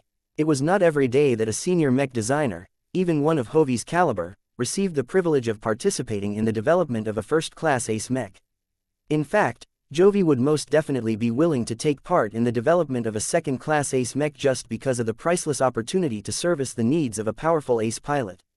Although there was no guarantee that Venerable Orphan was guaranteed to break through in the short or medium term, Jovi had spent enough time with the Larkinsons to know better. In his judgment, the Larkinsons possessed so many unique advantages that the Larkinson expert pilots had the greatest chances of breaking through. Since that was the case, Jovi judged it was worthwhile for him to participate in the development of the Riot Mark III even if certain aspects of the design were primitive from his perspective. At the very least, designing a mech of sufficient complexity alongside Vase was anything but a waste of time. Very well, Vase, you have my cooperation. I will need to clear a part of my schedule for this, but I look forward to working together with you on a proper mech design project. Great, the Riot Mark III project is still in the planning phase, so there is still a lot of room for changes and additional input. My wife will transfer the necessary files to you later, but for now I want your input on how you can enhance the Riot Mark III's chaos aspect. The physical projection of Jovi smiled as the mecher clearly became intrigued by this challenge. You know, Vase, you have presented an interesting demand to me. The reason why I chose to specialize in probability manipulation is to reduce uncertainty. My mechs are able to perform unlikely and improbable factions at a significantly greater rate because of my deliberate manipulation. A good mech in my view should be a machine that can more consistently perform at a higher standard. Do you understand what I am trying to convey? Both Vase and Gloriana nodded. I get it, Vase responded. If you have a 6-sided dice that you are about to throw multiple times, you want it to land on 6 as often as possible. What I want from the Riot Mark III is for him to become much less consistent. The 6-sided dice that represents this expert mech should not only be unbiased towards any side, but should also be expanded to a 12-sided or a 36-sided dice. The greater the possibilities, the greater the chaos. Such a mech would be a nightmare to pilot to anyone that preferred to control a reliable and consistent machine. That happened to encompass most mech pilots. Your analogy is not quite accurate, but it presents a simple enough image of how I manipulate probabilities. Jovi spoke with an amused expression. I am not entirely certain about why you want to turn the Riot into a less consistent and more variable expert mech, but I can immediately deduce one advantage of designing it in the direction that you have described. It becomes harder to predict your living mech's actions. Predict as in mathematically model the Riot's performance? Gloriana questioned. No. Predict as in trying to prophesize its future actions. As you may have already known, special existences such as Ilvain are not as anchored to the present timeline as the rest of us. They possess the rare ability to leap beyond the immediate time and look into the past or future. There are secret research departments in our association that have studied this for longer than you know, but I am not privy to their activities. I can only say that the ability to glimpse into potential future timelines is not unique to your design spirit, and that the reliability of prophecies is not as high as we wish. That was not a big surprise to Vase. The Big Two or the Red Two would have tried to establish cooperation with Ilvain a lot sooner if his foresight was unique. Vase guessed that a few star designers must have managed to crack some of the secrets of time and built some fancy grand work that could literally take snapshots of potential futures. The only concern that Vase had was how much good information the mechers and the fleeters were able to acquire with their attempts of glimpsing the future. Did they see him do anything naughty? Hopefully Jovi was right that the veracity of the association's prophecies was not that impressive. Just because we are bad at predicting the future does not mean our enemies are bound by the same constraints. Gloriana mentioned, I think I see the value in preparing for a counter that we may not necessarily need, but can save us when we eventually confront an enemy that can see the future. Her husband was of the same mind in this regard. It was always useful to have a contingency in reserve. Mind you, I do not think the Riot can defeat all attempts at divining the future. Jovi cautioned, a very powerful opponent on par with the most dangerous speculative threats from Messier 87 may defeat these measures due to the enormous power disparity. Other than that, the greater the variance and the greater the possible outcomes of the riot, the greater the cost of making an effective prediction. If Venerable Orphan can truly become a saint, then I can likely upgrade the riot's randomness to a level where Ilvain and our association's own secret means cannot path the riot's actions in the slightest. The cost of doing so would exceed their energy budgets. This could become a highly strategic advantage in the long run. Anything was possible in the Age of Dawn. Who knew whether a god pilot or a cultivator emerged that excelled in the manipulation of time? If such a threatening figure ever targeted the Larkinson clan, then having an asset on hand that could frustrate any time shenanigans was worth its mass in phase water. I originally did not think of this, but I can see how this can be a handy feature. Vase admitted, do you think that expanding the riot's chaos factor can be of more immediate use to Orphan?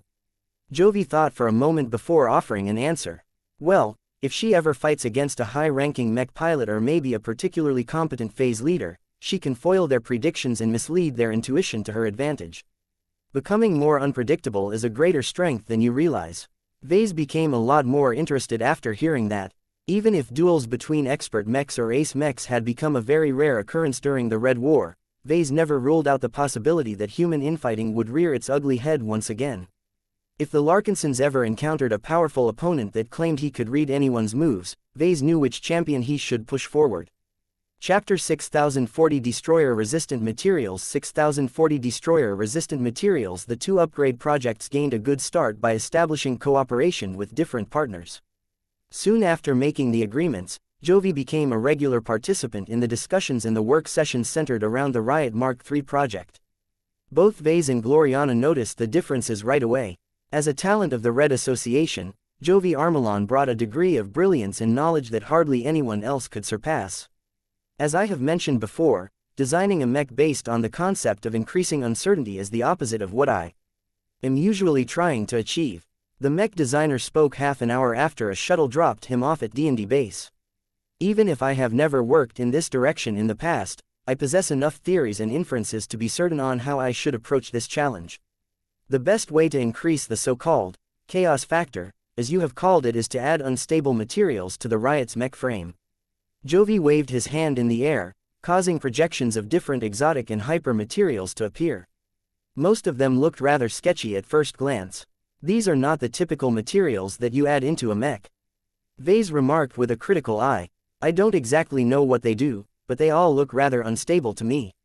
If you attempt to make a mech out of these materials, then the machine is liable to explode as long as it receives a strong bump. He was not exaggerating. The more Vase looked at the materials, the more he sensed how much energy they possessed and how precarious they were kept in place. Humanity discovered a huge variety of exotics over the ages. From the moment the human race stepped into the stars, countless pioneers and explorers encountered one strange material after another. Scientists had also become addicted to blending multiple different exotics together to produce even more miraculous materials. Yet out of the vast majority of the exotics that humans came in touch with, only a very tiny fraction of them were suitable for use on an experimental or industrial scale. It was not an exaggeration to say that 99.99% of exotics in the Red 2's humongous database had never really been used in a serious capacity. People merely discovered them and tried to figure out if they were useful. When they failed to come up with any application that justified the cost of using these weak or difficult materials, they gave up their attempt and moved on to exploring the use cases of other materials. A similar story applied to the recent emergence of hypermaterials. A lot of material scientists eagerly embraced one of the bounties of the Age of Dawn and madly tried to explore and catalog every new hypermaterial that mutated out of ordinary resources. However, the most predominant problem with most hypers was that they were not economic enough. Most were fairly weak and unable to withstand the rigor of combat. There were hypermaterials that generated strong E-energy reactions, but were so fragile that they essentially broke apart due to their own activity.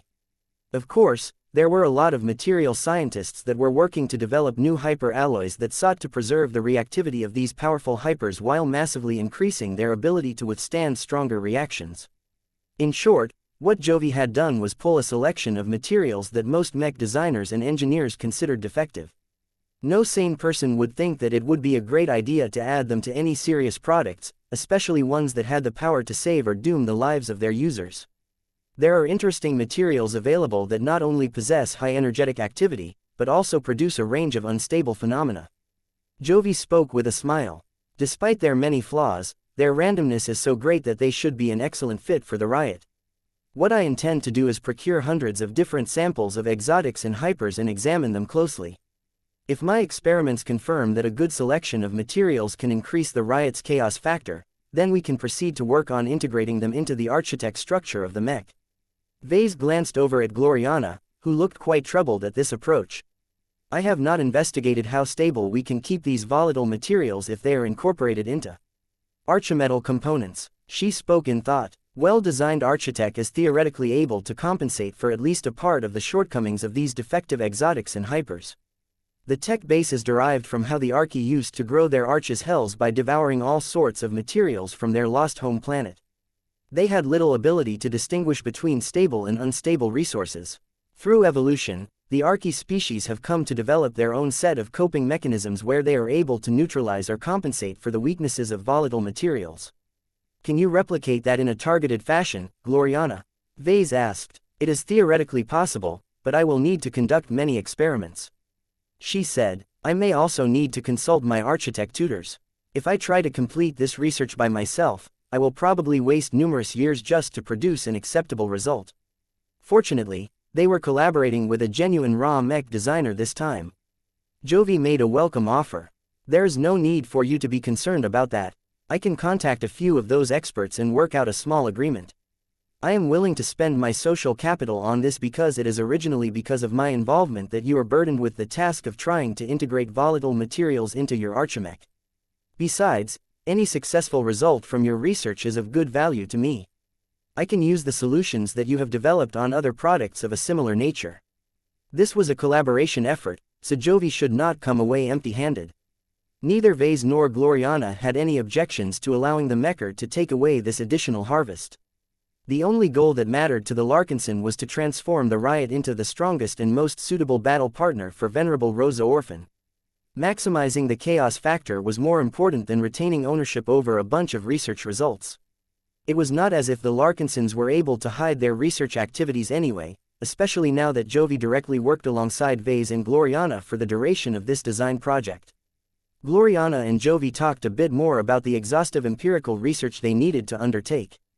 They needed to do a lot of work in order to successfully produce archimetal compositions that satisfied all of their requirements. Even with the help of additional architect experts, there is no guarantee that we may succeed within a handful of months. You need to be prepared to delay this initiative or give up on it for the foreseeable time. Jovi warned. The only female among them shrugged. I understand. That is research. It wouldn't be so respected if it is easy to produce positive outcomes. Do not worry. If it appears that we have stopped in front of a wall, I can accept the need to rein in my ambitions and make do with more practical alternatives. We can always revisit this effort at a later date when it is time to design the Riot Mark IV. That was a healthy perspective to take. Vase wished them luck, but he did not dare to assume they would succeed within the stated time period. A few months was too short to conduct so much profound research on combining volatile materials with architect. By the way, I have a question for you, Jovi. As you already know, I have recently procured a Terran Tier 3 destroyer spear. If Venerable Orphan manages to break through in the next few years, I will likely bestow the right to wield the destroyer weapon to her. Is there anything special we need to pay attention to? I have heard that it takes a lot of effort and preparation to properly allow a mech to wield such a powerful weapon. Jovi chuckled. It just so happens to be that the destroyer spear has the potential to amplify the riot's chaos factor. The high concentration of destroyer particles in the speared IP has a tendency to lash out and attempt to devour any matter in the vicinity. These reactions are often random and can happen at any time if they are not properly controlled for. Normally, the Terrans design their mechs in a way that tries to tame the volatility of the destroyer weapons as much as possible. This is certainly the safest approach that you can take with the Riot Mark III project. However, it was not difficult to figure out his argument. Are you suggesting that we should loosen up on this approach and allow the spear to go rogue every once in a while? Vase cautiously asked. That is not quite how I would put it, but that is my general suggestion. Jovi answered. This is an optional idea. What I have just put forward is no different from playing with fire. If you cannot stand the thought of getting burned, then by all means forget what I have said and take the safe approach. There is no need to play around with us, Jovi. You wouldn't have taken the initiative to plant this idea in our minds if you did not already have an interest in seeing through. Do you truly think the Riot can handle a destroyer spear that is less than absolutely stable and controlled? A Tier 3 destroyer spear is already capable of destroying a high-tier expert mech if the pilot becomes even slightly inattentive. Even ace pilots need to maintain constant suppression of the weapon in order to prevent it from damaging their own ace mechs. The value of a destroyer spear lies exactly in its extreme volatility. The lower-tier destroyer weapons are much more stable but also much weaker as a consequence. The raw mech designer stated, "I am not suggesting that Venerable Orphan should wield the spear when she is still an expert pilot. What I am trying to propose is that once she becomes a saint and gains the ability to wield the Tier 3 destroyer spear, she should pilot a mech that can not only withstand at least some degree of outbursts from the weapon, but also exploit its dangerous reactions as an additional weapon against her enemies." Gloriana's eyes lit up as she began to see the value in Hovi's proposal. "I understand. When the Terrans invented destroyer weapons, the Rubarthans tried their best to develop destroyer-resistant materials. While the latter cannot completely negate the danger of destroyer particles, they can at least last much longer than the alternatives. I suppose we can blend plenty of destroyer-resistant materials into the Riot Mark III to increase her defense against this specific weapon type." This was a good idea. Incorporating destroyer-resistant materials into the Riot's mech frame massively increased the living mech's ability to safely handle a dangerous and partially unleashed destroyer weapon. Playing with fire was dangerous, but not to the same extent if the person doing so wore a fire-resistant suit. Destroyer-resistant materials are more expensive, but that should not be an issue for your clan. Jovi mentioned, "The better alloy formulas are all confidential, but I will obtain one for this project. The only issue is that you will need to develop archimetal components that combine destroyer-resistant materials and highly energetic materials. These are two completely different material types, so it will not be easy to marry them together." "I am not afraid of this challenge," Gloriana said as she became more fired up. "If we are able to succeed in our research, then the Riot will not only become much more difficult to damage, but also possess unparalleled offensive power in melee combat. Not even the royal gem of the Bujay family can match our spearman mech in terms of attack power." Chapter 6041 Exchange Stability for Power. 6041 Exchange Stability. For power. With the help of Hovi's input, the Riot Mark III was shaping up to become an increasingly more interesting Larkinson expert mech. Vase couldn't help but develop a greater interest in the outcome of this upgrade project. The recent changes to the planning of the Riot Mark III project vindicated his decision to invite Jovi to collaborate with him and his wife. If they managed to succeed in meeting all of their goals for the Riot Mark III, there was a good chance that the resulting end product might actually be able to match the magnificence of the Amaranto Mark III. "I like what we are doing with the Riot Mark III," Gloriana admitted to Vase after they concluded another in-person meeting with Jovi.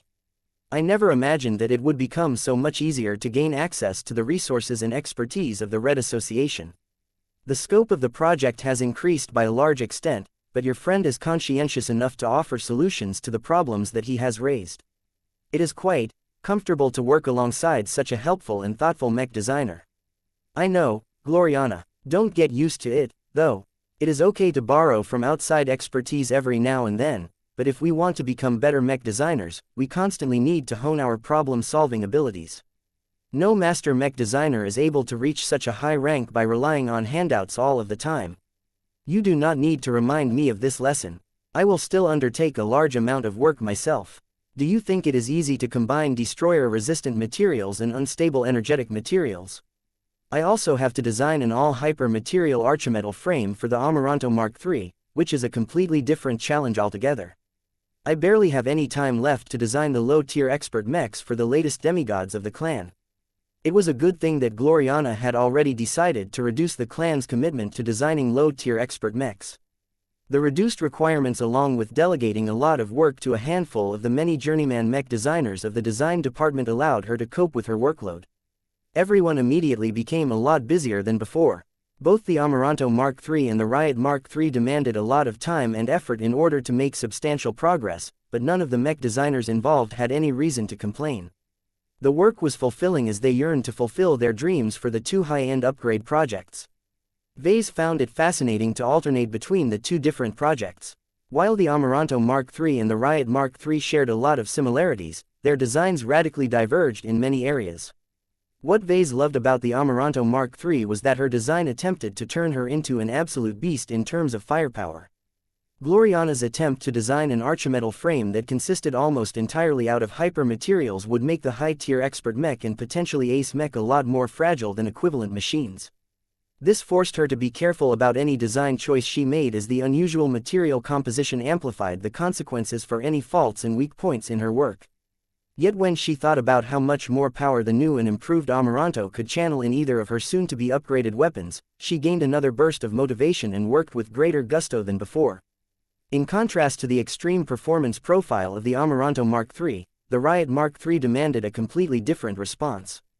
The high-tier expert spearman mech needed to exemplify the role of an assault mech. This meant that aside from ranged attack capabilities, the Riot needed to perform well in both offense and defense. Oh, his mobility needed to be decent as well. Otherwise, a lot of powerful opponents would simply be able to counter the Riot by maintaining their distance from a relatively powerful but sluggish mech. Mech design was a process of making lots of compromises and trade-offs. It was difficult to design a mech that scored well in multiple areas. The original Riot was patterned after a spearman mech, which was largely considered an offensive mech archetype. However, in order to strengthen the living mech's ability to trade blows with threatening enemies, Vase had chosen to put a lot of emphasis on the Riot's armor system and other defensive measures. This resulted in a package that sort of fulfilled his requirements, but did so in a clunky and imperfect fashion. The Riot was able to inflict a considerable amount of damage up close, but he could never compete against the first sword in terms of pure lethality. There was no need to hold a contest because Venerable Orphan would probably be the first to admit that she was not able to keep up with Venerable Dice when it came to inflicting the most damage in the same amount of time. The disparity was just that obvious. Of course, Venerable Orphan would also be the first to crow about her machine's much better ability to withstand abuse.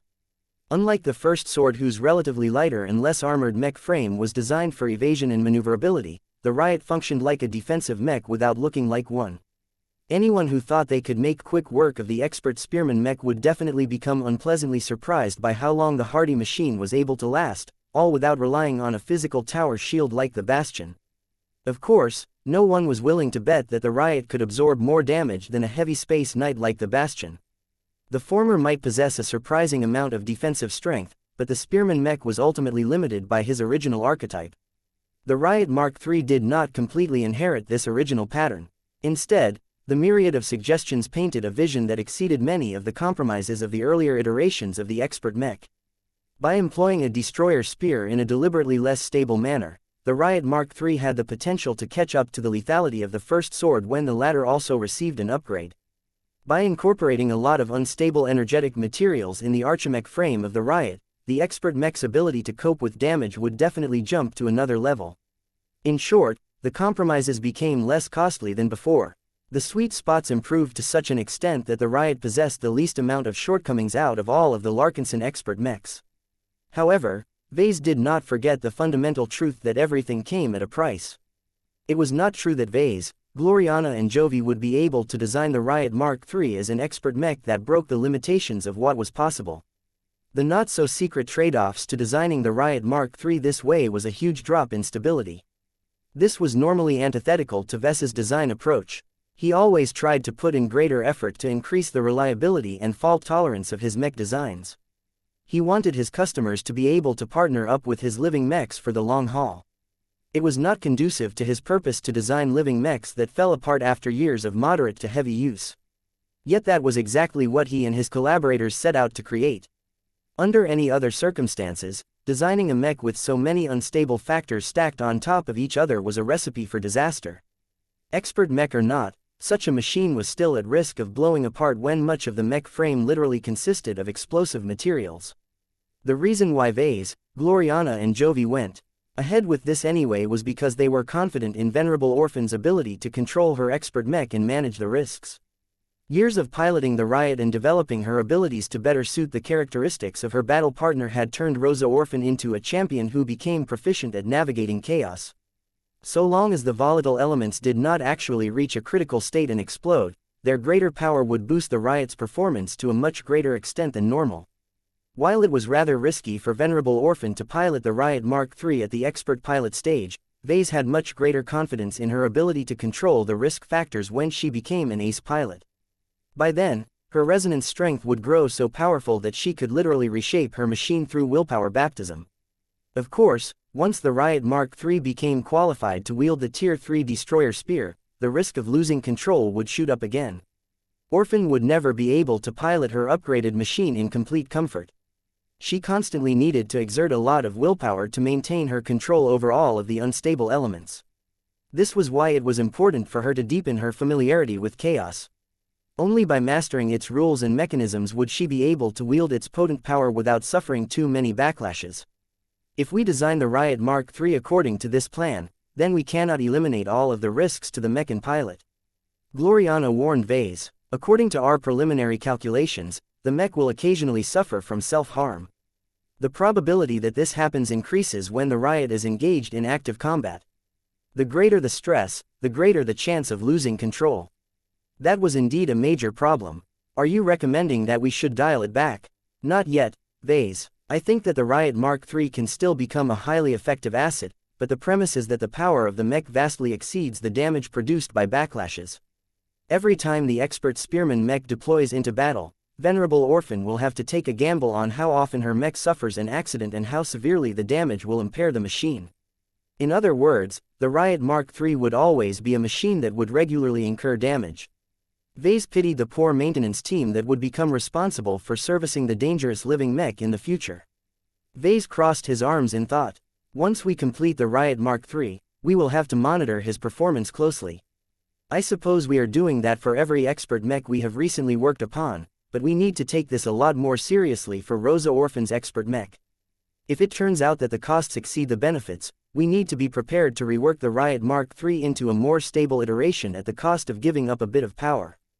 The goal is to design a chaos machine. It is not our purpose to design a literal torture machine. Hopefully, it would not come to that. As long as Venerable Orphan broke through early enough, Vase believed that her improved strength should be adequate enough to keep a handle on most danger factors. As Vase and the others resumed their design work, a few major developments occurred that represented a break in routine. First, Gavin Newman was finally scheduled to return to New Constantinople 8. Second, the Interim Leadership Council held a second meeting. The latter caused Vase to head down to the underground hyper chamber once again, where he attended another virtual meeting in the same opulent circular meeting hall. As Vase and many others who attended the meeting by remote took their seats around the enormous round table, they all waited for the evolution which to arrive and open a discussion on the next topic in contention. One curious change compared to the last meeting was that less people attended than before. Some of the missing counselors sent substitutes to represent their voice, but others just kept their high-backed seats empty. Where are the rest? They are subject to communication lockdowns. Master Viro Goldstein helpfully explained to Vase. There are signs that the native aliens are on the verge of launching a large offensive. Our soldiers must be ready to respond and fight at any moment. Oh, Chapter 6042-5 Defensive Bands 6042-5 Defensive Bands. The air in the virtual conference chamber grew heavier at the mention of the coming alien offensive. Nobody had any reason to look forward to this major turn of events. The native aliens had been steadily amassing more and more warfleets at their staging points just outside of human-occupied space. An increasing amount of people knew about this impending threat. Even the Red Cabal had to know that their movements had long been seen by their enemies. The surprise factor was almost entirely gone. The only point of uncertainty was when the aliens were finally willing to launch a mass invasion. Vase glanced at the powerful figures that attended the meeting. The god pilots and other military officials were conspicuously absent. Most of the people who were free enough to arrive today were those who did not possess any immediate or important military positions.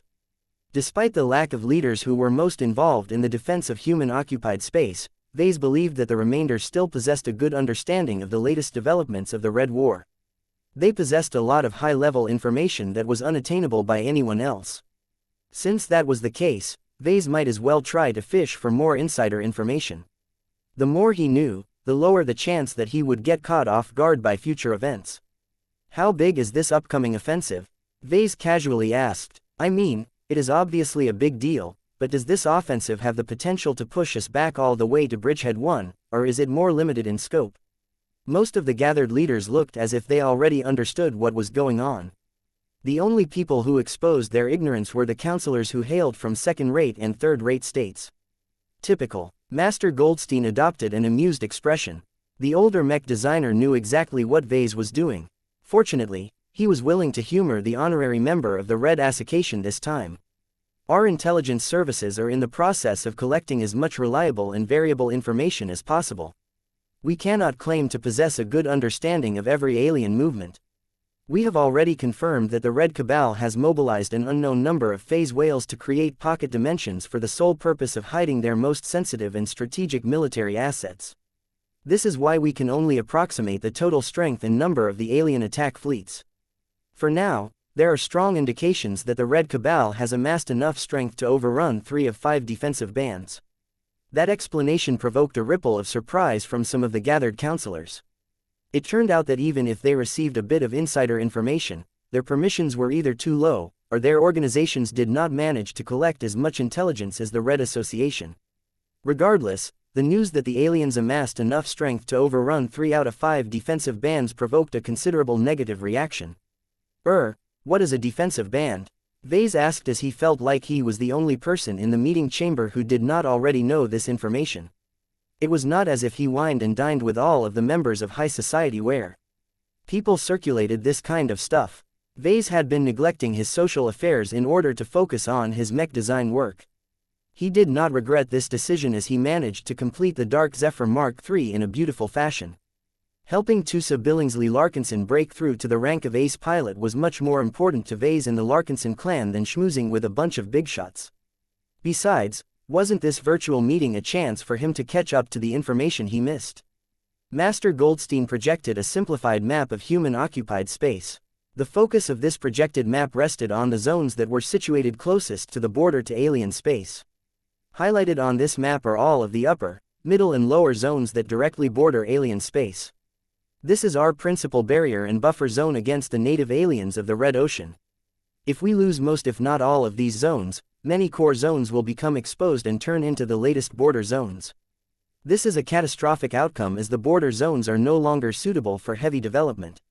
Many industries and trillions of colonists must be relocated further into human-controlled space in order to prevent future tragedies. The loss of resources, strategic depth, living space and etc. will heavily reduce our chances of gaining the upper hand in the Red War.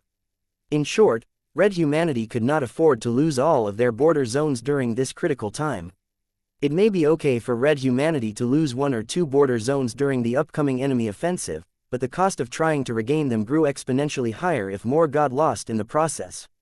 The projection of the map shifted as the border zones were further divided into 5 very lengthy horizontal bands. We have subdivided our defensive lines into 5 broad bands. The master mech designer of the survivalist faction explained. Each band comprises a large string of fortified star systems. The most notable anchor locations are so heavily defended that we believe their defenses cannot be breached unless the Red Cabal is willing to dispatch their phase whales or phase lords. It went without saying that numerous god pilots would be hovering around these key fortress systems in case a phase leader showed up. Any powerful alien leader that dared to show up would definitely be at risk of getting beaten up and captured by one of Red humanity's strongest protectors. Alas, there were too few of them. Human-occupied space might only comprise a small part of the entire Red Ocean, but the quantity of star systems and the amount of light years that made up the entire length of the defensive bands was still way too much. Perhaps that was the point of launching a major offensive. So long as the aliens deployed hundreds if not thousands of fleets at a time, there was no way a handful of god pilots could mop them all up in a short amount of time. There may be another factor that gave the native aliens the confidence to succeed in their offensive. Wait, Vase spoke. Since the native aliens are prepared to invade our space despite knowing that our god pilots can stomp all of their warfleets in sequence, have they managed to come up with a response against our top assets? The Red Cabal bears a strong grudge against the RF's dreadnoughts and an even stronger hatred against our god pilots. The Web Mistress responded this time. The phase whales have suffered irreplaceable losses that have heavily traumatized their race and community. Many humans believe in the stereotype that the phase whales are slow to respond and unable to respond to changing circumstances. This is not entirely accurate. The results of Operation Night Jazz has created many new hatreds, as the loss of every ancient phase whale has generated grief among many more phase whales and other important alien dignitaries. Alone, their ability to respond may be limited, but together, their collective efforts may allow them to gain a fighting chance against our god pilots. Her voice carried a substantially different weight than Master Goldstein. As one of the 14-star designers in the neighborhood, she was a genuine true god as well as one of the best mech designers in the new frontier. Vase briefly envied her high rank and status, but he quickly set these feelings aside. One day, he would become just as important as the likes of the web mistress. What was important was that the web mistress believed that the Red Cabal had come up with possible counters against god mechs. If the aliens gained the capability to kill or at least repel a god pilot, then red humanity was in deep trouble. Trust in our god pilots, Professor Larkinson. Master Goldstein spoke. The phase whales are not weak, and we must be wary of their profound mastery in the manipulation of space. However, god pilots are the pinnacle of human excellence. They are forged to withstand extreme threats beyond anyone's imagination. The cosmopolitans may have attempted to explain the severity of attacking our god pilots, but the phase whales cannot fully shake off their arrogance. It sounded as if red humanity was making the exact same mistake. Vase knew quite well how difficult it was to defeat a god pilot, but that did not mean there was no way to defeat one.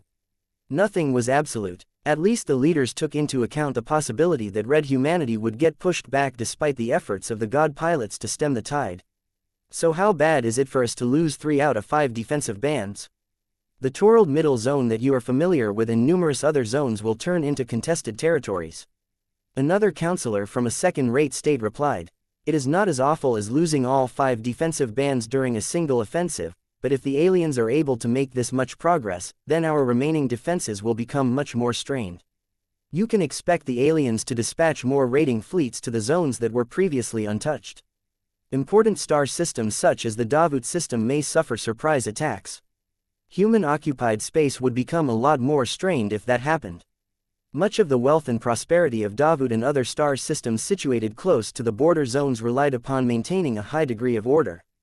If traders and other people felt less safe in these regions, they would definitely begin to liquidate their assets and relocate to the rear as fast as possible.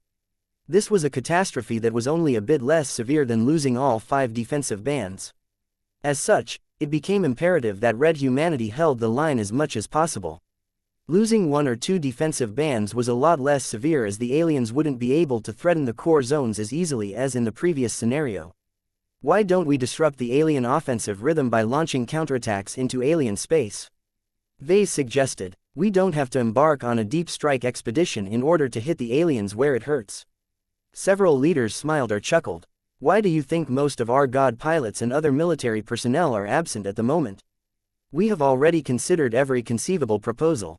Just as how the Red Cabal is adjusting their strategies against our god pilots, we are also preparing countermeasures against the impending alien offensive. Vase grew a little more reassured when he heard that. He might not like the Red too, but he had to admit that their leaders were generally highly competent at their jobs. They would never let the aliens have their way. Do you know when the native aliens will finally launch their offensive? Do you have an approximate date? Master Goldstein shook his head. Nobody knows the answers to your questions. We know that only a single highly revered ancient phase whale has the authority to decide on this matter. Since we do not have access to this top alien leader at all, we do not have enough clues to make a reliable prediction. It is possible that the alien offensive may commence tomorrow. Your forces should be prepared for a difficult campaign. Every linefighter must participate in the defense of human space in one fashion or another if they wish to retain their status. The expeditionary fleet had already retreated to the Bortle system as far as Vase was aware of. The Battle of Torment had inflicted a lot of damage and losses, so it was not possible for the Golden Skull Alliance to maintain their presence right behind enemy lines. That was good news. It meant that the expeditionary fleet would not get caught up in the first initial wave of attacks. The Golden Skull Alliance would be able to wait and see before deciding where to deploy and which star systems to defend. Chapter 6043 Extraordinary Crime 6043 Extraordinary Crime. After a bit more discussion where Vase collected a good amount of critical information, the chief counselor finally arrived. Unlike before, the god pilot chose to present herself in a more militaristic uniform. Her entire aura swept across the virtual council chamber and affected everyone present no matter how far away they were located. The evolution which seemed to have entered a more martial mindset. Her entire aura and god kingdom took on a harsher and more aggressive edge. It was a good thing that none of her animosity was directed towards the counselors. Clearly, the upcoming native alien offensive occupied much of her attention. She was keeping herself in a condition to unleash her full power at any time. This was fine, but it also affected the people who got into contact with her. True gods were just that terrible. Fortunately, the evolution which did not forget to increase the noise and decrease the bandwidth of the virtual chamber's data transmissions. This caused her to look a little fuzzier and less distinguished than before, but it successfully tempered the impact of her aggressive aura. Bad connection or not, no one present in the virtual meeting dared to display anything but their full respect and attention towards the only god pilot that had made an effort to be present today. As the head of the Interim Leadership Council, she could not excuse her absence like the others. Once she took her seat in the largest and most opulent seat next to Vase, Divine Lucy Miyazaki pointedly swept her gaze across the round table. She did not take note of the empty seats. She knew better than most why so many counselors found themselves unable to attend this important occasion. Less than nulb greater than we have come together yet again on the eve of the third year of the Age of Dawn. The Red Collective is continuing to take shape. Much has been decided and arranged after the conclusion of the first session. If not for the impending escalation of the Red War, we would have been able to make considerably greater progress. With the survival of our species at stake, all of us have been forced to set aside many of our priorities, hence the notable absence of numerous counselors today. Let us hope that their seats will not remain empty on a more permanent basis. The air in the virtual chamber grew heavier upon that remark. Although Vase did not think that the native aliens were capable of killing powerful god pilots and admirals, he could not rule out any possibility.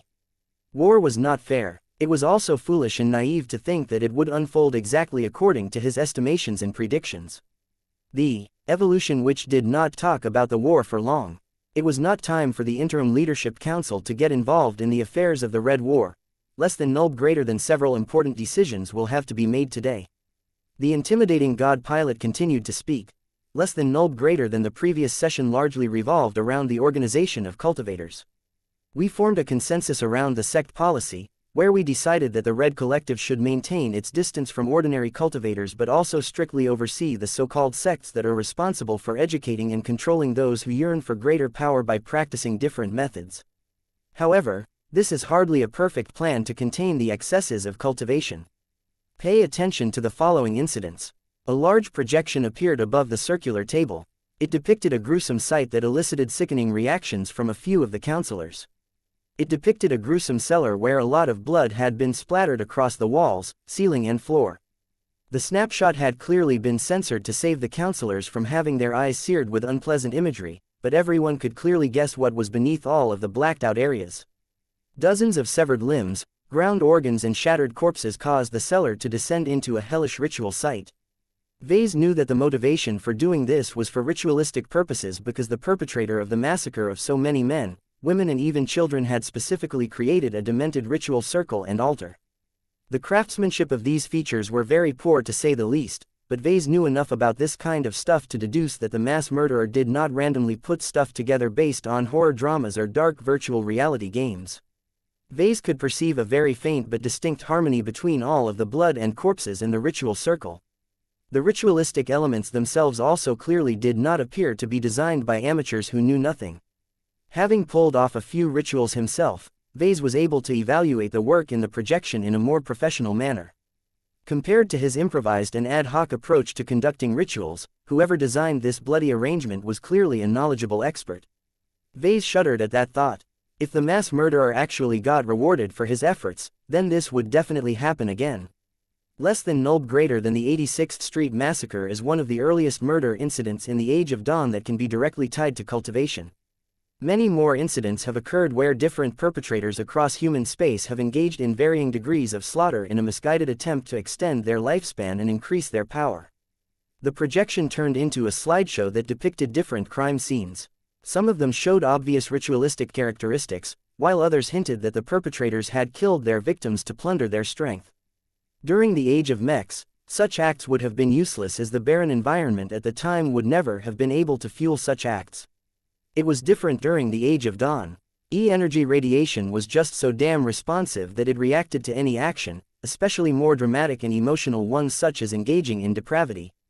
The projection finally changed to show actual footage of a murderous cultivator in action. The view came from a surveillance drone that monitored a small agricultural settlement. These were places where people all knew each other. They worked for the same companies and lived fairly close together. However, these settlements also lacked sufficient enforcement. Not a single mech was on guard, and the perpetrator deliberately targeted the police first. Ha ha ha ha. A maddened young man cackled as he used a smuggled or stolen assault rifle to tear through the armor of a pair of law enforcement officers. Your souls are mine. You will receive the honor of becoming a part of a new god. After killing the officers, the murderer moved closer and performed a weird technique that actually drew out a bit of energy from the bloodied corpses. The ecstatic cultivator opened his mouth and actually swallowed what appeared to be his victim's souls. The crazed cultivator did not leave it at that. Now that all of the effective threats had been dealt with, the murderer proceeded to barge into different homes and kill anyone he encountered. Despite practicing an unknown cultivation method, the man sensibly made use of modern equipment to enhance his killing efficiency. Not every settler allowed themselves to be killed without putting up a fight. Unfortunately, these were ordinary colonists and civilians.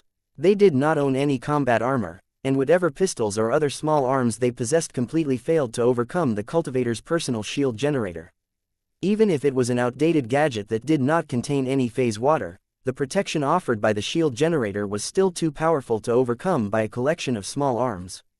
Once the cultivator managed to kill 40 or so civilians, the man suddenly stopped and dropped to his knees.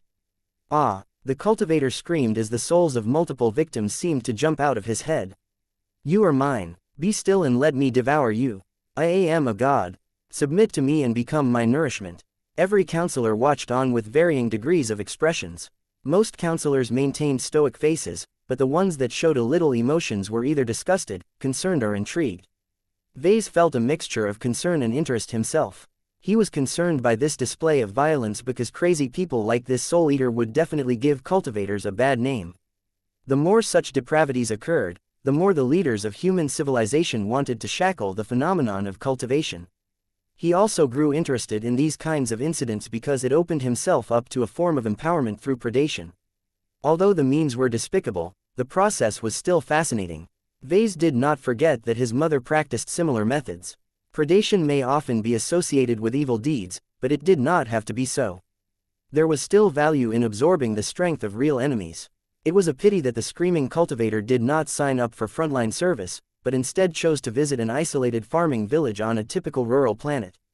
The criminal cultivator continued to scream for one more minute until he finally couldn't withstand the backlash of absorbing so many unwilling souls in a short amount of time.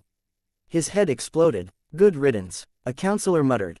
Less than null greater than the Renair village affair is one of the first incidents where we have managed to obtain fairly complete and detailed footage of a murderous cultivator in action. The evolution which stated, less than null greater than the Red Association has immediately chosen to suppress any news of it to the greatest extent. We feared that if more people hear what is taking place, they will develop the desire to pursue greater strength GTH by imitating these acts. We believe that our efforts have been somewhat successful, as similar affairs have remained fairly sparse for the time being. That would not last forever. So long as the temptation of greater strength and longevity existed, there would always be weak-willed people who yearned to become more powerful without putting in the hard work to practice a more orthodox cultivation method. Although the dangers of predatory cultivation methods were much greater, they imposed fewer requirements and usually yielded faster results. The projection began to show other pieces of footage. Many cultivators with ill intentions weren't stupid enough to prey on other humans in full view of surveillance, but it was very difficult to evade every possible recording device. Monitoring had become far too ubiquitous in the modern era. This was why much of the slaughter occurred far away from large and technologically advanced settlements. Less than null greater than as you can see, many of these recorded incidents are taking place in small and isolated third-class settlements.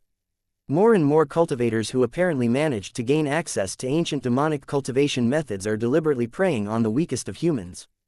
The benefits of harvesting the energy or materials of first-class humans is not that much greater than the benefits of doing the same to third-class humans. It is much less riskier and more cost-effective to target the latter for that reason. More and more incidents occurred. It became harder for the Red Association and other authorities to cover up the massacres. It turned out that a lot of alleged raids conducted by native aliens were actually false. The real perpetrators of a lot of massacres turned out to be human demonic cultivators. The evolution which clearly harbored a lot of animosity towards these gutless cultivators who maliciously targeted fellow humans as opposed to taking the fight to the native aliens. Her god kingdom grew a little more intense as everyone couldn't help but develop an even worse impression towards these short-sighted killers. Less than null greater than crime will always exist as long as there is temptation. It is futile to eliminate these massacres entirely, but that does not mean we should allow them to happen. We must decide upon the laws that cultivators must abide by and a means of enforcement to constrain criminals with extraordinary means. If we do not impose a firm regime, our society will degenerate due to the whole-scale breakdown of law and order. This session will not end until we have decided upon a complete framework of laws and enforcement.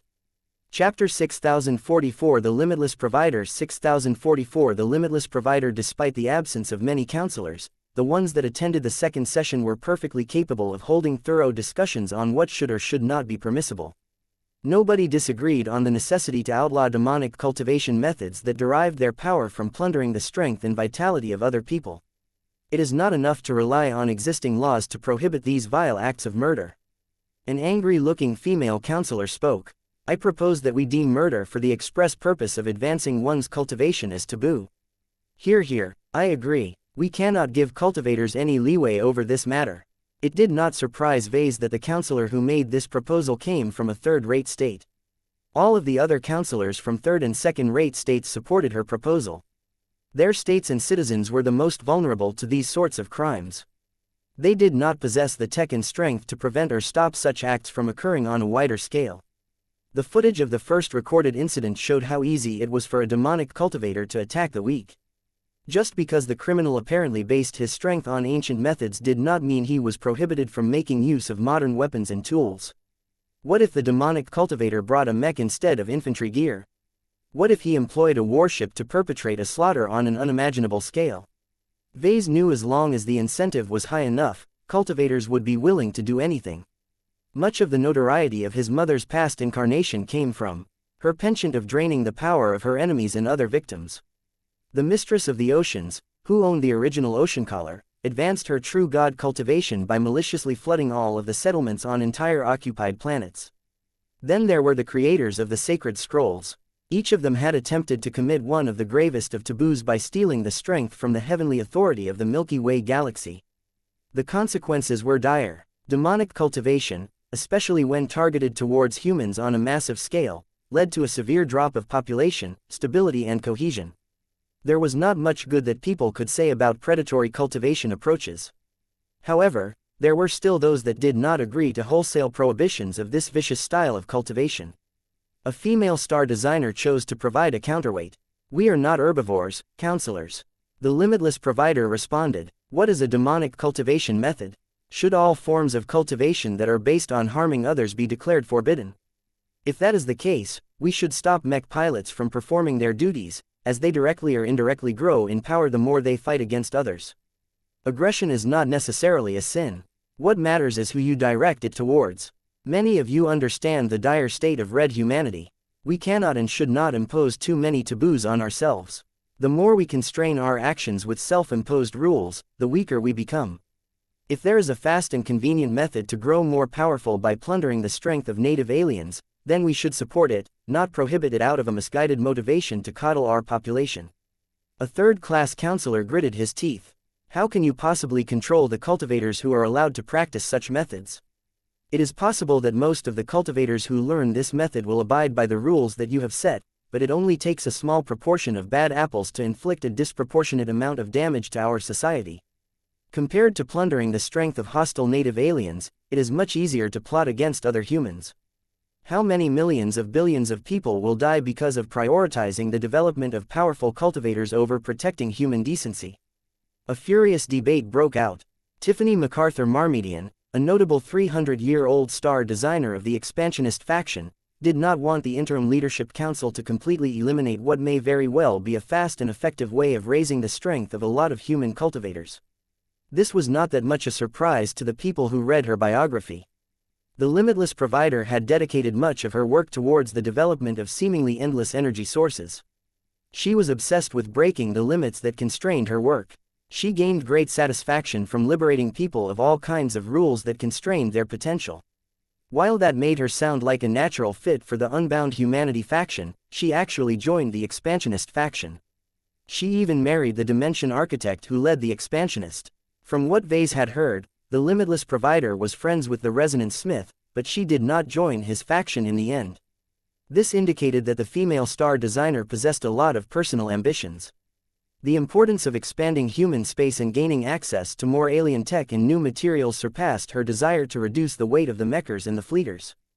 In any case, the Limitless Provider did not only have a philosophical reason to prevent the Red Collective from taking a universally hostile stance towards demonic cultivation. Let me give you a real and current example of how cultivation, based on absorbing the strength of your defeated opponents, can become a productive force in our society. The Expansionist spoke. The hunting association founded by the huntsman has already begun to convert exo-beast hunters into cultivators. By practicing the tenets of the hunter's code, these hunters are able to improve their cultivation by devouring the flesh of their kills or devoting their prey to the huntsman. In the years since the hunting association has been in operation, many hunters have grown quickly, vastly exceeding the progress they can attain if they practice more conventional cultivation methods. The hunting association had become more and more ubiquitous.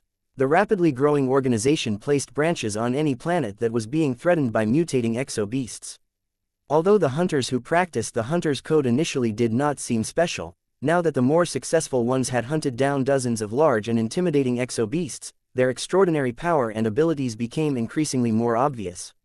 Having witnessed the hunters and examined the hunter's code himself, Vase knew that the Limitless Provider made an excellent point. If the hunters preyed on other humans, then they would have been slapped with the label of demonic cultivators without any doubt. Yet because they maintained their own sense of honor and strictly engaged in ritualistic hunts against exo-beasts that were universally hostile towards civilized life, the hunters were not only doing a great service to red humanity, but got rewarded in the process. It was quite natural for the Limitless Provider to stand up for the huntsman, who also led the Expansionist faction.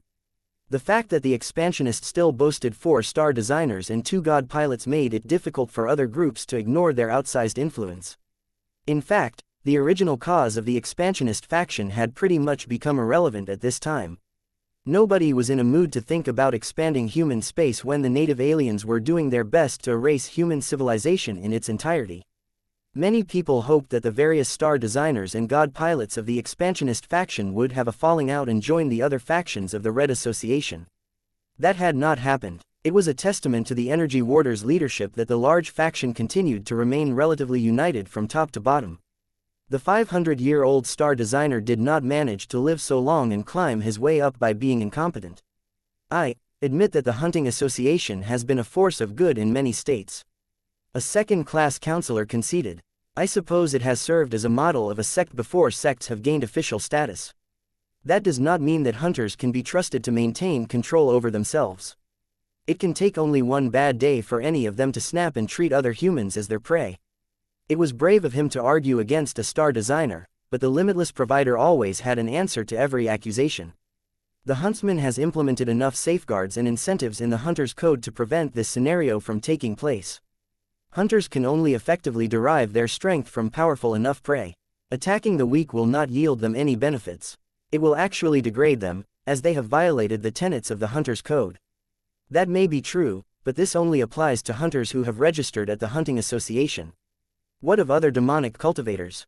There are old books and records in circulation that claim to give people a means to transform into gods as long as they sacrifice enough human lives.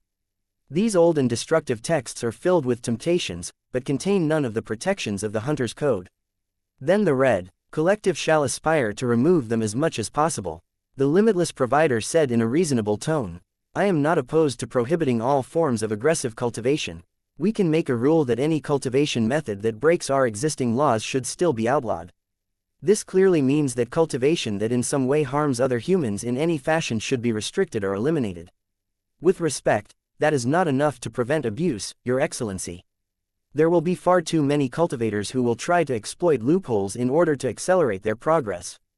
The risks are too great. As far as I am concerned, we must strictly limit this approach and impose greater limitations on the hunter's code while we are at it. Have you conducted any safety studies on the consequences of devouring defeated prey? Many hunters are known to develop increasingly greater personality problems as they grow stronger. What if they are gradually turning more and more into the beasts they are hunting? You cannot dismiss their deviating behavior as mere eccentricities. The limitless provider elegantly folded her arms. The phenomenon you speak, please like and follow the Cultivation Audiobooks channel if is known to us. This is the natural consequence of experiencing rapid growth in strength without spending enough time to acclimate to their transformations. This is a human problem, not a cultivation problem. The Hunting Association is in the process of enhancing its policies to regulate the growth of hunters. Therapy is far from enough to restrain these beasts in the making. We need to impose stronger control over these mentally ill hunters. The argument between the two sides continued. Vase made sure to keep himself out of this ugly fight. His body sagged into his large seat as he tried his best to maintain an expressionless face. The less he showed he had an opinion, the lower the chance that people would notice he was present. Of course, the less he wanted to get called out, the greater the likelihood it occurred. Professor Larkinson, the limitless provider, suddenly turned to the previously inconspicuous senior mech designer. Please share your input with us. As third-rater by birth, you understand the plight of common humans on a more personal level. You are also descended from a powerful cultivator and war criminal who used to earn a great amount of notoriety by perpetrating the crimes that the Red Collective seeks to prevent. You should therefore possess a broader perspective on this subject. Vase couldn't help but frown. The star designer may be right, but that did not mean he liked it when people brought this information back into the forefront of everyone's minds. He was not eager to give his answer either. He had a strong feeling that there was more at stake than the legitimacy of the Hunting Association and so on. Power was incredibly seductive, so there were bound to be a lot of other interests that saw value in practicing one form of demonic cultivation or another. Should Vase take the initiative to foil their plans, or he get out of the way and remain as uninvolved as possible? Chapter 6045 Sanctity of Life 6045 Sanctity of Life. Vase hated how he attracted the attention of each and every counselor. They clearly showed an elevated level of interest when he was expected to speak. It was as if his opinions carried significantly greater weight than others. This was an absurd notion. His hard power was not great, and he did not believe his wisdom matched up against all of the other leaders of Red humanity. The main reason why he attracted so much attention was because he managed to shoot into fame by inventing a bunch of extremely useful stuff and sharing a few crazy ideas. While Vase took pride in many of his accomplishments, that did not mean he believed could throw his weight around. His foundation was unstable, his power base was heavily reliant on the backing of third parties. People tolerated his opinions so long as he remained useful, which was not forever. This was why Vase never took the initiative to take advantage of his increased clout. A huge amount of interests were at stake during every session of the Interim Leadership Council. The expansionist faction represented by the limitless provider clearly wanted to give more leeway to aggressive cultivation methods. The Hunting Association served as an excellent positive example, but its orientation towards hunting threatening beasts constrained its appeal. Relatively few humans were willing to become full-time hunters. They did feel an attraction towards nature and disliked the act of venturing into the wild just so they could risk their lives to hunt down dirty beasts.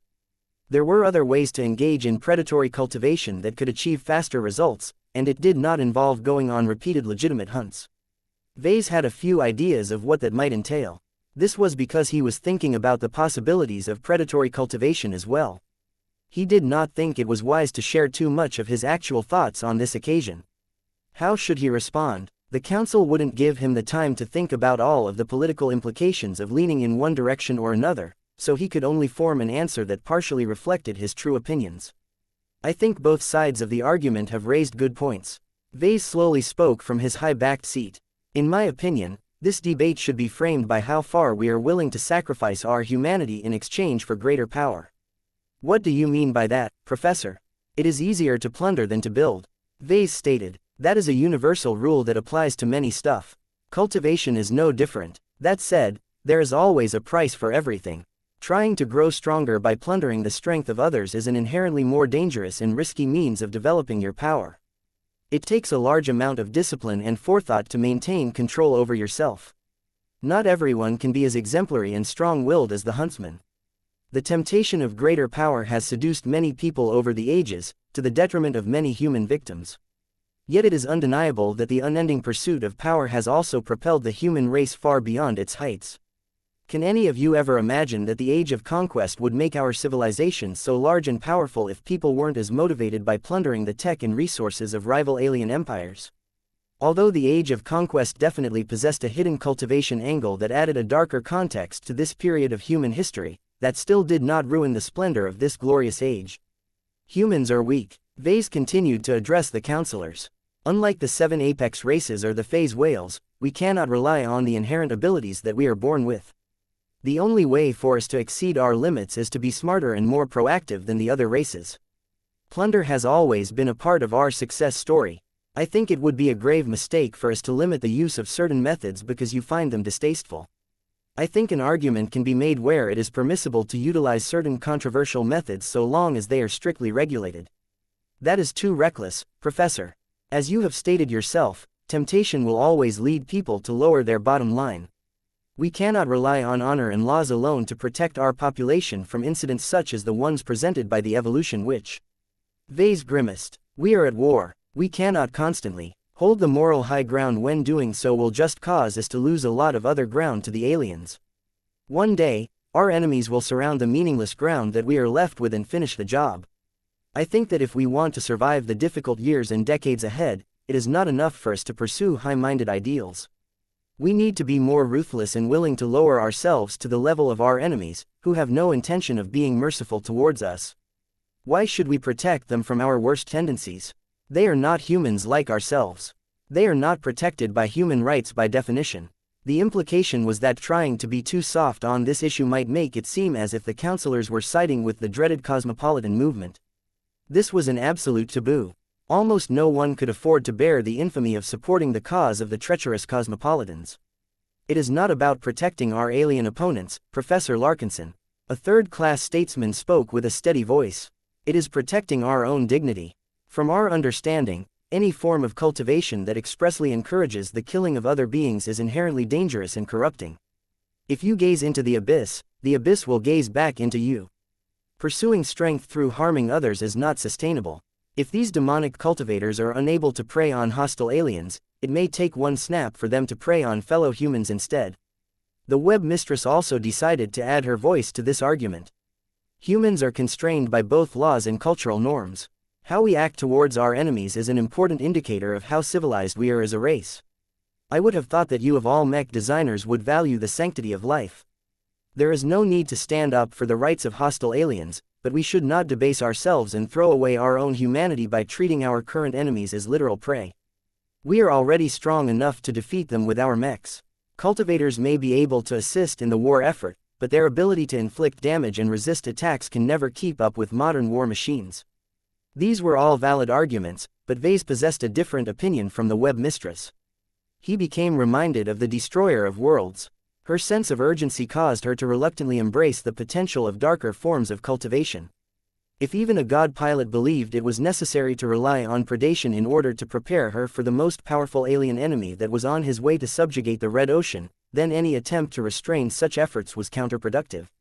We would all like to live in a utopia, but it can never happen. Vase retorted. That said, I do not entirely disagree with your argument, Your Excellency. We must continue to respect the sanctity of life. The only compromise that we should make is to limit this treatment to fellow humans. We cannot compromise our respect towards other human life. However, our empathy should end there. When it comes to the native aliens, they are similar to exo-beasts. They are all filled with valuable resources that can provide great value as long as you know how to exploit them. Everyone here understands how short we are of resources. How can we possibly have the luxury to refuse to make use of them when we live in a poor corner of the Red Ocean? That argument seemed to sway a fair amount of counselors. At least it made it harder for those who supported greater restraint to push forth their arguments. I agree with Professor Larkinson. The limitless provider grinned. His insights into life should be respected. Humans are neither good nor evil. We simply are. We try to encourage humans to be kind to our fellow brothers and sisters, but we cannot maintain a strong and healthy society by being generous and charitable to everyone. We recognize that we must occasionally be cruel to each other and ourselves in order to advance our power and wealth. The aliens deserve even less than that. They are locked in eternal competition against our race. Both humans and aliens are fighting to obtain greater territory and resources because we all know that if we fall behind, our extinction will not be long in coming. The expansionist faction was much more cognizant about the cruelty of the competition against other aliens. The expansionists were obsessed with enabling humanity to thrive across the stars. In many cases, that meant trampling on the territory and lives of a lot of alien civilizations. Plenty of alien species had gone extinct due to humanity's relentless drive for territory and resources. In this context, what difference did it make to allow cultivators to plunder the souls or other mystical energy from the corpses of alien bodies? An eager expression appeared on the limitless provider's face. We cannot fight the Red War by fielding duty-bound soldiers alone. Our race is too selfish for that. We can only encourage soldiers to fight against the overwhelming number of aliens that are preparing to invade our space by luring them with incentives. If that is the case, why not tempt them by permitting them to practice a cultivation method that allows them to directly grow stronger by killing our alien opponents? As long as we organize this correctly, we can mobilize a large number of volunteer soldiers to fight against the forces of the Red Cabal. The pursuit of strength will bring out the best of us no matter whether they are mech pilots or not. Even foot soldiers can become heroes as long as they spill enough alien blood. That was a powerful argument. Vase was a bit taken aback by the expansionist leader's aggression. He had to admit that there was a lot of logic behind her argument. It was true that so long as soldiers gained a means to break through their mortal limitations quickly by fighting against the aliens, they would definitely volunteer in droves. There would be no concerns about trying to maintain people's enthusiasm towards participating in a difficult war. The evolution which finally chose to weigh in herself, less than null greater than we must respect the life of other humans, but harbor contempt towards the life of aliens. We can be merciful towards our fellow brothers and sisters, but we must be ruthless in extracting the greatest value out of hostile aliens. There is a place for more predatory forms of cultivation, but they should only be practiced by a select group of humans who have earned the right to benefit from them. Even then, they must subject themselves to strict control and inspection to prevent any abuse. You sound as if you have already made a choice of who should be allowed to practice demonic cultivation methods. Master Goldstein commented. Less than null greater than the answer is obvious. Only the new elites are suitable to practice such methods, if they choose to do so. Linefighters, warfighters and warlords are the only humans who are in frequent contact with the native aliens. They are also the humans who most need the rapid growth in power. They are already under varying degrees of monitoring due to their special status. Furthermore, their training, discipline and combat tempering has allowed them to forge the inner strength and willpower to resist temptation. That was a brilliant idea. By combining demonic cultivation with an older and more established framework, it became easier and less risky to implement this new policy change. However, the proposal did not receive universal approval. Is it a good idea to give humans who are most immersed in violence the ability to grow stronger by killing more enemies? Chapter 6046 Future Compensation Chapter 6046 Future Compensation Numerous counselors looked pleased. The Evolution Witch's declaration essentially ended the debate on whether red humanity should allow for more predatory means of cultivation. Limiting this privilege to the new elites was a clever touch. It would not only increase the attraction of participating in the Red War as a frontline combatant, but also increase the probability that the victims of the so-called demonic cultivators remained confined to the many aliens that lived beyond alien space. If people wanted to overcome the limitations of their talent and gain power quickly, then the solution became simple. Just join one of the many troops engaged in fighting against the native aliens and earn enough war merits to redeem the opportunity to practice such methods. The Evolution Witch grinned as she allowed her verdict to sink into everyone's minds.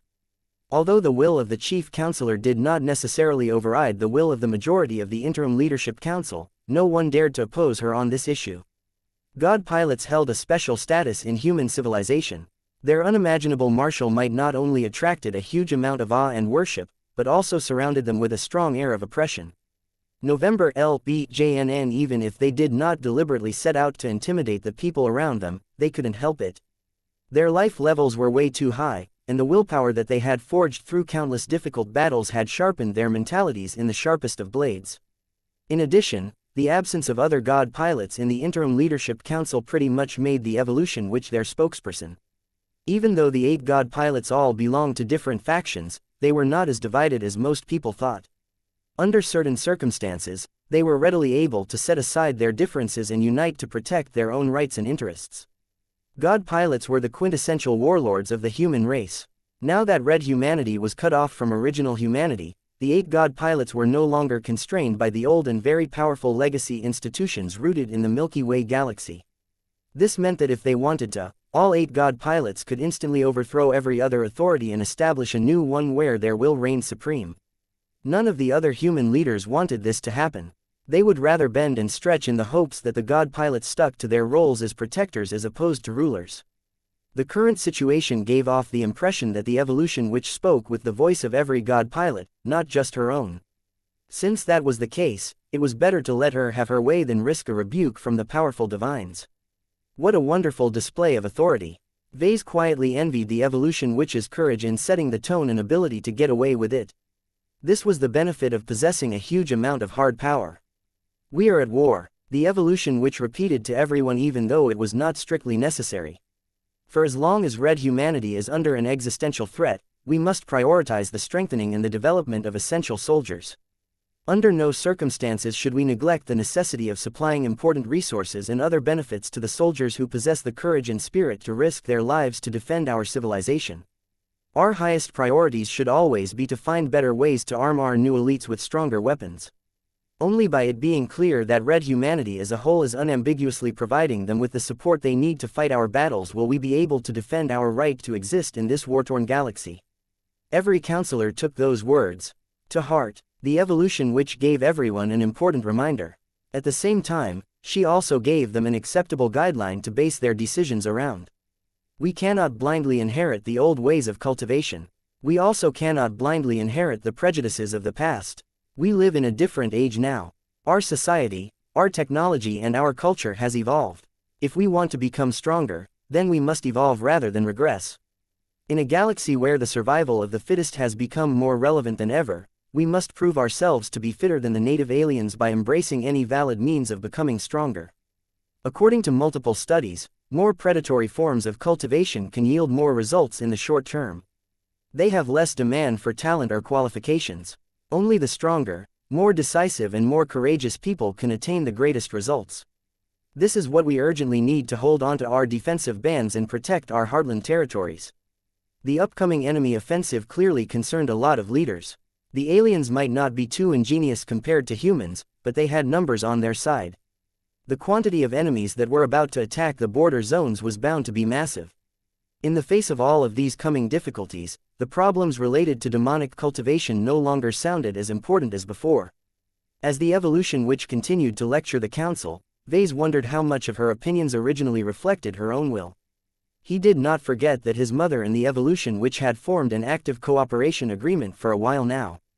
The two had definitely held a lot of discussions. Given Cynthia's infamous background, she had definitely taught a lot about the benefits of predatory cultivation approaches to the powerful leader of the transhumanist faction. Perhaps the God Pilot already decided the policy decisions for the current session in advance. She merely allowed the various counselors to voice their opinions to give them the illusion of participation. At most, the evolution witch was open to suggestions. We possess enough records about so-called demonic cultivation to formulate modernized methods tailored to our present needs and circumstances. Our experts on these subjects should come together and form a common set of solutions to ensure that they maximize their benefits while decreasing the impact on the psyche of our new elites to the greatest possible extent.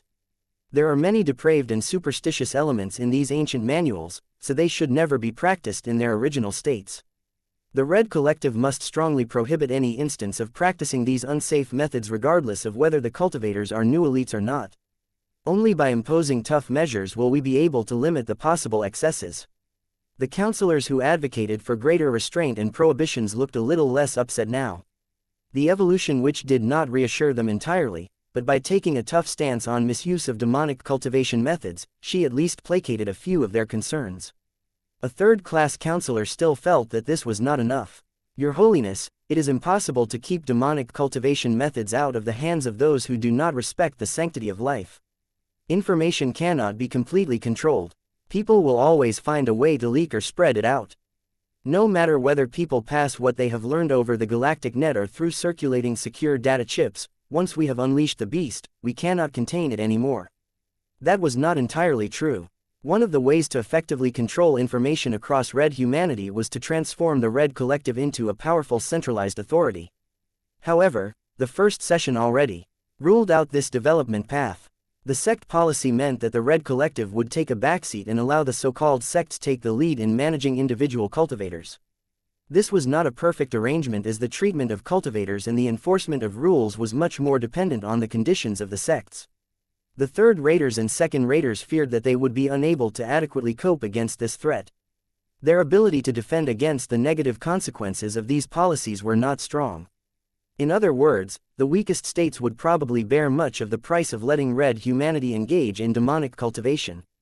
The evolution which narrowed her eyes, but she did not refute the legitimate concerns of the third raters. That did not mean she was willing to take a step back. Public security is an important means of guaranteeing the prosperity of our society, but winning the Red War should be our greatest concern. We are all cognizant that many of our less well-defended states and regions will experience greater pressure than before, but you are not without the means to defend against criminal cultivators. Population has always been an advantage of your states. Leverage your strength and focus on training as many upright and loyal cultivators as possible. Our civilization will come to rely on the power of your cultivation armies in time. In other words, the threat of criminal cultivators was not necessarily a bad condition. It would make many third raters more eager to attain greater power due to lacking enough security in their lives. The implicit message behind the evolution witch's counterargument was that too much peace and stability was not beneficial to the current state of Red humanity. People needed to get subjected to real pressure in order to put them into a wartime mindset. What if that is not enough, Your Holiness? The third-class counselor persisted even if he had to fight back against the god pilot's oppressive aura.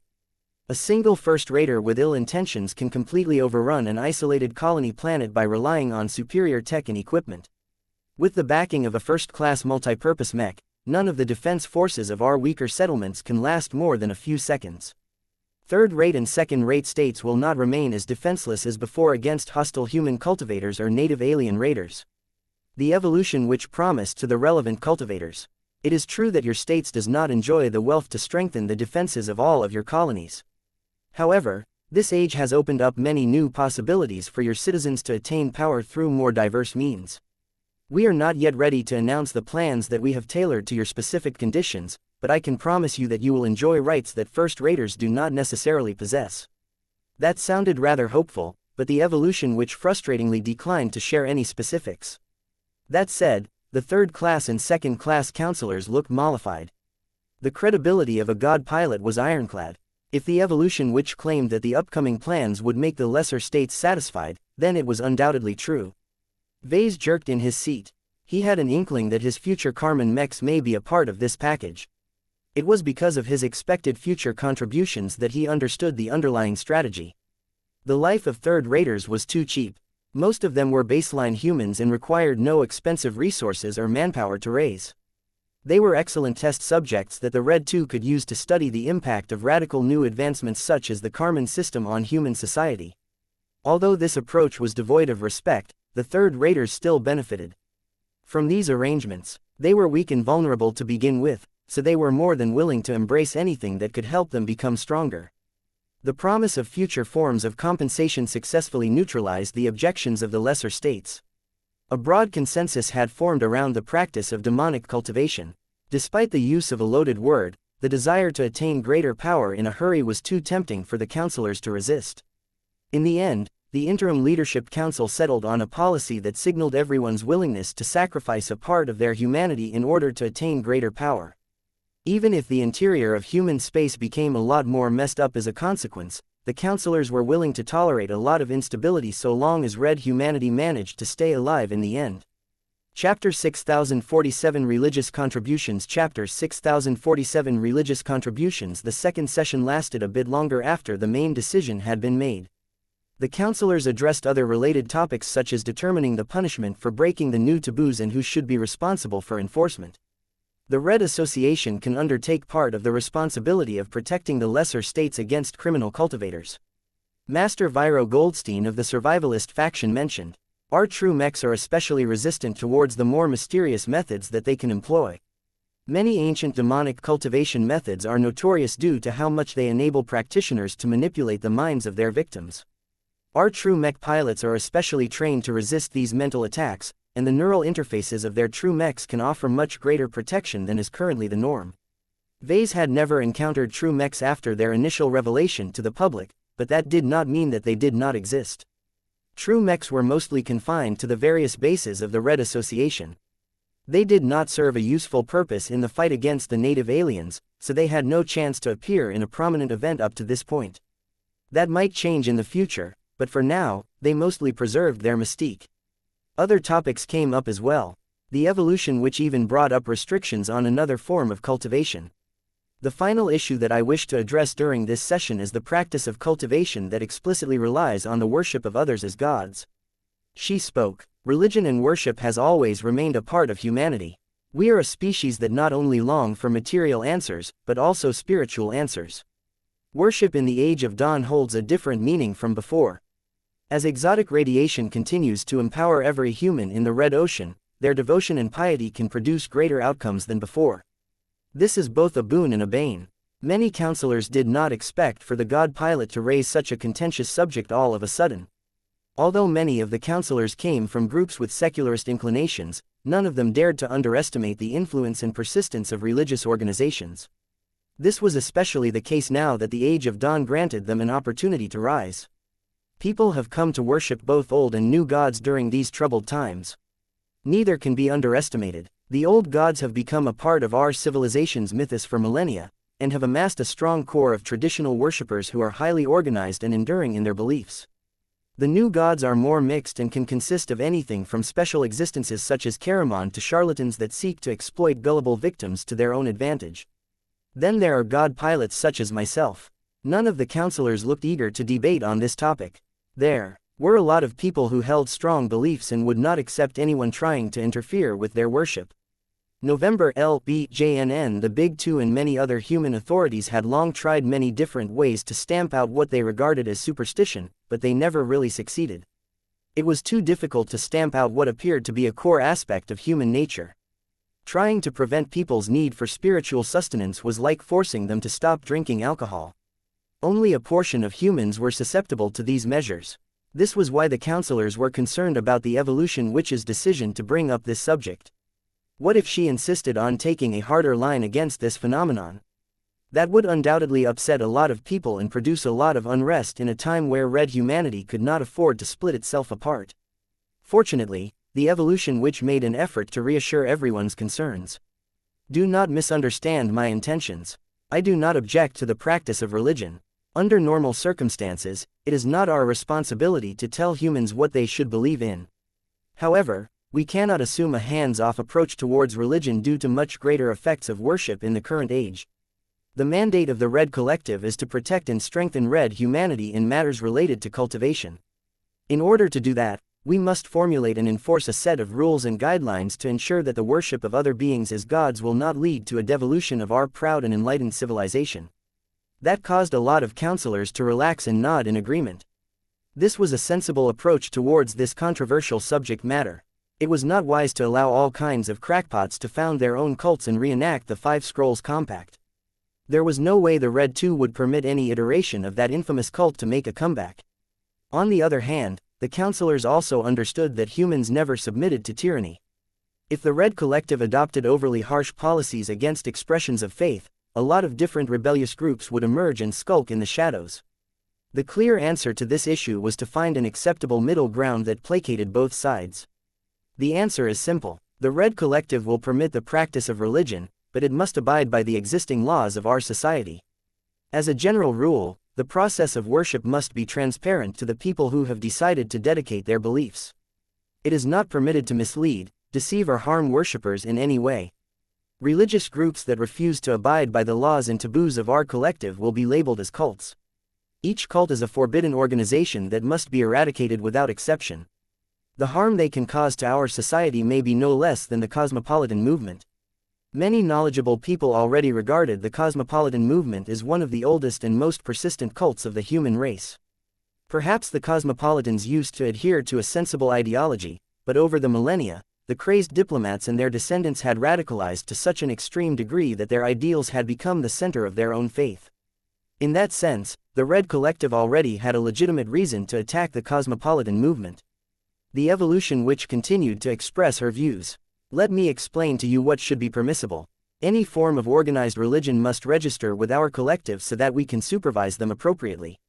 I am actually in favor of embedding them within the existing framework of sects. This will substantially reduce the number of churches that are allowed to operate within human space, but it will make it much easier to monitor and supervise their activities. The proliferation of religions without limit is not safe in the current age. As much as this decision may harm the interests of the adherents of smaller faiths, the harm they can cause by believing in the wrong gods is too great. Oh, that was anything but a harmless decision. Vase knew that there was a seemingly endless amount of churches and cults in the old galaxy. Humanity existed for so long and expanded its population so much that nobody was about to count how many religions operated to this day. Red humanity was much smaller, so the amount of church organizations operating in human-occupied space was a lot more manageable. However, there were still trillions of believers, a fraction of whom became a part of all kinds of messy churches and cults. Nobody really cared about that in the past, but times had changed. A small and cautious debate ensued. There were counselors who feared the outbreak of religious strife, but there were also counselors who understood it was necessary to curtail this potential source of instability. Vase found it rather interesting that the evolution which dared to hold this discussion at this time. He had a feeling that Cynthia's influence over the god pilot may be a lot greater than he initially expected. Vase and Cynthia both had a very strong interest in permitting the worship of certain gods. At the very least, people needed to be allowed to believe in the superior mother and Helena. Vase also needed the Red Collective to grant legitimacy to the solemn guardian, xianxia, the illustrious one, the Phase King and all of his other designed spirits. If that did not happen, then he would be in huge trouble. There was no way that Vase would be allowed to empower his living mechs with designed spirits anymore if an arrangement couldn't be made. This would massively weaken all of his living mechs as their designed spirits often granted them an extra edge. Though Vase felt very concerned about this subject, he conscientiously kept his mouth shut and trusted that the evolution which wouldn't screw him over.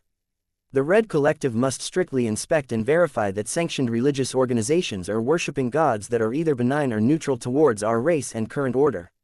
We cannot permit people to unscrupulously believe in phase whales, demons or individuals who do not possess the moral qualities to assume godhood. The specific rules and standards can be determined later, but as a general rule, any existence that unambiguously harms or holds red humanity back must be denied.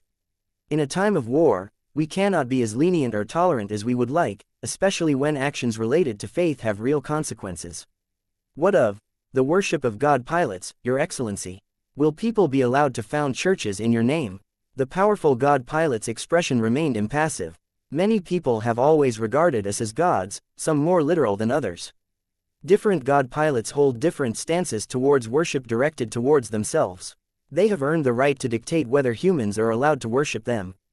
If they are open to this practice, they can dictate their own rules on this activity.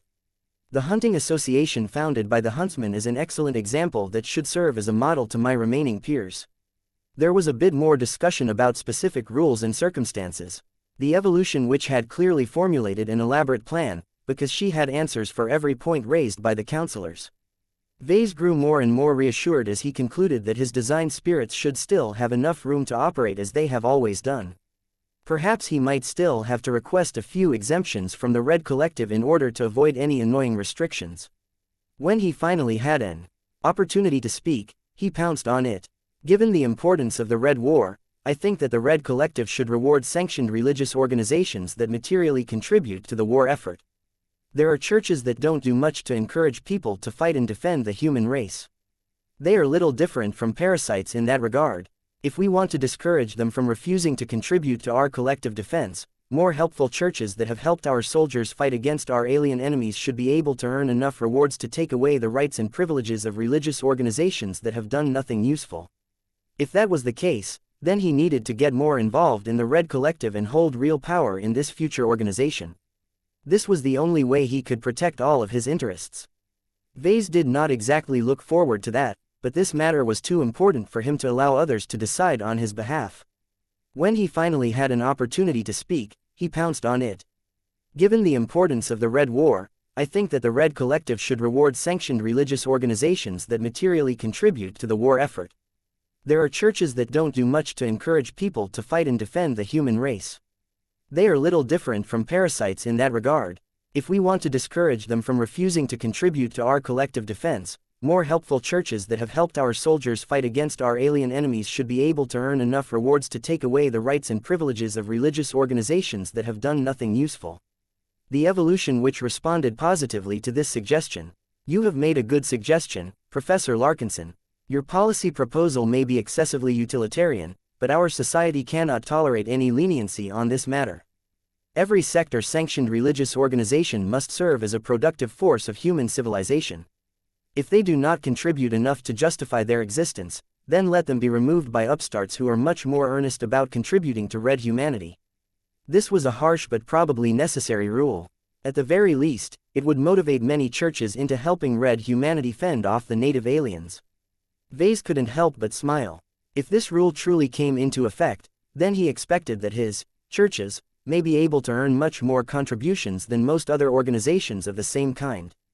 After all, every living mech employed in battles against the native aliens represented another contribution by the design spirit that supported the machine. Thank you for reading my work.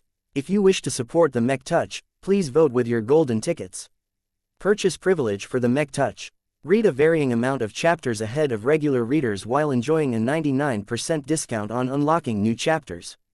Chapter 6048 Hidden Policy Change. Chapter 6048 Hidden Policy Change. The second session ended with success.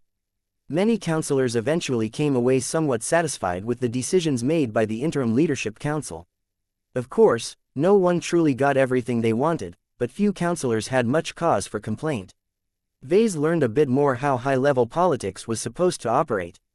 That said, he did not delude himself into thinking that everything could be decided in the debate chamber alone. He was still missing a huge amount of backroom politics. The fact that Vase had not really participated in it meant that he still hadn't properly integrated himself into upper society.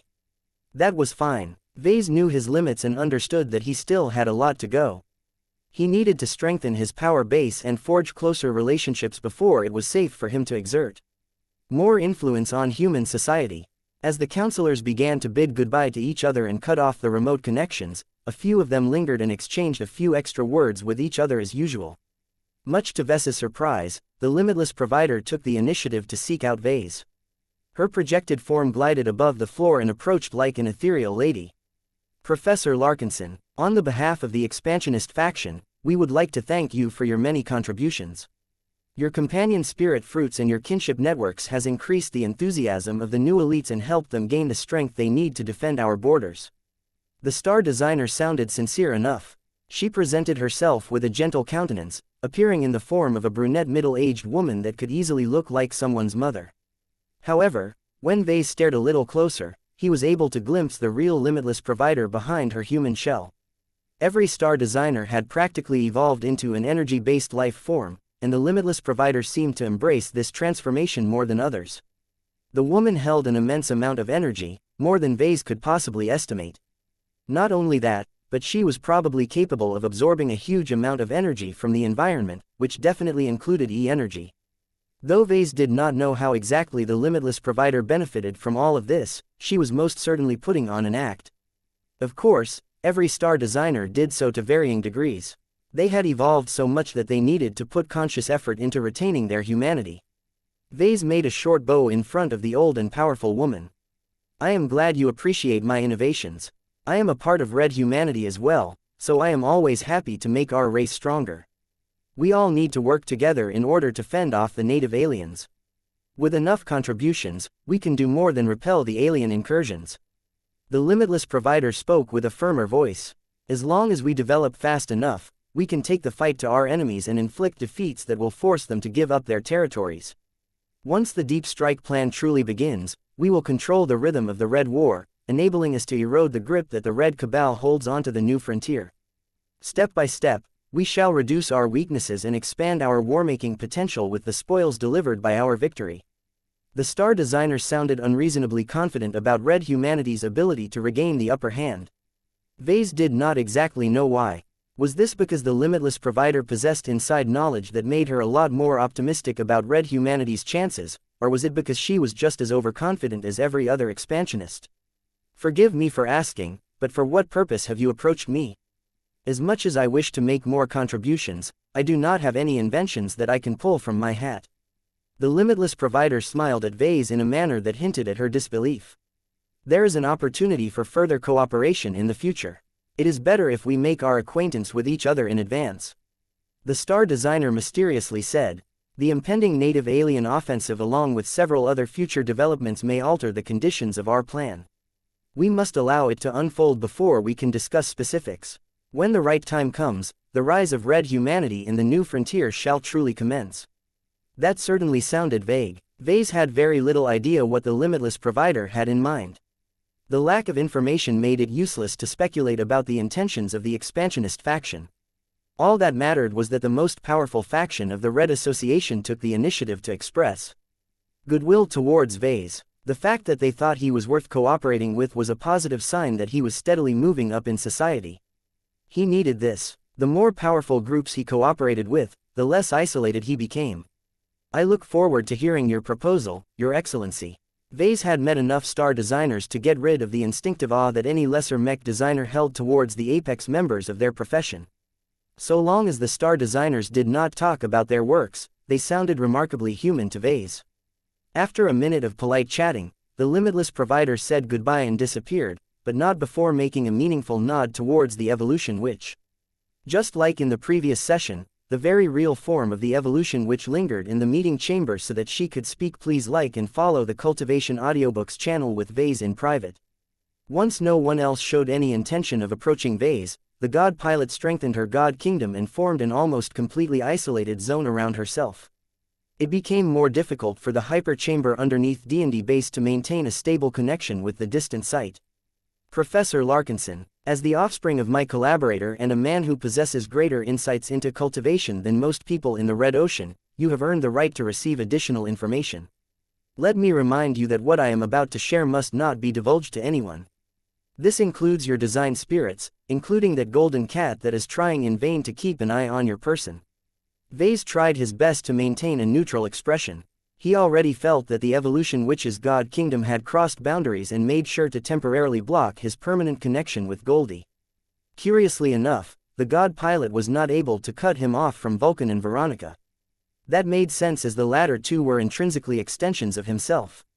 I promise that I will not share any secrets you have decided to pass on to me, he said with as much sincerity as he could muster. That seemed to satisfy Lucy. As you have most certainly deduced, I have held extensive discussions on the merits of demonic cultivation with your mother. She has proven to be quite persuasive, and I have come to agree with her stance that most forms of power are neither inherently good or bad. It is what we do with power and who we affect with our actions that determines whether we are doing what is right. That sounds interesting and all, but can you get to the point, Your Holiness? You brat, the evolution witch playfully scoffed.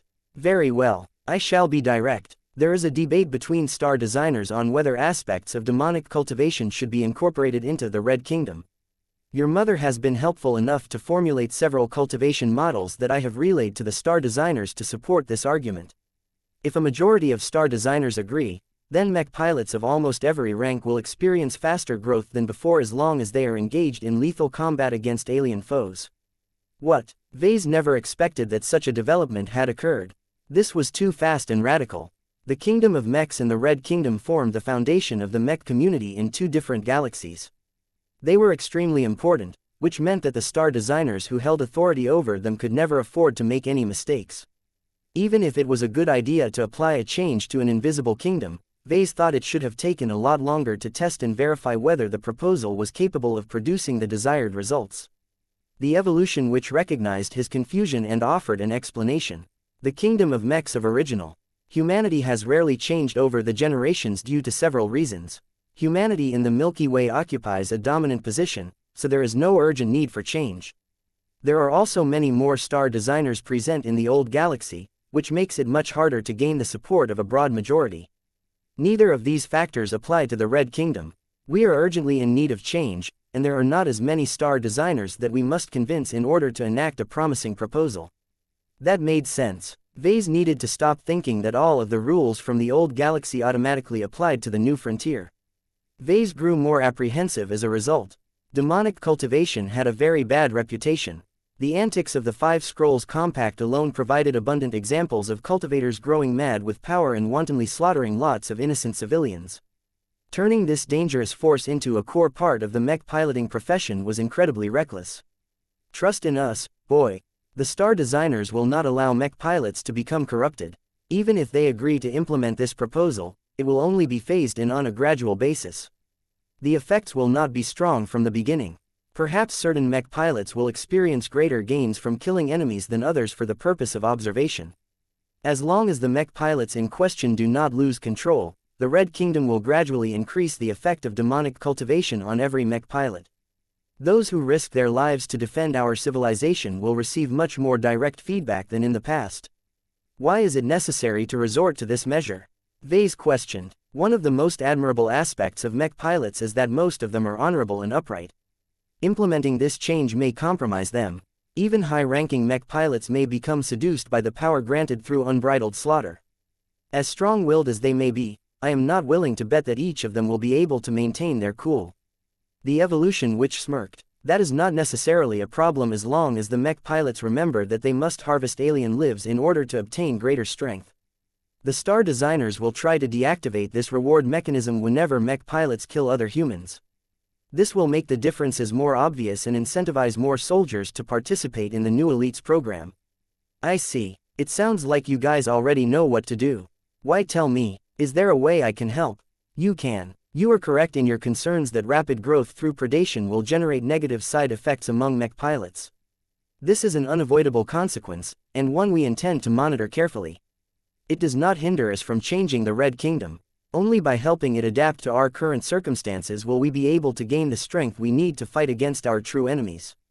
We can no longer wait for multiple generations for expert pilots and ace pilots to gradually raise their resonance strengths and reach their breakthrough thresholds. It sounded as if even the mechers had become dissatisfied at the relatively slow growth rates of high-ranking mech pilots. This sounded like a repeat of an earlier policy decision. The mech community became willing to sacrifice stability in exchange for power. So long as ace pilots and potentially god pilots began to pop up like mushrooms in the coming 5 decades, who cared if a handful of them were not quite right in the head? Sanity was overrated. Chapter 6049 Her Golden Age Chapter 6049 Her Golden Age Vase was shocked by how quickly and decisively the evolution which proposed to change the Red Kingdom. Even though she made it sound as if the god pilots and star designers still needed to debate on this subject, the fact that the evolution which felt confident enough to present this idea signaled that it was likely to pass. The logic behind it was sound and the need was great. There was no time for red humanity to enact gradual changes that unfolded over multiple generations. Now that the Red 2 obtained sufficient proof that an alien god king was on his way to subjugate the Red Kingdom, the pace of technological and sociological changes had to be accelerated. This was no time for reluctance. The only way for red humanity to obtain a glimmer of hope to survive by the end of the 1st century of the Age of Dawn was to act decisively and boldly pursue greater power. When Vase looked at the projected form of the evolution witch, he could feel that her god kingdom became more and more active. The start of the Age of Dawn was her golden age. Now that red humanity had fallen into a similar struggle for survival that had beset the evolution witch in prior life as a mortal, the god pilot relished the opportunity to stimulate the evolution of her entire race. The evolution witch never gave up a struggle for survival. She amazingly managed to defeat her congenital ailments by relentlessly pushing herself to improve and break past her limits. Now, she had an opportunity to do the same for many other humans, thereby replicating her miracle on a much wider scale than before. As an ostensible goddess that oversaw the power of evolution, facilitating the growth of red humanity was definitely beneficial to her own progression. Vase suddenly figured out the god pilot's game. The evolution witch not only sought to advance her progression by assimilating other powerful organisms. The evolution witch also aimed to take charge of the evolution of the human race. This was why she actively took over the transhumanist faction in the Red Ocean. If this was the case, then the evolution witch definitely had the potential to become the most successful god pilot in this era. By becoming involved in efforts to strengthen humans year after year, she stood to earn a lot of feedback, allowing her to grow stronger through conceptual means. This was a very sophisticated form of deity cultivation. People did not even have to believe in the evolution witch to boost her growth. They merely had to put effort into promoting their own evolution in order to match her domain. If this was the case, then the evolution witch definitely had the potential to become the most successful god pilot in this era. It made a lot more sense why she had a vested interest in changing the Red Kingdom. Speeding up the growth and breakthrough of mech pilots benefited her so much that she was more than willing to disregard the negative impact of her decisions.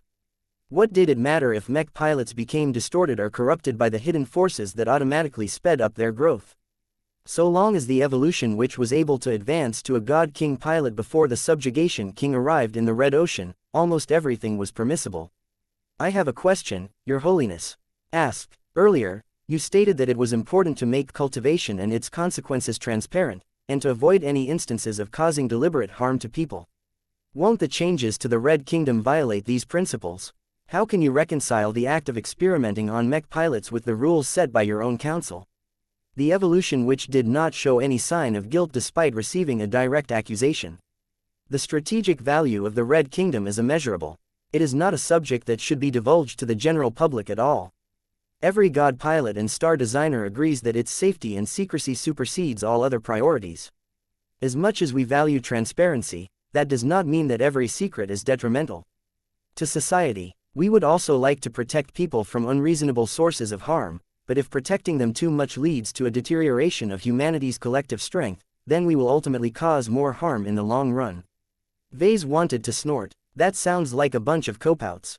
I used to think that god pilots like you are the most principled humans in existence.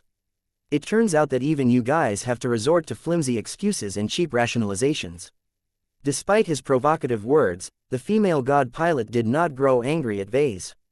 She was far too strong-willed to lose control over herself.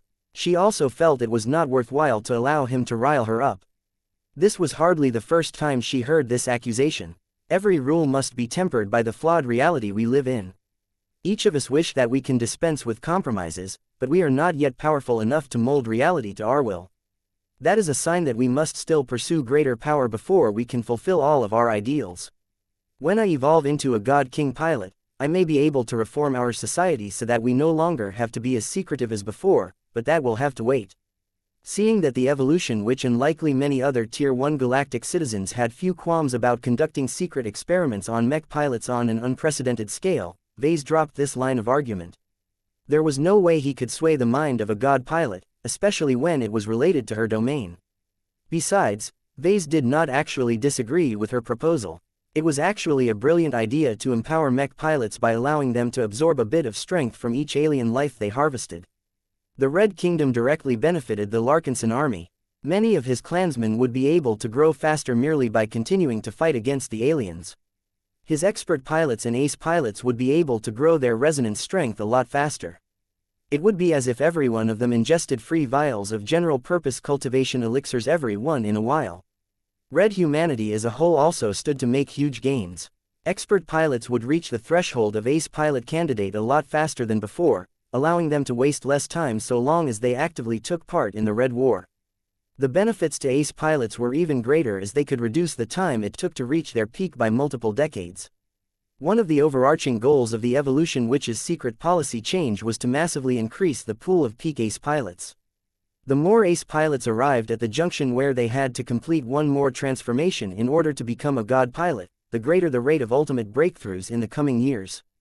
Vase and many humans were more than happy to welcome the breakthrough of all god pilots no matter their origin. It did not matter to Vase whether they were Mechers, Terrans, Rubarthans or possessed a more obscure origin. So long as they weren't hostile towards red humanity, the arrival of any god pilot boosted the survival chances of red humanity. The upcoming offensive shall serve as an excellent crucible for our linefighters. If there is any time to test whether the demonic cultivation methods proposed by your mother can benefit our race. The evolution witch crowed. In order to prevent too many accidents from occurring, the Red Kingdom should not make any drastic changes at first. However, as long as many alien fleets continued to invade human space at a fast pace, the linefighters will be able to harvest more alien lives than they have done in the previous months and years. The quantity of deaths on every battlefield will enable the deadliest and most effective mech pilots to benefit massively. Vase almost felt horrified by how giddy the evolution witch sounded about the upcoming offensive. Instead of treating it as a major threat to red humanity, the god pilot instead regarded it was a catalyst for human evolution. Only when the Red War's intensity increased would human soldiers truly experience the pressure of needing to overcome their inherent weaknesses and limitations. If the evolution witch's proposal actually started to take effect, then the Red War provided even greater benefits than before. You sound as if you are treating the lives of all of those alien soldiers as resources. The more aliens invade human space, the more human mech pilots are able to absorb power from their defeated foes. The evolution witch did not deny this calculus. This is war. We can either devour the enemy, or allow the enemy to devour us. There is no middle ground. As the side that is most lacking in resources, we cannot afford to be picky. Your mother told me that absorbing the souls of defeating enemies is one of the natural tonics for growth, and there are other energies that can enhance one's strength. Granted, the tonics are inconsistent and polluted, but mech pilots can rely on their willpower to resist the negative impact of these processes. If that was true, then mech pilots may be a lot more suitable for demonic cultivation than other people. Vase did not completely buy into this story, though. It all sounded a bit too perfect and logical. Didn't someone mention earlier about how if you gaze into the abyss gazes into you?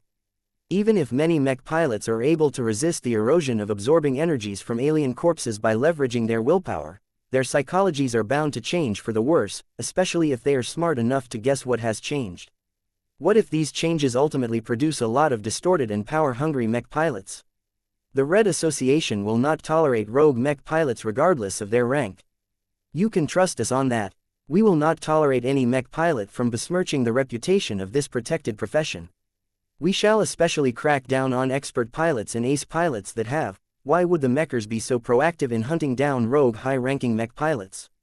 Shouldn't they? Oh, everyone is a potential resource. Vase slowly spoke. If you are willing to treat hostile aliens as potential resource packages, then it is not that big of a jump to treat hostile humans in a similar manner. The evolution witch's god kingdom churned for a moment. She directed a much more piercing gaze at Vase for a few seconds. It felt as if the god pilot figuratively stabbed his head with a sharp blade. You know much. Vase dared to snort. I guess I do. I find it rather funny that you talk a big game about respecting the sanctity of human life, but as soon as there is an opportunity to harvest life-prolonging treatment serum juice from the brains of expert pilots and ace pilots, you guys pounce on it like ravenous beasts. The evolution witch did not like to hear that at all, but her god kingdom only became a little bit more oppressive. We are at war. Every human is either with us or against us. Our race cannot unlock its greater potential if we are excessively consumed by internal conflict and distractions. We can be lenient and tolerant to individuals who are earnest and sincere about defending our civilization. We cannot extend the same treatment to parasites and traitors. If they are to be eliminated, then we must take back all of their wealth, power and other sources of strength. To allow all of that to go to waste is an unaffordable mistake during these trying times. There are many elder master mech designers and other leaders in their own scientific fields that are nearing the limits of their lifespan. They can make many more high-level contributions to society if their lifespans are extended by a century or more. As far as divine Lucy Miyazaki was concerned, the worth of every human life was variable. There were those who refused to contribute as much as others. From her perspective, it made sense to sacrifice those whose value was not as great to further the growth and longevity of those who contributed much more to society. It was a profoundly cruel and heartless philosophy that had the potential to spur a lot of progress, but at a harsh cost. The evolution witch would have never gotten away with such an inhuman stance during the Age of Mechs, but the story was different nowadays. The Age of Dawn was the evolution witch's golden age. Chapter 6050 We all have our roles to play. Chapter 6050 We all have our roles to play. The value of a geezer who was 300, 400 or 500 years old was always greater than a person who was just 100 years old or less. If the former was a mech designer or scientist, then he must have mastered an immense amount of advanced knowledge. Each year they lived, they could produce all kinds of amazingly useful contributions to society, from researching new applications of hypermaterials to increasing the effectiveness of many applications of phase water technology by 5%. The productivity of these old fellows who had managed to earn a lot of merits to prolong their lives by several centuries was insane. They were living treasures of red humanity and an important part of the core foundation of their race. From a purely utilitarian perspective, It made a lot of sense to kill a bunch of disobedient expert pilots and ace pilots to prolong their lives. Vase widened his eyes as he suddenly understood the greater calculus behind the evolution witch's scheme. If the supply of high-grade life-prolonging treatment serum in the Red Ocean got cut off due to the Great Severing, then the Mechers urgently needed to produce their own supply somehow. By promoting demonic cultivation so that even Mech pilots benefited from the rapid growth they provided, a lot more expert pilots and ace pilots were expected to emerge in the future. Due to the sequelae of these dangerous methods, many of these new heroes were bound to turn into bad apples. They would eventually be hunted down by the Red Association's compliance department and get processed into a bunch of high-level resources. The end result was a net positive benefit to human civilization as a lot more high-grade life-prolonging treatment serum became available again. While Vase rapidly pieced the conspiracy together, the human visage of the evolution witch kept smiling in a manner that made her appear as a man-eating monster. When Vase cautiously directed his attention at the god pilot, he couldn't help but wonder, had she ever fueled her growth by preying on fellow humans? Even though the notion was highly inappropriate, Vase couldn't help but think about the worst outcomes. He couldn't help it, his paranoid mind was working against him. This was one of the worst times for him to indulge in conspiracy theories, especially in front of a god pilot who had unambiguously demonstrated her ability to read his thoughts in the past. The evolution witch only looked more and more amused at Ves's increasing distress.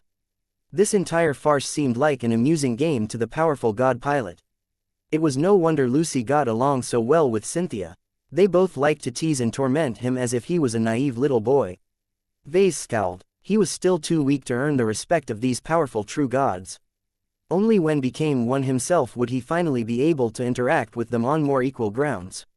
You know far too much for a senior mech designer, but considering your galactic citizenship and your honorary membership of the Red Association, I can issue the necessary permissions for you so that others cannot use this as an angle of attack. Thank you. Vase responded with relief in his tone. I'm not sure if I need it, but it is better to have it just in case. It goes without saying that you must continue to maintain your discretion on these matters.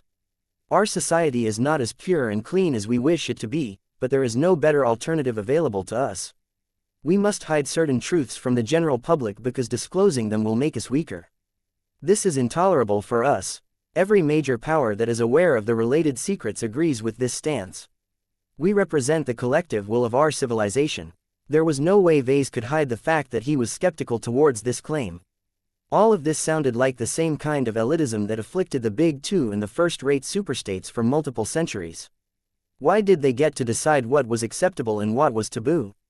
Vase felt an urge to be more proactive in making sure that the Red Collective followed a different trajectory from the Red Association and the Red Fleet. He couldn't stand this kind of hypocrisy. The evolution witch silently shook his head as she clearly read Ves's thoughts.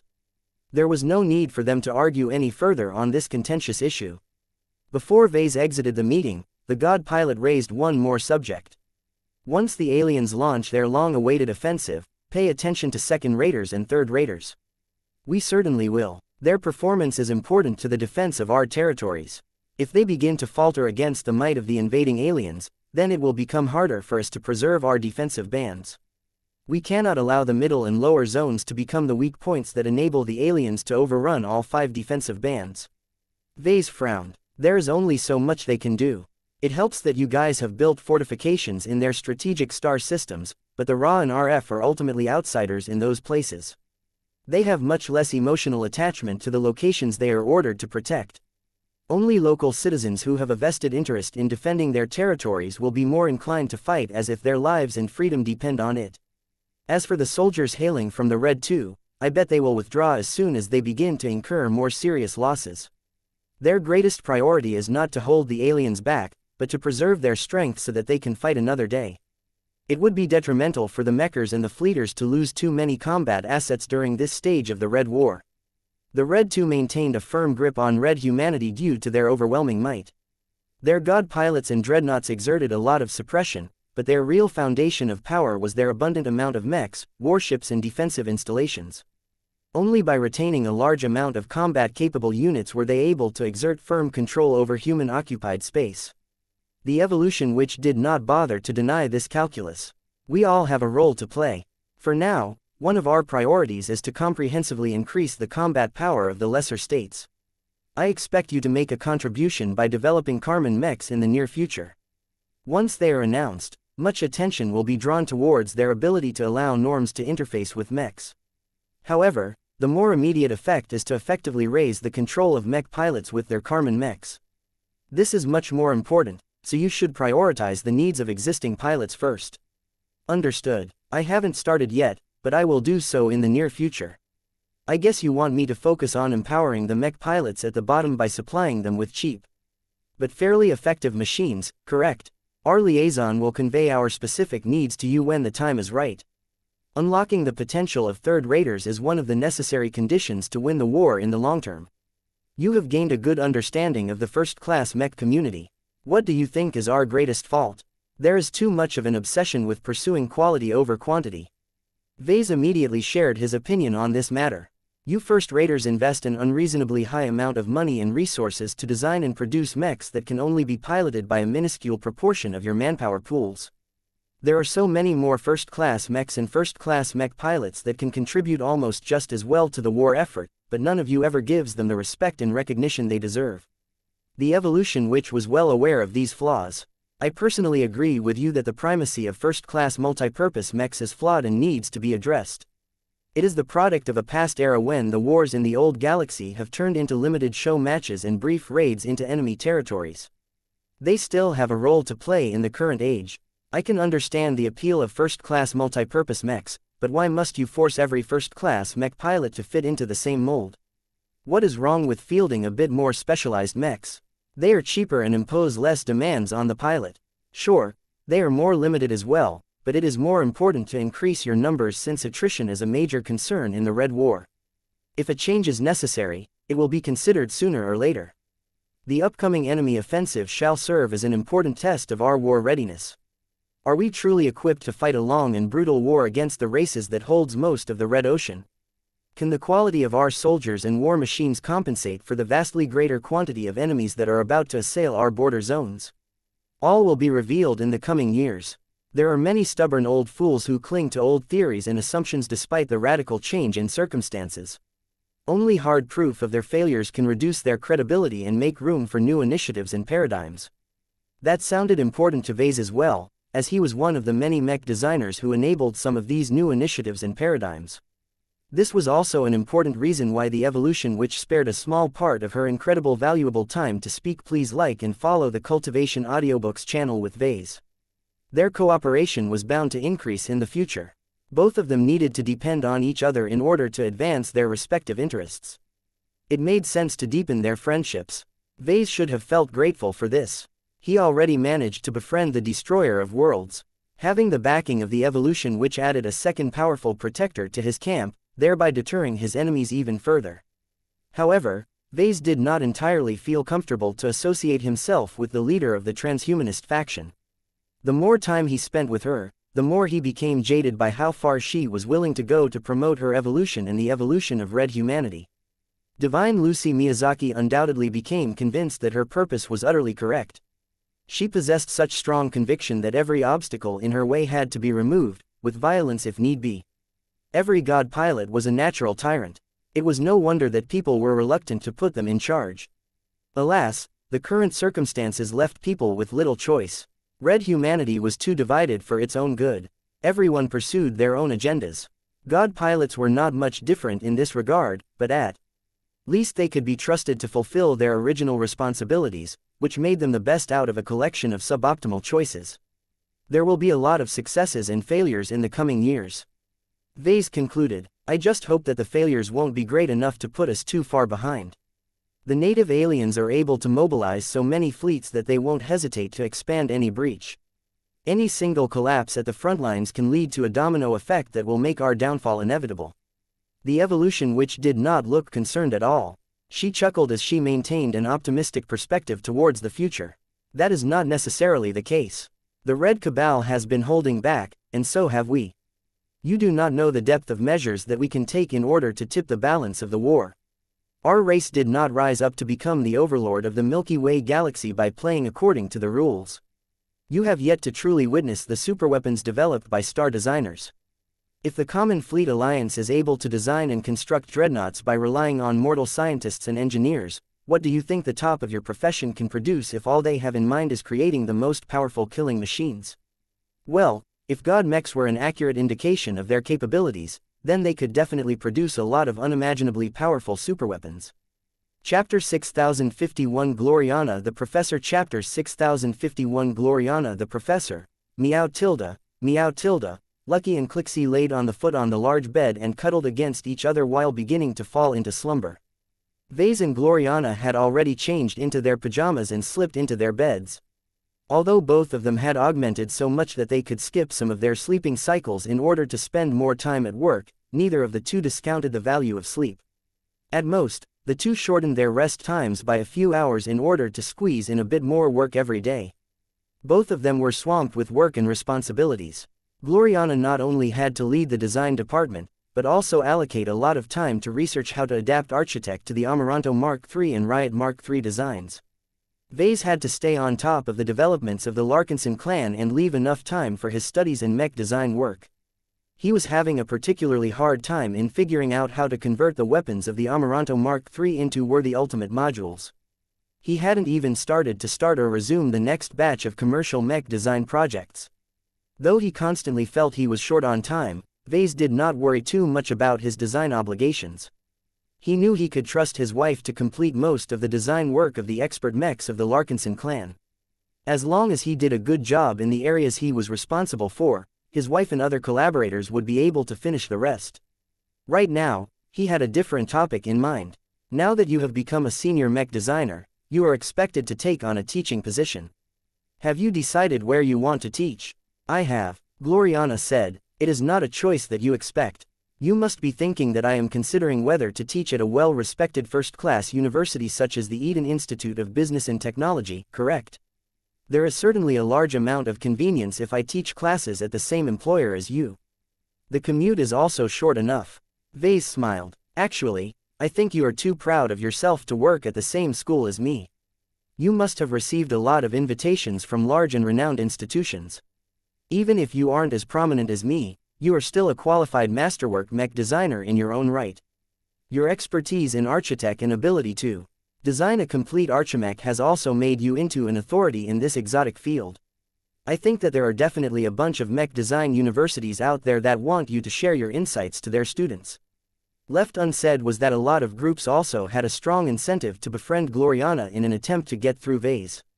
Whether his wife was aware of that fact, she did not mention it. Did you know that the Antus Polytechnic University extended an invitation to me to teach a course on mech fabrication? That's nice. Is that all you can say? This is the APU we are talking about. It is the most reputable technical university of the Dostoevsky ancient clan.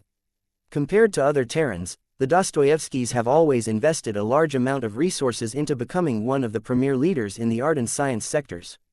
The APU employs a large number of renowned master mech designers who are all celebrated in the Terran mech industry. Oh, I remember now. I think I read about them a year ago or so.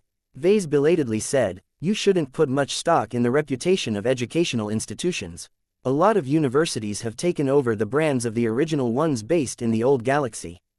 They are so rigid and old-fashioned that most of their professors are famed for making contributions decades ago during the age of mechs.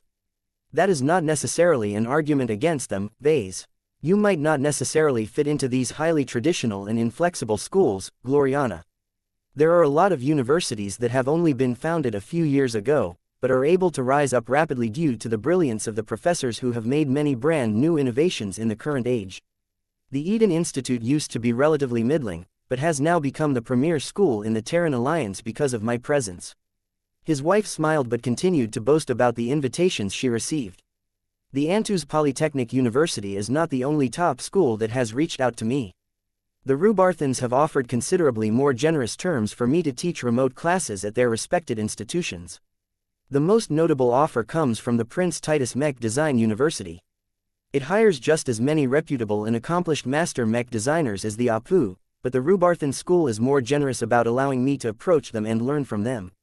Compared to the Terrans, the Rubarthans are relatively more welcoming to foreigners and outsiders, but only if they are competent.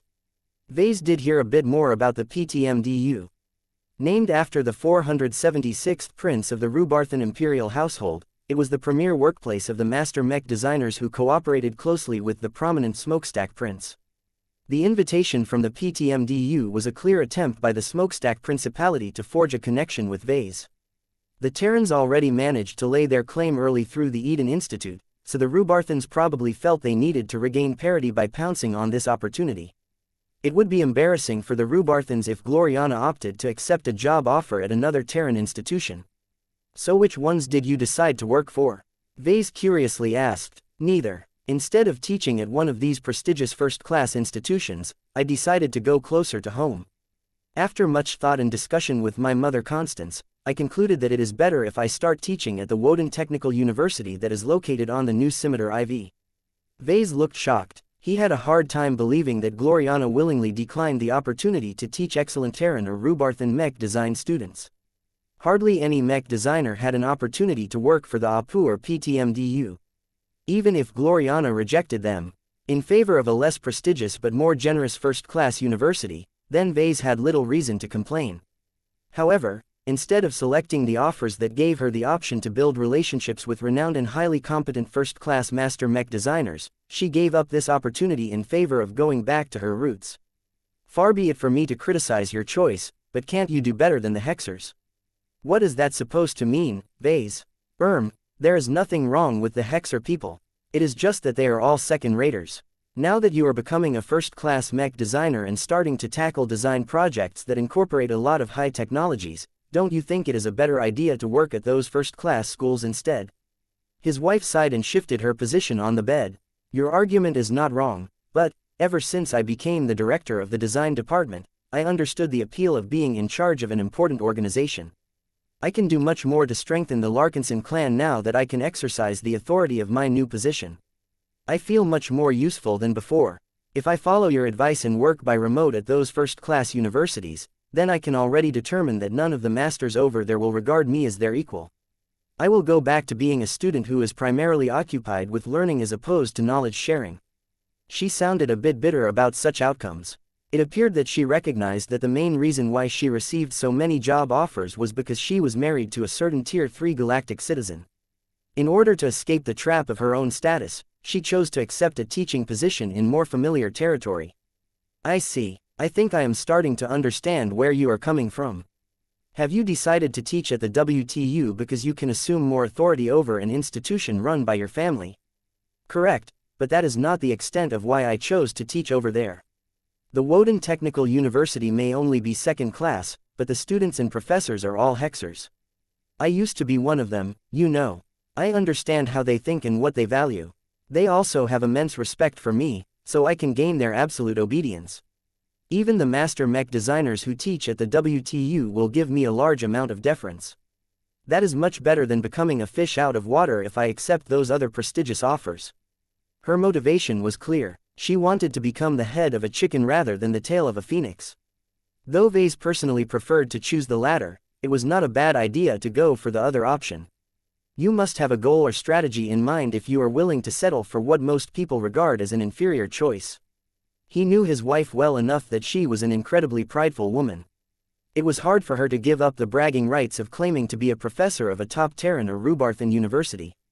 The alternative she chose had to give her even greater benefits in order to justify her selection. If my teaching position over at the WTU allows me to become a prominent leader in that community, I can influence the mech industry of an entire state. Gloriana calmly explained, my voice will weigh heavily among thousands and thousands of Hexer mech designers. Over time, it is my ambition to take effective control over the Hexer mech industry. That is quite an ambitious goal.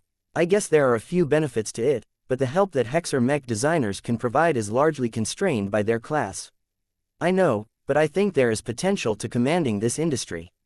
She stated, you should know that you can do the same. Your influence and popularity among the Hexers is greater than mine.